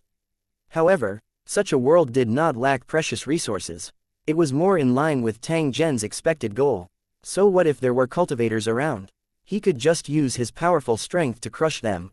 The only thing that surprised Tang Zhen was that the laws of the world in front of him seemed to be extremely chaotic. They interfered and rejected each other. It was impossible to effectively control this world. It was for this reason that the outsiders were not affected by the will of the world's laws at all after they arrived. They could also fully display their strength in battle. This situation was extremely advantageous to the Holy Dragon City. Otherwise, when the city's residents fought in this world, not only would they have to bear the attacks of native enemies, but they would also have to bear the rejection and suppression of the power of the natural law. It would be extremely frustrating. Taking a deep breath, Tang Zhen glanced at the 10 overlord cultivators behind him and took the lead to quickly advance along the river. The other lords also moved quickly and followed Tang Zhen's figure as they ran downstream. Their mission this time was mainly to figure out the specific situation of this world, so they had to keep a low profile as much as possible to avoid alerting the native forces. After all, divination and divination techniques were not rare among cultivators. Perhaps, the moment Tang Zhen and the rest entered this world, some experts had already noticed the abnormality. As for how they would deal with it, Tang Zhen was temporarily unclear. However, there was one thing that he was certain of, and that was that both sides would definitely meet with weapons. Tang Zhen's group, which was following the river, had unknowingly arrived at the edge of the mountain range. At the same time, a simple and crude bridge that stretched across the river faintly appeared in front of them. Beside the bridge, a large area of wooden houses was hidden by the trees, and green smoke rose in spirals. Tang Zhen immediately stopped his body after seeing this scene. He began to slowly walk along the rocky beach by the river. 2 villagers dressed in simple clothes were fishing barefooted by the river. They also noticed Tang Zhen and the rest who were walking towards the village. When they saw Tang Zhen and the others wearing black cloaks, a trace of nervousness and vigilance appeared on the faces of the 2 villagers as they constantly sized them up. Their village was remote and could be said to be close to the edge of the mountain range. Although there were usually outsiders, they were all ordinary travelers and adventurers. Those people's faces were covered in dust and their clothes were tattered. They were definitely not like Tang Zhen and the others. One look and one could tell that they were not ordinary people. In a short while, Tang Zhen and the rest had already arrived in front of them. They stopped in front of the 2 villagers. "Who are you? What do you want?" The elderly villager looked at Tang Zhen and asked with a trembling voice. Tang Zhen, who had long been waiting for the villagers to speak, immediately used his mobile application to crack and analyze this foreign world's language. At the same time, he spoke with a smile. "Hello, we are travelers from a distant place. We have traveled a long way and now we are looking for a temporary place to rest. May I ask please like and share the video on the YouTube channel Cultivation Audiobooks. What this place is, old brother." After hearing Tang Zhen's explanation, the vigilance in the elderly villager's eyes dissipated a lot. At the same time, he answered Tang Zhen's question. "This is Hwang Village, sir. 951 Village 1. There was an inn in Riverview Village. It was a two-story wooden building. After Tang Zhen and the others entered the village, they immediately checked in. In fact, the area of this village far exceeded Tang Zhen's expectations. There were not only a few wooden houses, but more than 200 households. The villagers here were made up of different races, and there was no lack of orcs among them, who were strong and burly. Although the orcs had all sorts of appearances, no one would discriminate against them.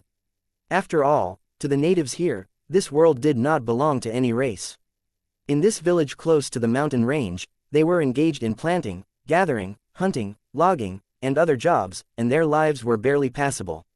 However, the world today was not very peaceful. All kinds of forces were competing in this land. The war and fighting had never stopped, and the people were the most direct victims. This was also the reason why they were wary of outsiders. After all, before this, the village had been attacked by bandits more than once and had suffered a lot of losses. The arrival of Tang Zhen's group immediately attracted the attention of many villagers. Perhaps, they had discovered that Tang Zhen's group was definitely not ordinary travelers. Therefore, the villagers treated them with a respectful attitude and kept their distance. In reality, if there was evidence to prove that Tang Zhen and the rest harbored evil intentions, it was likely that these seemingly simple and honest villagers would unhesitatingly pick up all sorts of weapons and launch an attack at Tang Zhen and the rest. The villagers would never show any mercy to the enemies who tried to destroy their homes and rob them of their belongings. More than one bandit had been hung to death on the defensive stone wall outside the village. Their bodies were also thrown into the forest after being dried. By relying on this method, many people who tried to steal or rob were scared off, so the village maintained a long period of peace. If Tang Zhen and his group dared to cause trouble, the villagers would do the same. However, the experienced men in the village were very clear that the villagers might not be a match for Tang Zhen and the others at all. This was because they had accidentally seen the equipment under the cloak of a lord cultivator. That kind of exquisitely made black armor must have been very expensive, and how could the person who could wear this kind of armor be an ordinary person? Even the guards with the highest strength in the village had faces full of fear when they saw Tang Zhen and the others. When these ordinary villagers fought, it was estimated that they would be split into two by the other party. Fortunately, after Tang Zhen and the others entered Huang village, they kept a low profile. This caused the villagers to slightly relax their vigilance. However, they did not let their guard down and continued to observe in secret. Only those children would occasionally appear around Tang Zhen's group. Their mouths would let out chattering sounds as they were filled with curiosity towards these outsiders. At this moment, Tang Zhen and the rest were seated in the main hall of the hotel. They ordered some local specialty food and a few large barrels of light alcohol. They surrounded a long wooden table with their swords placed to the side so that they could quickly grab them when a battle broke out. Some of the customers in the inn were rather envious of the Holy Dragon City's overlords' weapons. It was said that after the village's blacksmith saw these weapons, he patted his chest and guaranteed that these weapons were definitely worth thousands of gold. As for the exquisite armors they were wearing, they were even more expensive. Even the blacksmith couldn't guess the specific price. It was also because of this sentence that Tang Zhen and the others were no longer regarded as bandits by the villagers. Instead, they were regarded as rich and noble with a great background. Their originally vigilant eyes had also turned into envy and jealousy. Tang Zhen's performance had also confirmed the villagers' guess. As a large piece of gold was thrown out, the innkeeper, whose face was full of joy, immediately got busy, and plates of food were brought to the table, filling it to the brim. Although the cooking method of the food was very crude, it won in the quantity. Even the big-bellied man could roll his eyes as he ate. Tang Zhen raised the wine glass in his hand and gently took a sip before placing the glass to the side. He was really not used to drinking this kind of coarse wine. Even with honey, it still had a faint sour taste. The Holy Dragon City's overlords at the side did not have so many scruples, and all drank very happily. For the past 2 days, Tang Zhen had not arranged any missions. When the lords were bored, they could only drink to relieve their boredom. However, they would never get drunk. Tang Zhen was very assured of his subordinates. After all, each and every one of them was an iron-blooded military officer who had led an army into battle. How could they not know what was going on in their hearts? Their current behavior was probably to numb the villagers so that they would no longer pay attention to them. Tang Zhen glanced at the table beside him before looking at a man wearing leather armor. This fellow had been sizing them up. Like the other villagers, His eyes were filled with curiosity and vigilance, but there was also a trace of greed and viciousness that was hard to detect. "Come over, friend, I'll treat you to a drink." Tang Zhen patted the wine barrel on the table as he shouted at the man in leather armor. The man was obviously short on money, otherwise he wouldn't be sitting at the table and watching others drink and eat. After hearing Tang Zhen's invitation, he hesitated for a moment before walking over. A faint sour smell of sweat was emitted from his body, causing Tang Zhen to frown slightly. However, it seemed that the local people did not like to bathe. This was because there were piranhas in the river. They were nearly 1 meter in size and often attacked the villagers who were bathing and fishing. "Thank you, generous outsider. You must know that I haven't had a cup of mellow wine in a long time." The man in leather armor received the wooden wine cup that Tang Zhen handed over. He raised his head and drank it cleanly. After licking the corner of his mouth, he spoke to Tang Zhen. "You're welcome. If you like it, you can have this bucket." Tang Zhen pushed the wine barrel in front of him over and said with a smile, "You're really a generous person. Forgive me for being presumptuous, but I guess you're not used to drinking this kind of inferior wine." The man in leather armor poured himself another cup and asked Tang Zhen. When the tavern owner heard that, he immediately roared, "You bastard, Donnie! How dare you say that my wine is of poor quality? Do you believe that you won't be able to drink a single drop from today on?" The man in leather armor, Danny, immediately shrunk his neck and looked at the hotel owner with a fawning expression. Lagran snorted and turned around, ignoring him. Tang Zhen smiled when he saw this and said to Donnie, "In my hometown, there are many kinds of wine, and they all taste different. But I prefer the taste of the wine from my hometown. I heard that you came from afar. Where are you from, and what are you doing here?" Donnie gulped down his wine, but he kept trying to find out the background of Tang Zhen and the others. No one knew what he was trying to do. "My hometown is very far away. We came here by boat. As for the purpose of coming here, of course it's to make money." Hearing Tang Zhen's words, Tang Zhen's eyes slightly brightened as he continued to ask, "Then, do you have any goods to sell? I can help you contact the seller, as long as you give me a 5% commission." When Tang Zhen said this, the greed in Tang Zhen's eyes was almost unconcealable. It was obvious that this guy wasn't honest and was probably thinking of something. "I'm not familiar with this place, so I won't sell the goods for the time being. I have to at least find out more about it." After hearing Tang Zhen's answer, a trace of disappointment and unwillingness flashed in Tang Zhen's eyes. He rolled his eyes and continued, "Just ask. Please like and share the video on the YouTube channel Cultivation Audiobooks. Me whatever you want to know. There's almost nothing I don't know about in Snow City. So this place is under the jurisdiction of the Snow City. What a surprise." Tang Zhen smiled when he heard this. A trace of glint flashed across his eyes. 952 Donnie 1 Tang Zhen also had the same plan as Tang Zhen when Tang Zhen tried to find out about their origins. Although he already had a rough guess in his heart, he still needed to verify it. The guy in front of him who didn't look like a good person was the best source of information. In fact, Tang Zhen had noticed Tang Zhen long ago. Since the day they entered Riverview Village, this unkempt guy in leather armor had appeared around them from time to time, observing their every move.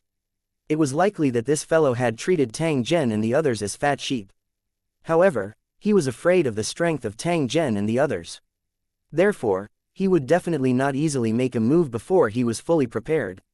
He had been trying to find an opportunity to get close to Tang Zhen and the others and talk to them to get information. Unfortunately, the Holy Dragon City's overlords were not familiar with this world's language and could only use a translator to communicate with the natives. Hence, most of the time, the Lord of Holy Dragon City would remain silent in front of the natives. The stern faces of these guys were quite scary. Many people who tried to talk to them hesitated but did not have the courage to speak, including Donnie. However, he did not know that Tang Zhen had long had his eyes on him. Moreover, Tang Zhen had treated him as one of the channels to obtain information. These thieving bastards had information sources that ordinary people didn't have. If he could control them, many things would become much easier. Therefore, in the past 2 days, there were always miniature reconnaissance robots following behind Downey. The secrets that he thought he had hidden well were actually all in Tang Zhen's hands. Earlier, Tang Zhen had invited him to drink only because he felt that the time had come and had allowed the prey to directly fall into his trap. As for the Snow City that Tang Zhen mentioned, Tang Zhen was no stranger to it. Before he came to this world, the Holy Dragon City's Intelligence Research Department had already submitted a report. They had carried out a detailed analysis of the items collected from the wild buildings and made a deduction at the same time. These items also belonged to a world related to the game. It was similar to the wasteland world that Tang Zhen had previously been to. This was still an incomplete world. Therefore, it used a special method to project some of the representative events of this world to various planes. One of them was the original world where Tang Zhen was from. According to Tang Zhen's personal experience, he could conclude that many things that happened in this special world were similar to the contents of the projection. However, there were also some places that were completely different, but the overall situation was similar to the contents of the projection. Before the laws and order of this world were complete, it would always be in a constant cycle, repeating the story that had happened before. However, during this period, the world would absorb the influence of the mysterious power and patch up some of the tiny loopholes. In fact, it would continue to extend its existing structure and make the world more perfect. If there was no external interference, it was estimated that one day in the future, this incomplete world would completely transform and become a real world. And those stories that had been circulating endlessly would also come to a conclusion. After hearing the name of Snow City from Downey, Tang Zhen was sure that the information he got before the teleportation was correct. This would be very helpful for his next operation. In fact, when he set foot in this world that day, Tang Zhen had already released a large number of miniature drone reconnaissance planes. They continued to scout and search along a fixed route. At the same time, they would summarize and send back the information they had collected. Tang Zhen already had a general understanding of the basic situation of this world. However, he was more willing to learn about the views of this world from the local aboriginals. Since Donnie had spoken, he naturally did not mind continuing the conversation. "Oh, really? That's great. Why don't you tell me what's happening recently?" Tang Zhen looked at Tang Ni, who had a ruddy complexion and was already slightly tipsy, as he spoke with great interest. Donnie immediately became excited and started to talk. "Do you know about dragons? I'll be honest with you. I saw one a few days ago." Donnie had a smug expression on his face as if he wanted to see Tang Zhen's shocked expression. However, as soon as he finished speaking, a customer beside him sneered before Tang Zhen could speak. "Damn you, Donnie, don't talk nonsense just because you drank some horse piss. That dragon is only a thing of legend. How can it really appear? If a worm really did appear, you'd probably be the worm's xianxia by now. Why would you be drinking and bragging here? Don't you guys smell the shit on Donnie? I guess this guy really saw a dragon and was buried in the dragon's shit, so he was lucky enough to escape. That's right, that must be it. Let's drink to the lucky Donnie who escaped from xianxia." As soon as he said that, the entire hall burst into laughter. Donnie was exasperated. He stood up, pointed at the crowd, and said, "You bastards. I'm telling the truth, but you don't believe me. Let me tell you, that dragon has already destroyed a castle and killed many soldiers of the Empire and members of the Storm Cloak. I estimate that it won't be long before that dragon comes here and burns all of you bastards to ashes." Seeing Donnie's exasperated look, the crowd mistakenly thought that his lie had been exposed, and that was why he was acting like this. They all laughed until they were out of breath. "All right, Donnie, you've just escaped from xianxia. Go and drink your wine. There are not many chances for such a free drink." Donnie was even angrier after hearing that.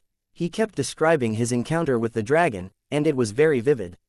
However, he was alone, so how could he be a match for a group of people? After a few words of argument, he attracted even more ridicule and abuse. Sitting down indignantly, Tang Yi looked at Tang Zhen with a helpless expression. "Sir, do you believe what I said? I really did see a dragon, and for the sake of this barrel of wine, I can tell you a secret." Donnie was very excited. Sweeping his gaze around, he lowered his voice and said to Tang Zhen, "When I returned to the village yesterday, I happened to find traces of the dragon. Then, I tried to look for it, and I actually found the dragon's nest. It's said that dragons love to collect treasures. If we can sneak into the dragon's cave and bring back the treasures, we'll be rich." Donnie's eyes were full of excitement and longing, as if he could see himself getting the treasure of the dragon and becoming a rich man in the blink of an eye.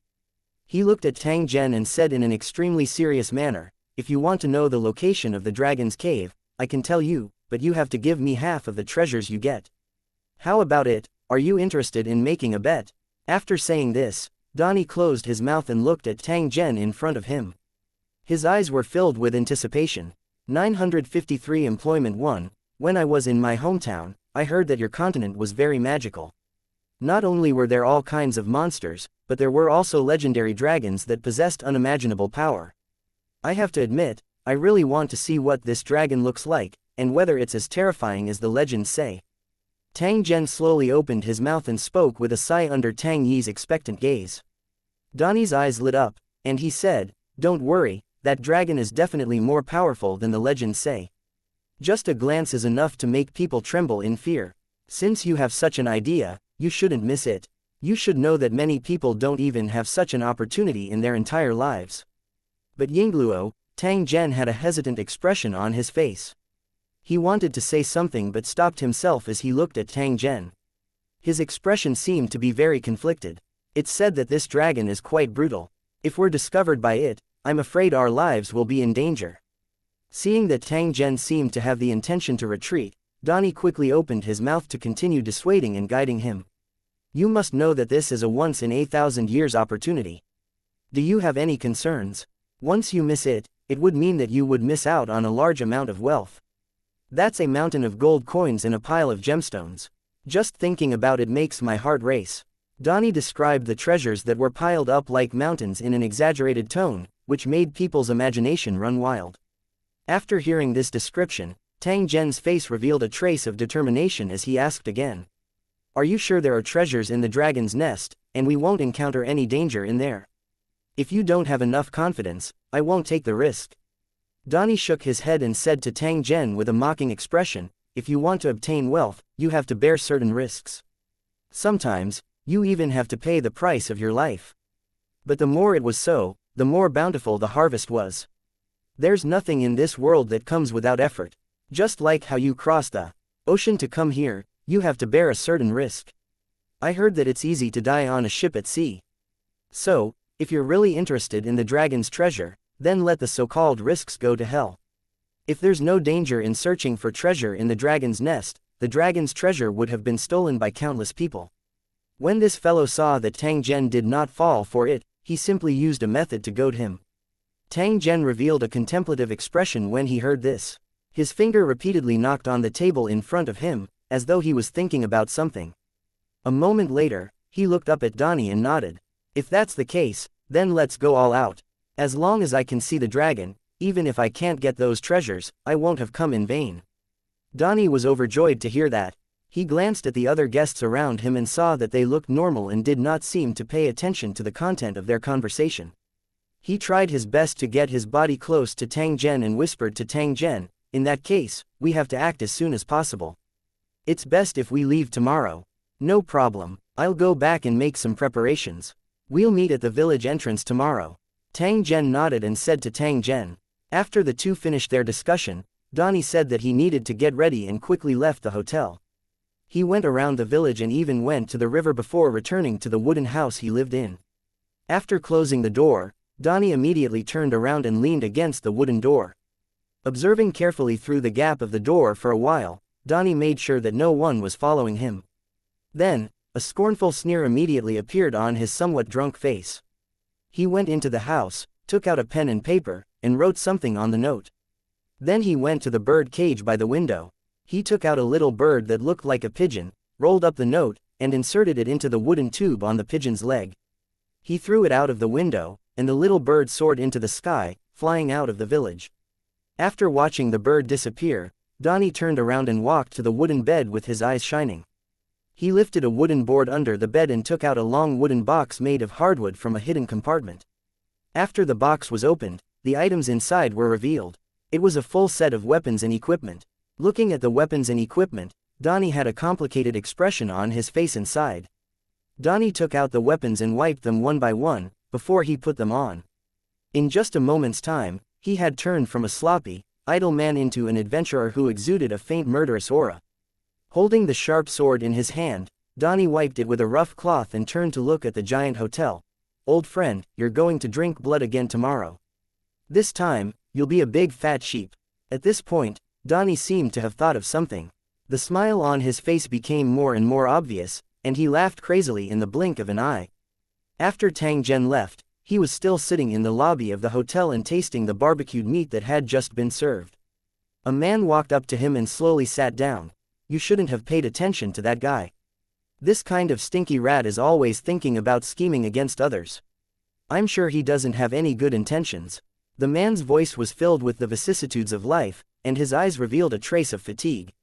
On his slightly messy armor, there were still traces of blood and faint burn marks. Tang Zhen raised his head and glanced at the other party. He smiled before slowly lowering his head. I don't care what he's up to.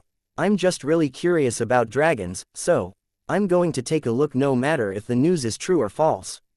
So that's how it is, then just pretend I didn't say anything.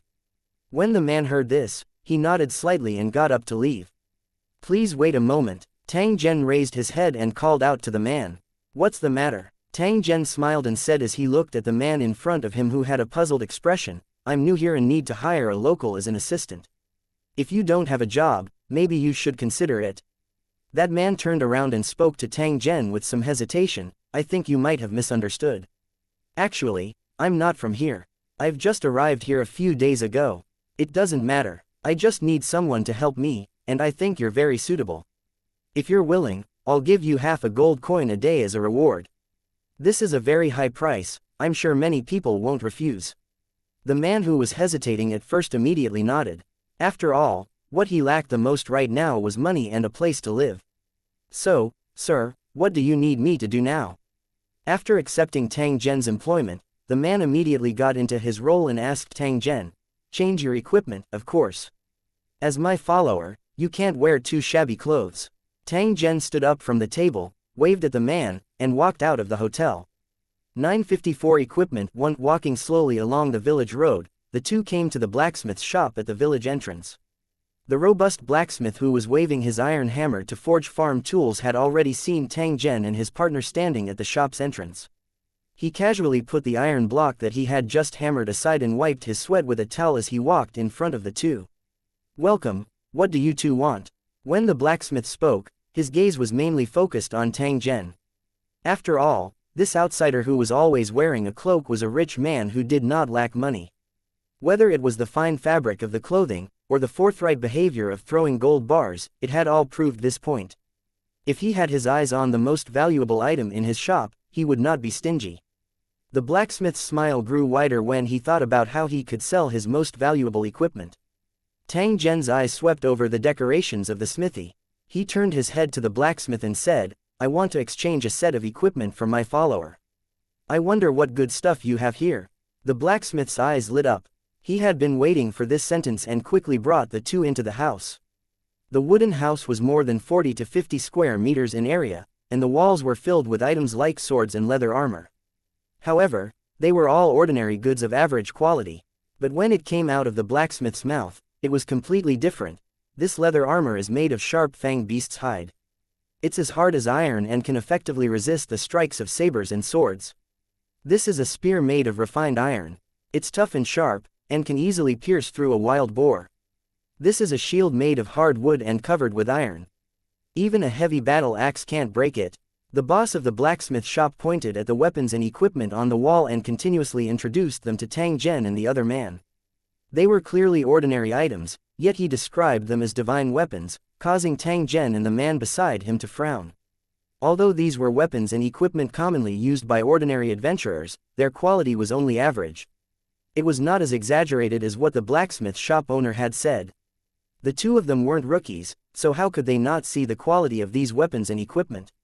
Could it be that the boss of the blacksmith shop was bullying his employer, who was unfamiliar with the place and the people, and wanted to take advantage of the opportunity to rip him off?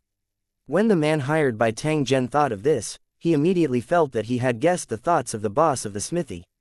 His brows involuntarily furrowed even more tightly. The employer's background had already spread throughout the village. Everyone knew that they came from the other side of the sea and were very generous, so many people wanted to take the opportunity to make a fortune. It was normal for the boss of the smithy to have such thoughts. However, since he had been hired, he naturally could not let the employer suffer. Therefore, when Tang Zhen didn't say anything, this follower took the initiative to speak and said to the boss of the smithy, "Put away your useless flattery. You and I both know very well what grade these equipment are. We're not laymen, and we won't waste a single cent on your flattery. The boss of the smithy looked a little embarrassed when he heard this, but he quickly disappeared. He looked at Tang Zhen's follower, waved his fist, and roared with a muffled thunder-like voice, "What do you mean, kid? Are you looking down on the equipment I've smithed?" The attendant laughed in disdain. "It's not that I'm looking down on you, but I don't want you to set the price for these ordinary equipment according to the things you've bragged about. Of course, if the price is fair, just pretend I didn't say anything." When the boss of the smithy heard this, he swept his eyes over Tang Zhen and the other man before asking in a muffled voice, "After talking for so long, which equipment did you guys take a fancy to?" That attendant looked at Tang Zhen when he heard this. After all, he was the one paying and was also his employer. He couldn't make the decision for this kind of matter. "Although your equipment is good, I'm still not satisfied. It can't be that you only have items of this quality, right?" Tang Zhen shifted his gaze away from the equipment and spoke to the boss of the blacksmith shop. Clearly, he did not take a fancy to these items.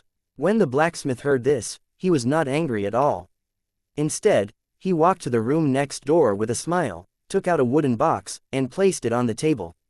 "I do have some good stuff here, but it's not cheap. Are you sure you want to buy it?"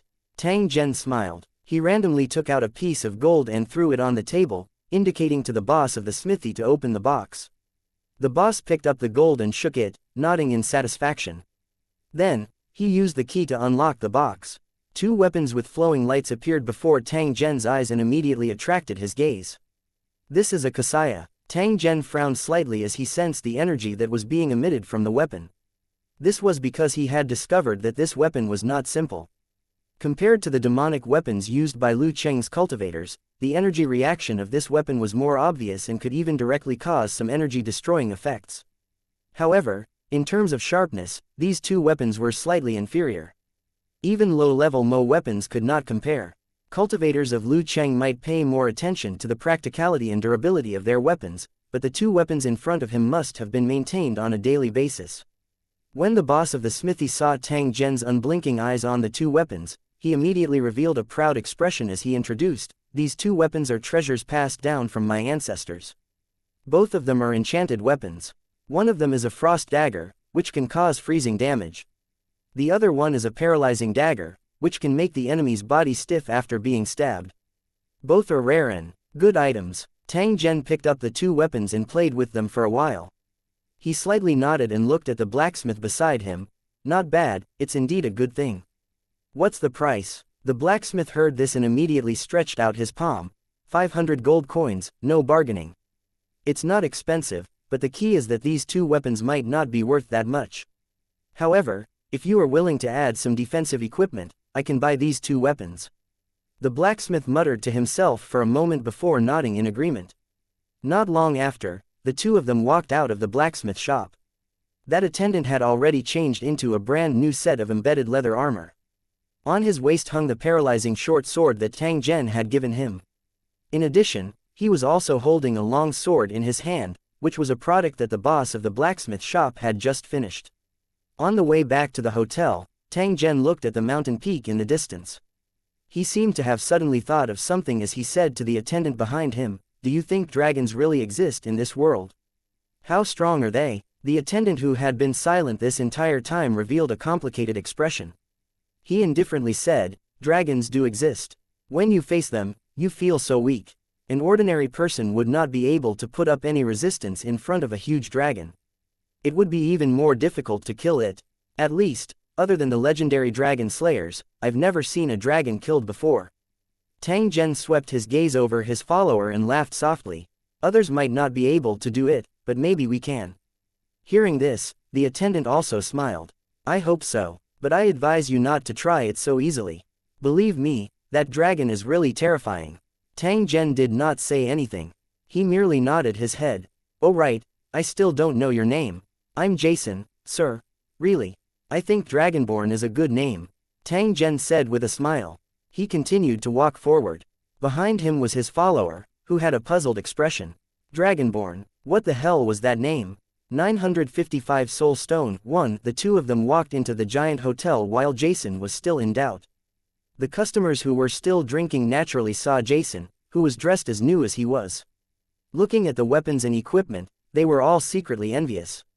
This guy who came out of nowhere was definitely lucky today. He was actually hired by the rich man from across the sea and obtained a set of valuable equipment so easily. For adventurers, good equipment could save lives at critical moments, but many people did not have the money to buy new high-end equipment because it was definitely not a small expense. Therefore, most adventurers wore a set of tattered equipment and would not change it until they died. It was a joy to meet an employer who was willing to pay for equipment that was obviously high-end. The Tang Zhen duo ignored everyone's gazes as they passed through the lobby of the inn and headed to their residence on the second floor. Tang Zhen entered the room and sat on a chair. He randomly took out a crystal that looked like a gemstone and began to fiddle with it. This was what the blacksmith had given him after he had bought the 2 enchanted weapons. It was called a soul stone, and it could be used to enchant weapons that had exhausted their mana. After seeing this gem, Tang Zhen's eyes flashed with a trace of surprise. However, his expression did not change. He thanked the blacksmith and left. In fact, when the blacksmith took out this soul stone, Tang Zhen had already discovered that the aura of this soul stone was extremely similar to that of the origin stone. However, now that he had calmed down and observed it carefully, he realized that this soul stone was very different from origin stones. The origin stones that Tang Zhen had seen earlier were all pure with a single attribute without any impurities. On the other hand, the interior of this soul stone was filled with extremely impure energy. The power of laws was also almost undetectable.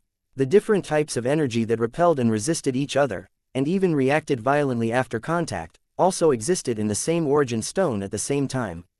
Under such circumstances, the soul stone still did not explode, which was quite rare. Jason, how much do you know about soul stones? After Tang Zhen fiddled with the soul stone for a while, he raised his head and asked his attendant who was quietly standing beside him. Hearing this, Jason thought for a moment and said, "This kind of soul stone is very rare and precious. It is said that it can absorb souls and transform them into magic power to charge enchanted weapons. In addition, these soul stones from the sky were said to be fragments of the space where a god lived, and had more powerful effects than ordinary soul stones. If I want to know more, I'll have to ask. Please like and share the video on the YouTube channel Cultivation Audiobooks." Those knowledgeable scholars. When Jason said this, he shrugged his shoulders, indicating that he only knew that. "Yes, I'll read it if I have the chance. You can go and rest now. I'll call you if there's anything." Tang Zhen lowered his head and continued to study the soul stone in his hand. Jason nodded and went to the room next door. He lay on the bed and began to sleep. He had just escaped from death some time ago, so he needed a good rest so that he could get back to work. When Tang Zhen was the only one left in the room, he flipped his hand and the soul stone disappeared. At the same time, the top-up number at the bottom of his mobile phone had a slight change, which also showed that the soul stone was a special kind of origin stone. In fact, origin stones did not have a fixed appearance. Origin stones from different worlds actually had different appearances. The origin stones that Tang Zhen had seen so far had a hexagonal, cubic, bead-like appearance. The only thing they had in common was that they were extremely similar to gemstones.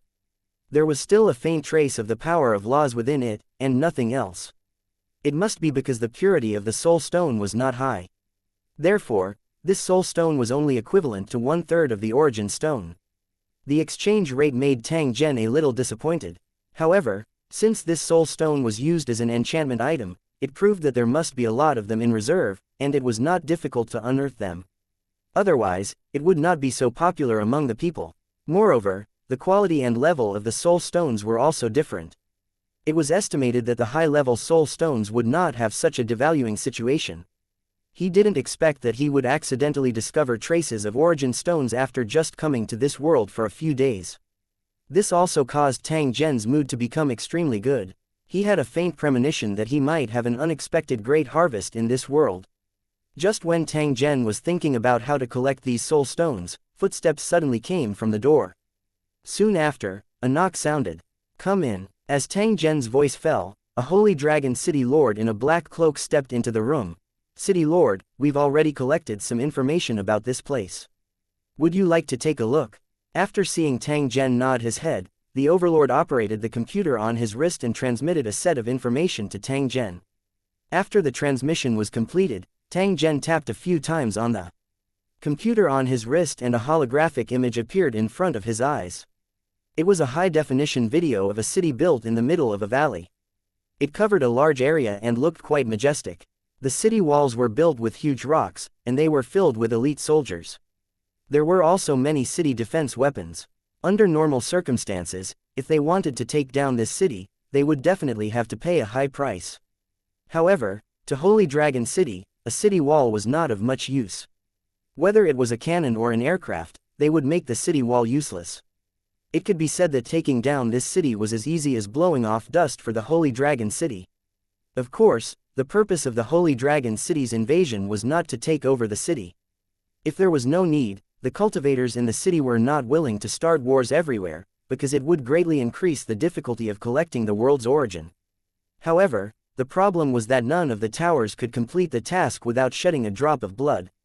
This was because the invasion of the towers was an enemy of the entire Otherworld. Even if the Aboriginals did not want to fight, the world's original will would drive them to resist. After all, the plundering of the world's origin would cause too much damage to the world. It was like a person's essence being plundered. In serious cases, it would not be surprising to lose his life.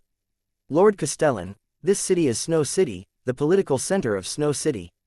Lord Balgov has many warriors and mages under his command, and his overall strength is very strong. We once ambushed a team of adventurers with good strength to judge their combat power. Through the process of fighting and the interrogation, he could confirm that some of the powerful warriors among them had the strength of a level 5 cultivator. As for the natives with the strength of a lord, there should be a few, but the exact number is still unknown. Tang Zhen nodded and casually asked, "What about the adventurer team? Did they clean up? How's their equipment?" "It's been dealt with. The level of the equipment is about the same as that of ordinary cultivators in Lusheng. However, compared to holy masters, the skills of mages in this world seem to be more powerful. They also have a special weapon that has a powerful energy attack effect. It seems to be more lethal than demon weapons." Tang Zhen nodded. He already had some understanding of this situation. After all, this could barely be considered a high-energy world. Moreover, it seemed to be inextricably linked to the gods. In this case, it was quite normal to imagine that the native cultivators were stronger. As for the places where the indigenous cultivators are stronger than the Holy Dragon City, there's no need to worry too much. I just need to snatch them for my own use. It was normal to use the weapons of native cultivators to attack the natives. After all, the purpose of war was to obtain the final victory. What kind of means couldn't be used? When the cultivators of Lusheng world invaded the foreign world, they not only plundered the origin of the world, but also the weapons and combat techniques of the foreign world's aboriginals. In some Lusheng, there were many cultivators who specialized in the combat techniques of the foreign world. After all, plundering was simply snatching the good things of the other party and then using them for oneself. 956 Departure 1. When Lu Cheng first invaded the Otherworld, because he didn't know the world he was invading, he could only choose a random location in the Otherworld to open a plain transmission channel. There were too many unknown dangers in this method, so many Lusheng suffered losses. Some of the towers appeared on the surface of the ocean, some appeared in the mouth of a volcano, and there were even some unlucky towers that were directly teleported to the headquarters of the most powerful native forces. Encountering such a situation could no longer be described as unlucky. The final result was that as soon as Lu Cheng teleported over, he suffered the full counterattack of the indigenous camp. Only a few powerful towers could break through the encirclement and make the indigenous camp abandon their armor. The rest of the towers would basically be defeated and then return to the world of towers. The destruction of cities and the death of people would happen from time to time. In such a special situation, the invading towers were helpless.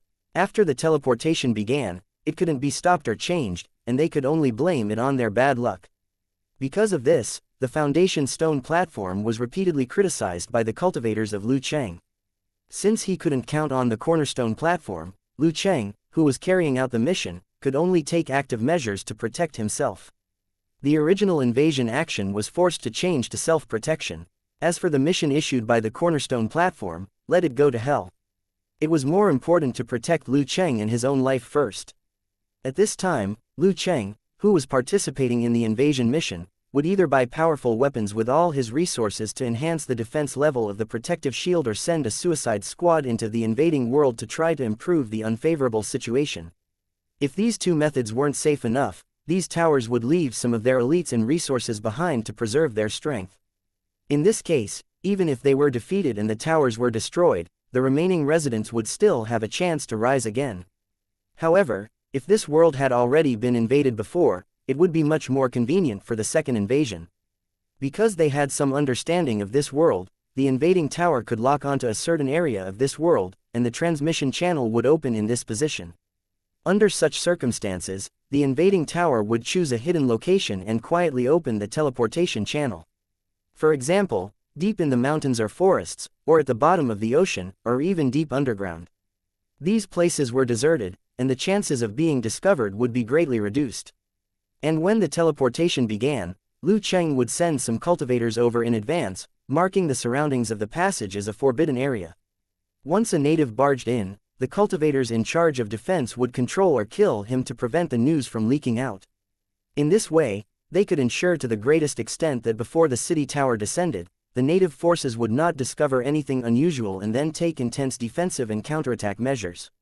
However, compared to other towers, the Holy Dragon City undoubtedly had a greater advantage, because their city lord had already entered the mission world before the tower was teleported. From this matter, one could see the advantages of a mobile phone. Using its transmission function, Tang Zhen could take the first step into the world that was about to be invaded, choose a suitable place to open a plane transmission channel, and ensure that there would be no interference during the transmission process. After a preliminary investigation of the snow-covered territory, it was confirmed that a plane transmission channel could be set up here. After all, this place was high in the mountains and dense in the forest, and there were few people. Even if the channel was set up, it would be difficult for people to discover it.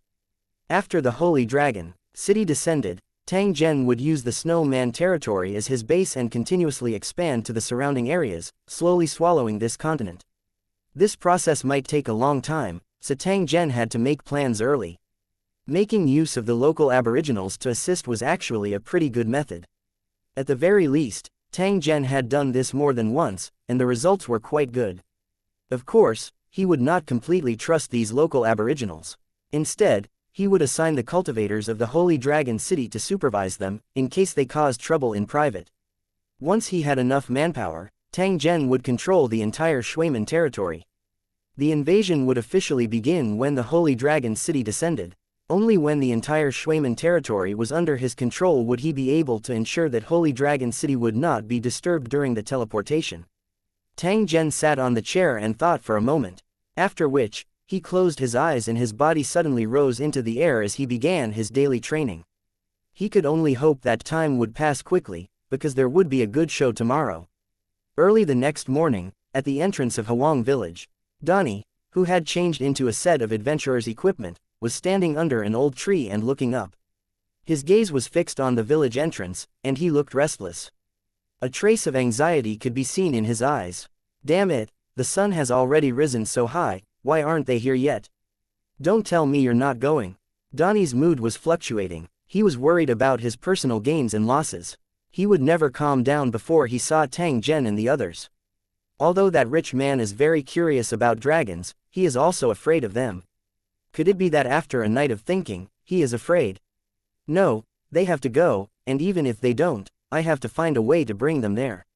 Otherwise, thinking of this, Donnie narrowed his eyes, and a hint of ruthlessness flashed in his eyes. At this moment, a group of people appeared at the entrance of the village. Donnie looked at them and was pleasantly surprised. You're finally here. Let's get going. After all, the dragon's lair is still some distance away. As Donnie spoke, he glanced at Tang Zhen, who was wearing a black cloak in front of him. In his opinion, although this rich man was well equipped, there was no trace of energy around his body. It was obvious that he was just an ordinary person without any combat power. If it wasn't for the protection of the guards, he definitely wouldn't have been able to survive for more than a day in a place like the Snow City. He would have been killed and all of his valuable items taken away. Therefore, the 10 silent and mysterious subordinates behind Tang Zhen were the ones that he needed to be wary of. Donnie had always been a little afraid of the 10 followers who didn't look weak. Although he didn't know how strong they were, he was sure that they were definitely strong. If Donnie were to fight one of them, he might be killed in less than 10 moves. However, to deal with such an expert, there was no need to fight face to face. Sometimes, a few small tricks were far more useful than swords. It was exactly because of his confidence that Donnie was able to keep calm. In his heart, the 10 seemingly powerful followers were going to be dead bodies soon. 957 Ill-intentioned one. Inadvertently, a past event came to Donnie's mind. On a certain day a few years ago, he had once led a team of powerful adventurers into the depths of this mountain range from another location. Without the adventurer noticing, Donnie took him on a path of no return. The final result was that the adventurer team was completely annihilated, leaving behind a batch of valuable weapons and equipment and a bag of gold coins. At that time, Donnie was far less powerful than he was now, but he became crazy under the stimulation of money. Even the strongest man in the team of adventurers had his throat cut by him with a sharp blade, and the hot blood sprayed all over his face. The resentful eyes of the other party before his death were still fresh in his memory, but so what? After all, the one who died was the other party, while he was still alive and well.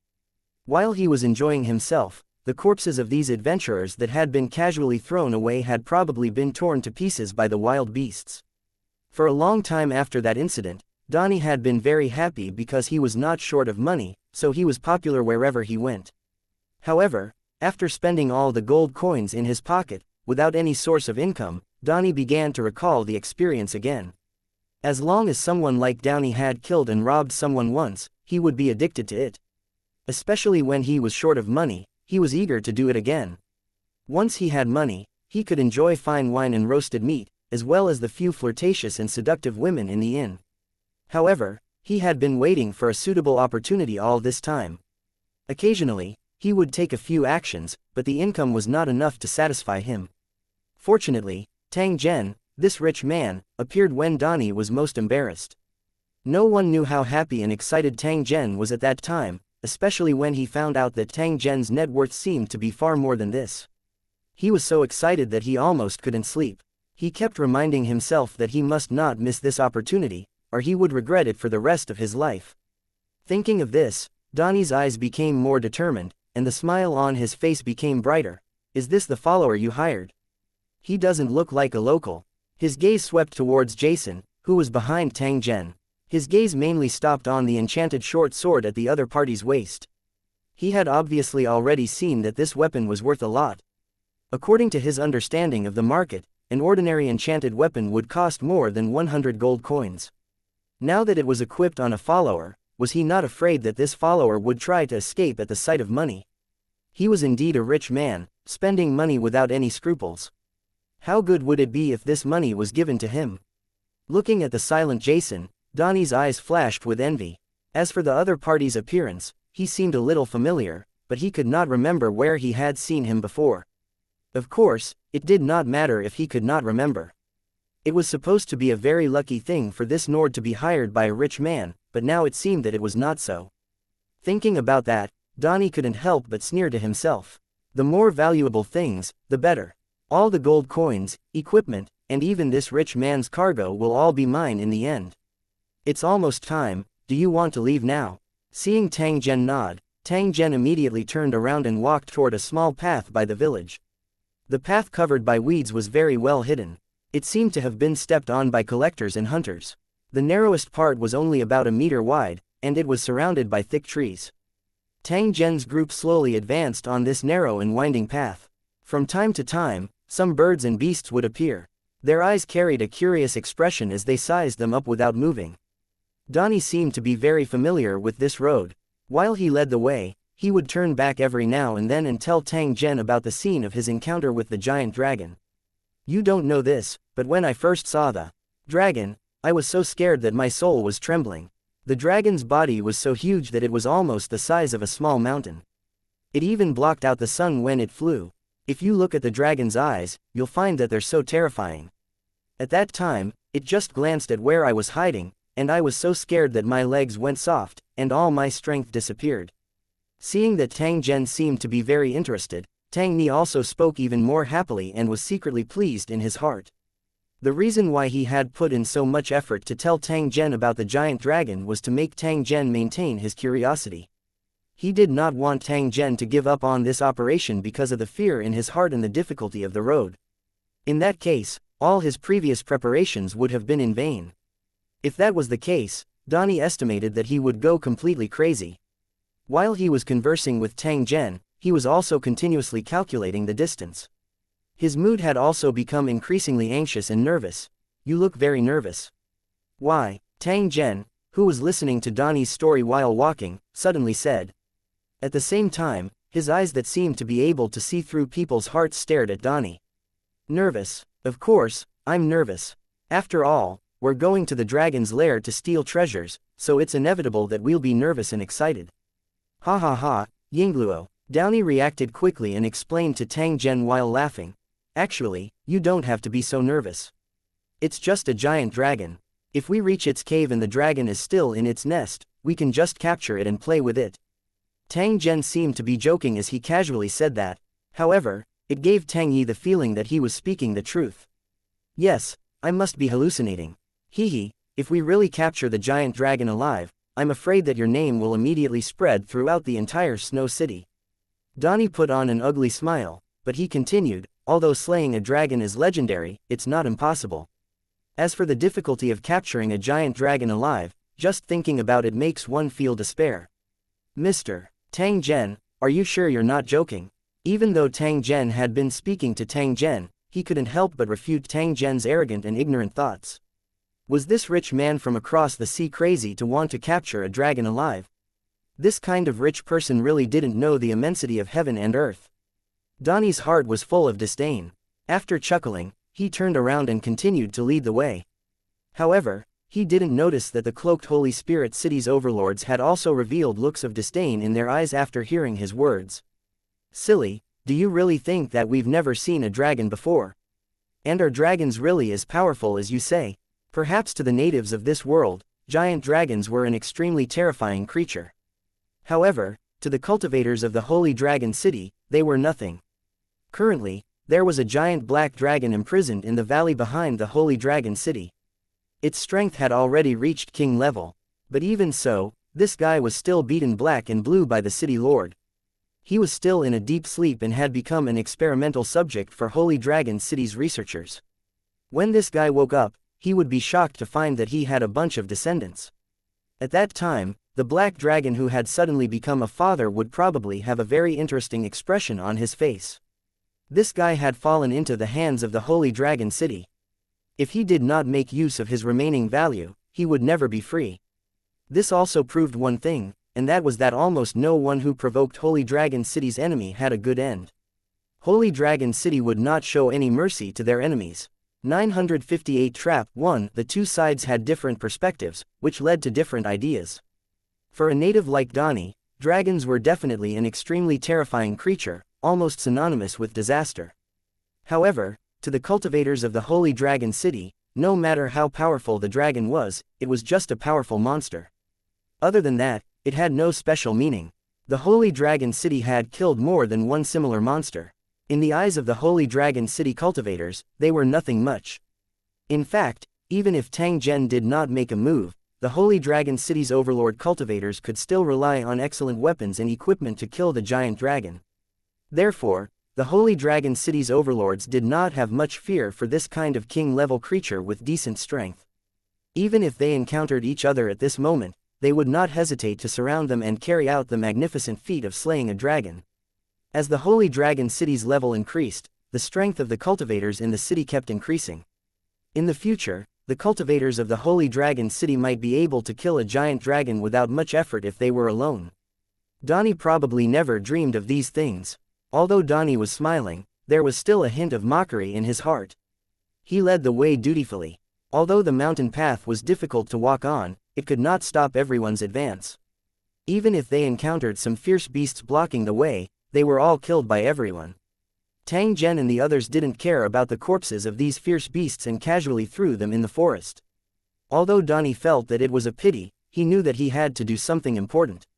So, he did not collect the materials from the bodies as usual, even though they were all valuable.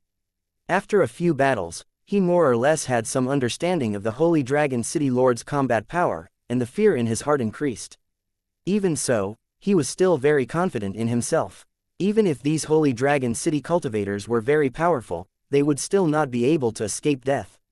How could he know that these holy dragon cities' overlords had not even used 10% of their strength when they had just started hunting the ferocious beasts? If Donnie really thought that this was all the holy dragon city's lord could do and let his guard down, he would definitely die a terrible death. Before they knew it, they had already reached the end of the path. At the same time, a huge valley with strange rocks suddenly appeared in front of them. This valley was almost barren, and every boulder was the size of a small mountain. The weathered surface was full of shining ring patterns, which seemed to be some kind of special ore. Go along this rocky valley. At the end of it, there will be a huge mountain peak. Near the peak of the mountain peak, there is a temple. That giant dragon is entrenched there. Donnie pointed at the narrow passage between the huge rocks and explained to Tang Zhen and the others. Using the act of wiping his sweat as a cover, his gaze swept across a huge rock at the entrance of the valley. When he saw a few small stones placed under the huge rock, his eyes revealed a trace of light. Mr. Tang Zhen, shall we rest here for a while or shall we continue? I suggest that we continue our journey because we still have a lot of things to do after reaching the dragon's nest. At the same time, it's best to leave this forest before dark. This mountain range is very dangerous at night. In addition to those ferocious beasts, it's very likely that you'll encounter terrifying monsters, as well as the appearance of evil wizards. Tang Zhen frowned slightly and gently nodded. In that case, let's continue on our way. Seeing that Tang Zhen had listened to his suggestion, Tang Zhen was very happy and kept praising Tang Zhen. The team set off again. The surrounding scenery changed from trees to boulders. Looking at the boulders that were full of glowing circular patterns, everyone felt as if they had entered a maze. There were some open areas in the valley, but they were also covered with house-sized boulders. If one were to walk in these areas, one would get lost if they were not careful. The mountain peaks on both sides also crisscrossed, constantly intertwining in the valley. It seemed that every branch could lead out, but in reality, it was a dead end. There were also some strange creatures here. They seemed to be affected by some kind of power and had become extremely huge. They would jump out from time to attack everyone. There were a few times when they encountered groups of monsters, but after killing them, they realized that they were lost. Every time that happened, Donnie would quickly climb up to the rock, look around for a while, and then jump down to continue leading the way. Tang Zhen suddenly asked as he walked along the winding road filled with huge rocks. After walking for a distance, he looked at Tang Zhen who was walking beside him. "Donnie, are you in need of money?" he asked. Donnie, who was looking around, could not help but be slightly stunned when he heard this. He did not understand why Tang Zhen would ask. Please like and share the video on the YouTube channel Cultivation Audiobooks. However, he quickly laughed hideously and said with a somewhat emotional tone, "I'm short of money, yes, I'm really short of money. If I had money, I wouldn't have been reduced to sitting in a tavern and only watching others drink. In the end, it's all because of the lack of money." Then, Donnie seemed to have thought of something and could not help but smile bitterly. Tang Zhen nodded. He swept a glance at the somewhat dejected Tang Ni and nodded with a smile. "I see. After this deal, the money should be enough for you to squander for a while, right?" Donnie, who was observing the surroundings, had a change in expression. He turned to look at Tang Zhen, who had a faint smile on his face. He took half a step back without a trace and laughed dryly at the same time. "Mr. Tang Zhen, what do you mean by that? Why can't I understand what you're saying?" Tang Zhen ignored Tang Ni. Instead, he placed his hands behind his back and glanced at the surrounding 2-story tall huge rock as a cold smile appeared on his face. "You don't understand. You're just pretending, right? Otherwise, why are you panicking?" An ominous feeling rose in Donnie's heart. He took another step back, and at the same time, one of his hands slowly moved toward the sword on his waist. Tang Zhen's face revealed a trace of disdain when he saw this. The gaze he used to look at Tang Zhen was as if he was looking at an ant that was pretending to be smart. "What do you mean? It's just as you thought. Your scheme has been exposed long ago, so you should stop acting. After acting for such a long time, you must be very tired, right?" After hearing that, the smile on Donnie's face gradually disappeared, and his eyes turned cold. "Have I been discovered? Why didn't they expose me? Why did they follow me all the way here? Yingluo, you're so confident that I can't do anything to you."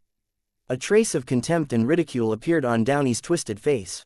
He looked at Tang Zhen as if he was looking at a dead man.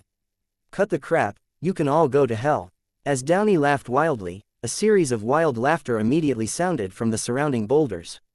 Soon after, many strong figures appeared on the boulders and surrounded Tang Zhen and the others. These people had tattoos all over their bodies, and they wore helmets made of beast skulls.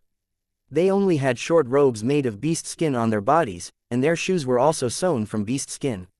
In their hands, they were carrying all kinds of weapons, which were also decorated with fur, giving people a rather rough feeling. Although their equipment was in tatters, these people's auras were extremely valiant. The gazes they used to look at Tang Zhen and the others were like a pack of hungry wolves looking at lambs that had fallen into a trap. It was as if in their eyes, Tang Zhen and the others were the best delicacies that made them drool with desire. 959 Evil Gods Believer. 1 After these brutal-looking ambushers appeared, Jason, who had been standing behind Tang Zhen, suddenly pulled out his weapon at the fastest speed and blocked Tang Zhen behind him. Hide behind me. If you have the chance, retreat immediately. Jason's expression was grave as he looked at the ambushers in the surroundings. He did not even turn his head as he warned Tang Zhen. Tang Zhen smiled slightly when he saw this. The other party's reaction and conscientious performance caused him to feel extremely appreciative. The purpose of hiring Jason was mainly because of his special identity. In this special world, the experience of such a person was almost no different from cheating. Tang Zhen didn't want to allow a fellow who was close to being the son of destiny to be out of his control. Therefore, he took the initiative to make a move and pulled him into his camp. If Jason tried to oppose him in the future, Tang Zhen would not hesitate to kill him. However, from the current situation, the other party's character was not bad. Even in the face of so many enemies that were obviously not easy to deal with, he still did not hesitate to draw his sword to protect himself. Even if Tang Zhen didn't need it, the other party's behavior was worthy of praise and encouragement. Relax, things are not as bad as you think. Tang Zhen smiled and patted Jason's shoulder. He walked to the side and coldly glanced at Downey, who had already raised his sword with a grim smile. He asked Jason, whose muscles were tense, "Jason, do you know the background of these guys?" Jason, who was holding the paralyzing short sword and long sword, immediately replied, "These are all believers of the heretic god. They don't like money, so they abandoned everything and worshipped the heretic god. They often offered human heads to evil gods, and at the same time, they liked to eat strong adventurers, thinking that they could obtain their power. These guys are like the oathbreakers, rats on the street. Once they appear, they will be killed. No wonder they are hiding in this place." After that, he glanced at Donnie with undisguised contempt in his eyes. This guy must have colluded with the believers of the wicked god to lure powerful sacrifices for them. The believers of the wicked god don't like money, so they will be taken away by him in the end. God knows how many adventurers have been harmed by this damn bastard. It's not too much to kill him 100 times. Tang Zhen nodded and waved to the Holy Dragon City's overlords beside him. "I see, but these guys are still somewhat useful. I didn't waste half a day. Beat them all to the ground and try to keep them alive." As soon as he finished speaking, the Holy Dragon City's lords, who had been waiting for a long time, grinned and drew their weapons from their waists, charging towards the wicked god's believers. The Doomsday's believers also let out strange howls and jumped down from the huge rock, colliding with the Lord of Holy Dragon City. Donnie, who was holding a sword, sneered at the scene. He knew the strength of the wicked god's believers better than anyone. Although their equipment was crude, there were many powerful adventurers among them who had extraordinary combat power before they joined the evil god. Furthermore, after continuous selection and elimination, the weak had already died, and the remaining were all elites. With dozens of elites like this, even the rich man's followers would not be a match for them, right? But why didn't they use sabers? Why did they use that black stick made of some unknown material? Just as Donnie was confused, what happened in front of him made him widen his eyes in shock. The Holy Dragon City's overlords, who were holding black clubs, approached the wicked god's believers at an unbelievable speed. Then, they stabbed the weapons in their hands at those crazy guys. Then, in a flash of lightning, the believers of the Doomsday, who were waving their swords, immediately stood on the spot twitching as if they had been struck by a gust of wind. They fell to the ground with white foam at their mouths. As soon as they exchanged blows, the 10 Doomsday devotees suddenly fainted on the ground, and it was unknown if they were dead or alive. The other Doomsday's believers were shocked and looked at the Holy Dragon City's lords with vigilance. Donnie, who was beside them, was so scared that he almost jumped up. The scene that was happening in front of him was far beyond his expectations. This Wufu is using lightning magic. Damn it, are these people not only warriors but also lightning mages? No, it should be an enchanted weapon with the power of lightning. Looking at the Holy Dragon City Lord's weapon that flickered with electric light, Donnie's expression was uncertain, and the bad feeling in his heart became more and more intense. The Outlanders' equipment was so powerful that their speed and combat abilities were enough to completely crush the Doomsday devotees. Damn it, they are rich and powerful. Where did they come from? All kinds of thoughts emerged in Donnie's mind, especially when he saw Tang Zhen's calm smile, but his eyes were frighteningly cold. He couldn't help but tremble and began to slowly step back. Tang Zhen, who was originally just an ordinary person in his eyes, gave him an incomparably enormous pressure at this moment, causing his soul to continuously tremble. This feeling was so familiar. It was like a mayfly facing a giant dragon. Donnie's pupils suddenly shrank, and he turned around and ran without hesitation. Tang Zhen extended his hand and pointed when he saw this. He said to Jason, "Can you capture him alive without killing him?" Jason nodded and rushed out like an arrow, chasing after Donnie, who had gone around the boulder and disappeared. After Tang Zhen saw this scene, he nodded his head in satisfaction. He turned his head to look at the battlefield and used his mental energy to pile the unconscious believers together. Using a special method to stimulate them, all the unconscious Doomsday devotees woke up. They first looked around in a daze, then their eyes shone with a fierce light. However, when they tried to stand up, they found that their bodies seemed to be pressed under a mountain, and they couldn't even move their fingers. They kept struggling, trying to break free from this restraint, but they didn't know that it was just a waste of energy. If Tang Zhen was willing, he could instantly crush these believers into meat paste. With their strength that had yet to reach the Lord tier, they would not be able to escape from Tang Zhen's control even if they died of exhaustion. However, the other party's crazy performance made Tang Zhen very interested. He casually pulled over an evil god believer. Under the other party's crazy gaze, he stretched out his large hand and directly grabbed his head. The head was the most important organ in the human body. In the original world, there were records of the head hiding 9 palaces. Among them, the Niwen Palace was the place where the spirit was hidden. Those with low strength would not be able to explore its mysteries. The Holy Dragon City's soul-dormant body made use of this principle to allow transmigrators to control bodies that did not belong to them. Tang Zhen, on the other hand, could rely on his powerful mental energy to forcefully break through the soul's protection and enter this mysterious region where the soul was hidden. He could read the deepest memories of the other party and even forcefully modify them. After Tang Zhen's spiritual energy invaded the Doomsday devotee's body, he immediately lost control of his body and became limp like a pile of mud. These guys have been brainwashed and hypnotized. No wonder they're so crazy. A minute later, Tang Zhen released his palm, and the Doomsday devotee whose memory had been read by him regained consciousness. After struggling on the ground for a while, he suddenly crawled toward Tang Zhen. When the Holy Dragon City Lord saw this, he immediately wanted to knock him out, but was stopped by Tang Zhen. It was also at this moment that the evil god's believer had already crawled in front of Tang Zhen. He began to hug his boots and continuously kissed them with a pious and fanatical expression. This scene was seen by the other lords, and they were all surprised, but no one asked.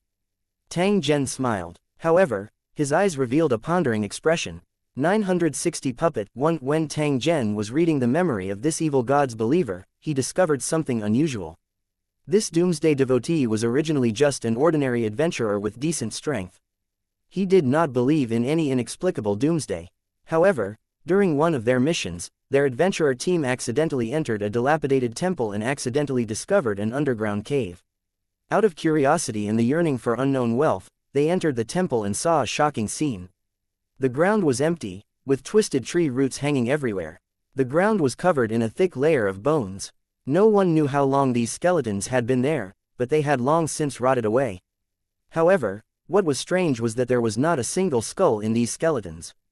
Suppressing the fear and doubt in their hearts, they slowly moved forward with the help of the fluorescent plants underground. Soon, they arrived at a huge underground space. The area of this space was more than 10 times the size of the previous one. There were huge glowing fungi growing in it, illuminating the place as if it was always dusk. It was also here that they found a huge and strange altar, as well as a mountain of skulls. It was obvious that the heads of the corpses had been piled up here as special offerings. In addition to these skeletons, the altar was also covered with a mess of weapons and gold and silver treasures, shining with an intoxicating luster, making people's hearts beat wildly with a single look. However, what attracted their attention the most was a strange statue that was almost 5 meters tall in the center of the altar.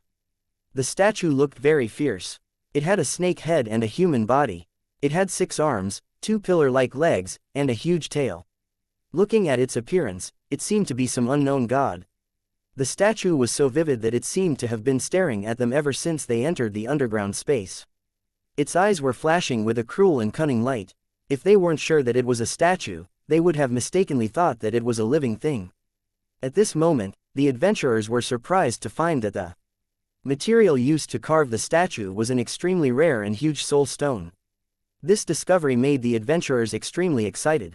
Soul stones were very expensive to begin with, and a soul stone of such a size could definitely be considered a rare treasure. Countless mages and large trading companies would fight to buy it. If they could bring it back, they would not have to worry about food and clothing for the rest of their lives. However, this strange environment made them quite afraid, but it was impossible for them to give up this shocking wealth. So after some discussion, they decided to test the waters. If there was any danger, they would retreat first and then find experts to help. With a hint of anxiety and anticipation, they gradually approached the altar. Nothing unexpected happened during this time. Even after they picked up the gold and silver on the ground, there was still no abnormality, which made them slightly relieved. Perhaps they were thinking too much. This place was an abandoned ancient altar. Now that they had encountered it, they were definitely favored by the goddess of luck. Without any more worries, the adventurers immediately swarmed forward and picked up the valuable jewelry, throwing them into their backpacks. In the process of picking up the treasure, the adventurer inadvertently looked up and found that the statue carved with spirit stone had turned its head at some point and was staring at them with a cunning and strange gaze. After seeing the eyes of the statue, there seemed to be a loud boom in the adventurer's mind, and he lost consciousness. This was the last scene that Tang Zhen saw in the evil god's believer's memory. It was a normal person's memory and it was sealed up tightly. Tang Zhen had also spent a great effort before he was able to read this blurry and incomplete memory. In the later memories of the wicked god's believers, they were filled with worship of the wicked god, to the point of almost madness. In his mind, other than serving the evil god, looking for sacrifices and developing believers, he had no other thoughts. This change in perception was too sudden and seemed very abnormal. After Tang Zhen's investigation, he was certain that this was indeed very abnormal. This was because his current memories had been tampered with and were completely implanted. It could be said that adventurers whose memories had been tampered with had become puppets, and their only thought was to serve the evil god. This kind of method was very insidious. It could be said to completely destroy a person's mind, making it impossible to repair the memory that had been instilled. The abnormal behavior of the evil god's believer was because Tang Zhen had just erased this part of his memory. In turn, it made him worship him crazily and listen to his every word. However, this was all he could do, and this was based on what the wicked god had done. If he had to personally create such a similar believer of the wicked god, he would not be able to do it for the time being. Firstly, the strength of his spiritual power was not enough, and secondly, he did not have the corresponding secret technique. If he attacked in this situation, he would only turn the other party into an idiot. However, Tang Zhen was quite interested in this evil god's method. This was because although he had a similar skill, the effect was not obvious. It was far inferior to this method, which was direct and straightforward. Tang Zhen was still unclear about the strength of the evil god. However, he was extremely interested in the methods it used. If he could possess such a method, he could personally create a batch of puppets to work for him. At the thought of this, he looked at the other doomsday believers with a cold smile on his lips. He then casually sucked in another doomsday believer with a fierce look on his face. These guys were already crippled. Since that was the case, he might as well make use of them and make them his subordinates. After all, the doomsday devotees' strength was still barely acceptable. Tang Zhen's mental energy was powerful. In addition, he was merely modifying a simple and direct memory command. This was almost the same as copying and pasting. Therefore, it did not take long for him to completely change the memories of these wicked god's believers. From the fanatical gazes of these evil gods' believers as they looked at him, he knew that Tang Zhen's method was clearly very effective. He casually took out a pile of leather armors made of synthetic materials from his storage space and threw them in front of these puppets that had turned over a new leaf. Take off your clothes and put them together, then change into these black leather armors. Hurry up. His storage ring was extremely large, and there were many items inside in case he needed them. Now, he could use them. The new underlings who worshipped Tang Zhen immediately took off their clothes when they heard this. Even some of the women among them did the same. After putting on the high-tech leather armors on the ground, the new players immediately changed their appearance and looked very powerful. Tang Zhen took a glance. He took out some weapons in black-colored ones from his storage space and threw them in front of the newbies. Soon, these new subordinates put on black masks and held their weapons in their hands. They no longer looked like the believers of the Doomsday. That's right. This way, no one will be able to recognize you. After burning all the items that originally belonged to the evil gods' believers to ashes, Tang Zhen clapped his hands in satisfaction and turned to look at the small path in the middle of the huge rock. It did not take long for the sound of footsteps to be heard. Then, Jason, with a trace of blood on his face, appeared, dragging a man covered in blood in his hands. The guy was Donnie, who had just escaped. However, he was dying, and his face was as swollen as a pig's head. As expected, Jason did not kill him. However, looking at his sorry state, he would have been better off killed with a knife. He didn't know why Jason hated this guy so much. Combined with the fact that Jason took the initiative to stand up and warn Tang Zhen was sure that there must be some entanglement between the two of them. Moreover, it was the kind that would not rest until one of them was dead. Jason did not kill him now. He had already given Tang Zhen a lot of face. 961 The Ruined Temple. 1 Dragging Donnie, who looked like a dead dog, Jason walked to them step by step. The rocks on the ground were stained with a lot of blood wherever he passed. A hint of doubt flashed in Jason's eyes as he glanced at the believers of the wicked god who had changed into black leather armor. He felt that these masked men who had suddenly appeared were very suspicious. The believers of the wicked god who had ambushed them had already disappeared, and they had been replaced by this bunch of fellows. This had also naturally caused strange thoughts to appear in Jason's mind. Could it be that all the believers of the wicked god had been subdued by their boss and changed into new weapons and equipment?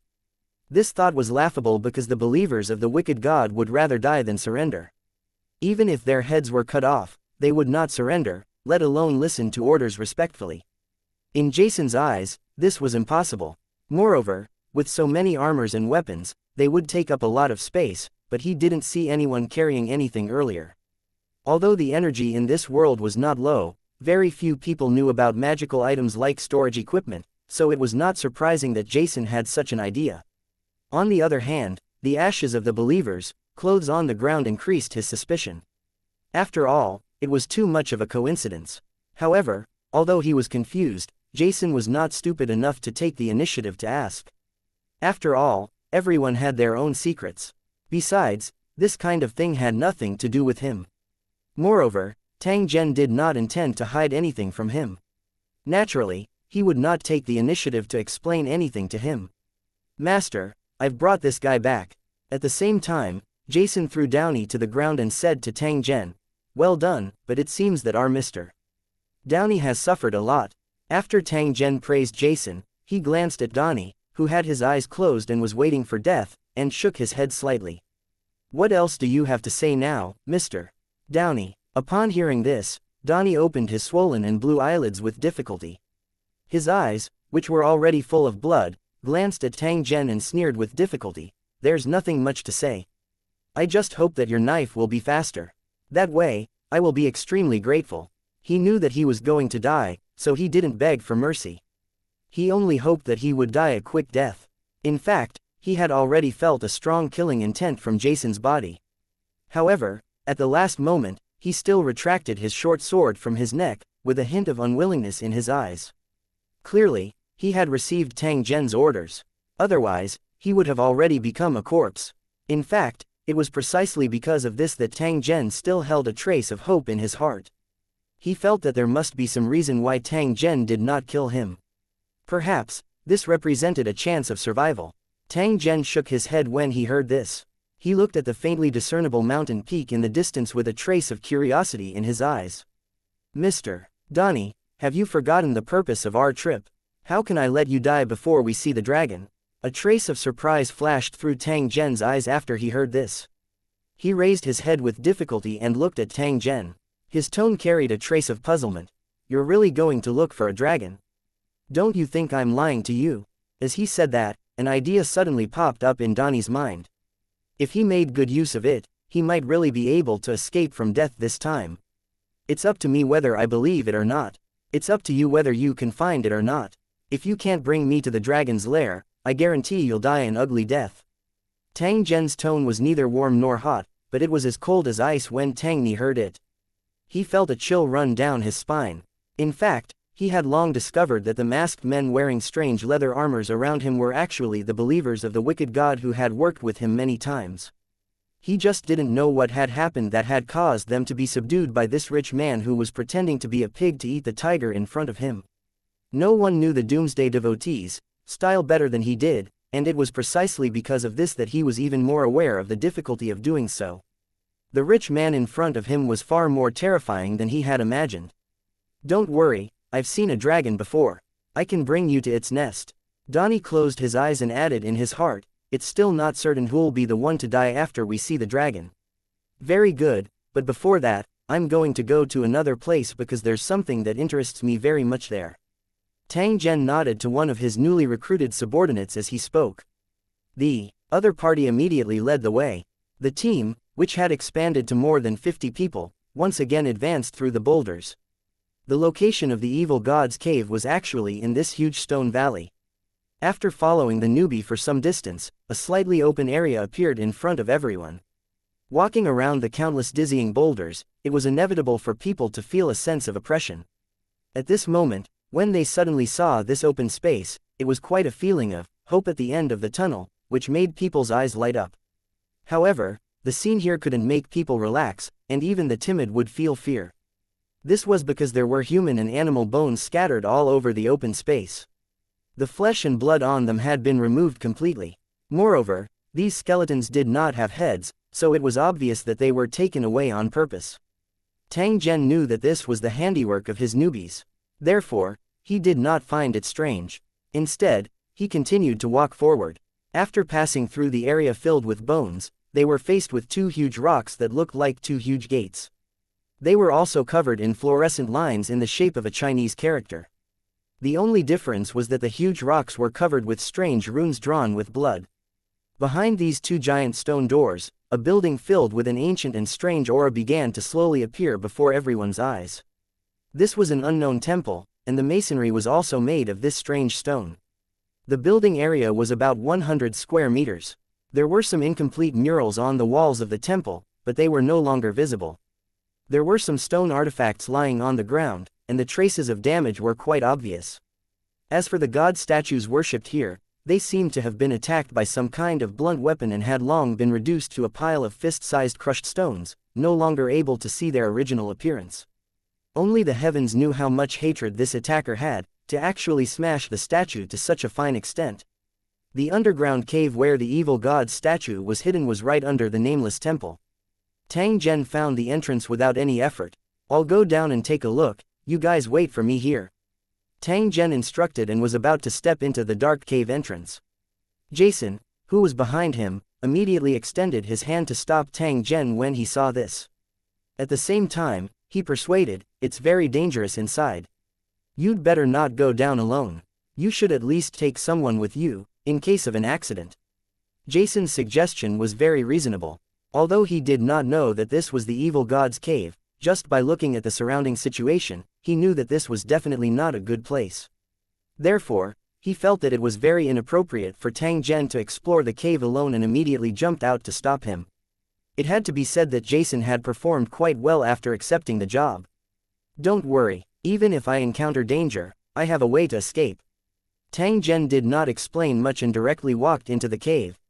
When Jason saw this, he wanted to chase after him, but he was pulled back by the Holy Dragon City Lord beside him.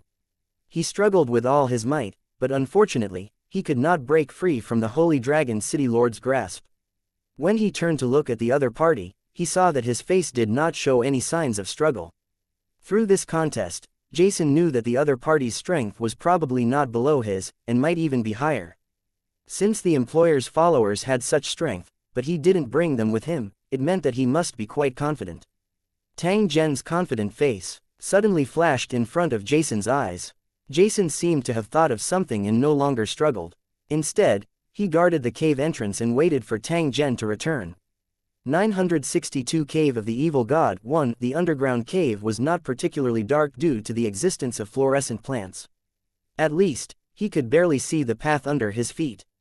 And as they went deeper, the number of strange fluorescent plants kept increasing, making the underground space brighter and brighter. It didn't take long for Tang Zhen to arrive at the underground space in front. He also saw the thick pile of corpses on the ground. Judging from the degree of decay, these bones had obviously been there for a long time. However, due to the special environment, they had been preserved for a long time. Under the illumination of the fluorescent tree roots, the surface of the skeleton seemed to be stained with a trace of fluorescent light, making the scene look very strange. A wave of "Pu Kai" sounds rang out the moment Tang Zhen stepped onto the white bone ground. Soon after, some skinny bat-like monsters continuously crawled out from the clusters of tree roots. These monsters had black wings made of bone membrane and were about a foot long. Their bodies were like human skeletons, only covered with a layer of tough skin. The two canine teeth in the monster's mouth were very obvious, and it seemed to be poisonous. Its eyes were round and bloody, and when it turned its head, it seemed to drag out a smoke-like stream of light. After they appeared, they immediately let out shrill screams. These shrieks were sharp and ear-piercing, and it would make anyone who heard them feel vexed. At the same time as the cry sounded, these monsters began to form groups and charge towards Tang Zhen. It was as if a dark cloud had swept over. In such a narrow underground environment, facing such monsters that were as dense as dark clouds, ordinary adventurers would not be able to escape death. However, Tang Zhen did not place these monsters in his eyes. With a gentle wave of his hand, more than half of the dark clouds that were sweeping toward him suddenly collapsed. Countless pieces of blood and flesh splattered in all directions. Nearly 1/3 of their kind were instantly shattered, causing the other monsters to be quite frightened. The dark clouds that were originally charging towards Tang Zhen also paused slightly, as if they were showing signs of dispersing. Tang Zhen did not stop when he saw this. He once again waved his hand and forcefully flung it. The mental energy that had condensed into a physical form gushed out. It turned into countless hair-thick threads that swept through the group of monsters. Then, the monsters that were hovering in the air, along with the broken fluorescent tree roots, fell to the ground like rain. Their bodies had long been cut into countless smooth pieces. In just a few seconds, there was not a single monster left in the entire underground space. The ground was covered with blood and minced meat, and an unpleasant stench filled the air.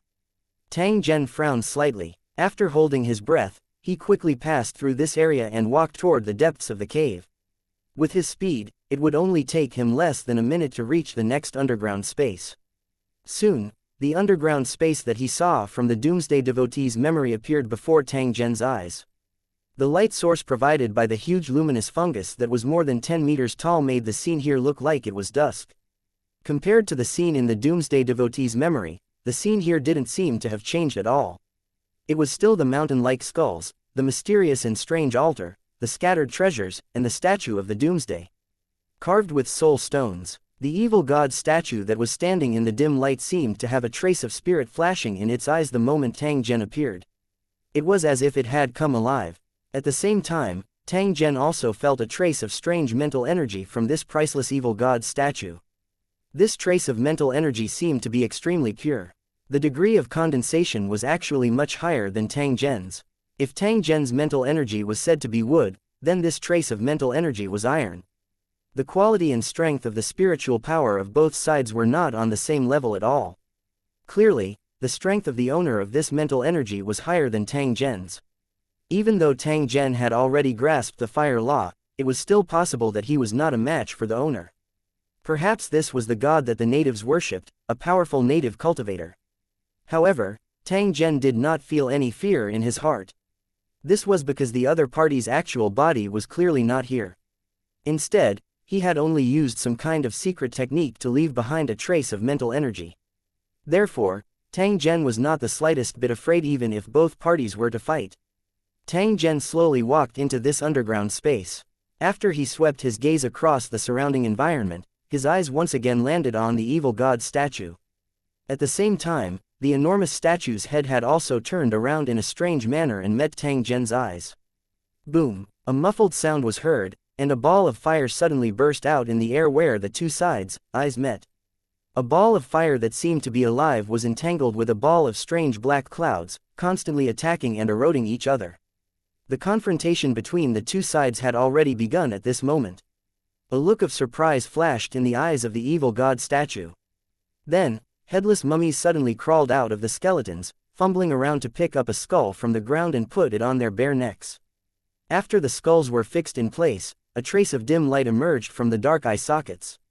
Then, these mummies with skulls on their heads swayed left and right, waving their broken weapons and pouncing at Tang Zhen. Small tricks. Tang Zhen coldly snorted. He randomly pointed at those mummies and balls of flames appeared out of thin air, wrapping around those mummies. The exterior of this flame was white in color and possessed a rather terrifying temperature. However, it instantly burned these mummies into a charred paste. In the process of charging towards Tang Zhen, they continuously disintegrated and finally turned into a pile of charcoal. Tang Zhen coldly laughed as he swept his eyes over the ashes that were emitting green smoke. He then raised his hand and gently pointed at the evil god statue. An extremely condensed flame appeared out of thin air, almost no different from a high-intensity laser. In the blink of an eye, it landed on the statue of the evil god. A thin light screen appeared on the evil god statue. Although it blocked Tang Zhen's attack, Tang Zhen still heard an angry roar that seemed to be filled with killing intent. Tang Zhen, who had gained the upper hand, immediately launched an attack. Relying on the power of the fire law he had mastered, fireballs and flame rays landed on the evil god's statue one after another. However, other than being extremely fast, Tang Zhen's attacks seemed to have limited power. They were actually blocked by the protective light film on the surface of the evil god's statue. In fact, the power of the flames was not inferior to a heavy artillery shell. The power of the explosion could easily destroy a house. The reason why it didn't seem strange was that the power of laws surrounded both sides. Attacks with different powers of laws would be greatly weakened. The mental energy hidden within the evil god's statue had obviously come from a powerhouse who had mastered the power of laws. Therefore, the terrifying flames were suppressed by another power of laws, and could not display their true power. However, this was only a wisp of mental energy after all. Although the degree of condensation was higher than Tang Zhen's, it was unable to exhaust Tang Zhen's energy. As time passed, this wisp of spiritual energy would inevitably become weaker and weaker. Moreover, Tang Zhen also discovered that this wisp of mental energy seemed to be able to display its greatest strength only when it was within the statue. At the same time, the energy that it had exhausted could be instantly replenished. Otherwise, how could he fight against him for such a long time without showing any signs of weakening with just a strand of separated mental energy? Since this was the case, he might as well isolate it completely. Tang Zhen did not believe that this wisp of mental energy would be a match for him in an environment where only flames were left. However, before Tang Zhen could take any action, the evil god's statue roared. At the same time, a 3-meter-tall black shadow suddenly squeezed out of the evil god's statue and brandished its weapon as it ruthlessly attacked Tang Zhen. 963 The evil god's apparition, one after this black figure, which was no different from the evil god's statue, appeared. It immediately pounced toward Tang Zhen at an astonishing speed. However, Tang Zhen was already prepared for it. The moment it appeared, a mental energy cage suddenly appeared. Not only did it stop its charging momentum, it even trapped it within. This was not the end. Tang Zhen once again controlled the power of law, forming balls of terrifying flames that surrounded the evil god's apparition. At this moment, the heretic god's apparition felt as if it was in a furnace. Its body was trapped by a spiritual power barrier, and it was surrounded by flames with astonishing temperatures. If it did not escape in time, it was very likely to be melted into ashes. Even though its mental energy was stronger than Tang Zhen's and it had also grasped a wisp of law power, the matter that formed its body was unable to withstand the burning of this flame that contained law power. At this moment, as the flames burned, countless shrill screams came out of its body, as if it was suffering great pain. It was a terrifying sound. The situation was like thousands of people trapped in a sea of fire, desperate to release a curse before death. The body that was originally formed by the black material also showed signs of disintegration at this moment. It was like wax that kept dripping and turned into a trace of black smoke after coming into contact with the flames. Arg! The evil god roared in anger and swung a strange battle axe made of white bones at the spiritual energy barrier in front of it. The battle axe was the size of a millstone, and black-red flames were constantly surging on its surface. It was as if the air was ignited, and black smoke was constantly emerging. The form of this energy surge was rather similar to the soul-annihilating saber that Tang Zhen used.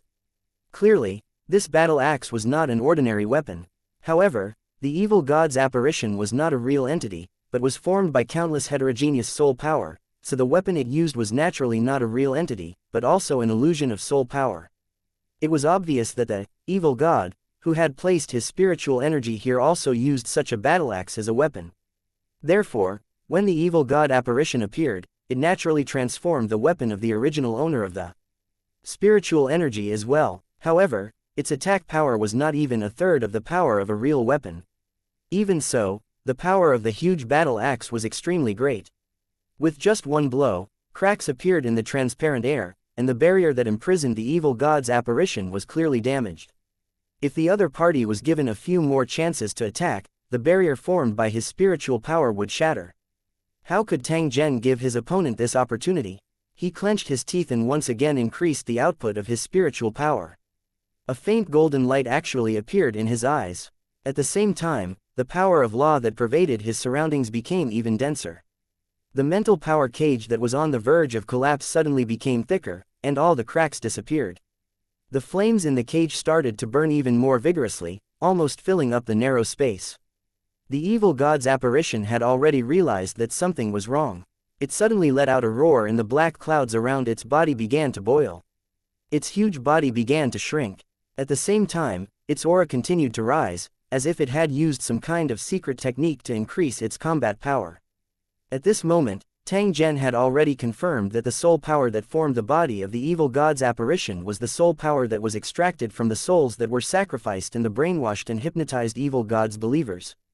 No wonder the heretic god liked fresh heads as sacrifices. It was so that it was easy to absorb fresh souls. The huge soul stone used to make the statue had the ability to absorb souls, which allowed the heretic god's mental strength to enjoy the fruits of its labor. If they could not be used up in a short period of time, they could also be stored in the spirit stone sculptures, and there was no need to worry about them dissipating. This soul power was the nutrients for the evil god's mental power. It was constantly being absorbed by it, and its strength was constantly increasing. After an unknown number of years, it had actually grown to the point where it could fight against Tang Zhen. Such a method was truly filled with evil and bizarreness. Even so, this evil god's apparition that was formed from mental energy was still not Tang Zhen's match. The longer the stalemate between the two sides lasted, the more disadvantageous it would be to it. The evil god's apparition was obviously aware of this. Therefore, it desperately increased its strength, intending to break through the spiritual energy barrier that imprisoned it and even kill Tang Zhen. Since Tang Zhen had already guessed this, how could he allow it to do as it wished? Just as the evil god's apparition's strength was raised to a shocking level, Tang Zhen's entire body suddenly underwent a huge change.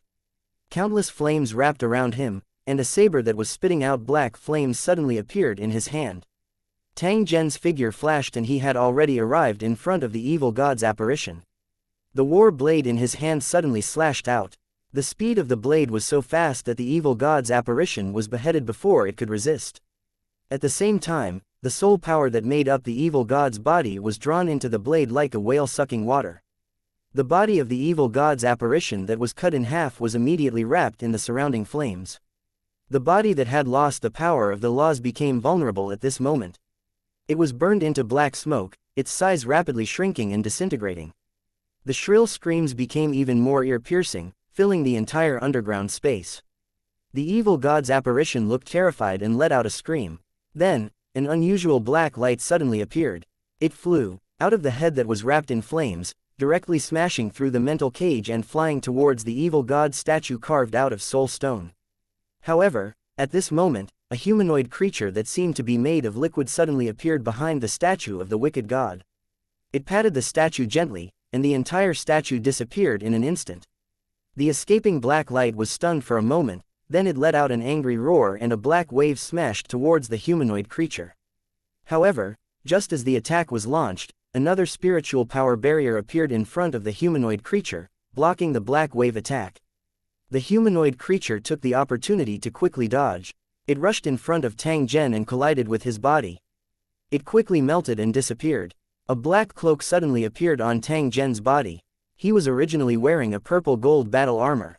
Meanwhile, a glittering card also appeared in his hand at the same time. I've already taken your lair, let's see where you can run to this time. A cold smile surfaced on the corner of Tang Zhen's mouth as he looked at the black light that was suspended in the air.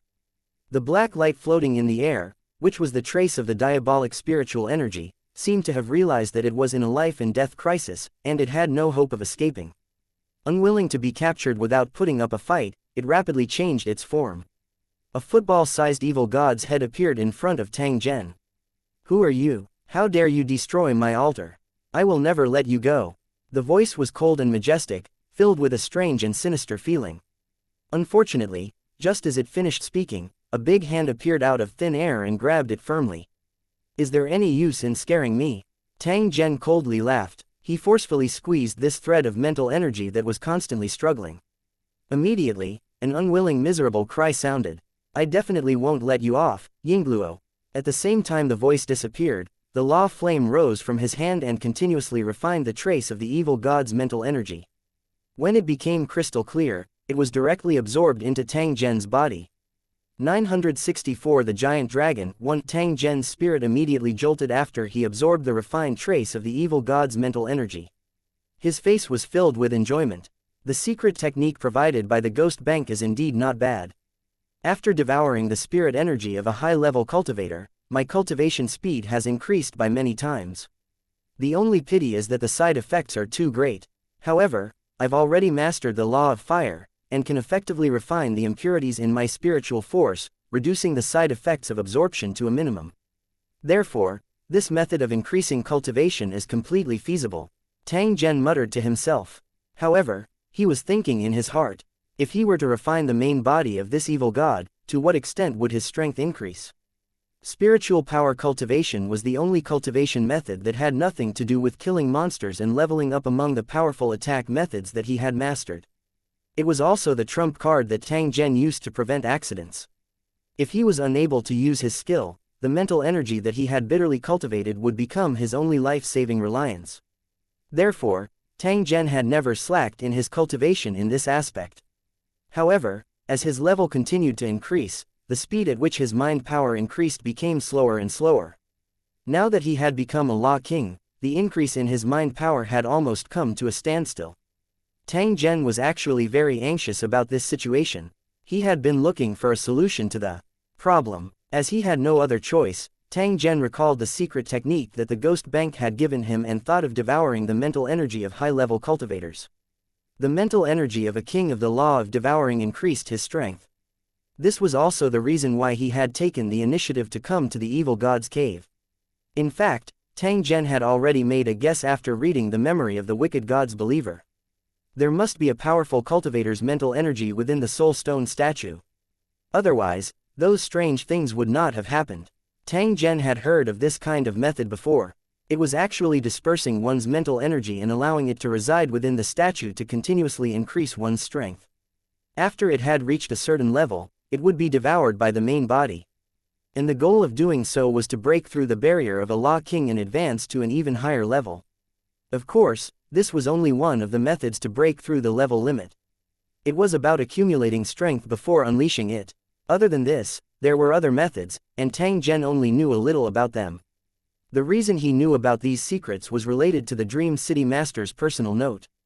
This was because there was information about this in a certain update. Tang Zhen would never let go of any records in his logbook.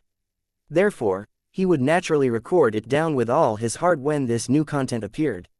Through the records in the logbook, it could be confirmed that this evil god was a Law King who had cultivated the power of law to the limit and was currently seeking a breakthrough. In terms of strength alone, he was indeed much stronger than Tang Zhen. Mental energy with such battle prowess was extremely important to a Law King who was at a bottleneck. However, This mental energy had been absorbed and refined by Tang Zhen. Once he found out about it, he would definitely fly into a rage. If he could confirm who did it, then the possibility of this evil god taking revenge was extremely high. Therefore, Tang Zhen had to be careful. However, Tang Zhen was not afraid even though he was wary. That was because he also had something to rely on. In fact, in his heart, he had also thought of killing his opponent, refining his soul, and absorbing it. Only the kings of laws were the most suitable targets for him to absorb at the moment. If he succeeded, Tang Zhen's spiritual power cultivation would rapidly increase and even surpass the battle prowess of a law king. Of course, it was undoubtedly extremely difficult to achieve this. Tang Zhen was only thinking about it for the time being. After the battle ended, Tang Zhen glanced around and kept the equipment and treasures into his storage ring. He had no use for these things, but he could use them to arm and reward the native cultivators, so that they would work harder for him. In terms of material rewards, Tang Zhen had never been stingy.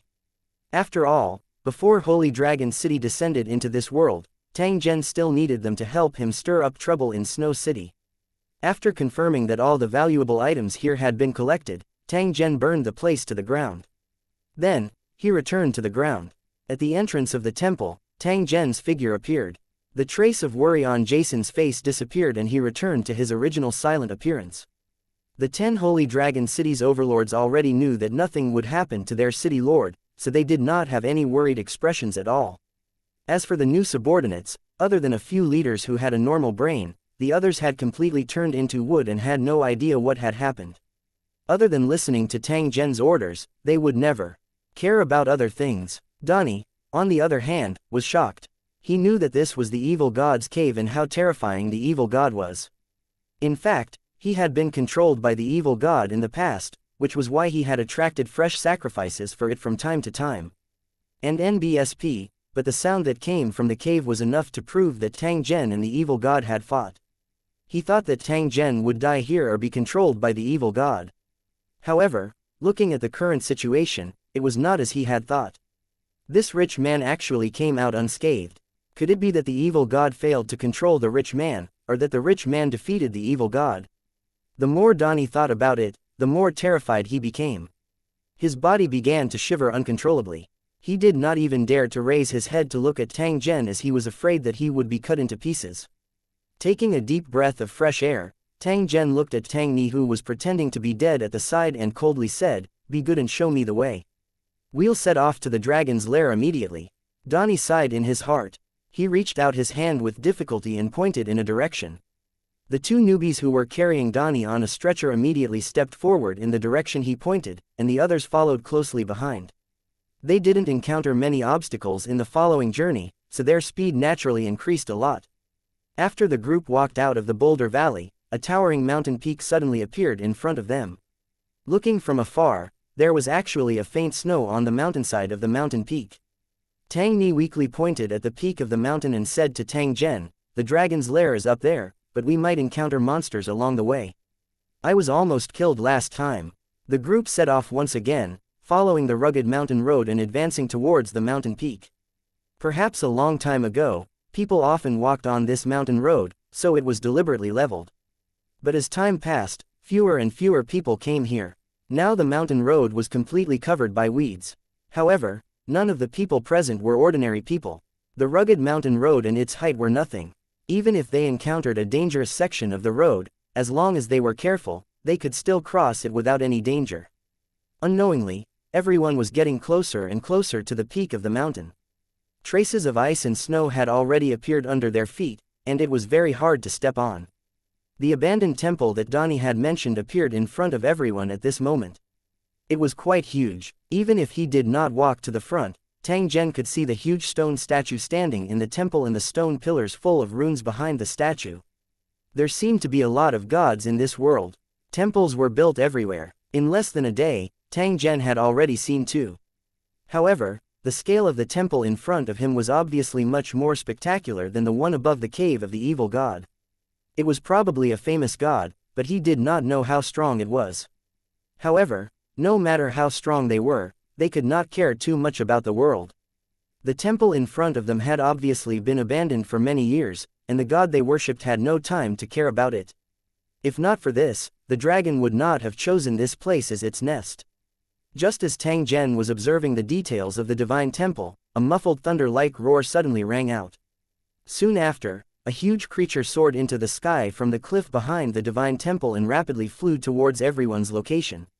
Giant Dragon, Donnie, who was pretending to be dead on the stretcher, screamed and rolled down from the stretcher, lying on the ground and pretending to be dead. 965-1. The dragon's body was huge, and its aura was shocking. When it circled in the sky, its body directly covered the sky, giving people an indescribable sense of oppression. At the same time, the dragon clan's unique might was released without restraint, forming a great intimidation to the weak creatures. In front of it, ordinary living beings would involuntarily feel fear and respect, even to the point of kneeling down and worshipping it, letting it control their life and death. This move was extremely effective. However, it had clearly lost its usual effect when facing Tang Zhen's group today. This caused the huge dragon to be extremely confused. At the same time, it felt as though its dignity had been challenged. Those who disregarded the dignity of the dragon clan must be killed. A long howl was emitted from its mouth. It was aimed at Tang Zhen and the others. However, it still did not have any effect. These tiny insects were still standing in the same place, looking up at him unscrupulously, as if they had no scruples at all. The dragon could not help but feel a little confused. It could not understand what was going on. At the same time, it had a faint feeling that the insects on the ground could cause it harm. This also made it a little wary, hesitating whether to step on these ants. Dragons valued their dignity very much, and it was extremely indignant that it couldn't punish these ants who looked down on it. But the question was, why were these ants not afraid of him? Could they be the legendary dragon slayers, fools who were turned into xianxia by their own kind? The huge dragon did not know that the reason for this situation was because Tang Zhen's group was extremely special. They were completely different from ordinary adventurers. Tang Zhen was a law king. His strength was not something a giant dragon could compare to. Why would he fear it? Although the Holy Dragon City's overlords who followed Tang Zhen were still some distance away from King Tyr, they had personally killed creatures that were not inferior to this giant dragon.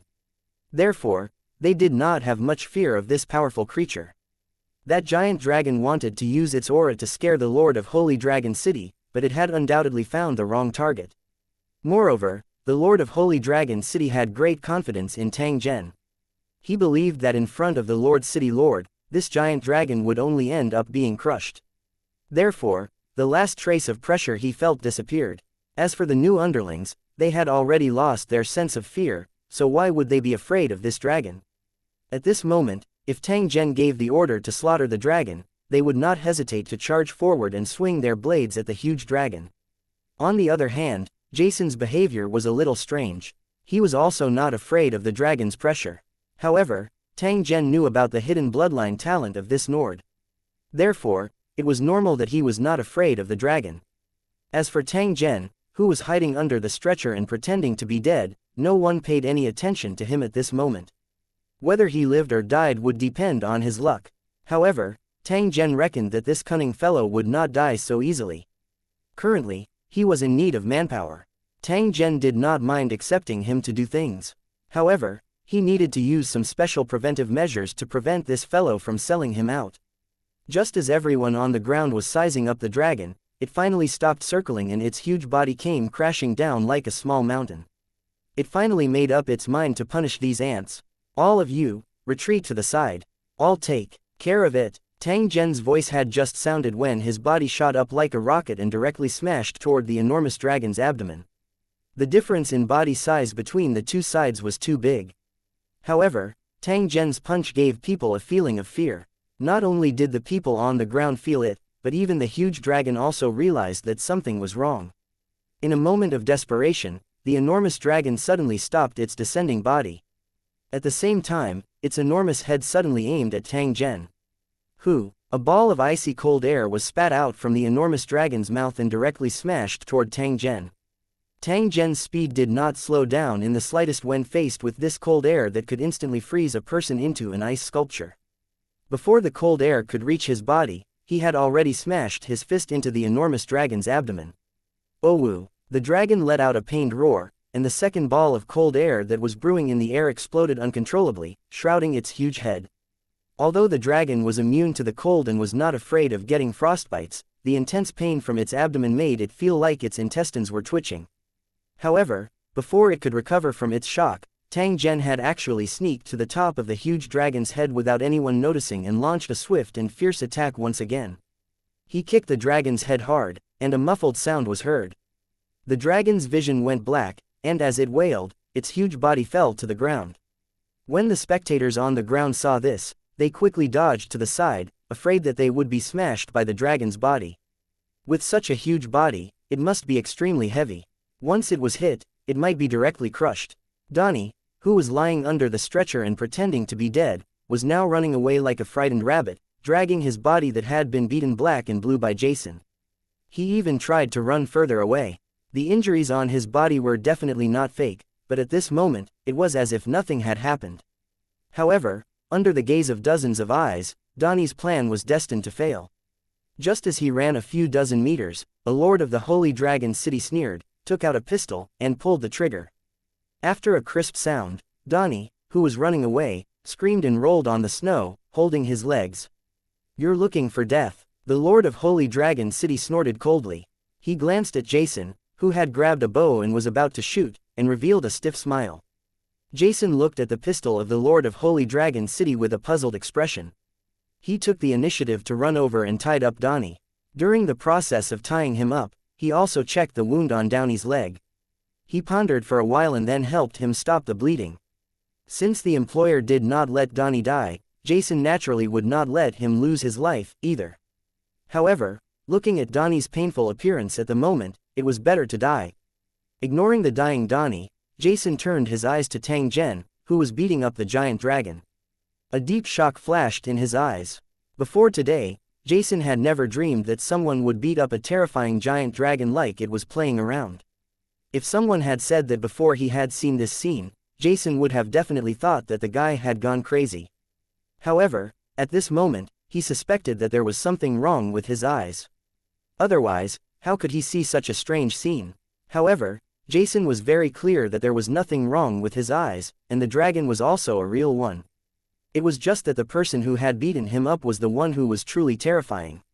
Unknowingly, Jason's eyes began to burn with passion. Compared to slaying a dragon, this kind of scene of beating up a giant dragon was obviously more exciting, and it was also easier to make people's blood boil. In the following period of time, under the gazes of several dozen people, this overbearing giant dragon was tortured by Tang Zhen until it was better off dead than alive. The gaps between the scales on its body were already filled with blood. Even the snow on the ground had been dyed blood red, a ghastly sight. However, what made people feel strange was that when Tang Zhen was attacking this huge dragon, he was continuously emitting low roars. It actually sounded extremely similar to the roars of a huge dragon. The giant dragon that was rolling on the ground seemed to be responding to Tang Zhen as it continuously emitted furious roars of unwillingness. If there were any erudite scholars who were well versed in the dragon language present, they would definitely be able to tell that this roar was actually a conversation, but the content of the conversation made them not know whether to laugh or cry. Let me ask, please like and share the video on the YouTube channel Cultivation Audiobooks. Are you convinced or not? Roar. The giant dragon roared, "I am a noble giant dragon. How can I yield to a lowly ant like you? Not convinced? Hee, I'll hit again." Tang Zhen said. The dragon roared, "Oh, you bastard, I'm going to eat you. You're still being stubborn. It seems like I hit you too lightly." Tang Zhen said, "Ah, stop fighting." The dragon shouted, "If you're convinced, I won't fight anymore. I'm fine, I'm fine, I'm fine, I'm fine. Why are you still fighting? I didn't have enough, can't I?" The giant dragon, Suan Ni. 966 mixed feelings of sorrow and joy. After suffering a brutal beating, the dragon finally gave in. A dragon with the strength of a one-star king, no matter how big its body was definitely not a match for a law king. He couldn't help but be convinced. This ant in front of him was simply a freak. He didn't use any weapons, but he was able to torture the giant dragon to a state that was worse than death. The small fist hit his body, but it was several times more painful than being hit by a bed crossbow. The strange force ran through its skin and flesh like a fire, causing the dragon to be in so much pain that it wished it was dead. No matter how thick their skin was, they couldn't withstand this kind of violent beating, not to mention that this bastard had been slapping their faces. The dragon felt that its face was frighteningly swollen, and it estimated that its size had more than doubled. Also, from the beginning to the end, this human ant had not used any weapons. Otherwise, the dragon felt that it would have been cut into pieces long ago. Moreover, the dragon had a feeling that this detestable ant in front of it did not seem to have used its full strength. Otherwise, it would have been a dead dragon by now.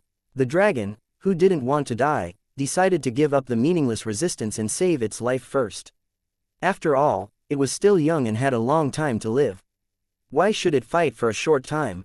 Let's see who can live longer if you have the guts. I'll torture you to death. No matter what, the dragon had surrendered. Seeing this guy's dead dog appearance, the onlookers felt that this was unreal. To be able to forcefully subdue a giant dragon, Yu was truly a legend. Tang Zhen pouted his mouth somewhat discontentedly after seeing that this enormous dragon had finally yielded. His expression was as if he had not had enough as he casually threw out a contract. This was the contract that Tang Zhen got from the Ghost Bank. At that time, he had signed a large number of prisoners of war, and the effect was quite good. So far, no one had broken the contract. Of course, the binding power of the contract was one thing. The welfare of the Holy Dragon City was the main reason for keeping the foreign tribe captives. Based on the current situation, these Holy Dragon City non-staff residents might not choose to leave even if the contract expired. A fine bird would choose a tree to live in. These foreign cultivators were not fools. Why would they leave a good place like the Holy Dragon City and go to other places to suffer?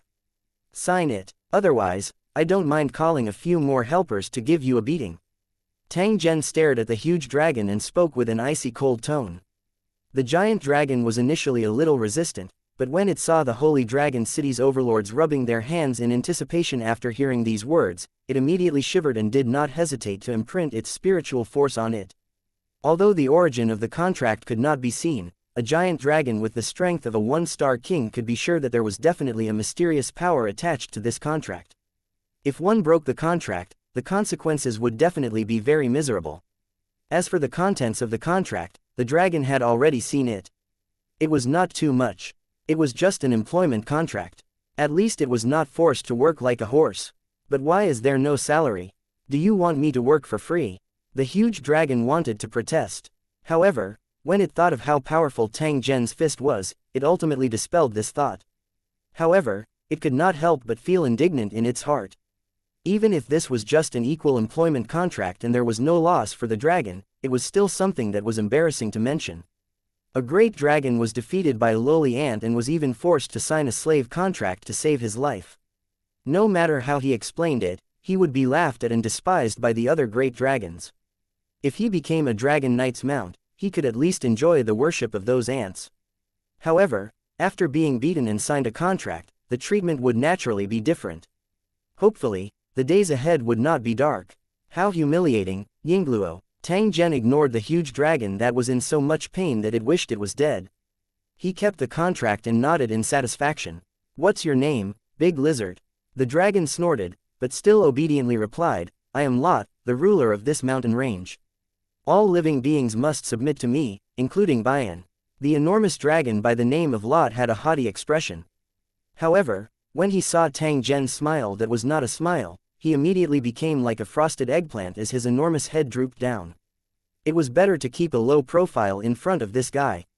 Otherwise, it would be easy to suffer physical pain, which was not worth it. Tang Zhen smiled when he saw the, please continue, expression on the huge dragon's face. He asked, you've been staying here. Did you find anything good, like a soul stone? The giant dragon's heart twitched when it heard this. It secretly cursed Tang Zhen for being shameless. He had just signed a contract with it, and now he was robbing its treasure. He was really shameless. However, the words had a different meaning. You like soul stones, no problem. I was idle some time ago, so I turned over the sacrificial cemetery behind the temple and got a lot of them. When the giant dragon Hao Te said this, he immediately stood up. His huge body stepped on the ground with a loud, dong dong, sound, and he ran towards the back of the abandoned temple. As for why it didn't fly over, the reason was very simple. Its wings had been beaten by Tang Zhen to the point that it couldn't lift them. Tang Zhen frowned slightly when he heard that this soul stone was found in a graveyard. However, he immediately smiled. This guy took the initiative to go back and get the soul stone. It was clearly afraid that he would see its treasure and then destroy it. Although the giant dragon Hao Te was playing tricks, Tang Zhen didn't care in the slightest. To him, the number of soul stones in this world wasn't small. He would have plenty of opportunities to collect them in the future. There was no need to snatch the savings of his subordinates. However, Tang Zhen was very curious as to why there were so many soul stones in this world. It seemed that he would have to consult the erudite scholars of this world when he had the opportunity to figure out what was going on. It didn't take long for the dragon to run back with a box in its mouth. Clang, clang. Walking in front of Tang Zhen, the giant dragon spat out the box, which made a muffled sound when it landed. The box's lid immediately popped open, revealing soul stones of different sizes inside, shining in the sun. These are all my treasures. Master, please accept them. The dragon's head, which was the size of a small house, actually squeezed out a flattering and terrifying smile, making the people around him tremble. It turned out that dragons were like this when they were being cheap.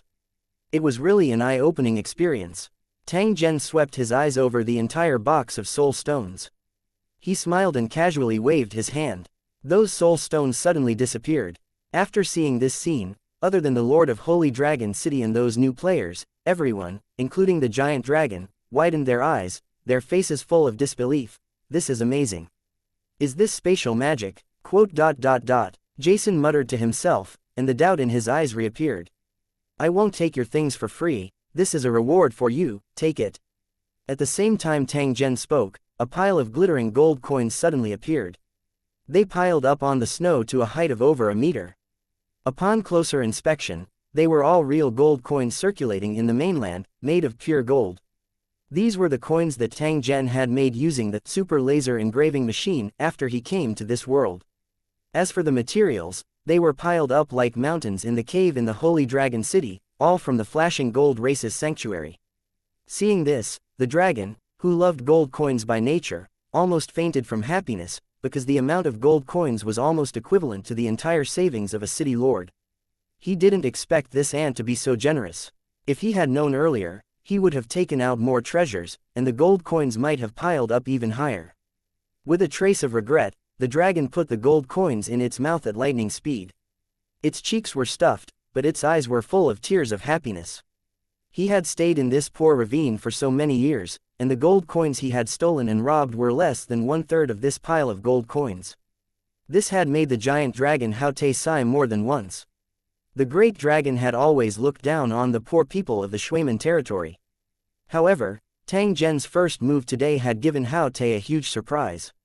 This also made the giant dragon reflect on itself. Following this ant in front of him didn't seem like a bad idea. 967 The wind rises. 1. A pile of gold coins were thrown out, and the originally resistant giant dragon Hao Te was happily dismissed, with a look of joy. Moreover, after obtaining Tang Zhen's promise that he could exchange soul stones for gold coins of the same value, giant dragon Hao Te seemed to have been injected with chicken blood. He felt that his entire body was filled with fighting spirit. When he was young, he had once made a vow to become the richest man in the dragon race, then marry a cute girl from the dragon race and become the object of envy for all the giant dragons. It was a pity that fate played a fool on him, and under a strange combination of circumstances, the giant dragon Hao Te had come to attack the poor mountain valley of the Shuiman territory. The giant dragon, Hao Te, who wanted to become a tycoon, had once actively robbed everywhere. In the end, the treasures and gold coins he had obtained had not even covered 1/10 of the ground of his cave. At this rate, it was estimated that when it died of old age, it would not be able to realize its dream of rolling around and sleeping on gold coins. As time slowly passed, the grand ambitions of the past had long been shattered by reality. An ambitious giant dragon with dreams and ambitions had forcibly become what it was today. It was really unbearable to recall the past scenes. However, from this moment on, giant dragon Hao Te's heart was once again burning with a raging fire. His fighting spirit made him want to roar towards the sky to vent his excitement. However, it didn't dare to do so because it would easily attract a violent beating from Tang Zhen. Although it couldn't roar to its heart's content, the giant dragon Hao Te had already made up his mind. He must collect soul stones everywhere, and then exchange them for gold coins with this new master. One must know that the mountain of gold coins that Tang Zhen released in order to provoke the giant dragon almost made the giant dragon Hao Te go crazy. After rolling a few times inside, he was kicked out by Tang Zhen. "It's mine, it's all mine. Don't snatch it from me, or I'll teach him a lesson." Seeing Tang Zhen keeping the mountain-like gold coins, the giant dragon Hao Te felt that his heart had shattered. However, his eyes were still red as he swept his gaze over the other people present and used an ice-cold voice to issue a warning. Although it was afraid of Tang Zhen, it wasn't afraid of others. If anyone dared to steal its business, Hao Te swore that he would definitely freeze that person into an ice cube, and then step on him to pieces. From that day on, there was an evil dragon that wandered around the continent. It collected soul stones by any means possible and did many bad things, causing countless people to suffer. In order to collect soul stones, not only did this guy destroy his private treasure vault and occupy the mine, he even took the soul stones buried in the grave and made the grave alone. He was really evil. This giant dragon named Hao Te was listed as one of the continent's 3 great disasters. Countless factions had offered rewards to kill it, but no dragon slayer had succeeded. After being ambushed one after another, the giant dragon Hao Te was extremely furious, and directly destroyed a city as revenge, and countless people died because of this. However, after the invasion of the otherworldly demons that swept across the continent, this hated dragon suddenly disappeared. No one knew where it went. Although this guy had disappeared, it was still recorded by historians. Whenever the later generations saw this place, they could not help but curse. Giant dragon Hao Te, a fellow destined to be notorious in the future, had officially stepped onto the stage of history from this day on. This was a story for the future, so he would not mention it for the time being. Just as Tang Zhen finished dealing with the giant dragon and was about to lead his men back to Hawang village, a group of knights galloped over from the road in front of Snow City. There were nearly 100 of them, and they were all riding tall horses. They were all wearing fine armor and robes, and they left a trail of dust behind them as they headed straight for Snow City. There was no doubt that this was a team made up of experts. Just by looking at their cold temperament and sharp eyes, one could tell that these people were not to be trifled with. Seeing this, the caravans and travelers along the way all hurriedly dodged to the side, afraid that they would be drawn under the hooves. As they dodged, the passers-by kept talking to each other, trying to figure out the origin of the riders. Although the riders' attire was a little messy, there were still some knowledgeable merchants who recognized the symbols of a few forces. The passerby was extremely shocked because the organization that these symbols represented was definitely a very prominent and powerful force. It had a great reputation throughout the entire continent. But now, all the members of these forces had gathered together and were heading straight for Snow City. What was the reason for this? When the travelers thought of this, they all looked in the direction of Snow City. It seemed that the world was about to change. At the entrance of the city, a few soldiers in standard armor were standing guard, collecting entrance fees from those who wanted to enter the city. Just as the soldier inspected a wooden cart and took a bite of the fruit on the cart, a large amount of dust suddenly appeared on the road in the distance. Seeing this, an old soldier squinted his eyes and immediately laid on the ground, sticking his ear to the ground. A few seconds later, the veteran jumped up from the ground and shouted at the soldiers on the city wall, "There are cavalrymen approaching. There are about 100 of them, and they have been running at high speed." Upon hearing this, the soldiers on the city wall immediately reported the matter to the officer on duty. Then, the huge city gate began to close slowly. Archers peeked their heads out from the city walls, their arrows already knocked on their bowstrings. They were clearly ready for battle. The people who did not enter the city also realized that something was wrong. They all ran towards the forest in the distance, afraid that they would be affected by the battle. While on guard, the messenger also quickly rushed to the city lord's mansion to report this matter to the city lord. In a place like the snow-covered territory, horses were not cheap, and ordinary people could not afford to feed them at all. A cavalry regiment of over 100 people was even rarer, so it was no wonder that the soldiers guarding the city were so nervous. If the bandits attacked the city, then there would be a fierce battle to fight. After all, this was a world with cultivators. Under normal circumstances, a powerful cultivator could easily cut down a large number of ordinary soldiers. Even the tall city walls might not be able to stop these people. If they wanted to deal with them, they could only send cultivators. It was at this moment that the cloud of dust had arrived in front of Snow City. A large group of riders with astonishing momentum were riding their war horses straight towards the city gate. With just a glance, the soldiers could tell that these riders were all cultivators, and they were definitely not weak. If this group of people were to charge at Snow City, the ordinary soldiers would not be able to stop them. Just as the city guards were feeling uneasy, the group of knights that were galloping over suddenly stopped their horses. Hoo hoo hoo, as the leading rider slowed down his horse, the riders behind him did the same, and the billowing smoke slowly dissipated. Hundreds of fully armed riders stopped quietly in front of Snow City. The heavy pressure that came from the riders made their legs tremble. 968 Oracle 1 temperament was something that was hard to explain, but it definitely existed. The 100 riders in front of him had a chilling aura. Even though they were standing quietly in place, a terrifying aura still spread out. That kind of cold gaze that had been honed by life and death was definitely not fake. The soldiers guarding the city felt their hearts jump with just one look. Without a doubt, this was a group of people who killed without blinking. Fortunately, they did not continue to advance. Otherwise, with the speed of the warhorses, these riders could have used the momentum to cross the city wall and then jumped onto the top of the city wall to kill. After seeing this, the soldiers felt their hearts slowly relax.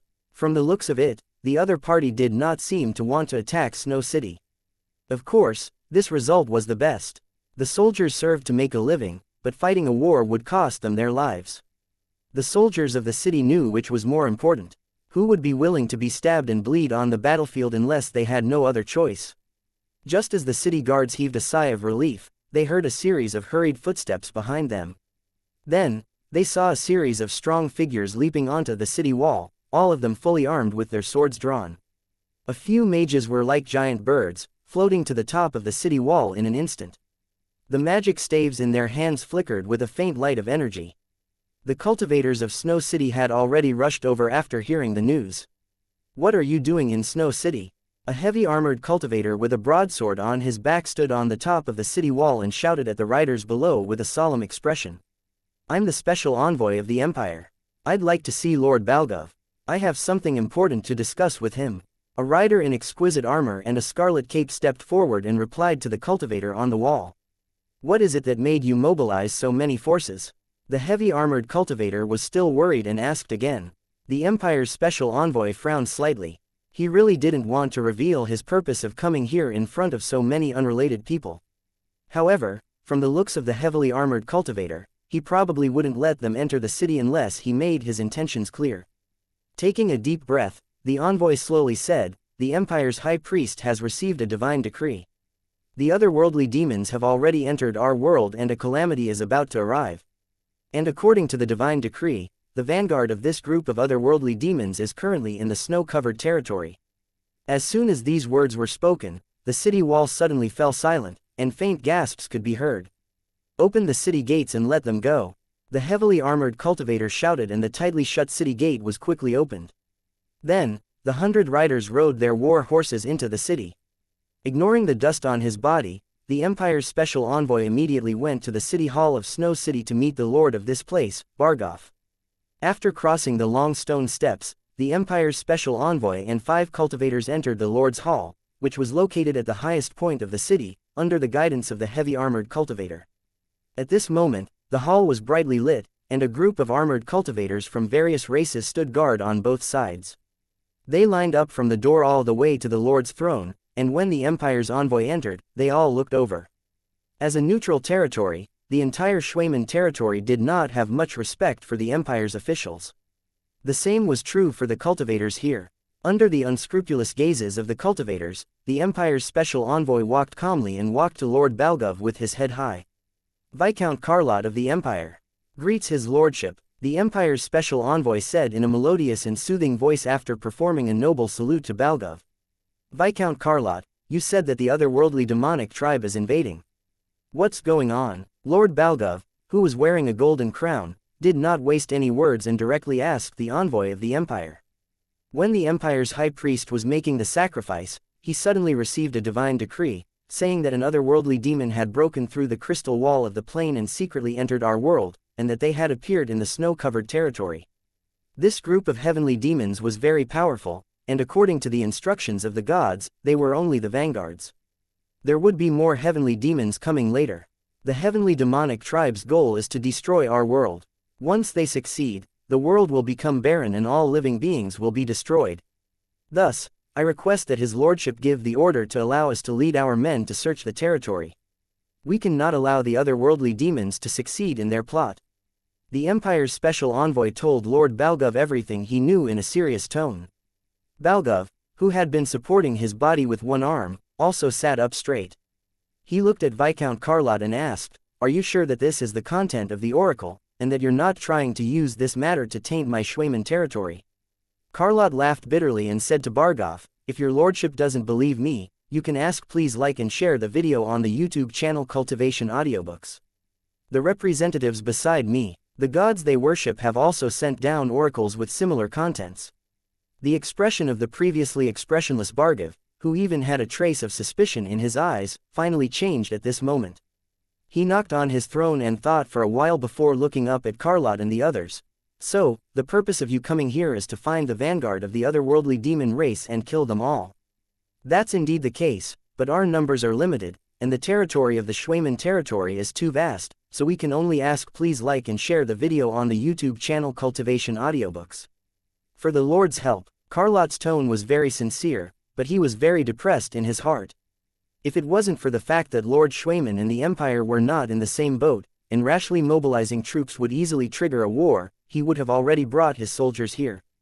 The other forces had the same idea, so they decided to inform Balgov to prevent him from interfering. If this old man was stubborn and tried to obstruct their actions, then the forces that they represented would definitely not be polite.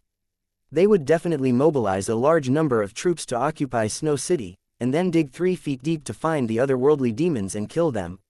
This was a matter of great importance, and they couldn't care less. Bargov stood up from his throne and walked back and forth a few times before suddenly stopping. "We can't determine the truth of the matter regarding the otherworldly demons for the time being, but we can't underestimate them either. I can allow you to search for their traces in the Schwayman territory, but you must do so with the company of the cultivators of my territory. If we confirm the existence of the otherworldly demons, I won't just sit by and do nothing. I'll definitely send my troops to clear them out." To be honest, Balgov was quite depressed. The territory was not stable at the moment, and rebellious forces of all sizes came out from time to cause trouble. Who would have thought that the invasion of the otherworldly demons would happen at this time? "I'm afraid that my Schwayman territory won't be peaceful anymore." But even so, Bargov still did not dare to let the Empire's soldiers and the members of those forces enter his territory. It was easy to invite a god, but difficult to send them away. If these guys united, the Schwayman territory was no match for them at all. Now, he could only take one step at a time. If this group of people really wanted to use the otherworldly demons as an excuse to try to seize his territory, Balgov would definitely not sit still and wait for death. After hearing Balgov's reply, although Carlot was helpless, he could only nod and agree. The most important thing now was to find the traces of the heavenly demon race and then destroy them. Other things could be put aside for the time being. Moreover, Carlot's team was only a team on the surface. The hidden team had already split up and was investigating the entire Schwayman territory. It probably wouldn't take long for good news to arrive. All of them were sly old foxes. How could they do things so openly? Even if Carlot did not say anything, Balgov would definitely send people to investigate to determine how many outsiders had entered the snow region. However, this old fellow would soon discover that compared to the otherworldly demons, the previous struggles were nothing. If he was not careful, he would not only lose his Schwayman territory, but also his own life. This was because the enemy they were about to face had destroyed countless worlds. The word, terrifying, could no longer be used to describe it. It was almost a synonym for catastrophe. However, only a very small number of people knew about this information in the Oracle. 969 The Strange Village 1 With the arrival of the Empire's special envoy, the atmosphere in Snow City immediately became tense. Teams of armed brawny men could be seen everywhere on the streets. They hurried out of the city gates and headed to the various investigations in the snow-covered territory. The land area of the snow hill was not small, and the mountains were high and the forest was dense. It was not easy to find a group of people hiding there. In addition to sending out search personnel, Balgov also issued an order to all the villages and towns in the area under his control. Once an unidentified person was found, they must immediately report it, and if anyone sheltered them, they would be severely punished. For a moment, everyone was in a state of panic, and it was as if dark clouds had filled the sky above Snow City. The hidden forces in the city, big and small, also smelled something unusual from this tense atmosphere. One by one, they jumped up and down, trying to find an opportunity to make a profit. War was a disaster for ordinary people, but for some special people, it was an opportunity to make a fortune. If someone with a big plan succeeded, it was not impossible for them to be conferred the title of Marquis. There was never a lack of people who had such thoughts. Just as they were trying to figure out the cause of the incident and formulate corresponding countermeasures, a group of soldiers were also moving along the rugged road in the direction of Huang village. There were less than 20 soldiers in this group. They were wearing worn-out leather armors and had a dispirited look on their faces. They were hurrying on with their heads down under the lead of a cultivator. They had been traveling for 3 days since they set off from Snow City. At this moment, all of them looked exhausted. In times of turmoil, the defense of the territory could not be taken lightly, so after careful consideration, Balgov decided to send 1,000 soldiers to the various towns and villages in the territory to guard against any accidents. After arriving at the various villages and towns, the local villagers must be responsible for supplying daily consumption, receive training, and fight together in the event of battle. Although Bargov wanted to send more men, the defense of Snow City could not be relaxed. At the same time, he had to keep a sufficient number of soldiers to prevent any accidents, so his troops were very tight. Moreover, the soldiers that were sent out were at most a ragtag army with limited combat power. Their greatest use was probably to send a timely warning to Snow City when danger came. These soldiers were all veterans. Although their combat power was not strong, they had a lot of tricks up their sleeves. They had guessed their role, so they were all listless and had no fighting spirit. It was definitely boring and depressing to be stationed in a remote village far away from the bustling Snow City. However, since the order had been given, they didn't dare to dawdle. Even though their legs were weak, they couldn't stop to rest. They could only continue to move forward under the urging of the cultivator leader. If he didn't have any complaints in his heart, that would be absolutely nonsense. The warrior cursed the cultivator in his heart, but he didn't dare to slow down his pace. Before he knew it, Huang village was already in front of him. A group of wooden houses appeared. They were surrounded by towering ancient trees, and smoke was rising from the kitchen. A group of children stood at the entrance of the village, curiously looking at the group of soldiers. When they got close, they immediately ran into the village. The exhausted soldiers couldn't help but cheer and quicken their pace. In the blink of an eye, they arrived at the village entrance.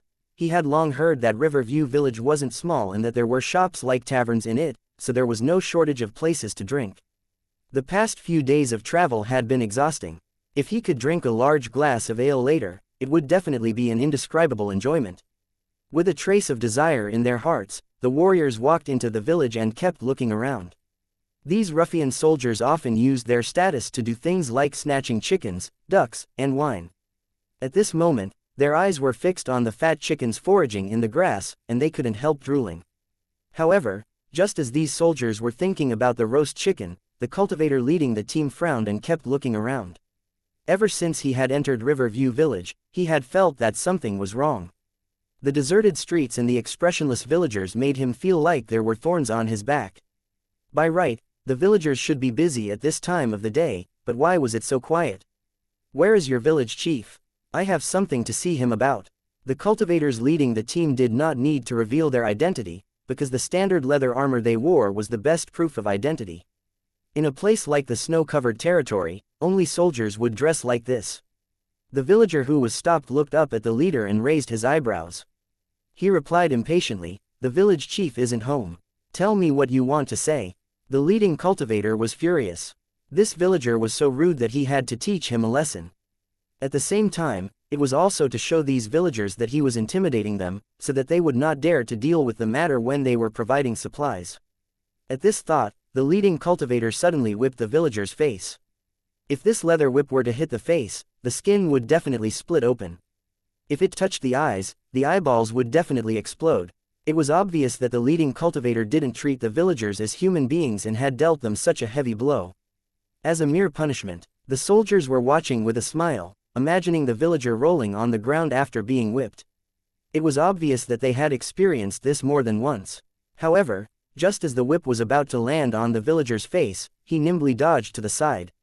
However, it seemed that his legs were not flexible enough, causing the whip to hit his shoulder. The horsewhip easily tore the villager's coarse clothes apart, but what was revealed was not his skinny body, but his armor that shone with a dark light. When the leading cultivator saw this scene, he was surprised. Just as he was about to turn around and draw his sword, he saw the villager sneer and pull out a short sword shining with cold light from under his robe. At the same time, the villagers who were watching the show picked up all kinds of items around them and quickly approached the soldiers. "Are you guys trying to rebel?" All the soldiers raised their weapons nervously. The leader of the cultivators shouted with a gloomy face. These murderous people in front of him were not ordinary villagers at all.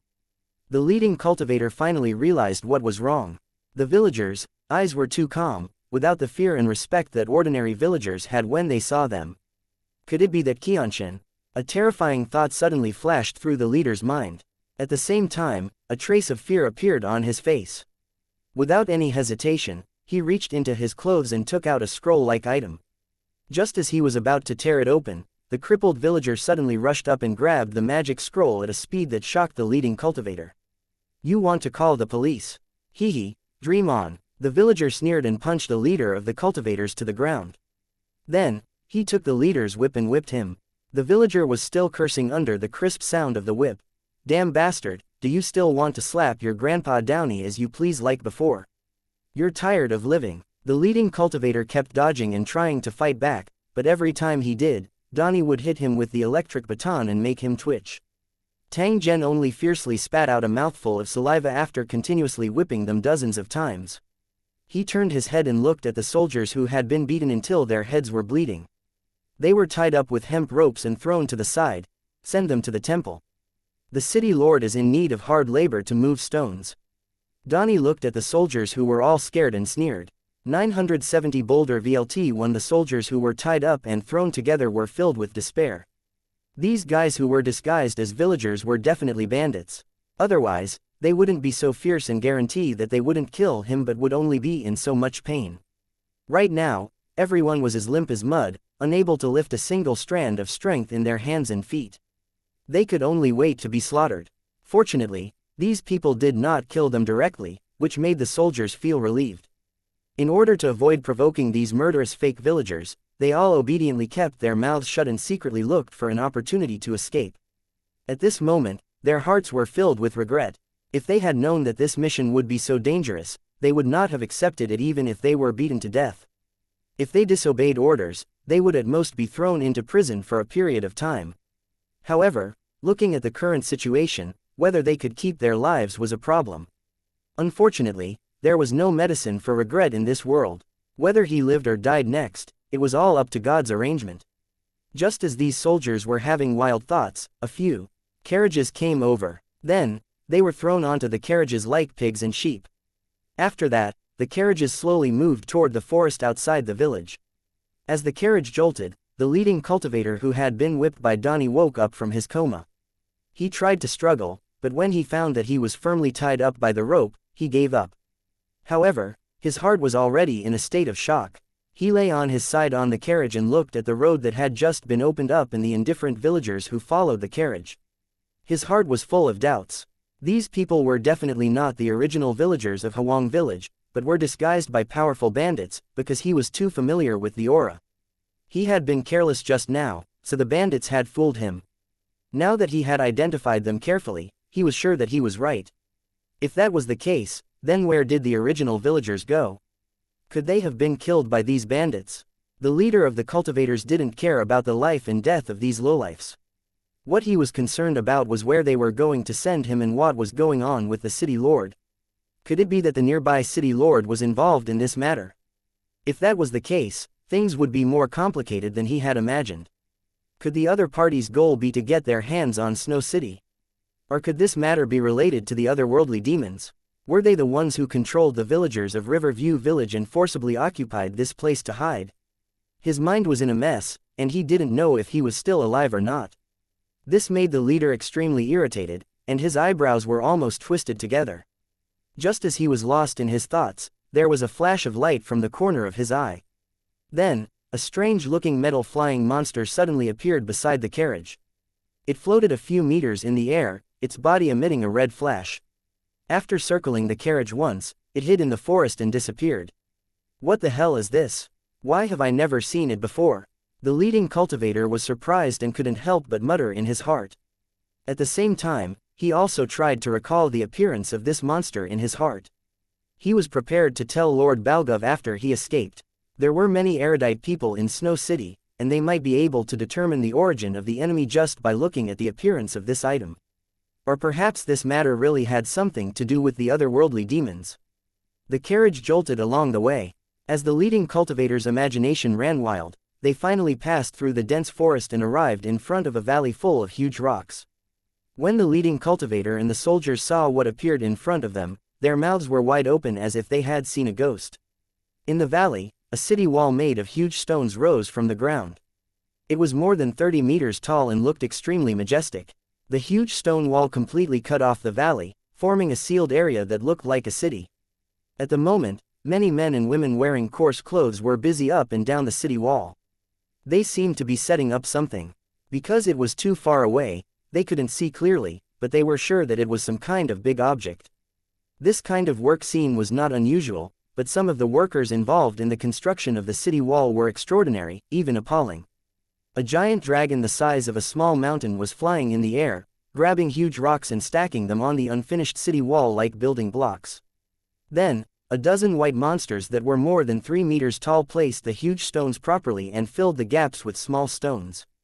To use dragons and monsters to build a city wall? Was he insane? Otherwise, how could he see such a strange scene? As everyone knew, the giant dragon was definitely a terrifying creature in the legends. It was proud and powerful.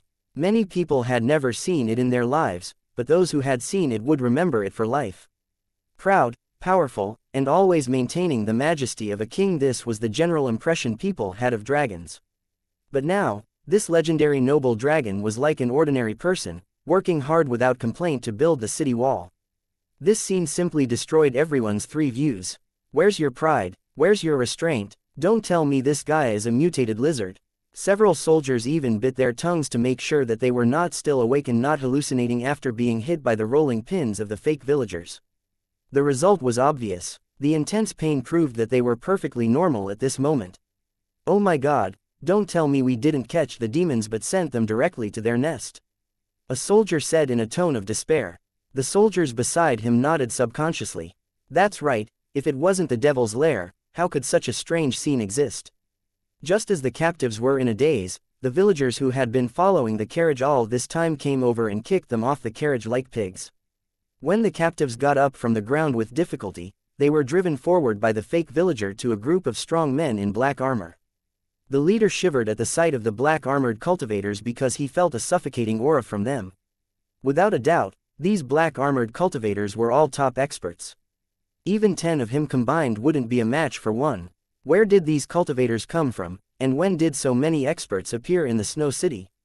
Although he subconsciously believed that these black-armored cultivators were from the otherworldly demons, their appearances were not much different from that of a normal human. Could it be that the otherworldly demons were also humans?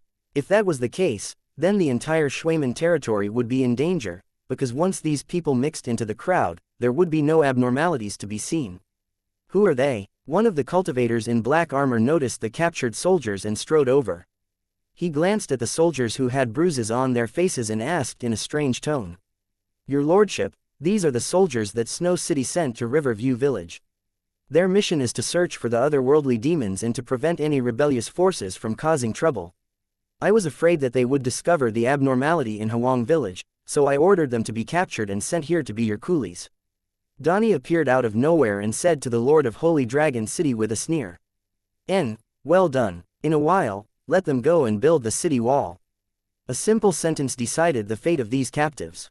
971 It's hard to tell the real from the fake one. After hearing the order of the Lord of Holy Dragon City, Donnie hurriedly agreed. At the same time, he waved his whip and drove the captives to the city wall that was under construction. Hearing that their lives were saved, the soldiers all let out a long sigh of relief, secretly thinking that they were lucky. What they needed to do next was to find an opportunity to escape from this place and report this matter to the Lord of Snow City. As for how the Lord would deal with it, it was none of their business. Only the leading cultivator didn't think so, because in front of these powerful cultivators, their chances of escape were very low. However, from the way the fake villagers addressed him, the black-armored cultivator was also a lord. Was this a real, official position or a form of respect? A city lord and a lord, who were these people? Just as the soldiers were mulling this over, the Lord of Holy Dragon City suddenly called out to Danny, "You've already caught them. What will you do if someone comes to Hwang village to look for them?" Danny chuckled and quickly replied, "Don't worry, sir. I'll fake the scene when I get back. People will only think that they were attacked by monsters and were annihilated. They won't suspect us." The Lord of Holy Dragon City shook his head. "That's not good. It's easy to arouse suspicion. Let's change to a safer method." After the Holy Dragon City Lord said this, he waved his hand at a group of masked cultivators in the distance. Then, these people quickly walked over. Then, the Holy Dragon City Lord stretched out his hand.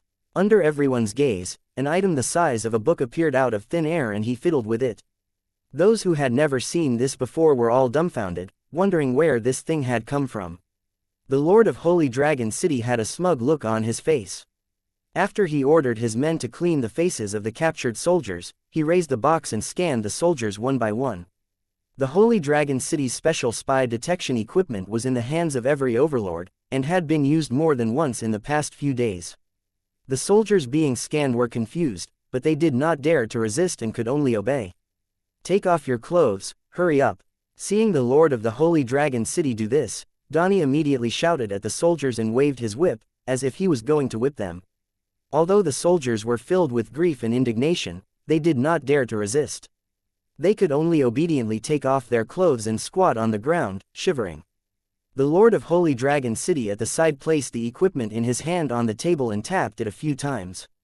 In less than a few seconds, something as thin as a cicada's wing popped out of the box and was fiddled with by the Holy Dragon City Lord.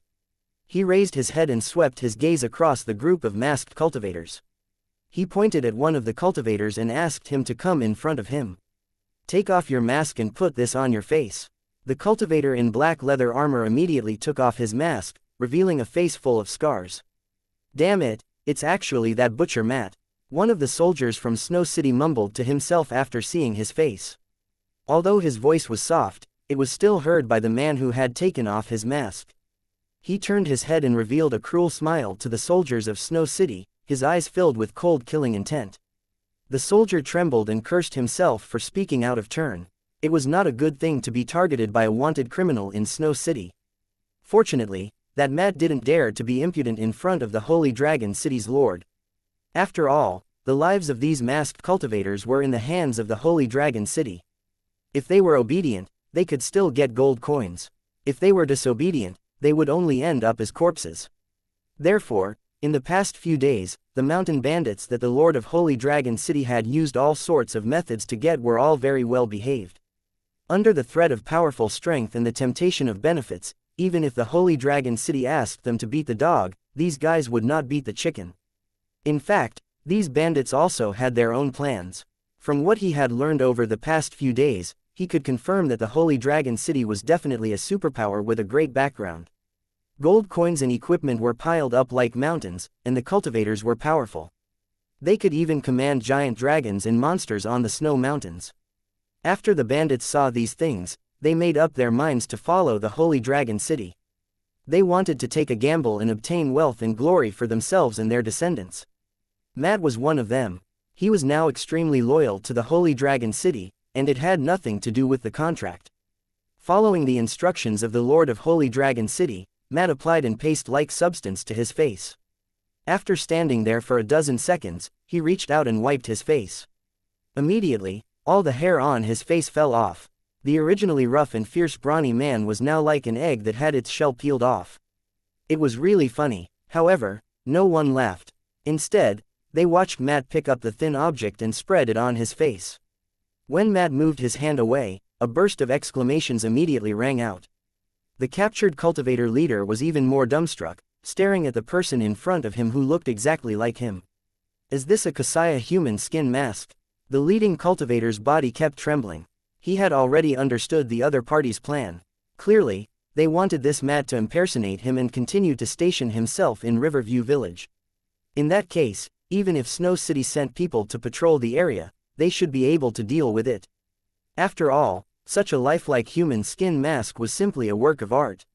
Even the leading cultivator himself did not notice any difference. If he could not tell, how could others? The Lord Cultivator's mind constantly flashed with images of enemies wearing human skin masks and moving around the city. He was so scared that he broke out in a cold sweat. The Lord of Holy Dragon City looked at Matt, who had changed his appearance, and took out a button-sized item, directly sticking it under Matt's neck.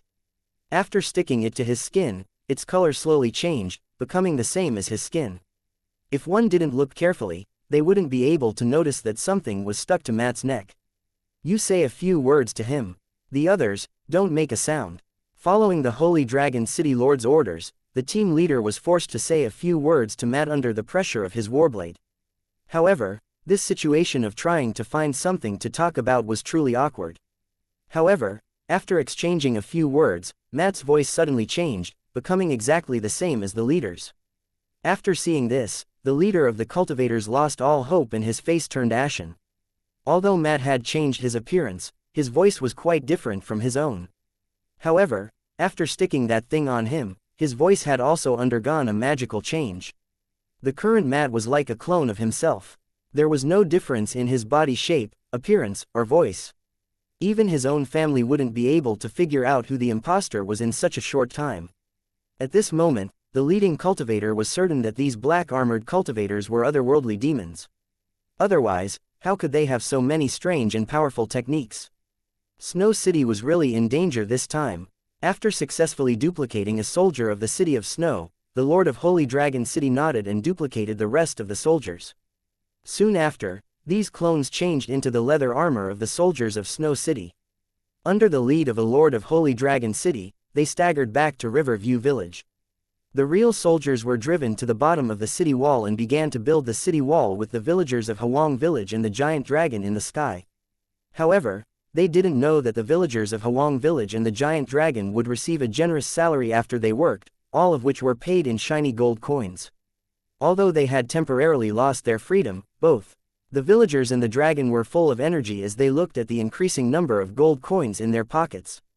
Although some of the villagers were unwilling, they had no choice but to obey the commands of the powerful cultivators and the ferocious bandits. Even if they escaped, they would not be able to escape, because the area around Hwang Village was now under the tight control of the Holy Dragon City's cultivators.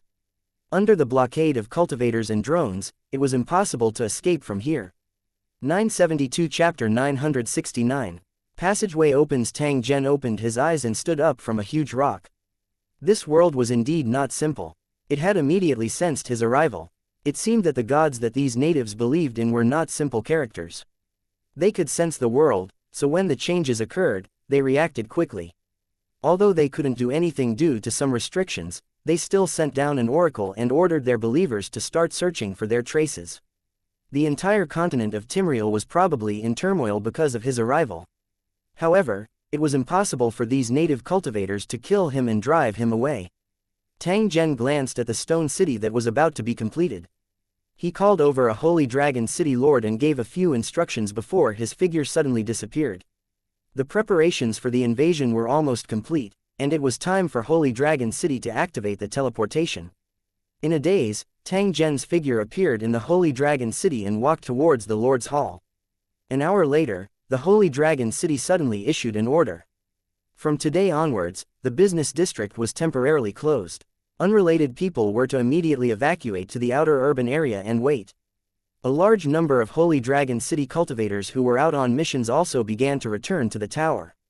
The Holy Dragon City soldiers with serious expressions locked down the entire area around the inner city.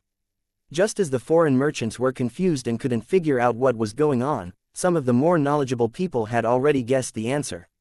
The Holy Dragon City, which had been upgraded to a level 9 city, was probably preparing to invade the other world. It was just that until now, no one had really seen what the Holy Dragon City's main city looked like. What was displayed in front of everyone was only the auxiliary city. They were full of anticipation for Holy Dragon City's main city, which had never shown itself. The length of time that the dimensional teleportation channel opened varied. During this period, as long as one paid attention, they would probably have a chance to see the Holy Dragon capital city. As for the Holy Dragon city's actions, these non-city residents also had many speculations. When the Tower City carried out an invasion mission, other than the main city and the auxiliary cities with special attributes, which had to participate in the battle together, the auxiliary cities without any special attributes would often stay behind to guard the territory. However, for a national-level building, most of the time, they would either focus on the main city and abandon the auxiliary cities that took up resources to ensure that the development of the main city would not be affected.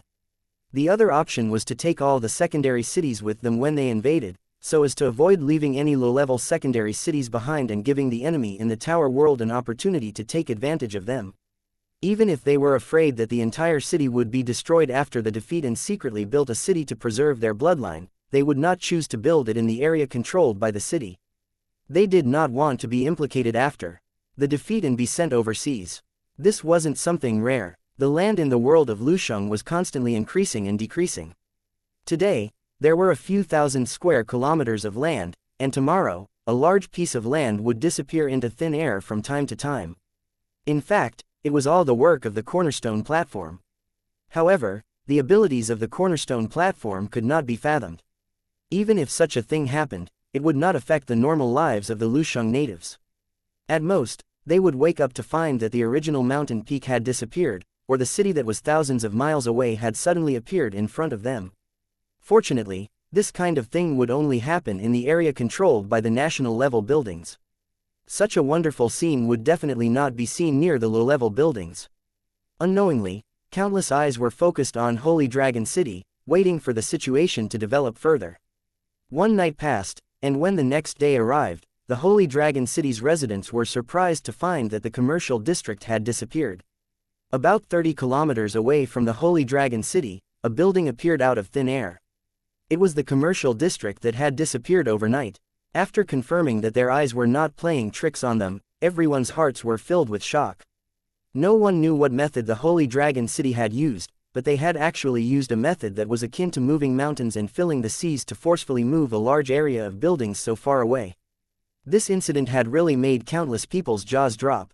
They had long heard of the Holy Dragon City's wonders. However, after seeing it with their own eyes, they still felt that it was unreal. Because this ability could already be described as a miracle, it seemed that other than the Cornerstone platform, no cultivator could achieve this. However, the Holy Dragon City was only a level 9 city. Did it really have such high access to the platform? Moreover, this had happened more than once. At that time, the Holy Dragon City was only a low-level city. Therefore, the possibility of this was extremely low. Perhaps it was just as the rumors said, that this was the doing of the Holy Dragon City's legendary city lord. There was no clear answer to what the truth was. The Holy Dragon City's actions continued. Another order was issued. From today onwards, the Holy Dragon City's inner city area would no longer allow anyone who was not a resident of the city to enter. Violators would be severely punished. The non-Holy Dragon City residents discussed animatedly.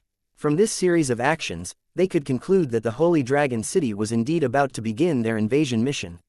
Otherwise, they would not have done such an abnormal thing. However, they didn't know that this was only the beginning. On the second day after the commercial district was moved away, Holy Dragon City directly built a new auxiliary city near the commercial district and upgraded 5 levels in one day. After the super fortress-like auxiliary city was built, countless monsters appeared out of thin air and launched a frenzied attack on the Holy Dragon City. However, to the current Holy Dragon City, these monsters were merely brains that had delivered themselves to their doorstep. Under the combined efforts of 10,000 Holy Dragon City soldiers, the battle of the monsters sieging the city only took an hour before it completely came to an end. Looking at the mountain of monsters, corpses, all the foreign kinds fell silent. The Holy Dragon City's strength had far exceeded their imagination. That was why they could easily deal with countless monsters attacking the city as if they were playing around. It was no wonder that it could dominate the wildlands with such strength. As for the Holy Dragon City's purpose in building this auxiliary city, everyone was also very clear.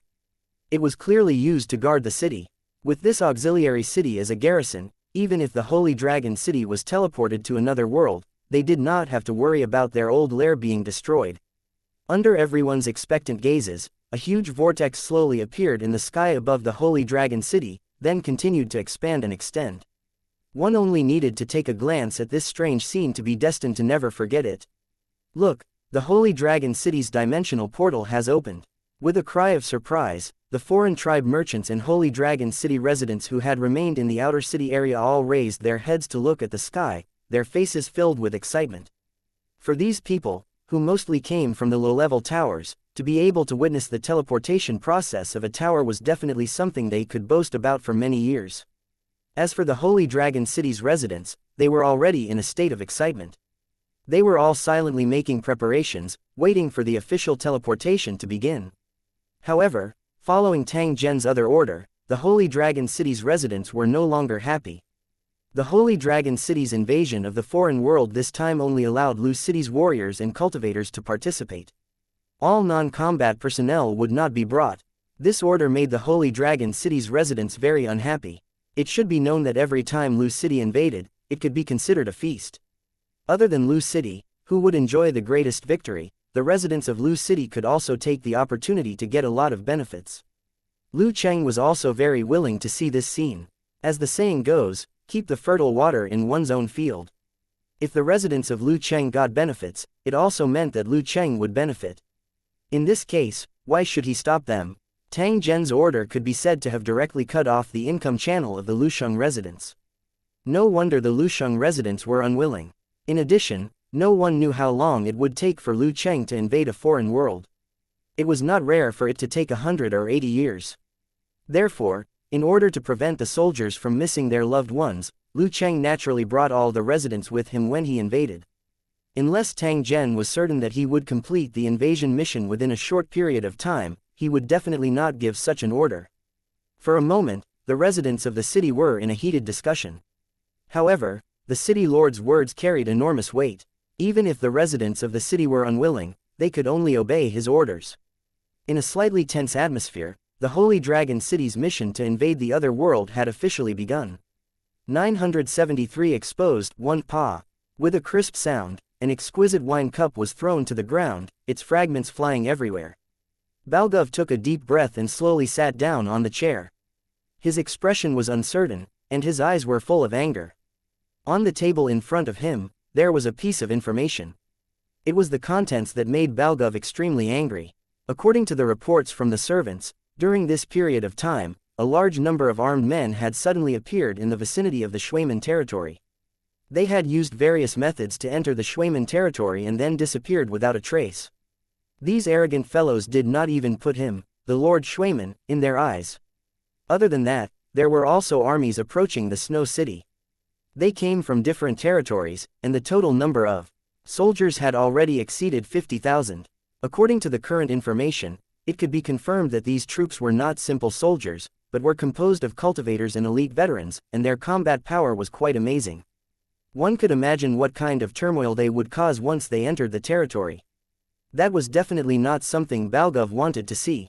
Balgov wanted to stop these troops from entering the snow region, but unfortunately, his army was limited in numbers, and their combat power could not compare to the Allied forces. This was also what made him angry. If Balgov insisted on intercepting them, the two sides would inevitably fight, and the situation would definitely become worse. However, if they were unable to stop these greedy fellows, then once they entered the Shuimen territory, it would be equivalent to having a knife hanging on their necks, with the possibility of being chopped down at any time.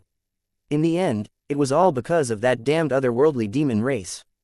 If it wasn't for these people who had appeared out of nowhere, the enemy forces wouldn't have been able to find an excuse to enter the Snow City, and he wouldn't have been in such a passive position. Up until now, Bargov had not realized the danger of the tower invasion. He only treated it as a special event. Is there any news about the otherworldly demons? What's going on? Balgov looked at the official beside him and asked coldly. He was clearly very dissatisfied with the official in charge of searching for traces of the otherworldly demons. After all, so many days had passed, and there was no news about the extraterrestrial demon race. If this official was not his most capable subordinate, Bargov would have been furious. The official's body trembled slightly and he sighed to himself. He bowed and replied, "We're currently trying our best to search for them. Unfortunately, we still haven't found any traces of the otherworldly demons." I don't know if they've hidden themselves too well or if the information is wrong. The news shouldn't be wrong. Those guys wouldn't joke about this. I've also just received news from the divine halls in the city that they've also received the oracle, which proves that otherworldly demons have entered this world. The official was taken aback. He didn't expect the heavenly demonic tribe to have such a powerful background that they could make so many gods issue an oracle. Previously, he was still somewhat disapproving of this matter, thinking that this was just an excuse for those forces to invade the Shuiman territory. However, now it seemed that this matter was more complicated than he had imagined. Thinking of something, Balgov's expression became even more unsightly. At this time, he was like an active volcano, on the verge of eruption. Seeing this, the official was also very nervous. He knew the temper of the Lord in front of him. If he couldn't find any traces of the heavenly demon race, it was very likely that he would be beheaded. However, he was also in a very difficult position, because during this period of time, the traces of the search team had almost covered the entire Shuiman territory, but they had not found any valuable clues. The group of otherworldly demons seemed to have disappeared into thin air. Just as he was thinking hard and his brain was about to be mixed together, a cultivator outside the door staggered in with blood all over his body. Seeing this, a sharp light flashed in Balgov's eyes, and he appeared in front of the heavily injured cultivator in a flash. Discovered traces of the heavenly demon race in the Xuanji Huang village. After the cultivator finished his sentence with great difficulty, his body twitched, his head tilted, and he died. Hearing this, Balgov took a deep look at the cultivator, and a shocking aura burst out from his body. He turned around and roared, "Pass on my order, gather the elites in the city and immediately send troops to Riverview Village." Riverview Village. Donnie looked at the dead bodies on the ground, exasperated. "You bastards, why are you so impulsive? Tell me, what should we do now?" After cursing, Donnie spat and turned to look at the Lord of Holy Dragon City beside him with a helpless expression. "Your lordship, they were forced to do this. Who would have thought that among this group of Snow City soldiers, there were a few who were familiar with the original soldiers? Once they communicate, it is inevitable that there will be some mistakes." The Holy Dragon City Lord waved his hand and said with a serious expression, "They're already suspicious, and will report this to Snow City sooner or later." However, the cultivator who used the teleportation scroll to leave was a big problem. "Although I shot him twice, he didn't die immediately. He should be able to hold on until we send the news back. If that's the case, we'll definitely be exposed. It can't be helped." Donnie smiled. Who would have thought that an ordinary cultivator would have a precious teleportation scroll? It seems that Balgov has really put in a lot of effort to find us. The Lord of Holy Dragon City did not say anything. Instead, he quickly reported this matter to Tang Zhen, and then a cold smile appeared on his face. "I didn't want to make a move so early, but since Snow City doesn't know how to appreciate my kindness, then we don't have to be polite. You guys will return to Boulder Valley with me. There's no need to stay here any longer. We need to prepare and give the enemy a surprise." Donnie was shocked. He had seen a lot of magical things during this time, and his expectations for the Holy Dragon City were getting higher and higher. Now that the hidden location had been exposed, a large number of enemies were about to arrive. What kind of methods would Holy Dragon City use to deal with these enemies? With speculation and anticipation, Donnie and the others quickly returned to the Boulder Valley, and then they saw a shocking scene. A huge vortex appeared in the sky above the stone city. Lightning flashed around it from time to time, as if the sky had been eroded into a big hole. This was a strange scene, like the end of the world. Just looking at it would bring a huge mental pressure to people. It was definitely not a good sign. After recovering from the shock, Donnie and the others took a deep breath and followed the Lord of Holy Dragon City into Stone City. However, when they saw the scene in the Stone City, they were immediately dumbfounded and their faces were filled with disbelief. 974 The Vanguard. 1. In order to build this stone city, an area of the Boulder Valley had been cleared out. After the wall was built, this open space became the inner area of the stone city. The last time Donnie left, it was just an open space, but now, he found that the open space was full of giant metal monsters. They were about 5 meters tall and had an extremely strange shape. They were like two-legged deformed giants that were standing in place with their arms crossed. The large caliber 6-barreled machine gun and electromagnetic gun that were exposed showed that these fighting robots had fierce firepower and their power could not be underestimated. There were about 100 of these metal giants, standing in neat rows on the empty ground. Although the metal giants didn't move at all, Donnie and the others could still feel a terrifying aura from them. It seemed that once they moved, they would turn into killing beasts that no one could resist. Behind these metal giants were rows of silver-white metal monsters. Although they were not as large as the metal giants, they were not simple things either. Donnie had seen such a thing before. Not only could it fly, but it could also shoot a powerful metal ball that could easily penetrate the trunk of a tree. Once one was targeted by such a thing, unless one was extremely agile, one would die without a doubt. He originally thought that this kind of thing was very precious, and the Holy Dragon City might not have many. But looking at the scene in front of him, his guess was clearly wrong. As far as the eye could see, the wide ground was filled with these flying devices. There were at least 500 to 600 of them. As for the metal cars at the back, Donnie had never seen them before. However, since the Holy Dragon City had displayed them, they were obviously some kind of weapon. What was the Holy Dragon City up to? Donnie had seen similar things when he was out adventuring. He was told that they were battle puppets, and most of them had been excavated from ancient relics. Looking at the metal monsters that occupied the entire stone city, Donnie had a lot of thoughts. This Holy Dragon City had either discovered an ancient site full of battle puppets, or they were descendants of the dwarves. Otherwise, how could they have so many battle puppets? Now that the enemy was approaching, was Holy Dragon City planning to rely on these war puppets to fight against the countless troops of the City of Snow? Although these war puppets were very powerful, the army of Snow City was not simple either. There were many cultivators in the army. Would these inanimate objects really be useful? Many of the cultivators who had sought refuge with the Holy Dragon City had the same idea as Donnie. Obviously, they did not think highly of this tactic. The main reason they thought this way was because they had never seen these robots fight before. Otherwise, they would not have such thoughts. Of course, it was useless to think too much about it, because they could not interfere in such matters. The only thing they could do was to obediently listen to the Holy Dragon City's commands. In fact, the worries of Danny and the others were unreasonable. Tang Zhen had also considered this point. Therefore, this battle would not completely rely on the armed robots. The Holy Dragon City cultivators would also provide assistance. In the face of tens of thousands of enemies, the 10 lords he brought were definitely not enough. He could only use his points to teleport another group of cultivators in Lusheng and let these lords take charge of the command.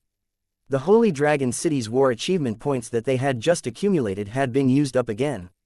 However, Tang Zhen was also clear that a war was a battle of attrition. Once the Holy Dragon City was teleported over, the exhaustion would be even greater. These were all things that he had to face. Fortunately, war itself was also a business with the greatest returns. If the Holy Dragon City obtained the final victory, then these investments were nothing compared to the generous returns. The next thing to consider was how to deal with these Timriel natives. According to the information that they had just received, over 5,000 soldiers had already gathered in the city and were rapidly making their way towards Hwang village. At the same time, there were also many small teams made up of unknown forces that rushed to Hwang village from all directions after receiving the news. Based on their speed, the first batch of enemies would arrive at Hwang village by tomorrow afternoon at the latest. After these enemies arrived, they would not attack Stone City directly. Instead, they would wait for the follow-up troops to arrive and investigate and collect information. Due to the location that Tang Zhen had chosen, even if a large number of enemies arrived, they would not be able to display their advantage in numbers unless they were able to move all the surrounding trees away. Tang Zhen didn't know if these enemies could do this, but at least he couldn't do it for the time being. Otherwise, he wouldn't have used manpower to build a stone city. The world will of a high-energy world was extremely powerful. The suppression on a foreign king like him was too powerful. Tang Zhen was helpless about it. This feeling of being bound made him very uncomfortable.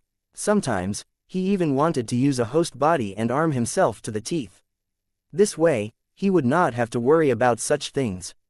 After estimating the time, Tang Zhen turned his head to look at the vortex above his head. A trace of anticipation was revealed in his eyes. Strictly speaking, he didn't come to this world through proper means. The cultivators who arrived through the plane transmission channel were the first batch of legal invaders. Other than Tang Zhen, the surrounding 10 Holy Dragon Cities overlords also raised their heads to look at the sky, waiting for their subordinates to descend. During this period of time, they had no familiar subordinates to use, which made these lords feel extremely inconvenient.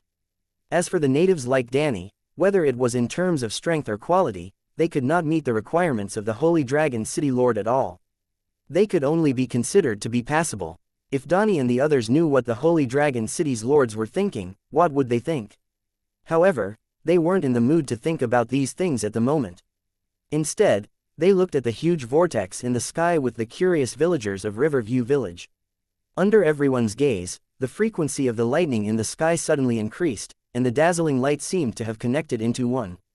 In the midst of the exclamations, a huge pillar of light suddenly shot out from the vortex and landed on the ground in front of everyone. When the light beam disappeared, the hundreds of fighting robots were already filled with dense figures. They were all wearing the same black armor, with sabers and special rifles fixed on their backs. They were covered in all kinds of accessories and were looking around coldly. Donnie and the other native cultivators gasped when they found out that these people were all powerful cultivators. Their battle armor was somewhat different from the Holy Dragon City Lord's battle armor. Other than the Holy Dragon City badge, there was also a roaring white tiger on their right arm, which seemed to be filled with a fierce aura. When they saw Tang Zhen and the Holy Dragon City's overlord at the side, these Holy Dragon City cultivators used a dazzling speed to quickly assemble into 10 squadrons and walked in front of Tang Zhen and the rest. Holy Dragon City's 1st Legion, White Tiger Battalion, from the 1st to the 10th Special Forces, all members of the Special Forces, pay respects to the City Lord. Following the sonorous and powerful voice of a Holy Dragon City cultivator, more than 200 men, who were 9 feet tall, knocked their right fists on their chest armors. Their bodies were as straight as javelins as they saluted Tang Zhen respectfully. The whole process was neat, full of rhythm and iron-blooded aura. Welcome, as the first batch of lucky people to arrive in a different world through the plane's transmission channel. Your names will be engraved on the Holy Dragon City Square, and will be remembered and worshipped by all the residents of the tower. Hearing this, the cultivators were excited because this was the glory they dreamed of.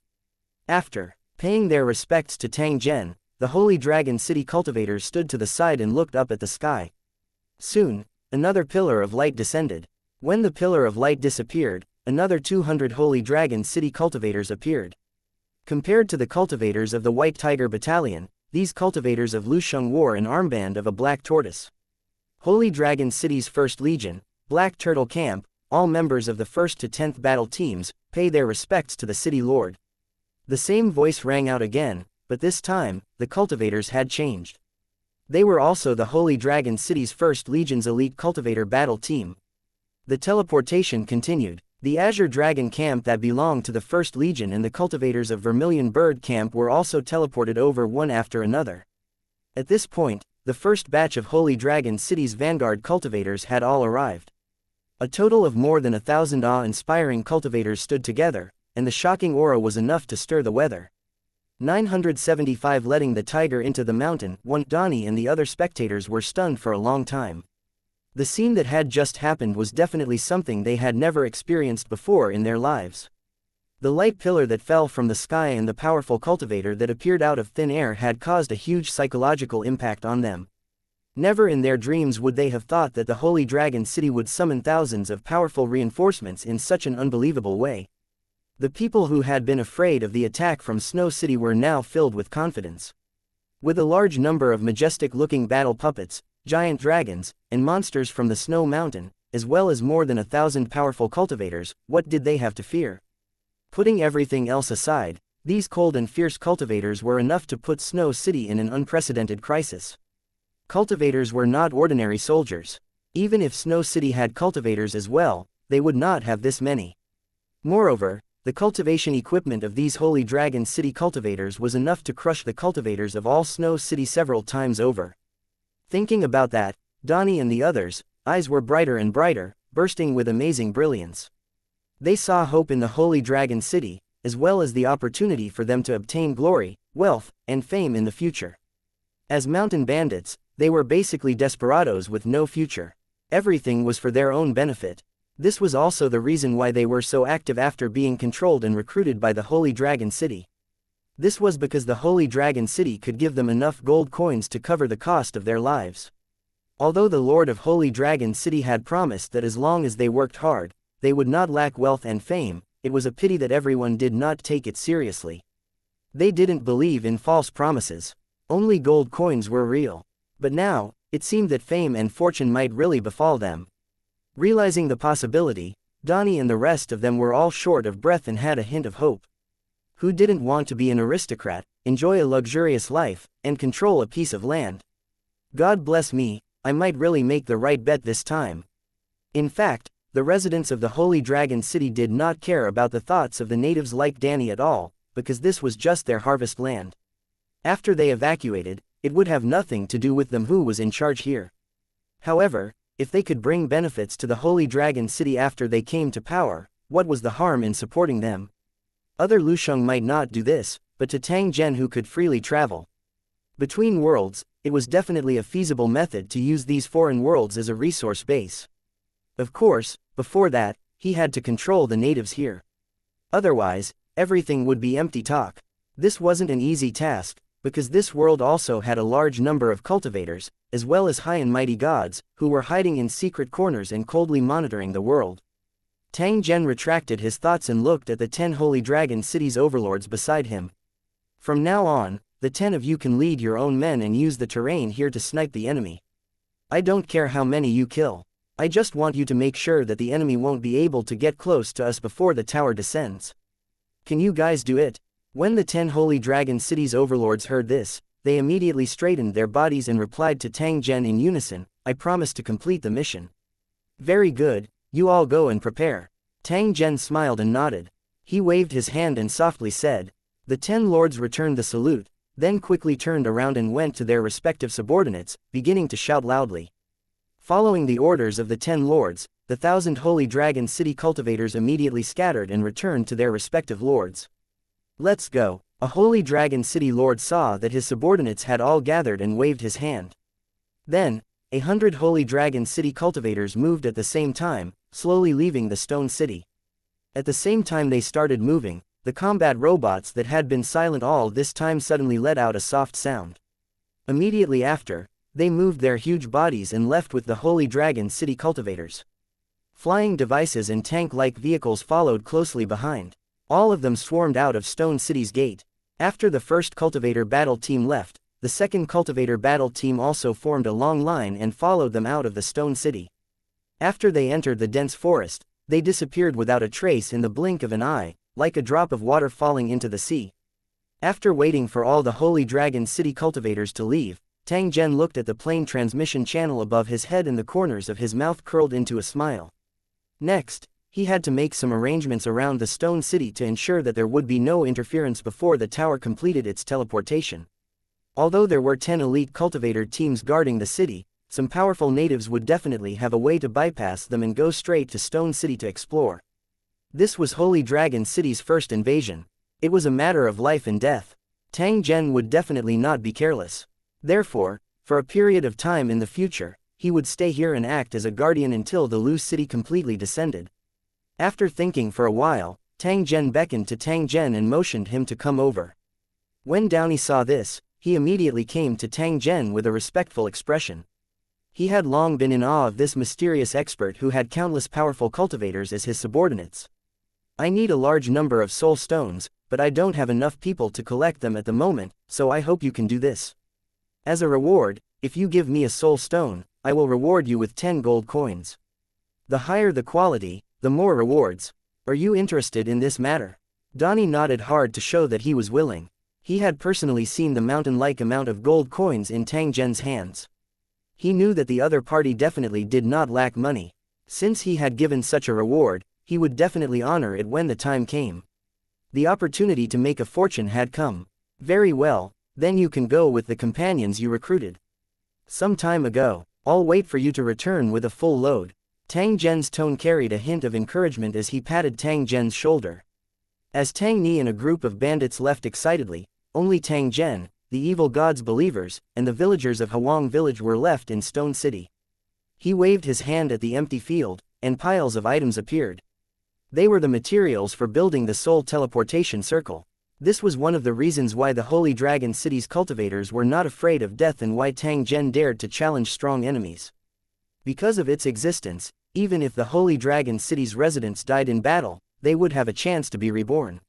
As the strength of the Holy Dragon City's residents continued to increase, coupled with the support of this soul transfer array, the Holy Dragon City's cultivators who did not fear death were destined to sweep the world. 976 Adventurer Team 1 At the entrance of Hwang Village, a team covered in dust was slowly approaching. This was a team made up of humans, orcs, dragonkin, and other races. They were dressed in standard adventurer attire and seemed to be quite strong. Stopping in their tracks, they looked at the quiet village not far away with a hint of wariness in their eyes. "Captain, we've confirmed that the heavenly demon is near this village. Previously, a scouting team from the Snow City had been ambushed here. Other than the cultivator leading the team who had used a teleportation scroll to escape, the rest had all died here. If we enter rashly, I'm afraid we'll encounter danger." A skinny elf man in leather armor constantly looked around as he spoke to his captain. The captain had a muscular build, but he had the head of a tiger. Coupled with the heavy armor he was wearing, he looked extremely majestic. After hearing his team members' words, his eyes became serious, as if he was considering whether he should earn this generous commission. Unlike the believers who believed in different gods, their team was just a pure adventurer team. They had decided to take on the mission at the last minute because they had seen the high reward for the mission. The reason why they were the first to reach Riverview Village was that their companions in Snow City had sent a message using a messenger bird, and they happened to be near Riverview Village. Therefore, as soon as they received the news, they rushed here without stopping, trying to collect valuable information in order to exchange for generous rewards. Bargoff would never be stingy to those who provided valuable information. However, when they arrived at Hwang Village, they began to hesitate. For the otherworldly demons to be able to cause such a huge commotion and make the Shui Man territory feel as if they were facing a great enemy, they were clearly not easy to deal with. Could an ordinary adventurer team like them really deal with such a terrifying opponent? However, as the first team to arrive at Riverview Village, they were the most likely to be the first to obtain information about the otherworldly demon race. Everyone knew what this meant. It was a pity that this bounty was not easy to earn. As the Tigerman captain was weighing the pros and cons, the Dragonkin man in the team stepped forward and said to the Tigerman captain, "Didn't we rush here with all our might just to get some useful information? Since that was the case, what was there to hesitate? If we wait a while longer and the other teams arrive, then the bounty will have nothing to do with us." The other members of the team nodded at the same time. Obviously, they also believed in the principle of seeking wealth from danger. They knew that it was absolutely impossible to earn a rich bounty without taking risks. But, what if we're ambushed by the otherworldly demons? Can we really escape safely? There were also members who were extremely wary of the otherworldly demons and did not want to take risks. "We've killed vampires, necromancers, and escaped from death countless times. How can we be scared by the extraterrestrial demon?" Maybe Snow City was just exaggerating, saying that the otherworldly demons were so powerful, but in reality, they couldn't even withstand a single blow. Another team member spoke. The meaning behind his words was clear. It seemed like he didn't care about the heavenly demon race at all. So far, there was no specific information about the otherworldly demons. They didn't even know what they looked like. It was actually very normal for the team members to doubt the strength of the otherworldly demons and think that they were not as powerful as they were rumored to be. The Tigerman captain, who had his head lowered in thought, no longer hesitated and immediately waved his hand at the crowd. They were adventurers who were willing to exchange their lives for money. If they were afraid of danger, they might as well go home and farm. Therefore, even if it was dangerous, he still had to try. Following the command of the Tigerman captain, all the team members immediately got into a search and defense formation, took out their weapons, and slowly approached Riverview Village. Even though they had doubts about the strength of the heavenly demon race, they still maintained their best state of mind to guard against any sudden attacks from the enemy. As they got closer, the corpses at the entrance of the village came into their sight. Looking at the corpses, it was obvious that they were the scouts from Snow City who had been ambushed. "Everyone, be careful, there's something wrong here." The Tigerman captain raised his shield and battle axe, and after reminding his team members, he took the first step into the gate of Riverview Village. At this moment, there was not a single person in the village. It was as quiet as a ghost's domain, making one's heart tremble. A gust of cold wind blew, and a few fallen leaves on the ground swirled up and drifted past the crowd. This oppressive atmosphere made everyone's breathing become much heavier, and their eyes constantly swept across any suspicious corner. However, other than the strange atmosphere, there did not seem to be anything unusual here. It seemed to be an empty village. Check the surrounding houses and see if there are any clues left behind. The leader of the Tigerman team gestured to the team members beside him. Immediately, 3 of his team members rushed to the front of a wooden house and kicked the door open in cooperation. A minute later, the 3 of them came out and shook their heads. The villagers left very suddenly. They only ate half of the food on the table. There are no signs of a fight.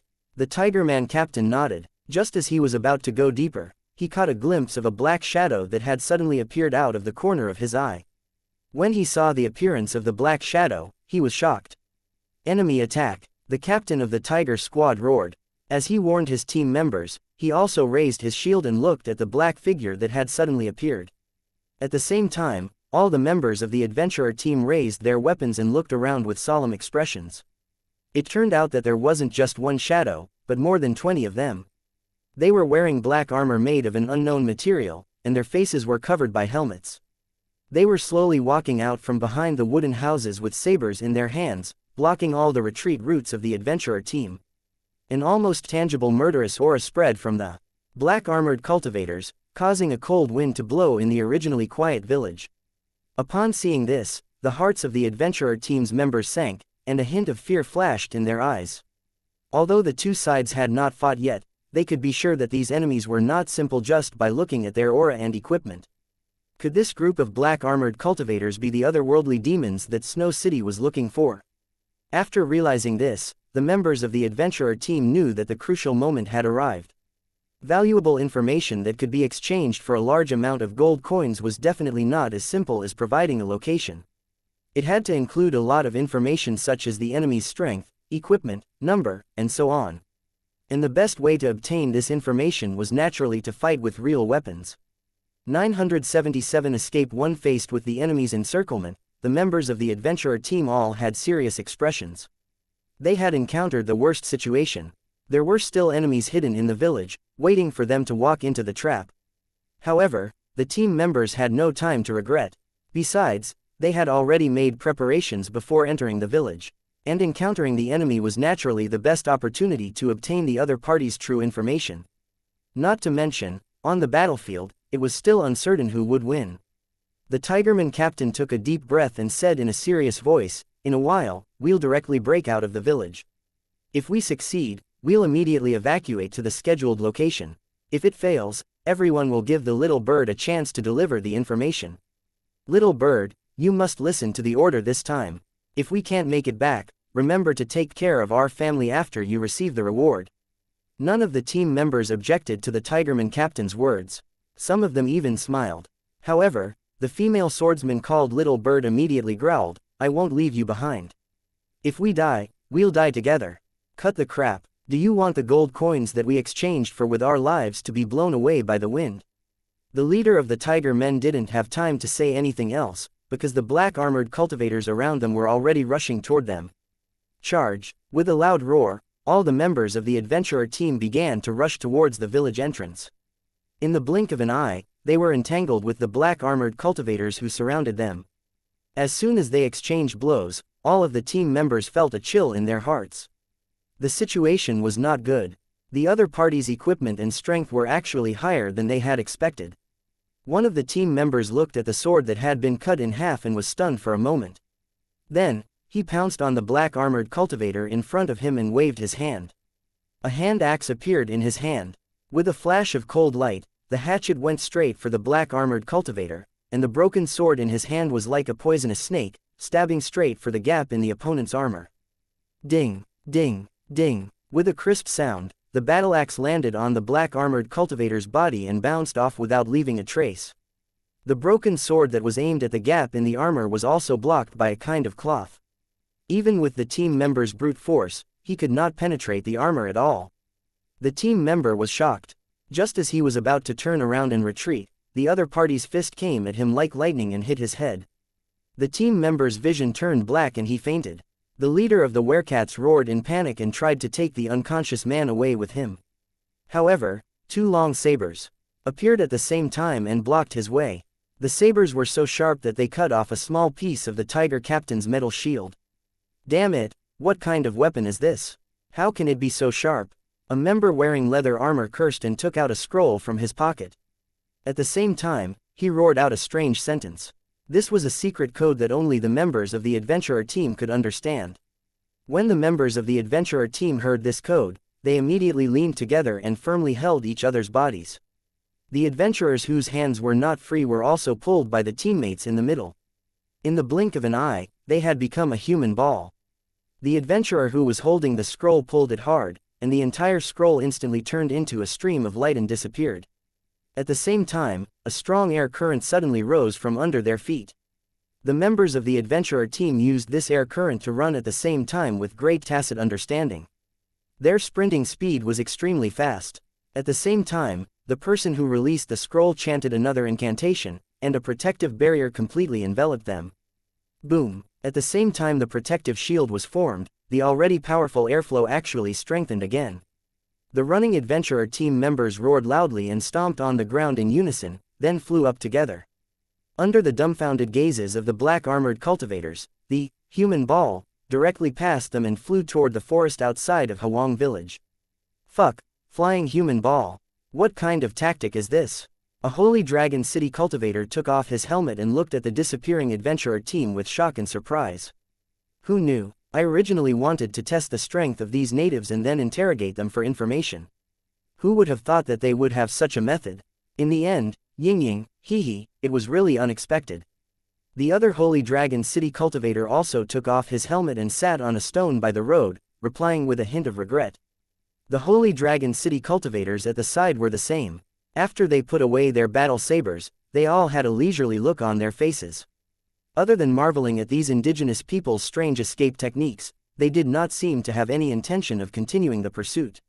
From their tone, it seemed that they had no intention of killing the adventurer team. In fact, with the means of the Holy Dragon City cultivators, if they wanted to kill this adventurer team, they could not even take half a step into the Riverview village. Otherwise, the Holy Dragon City cultivators would not have used cold weapons to fight, but would have directly shot and killed them. Do you think these guys can escape? There are several battle teams in charge of defense outside. Can they escape? The one who spoke was a Holy Dragon City cultivator with a cigarette in his mouth. He was young and looked like a hooligan. What we need to do now is to drive away all the aboriginals who have entered the control area. We don't have to kill them if we can, so as not to agitate them. After all, no matter how powerful we are with over 1,000 people, we can't be a match for tens of thousands or hundreds of thousands of aboriginals. They also have cultivators. The one who spoke was a middle-aged man, a one-star horde leader. From his military rank, he was obviously the captain of this cultivator battle team. He stuck his saber into the soil, took out a wine pot from his waist, and took a big gulp. Besides, these guys have been acting all this time. They predicted our existence, so they deliberately said those words for us to hear, taking the opportunity to numb us. Then, after getting enough information, they will use life-saving means to escape. Really, I don't think so. That's probably what happened. Otherwise, why would they enter the village without investigating or leaving anyone outside to receive them? According to what you said, these natives are really cunning. The ruffian-like Holy Dragon City cultivator came over and carefully took the captain's wine pot, taking a big gulp. Boss, what do you think the city lord is thinking? Why didn't he just send out planes, tanks, or drop 1 or 2 super bombs? Wouldn't that be the end of the battle? You know nothing. The captain shook the wine pot in a bad mood and cursed. Liu Cheng's main purpose of invading the other world is to obtain the world's origin and collect resources that are useful to us, not to fight and kill. Other than the brutal and bloodthirsty towers, most of the other towers would try to avoid fighting and use gentle means to achieve their goals. Of course, it wasn't easy to do this. 99% of Liu Cheng's problems would be solved by force. However, since there is such a method with the least losses, we have to try it no matter what, don't we? The middle-aged captain took another gulp of wine and continued, as for using planes and tanks, it's not that they can't, but the logistics will definitely be a big problem. It's fine for a short time, but what will you do if it takes a long time? The use of a nuclear weapon has happened more than once in the tower world. This is what the city lord said himself. If we use it here, not only will we be implicated, but it might also cause some kind of mutation. If we cause monsters to appear everywhere, will we be doing missions or fighting monsters? Therefore, unless it was absolutely necessary, this kind of thing would definitely not be used. Moreover, with the city lord's vision, he will naturally make the most beneficial plan for our city. He must have his own purpose for not wanting to destroy this world. At this point, the middle-aged captain looked up into the distance and a cold smile appeared on his face. What he was afraid of was that these aboriginals did not understand the situation and only wanted to die. If things really reached that point, killing might be the best way to solve the problem. 978 Nowhere to escape. One bang. After a muffled sound, a series of screams rang out. Under a large tree in the dense forest, a group of adventurers lay on the ground, their eyes squirming like mosquitoes, groaning in pain. Someone stood up unsteadily, but he fell to the ground after taking a few steps. "Robert, what's with your damn spell? I was almost killed by a tree." The dragonkin in the adventurer team had good physical fitness. He quickly overcame the feeling of dizziness and stood up from the ground, shouting at the wizard who had torn the scroll earlier. The mage by the name of Robert took a deep breath and stood up with difficulty. He did not forget to pat the dirt off his body. Although he was trying his best to maintain his composure, his legs were still trembling, and he looked very embarrassed. How would I know that this spell scroll would be so difficult to control? After all, I've never had the chance to use it ever since I got it. Robert explained with a hint of grievance in his tone. All right, that's enough. If it wasn't for Robert, we wouldn't have been able to escape. The Tigerman captain snorted and stopped the quarrel between his two team members. He looked around, trying to estimate their current location. We have to leave immediately. Otherwise, those otherworldly demons will definitely catch up with us. We won't be as lucky as we were just now. Hearing this, everyone's expression tensed up. Without any hesitation, they stood up and followed the Tigerman captain in the direction of Snow City. They were still talking in low voices as they walked. Will the green-eyed man lose his life in the hands of those otherworldly demons? Who knows? May the gods bless that unlucky fellow and allow him to hold on until we bring reinforcements to save him. Do you think those black-armored cultivators are really from the heavenly demon race? They're just like us, just some powerful cultivators. Who knows? Maybe they're just ordinary cultivators, but they've become the claws and teeth of the otherworldly demons. I think so, but their weapons are really good, and their strength is also quite good. If we didn't put on a show at the beginning, I think we wouldn't have been able to get out of Hwang village. Hee, no matter what, we've struck it big this time. When they thought of the generous reward, everyone's spirits were lifted, and their speed could not help but increase a bit. However, as they walked, they suddenly stopped and looked at the empty space in the forest in front of them with gloomy expressions. In the open space of the forest, there were uneven tree stumps and wild flowers and green grass growing around it. The sunlight shone on this place, making it look very beautiful. More than a dozen cultivators in black armor were sitting on tree stumps and looking at the adventurer team that had just appeared. Fortunately, I didn't wait for nothing.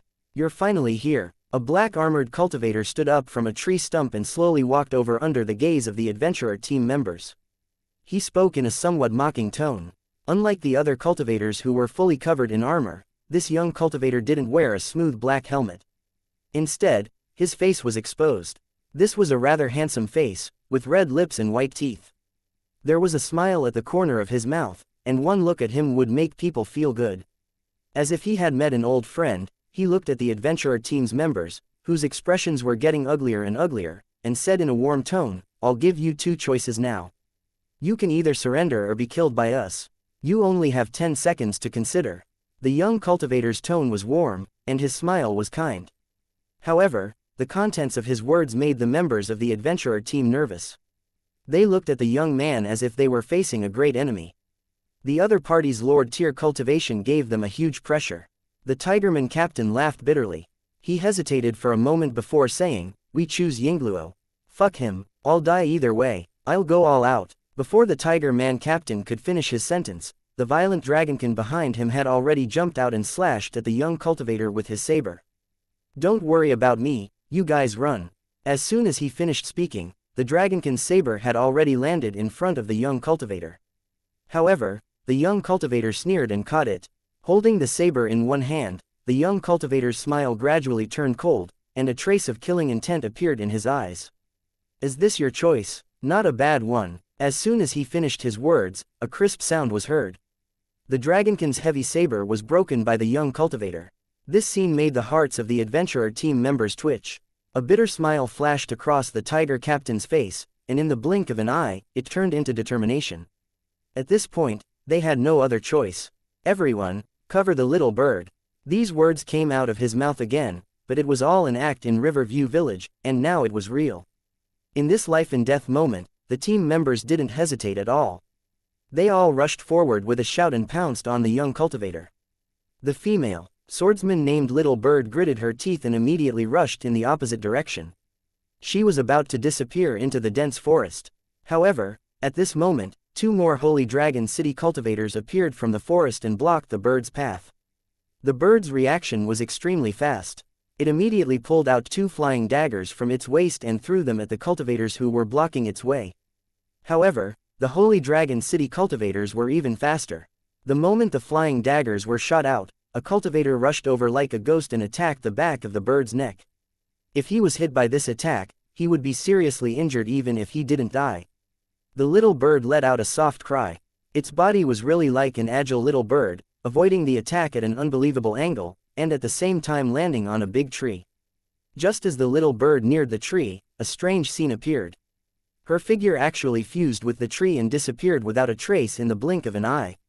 No wonder the Tigerman captain had the bird retreat. She had the ability to hide her tracks with the trees. This scene was also seen by the members of the adventurer team, and a trace of a gratified smile appeared on the corners of their mouths at the same time. As long as the bird could escape, their efforts would not be in vain.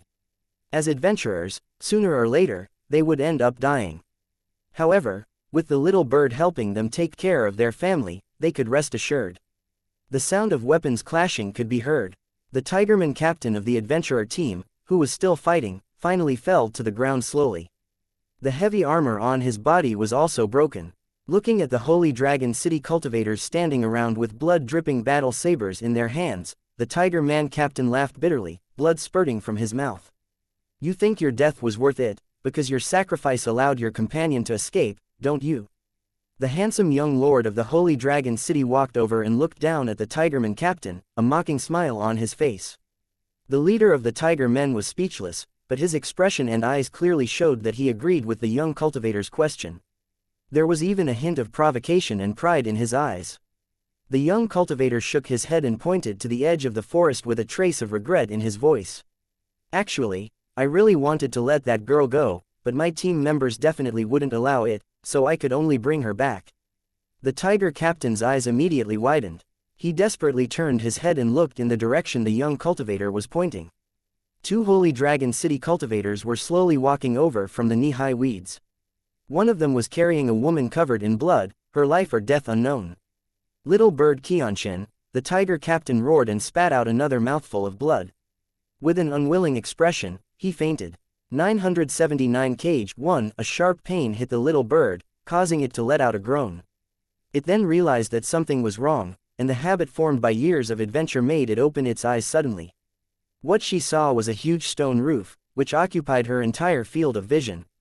The square-shaped lines on the huge rock made her feel dizzy. How are the captain and the others? Where is this? After regaining consciousness, the first thought that came to the little bird's mind was to be concerned about the safety of his teammates. After so many life and death experiences, the relationship between the members of this adventurer team was so deep that they could entrust their lives to each other. This was also the reason why they were able to cover the bird's escape without any complaints at the critical moment of life and death. Of course, in addition to the unregretful sacrifices they made between them, it was also because of the bird's racial talent that could help her escape from the dense forest. However, the little bird who had brought all of his teammates' hopes was disappointed this time. In fact, even the little bird did not expect that her racial talents would be useless in front of the Holy Dragon City cultivators. The other party only searched the forest once and found the little bird hidden in the big tree. Just as the bird realized that something was wrong, a crisp sound rang out. The bird felt as if it had been pierced by a heavy javelin, and it fell from the tree. Before she fainted, she seemed to see two Holy Dragon City cultivators walk to her side. One of them, a cultivator in black armor, took off her helmet, revealing a delicate face. It was a young and beautiful woman. The little bird wanted to get up and resist, but suddenly, its vision turned black and it completely lost consciousness. Taking a deep breath, the little bird climbed up from the withered grass with difficulty. She checked the wounds on her body and found that they had been bandaged. Who did this? Captain and the others. Looking around again, she found that she was in a stone house made of huge stones. There was nothing else except some dry grass on the ground. After glancing at the door where the sunlight shone in, little bird used all its strength to get up. It wanted to see where it was and whether the captain and the others were dead or alive. At this moment, the sunlight at the door was blocked by a figure that suddenly appeared, causing the little bird to become nervous. However, the other party's body shape seemed very familiar. Little bird, you're finally awake. That's great. A voice filled with surprise and joy was heard, and the bird's tense body relaxed slightly after hearing this voice. Robert, you're fine. That's great. Where's the captain and the others? The little bird ignored the pain from its wound and grabbed Wizard Robert from the adventurer team, asking in an urgent tone. She clearly remembered how the captain and the others were covered in blood when they tried to cover her escape. Robert, who was pleasantly surprised, immediately looked embarrassed, as if he did not know how to answer. Seeing this, the bird immediately had a bad feeling and asked loudly again. Aya, don't ask, please like and share the video on the YouTube channel Cultivation Audiobooks. Any more? Come with me and you'll know. Robert gritted his teeth and slowly walked out of the stone house with the strange little bird. The piercing sunlight outside made the bird a little uncomfortable, but she still managed to see where she was. It was a huge stone valley that was completely sealed off. There was almost no grass growing here. Other than rocks, there were still rocks. The scorching sun made the valley a vast expanse of white, making it appear extremely dry. At this time, there were hundreds of men and women of different races in the valley.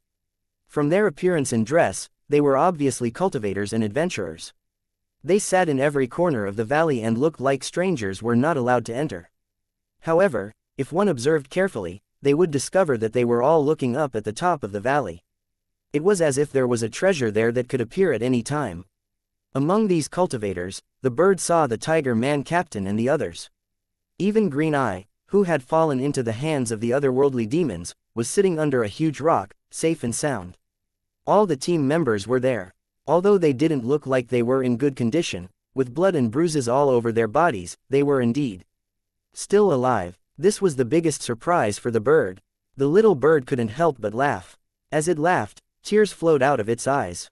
After shaking off Robert, the bird quickly ran toward the members of the adventurer team, wanting to see how their injuries were. She clearly remembered that when the tiger captain and the others had fought with the otherworldly demons, they had been cut all over by the other party. The blood all over their bodies was definitely real. Little bird, don't go over. Robert roared and quickly chased after the bird, pulling it back.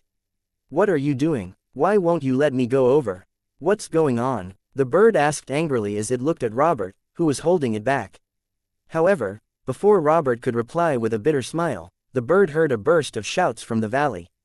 Then, the men and women sitting around suddenly got up and rushed to a spot in the valley. It turned out that a black armored cultivator had appeared at the top of the valley. He was looking coldly at the people in the valley and casually threw down a fist-sized object. And the target of these men and women was the item that had fallen into the valley. Perhaps because their cultivation was restricted, these people dressed as cultivators were not very fast. However, they still seemed to be fighting for their lives, desperately rushing towards the place where the item had fallen. The Tigerman captain and the others who were resting together also jumped up from the ground and quickly joined in the fight. Hundreds of fierce-looking men and women collided with each other in an instant, and an intense battle of fists and flesh immediately broke out. Curses and screams rang out continuously.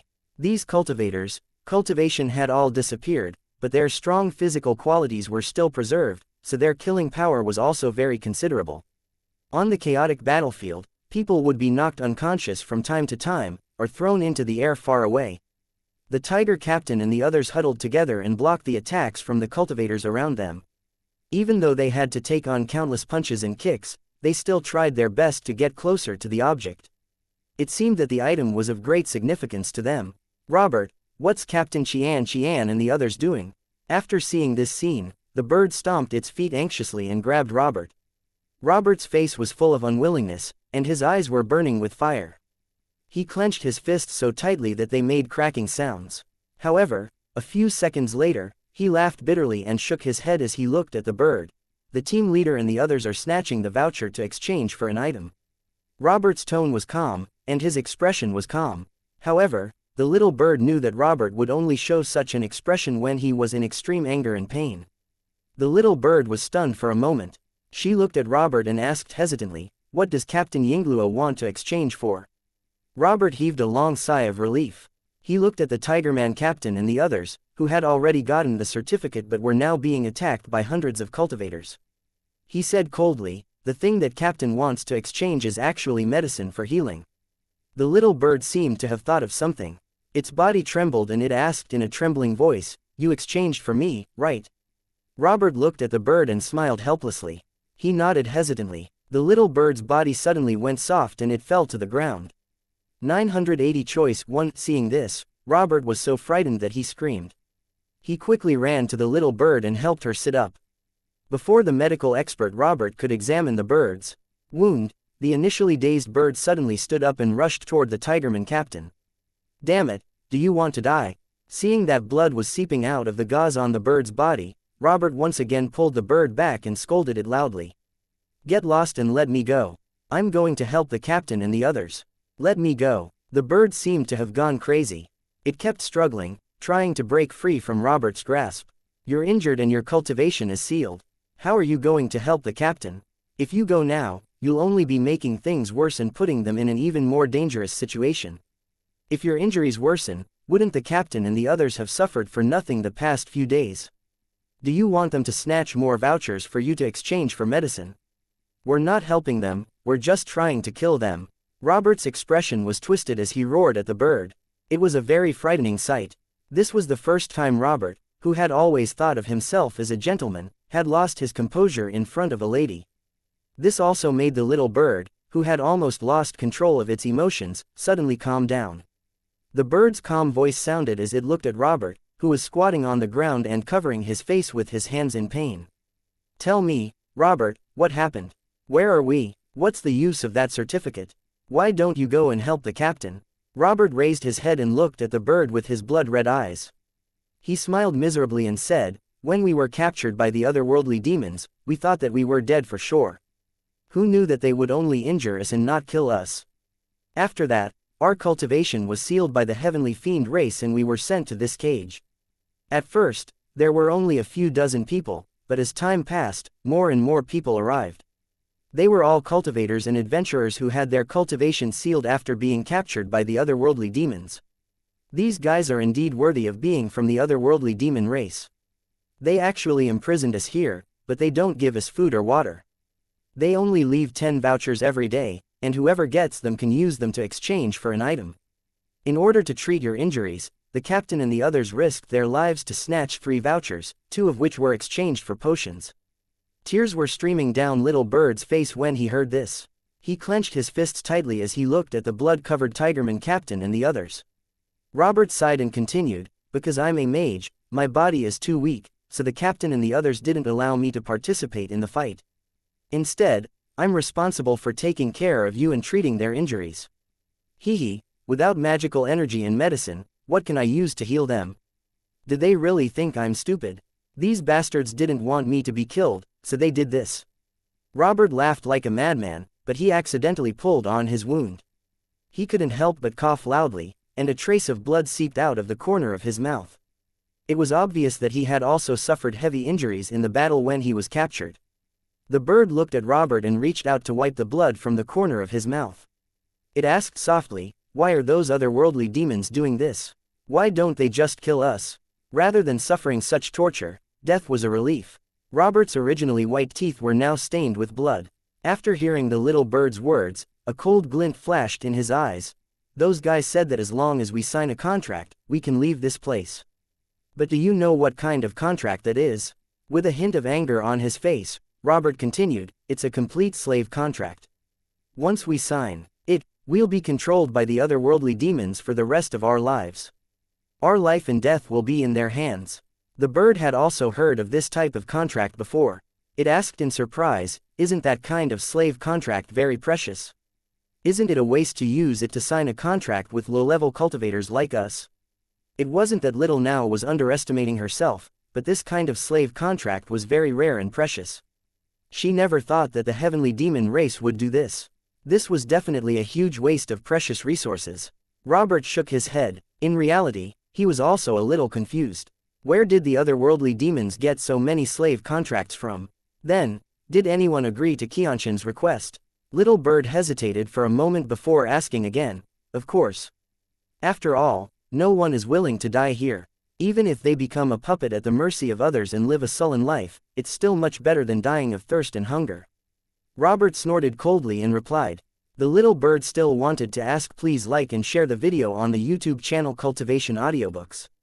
Something, but it heard a voice that resounded through the valley. Time's up. The fight is over. After this voice rang out, the native cultivators who were still fighting each other all stopped their attacks at the same time. They were unwilling to give up, coldly looking at the tiger captain and the others who were still protecting the evidence even though they had already collapsed on the ground. Curses, mockery, and threats were heard. However, the blood-covered tigerman captain and the others only sneered, their eyes filled with disdain. A tall man seemed to be unwilling to give up. When he saw the tigerman captain and the others stand up and casually pick up the stone tablet as proof, his face immediately became fierce. He rushed forward like an arrow and tried to snatch it. However, the tigerman leader and his team members, as well as the onlookers, did not make any unnecessary movements. They only looked at the brawny man who tried to snatch it coldly as if they were looking at a dead man. Bang! A muffled sound was heard.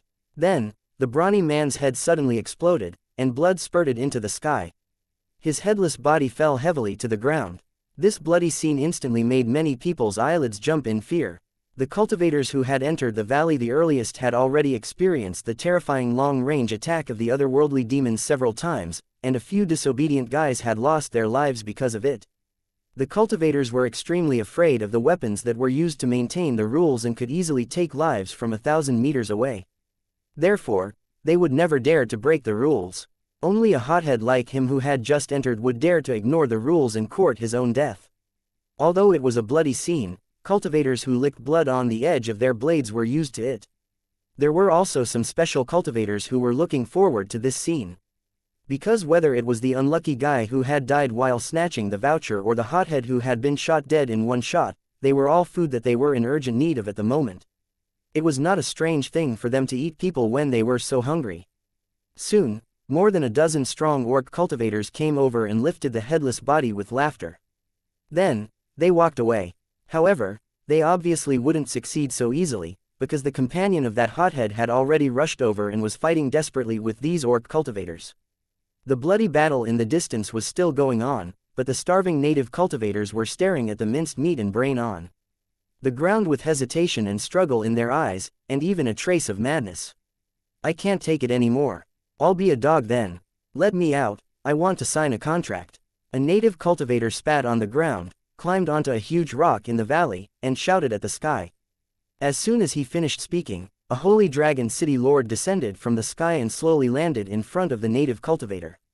The terrifying aura made these native cultivators feel shocked and they subconsciously took a few steps back. Very good. I can guarantee that you will not regret your decision in the future. The holy dragon city lord looked at the aboriginal cultivators on the huge rock and said in a praising tone. I don't care what happens in the future. Hurry up and sign a contract with me. I want to eat meat now. I want to eat it now. The burly man was starving. At this moment, he didn't care what it meant to be a cultivator who could fly in the air. He just couldn't wait to fill his stomach. As you wish. The holy dragon city lord nodded and swept a glance at the native cultivators who were watching coldly from the side. A sneer appeared at the corner of his mouth, and he directly flew out of the valley with the other party in his hand. After seeing this, many native cultivators began to hesitate.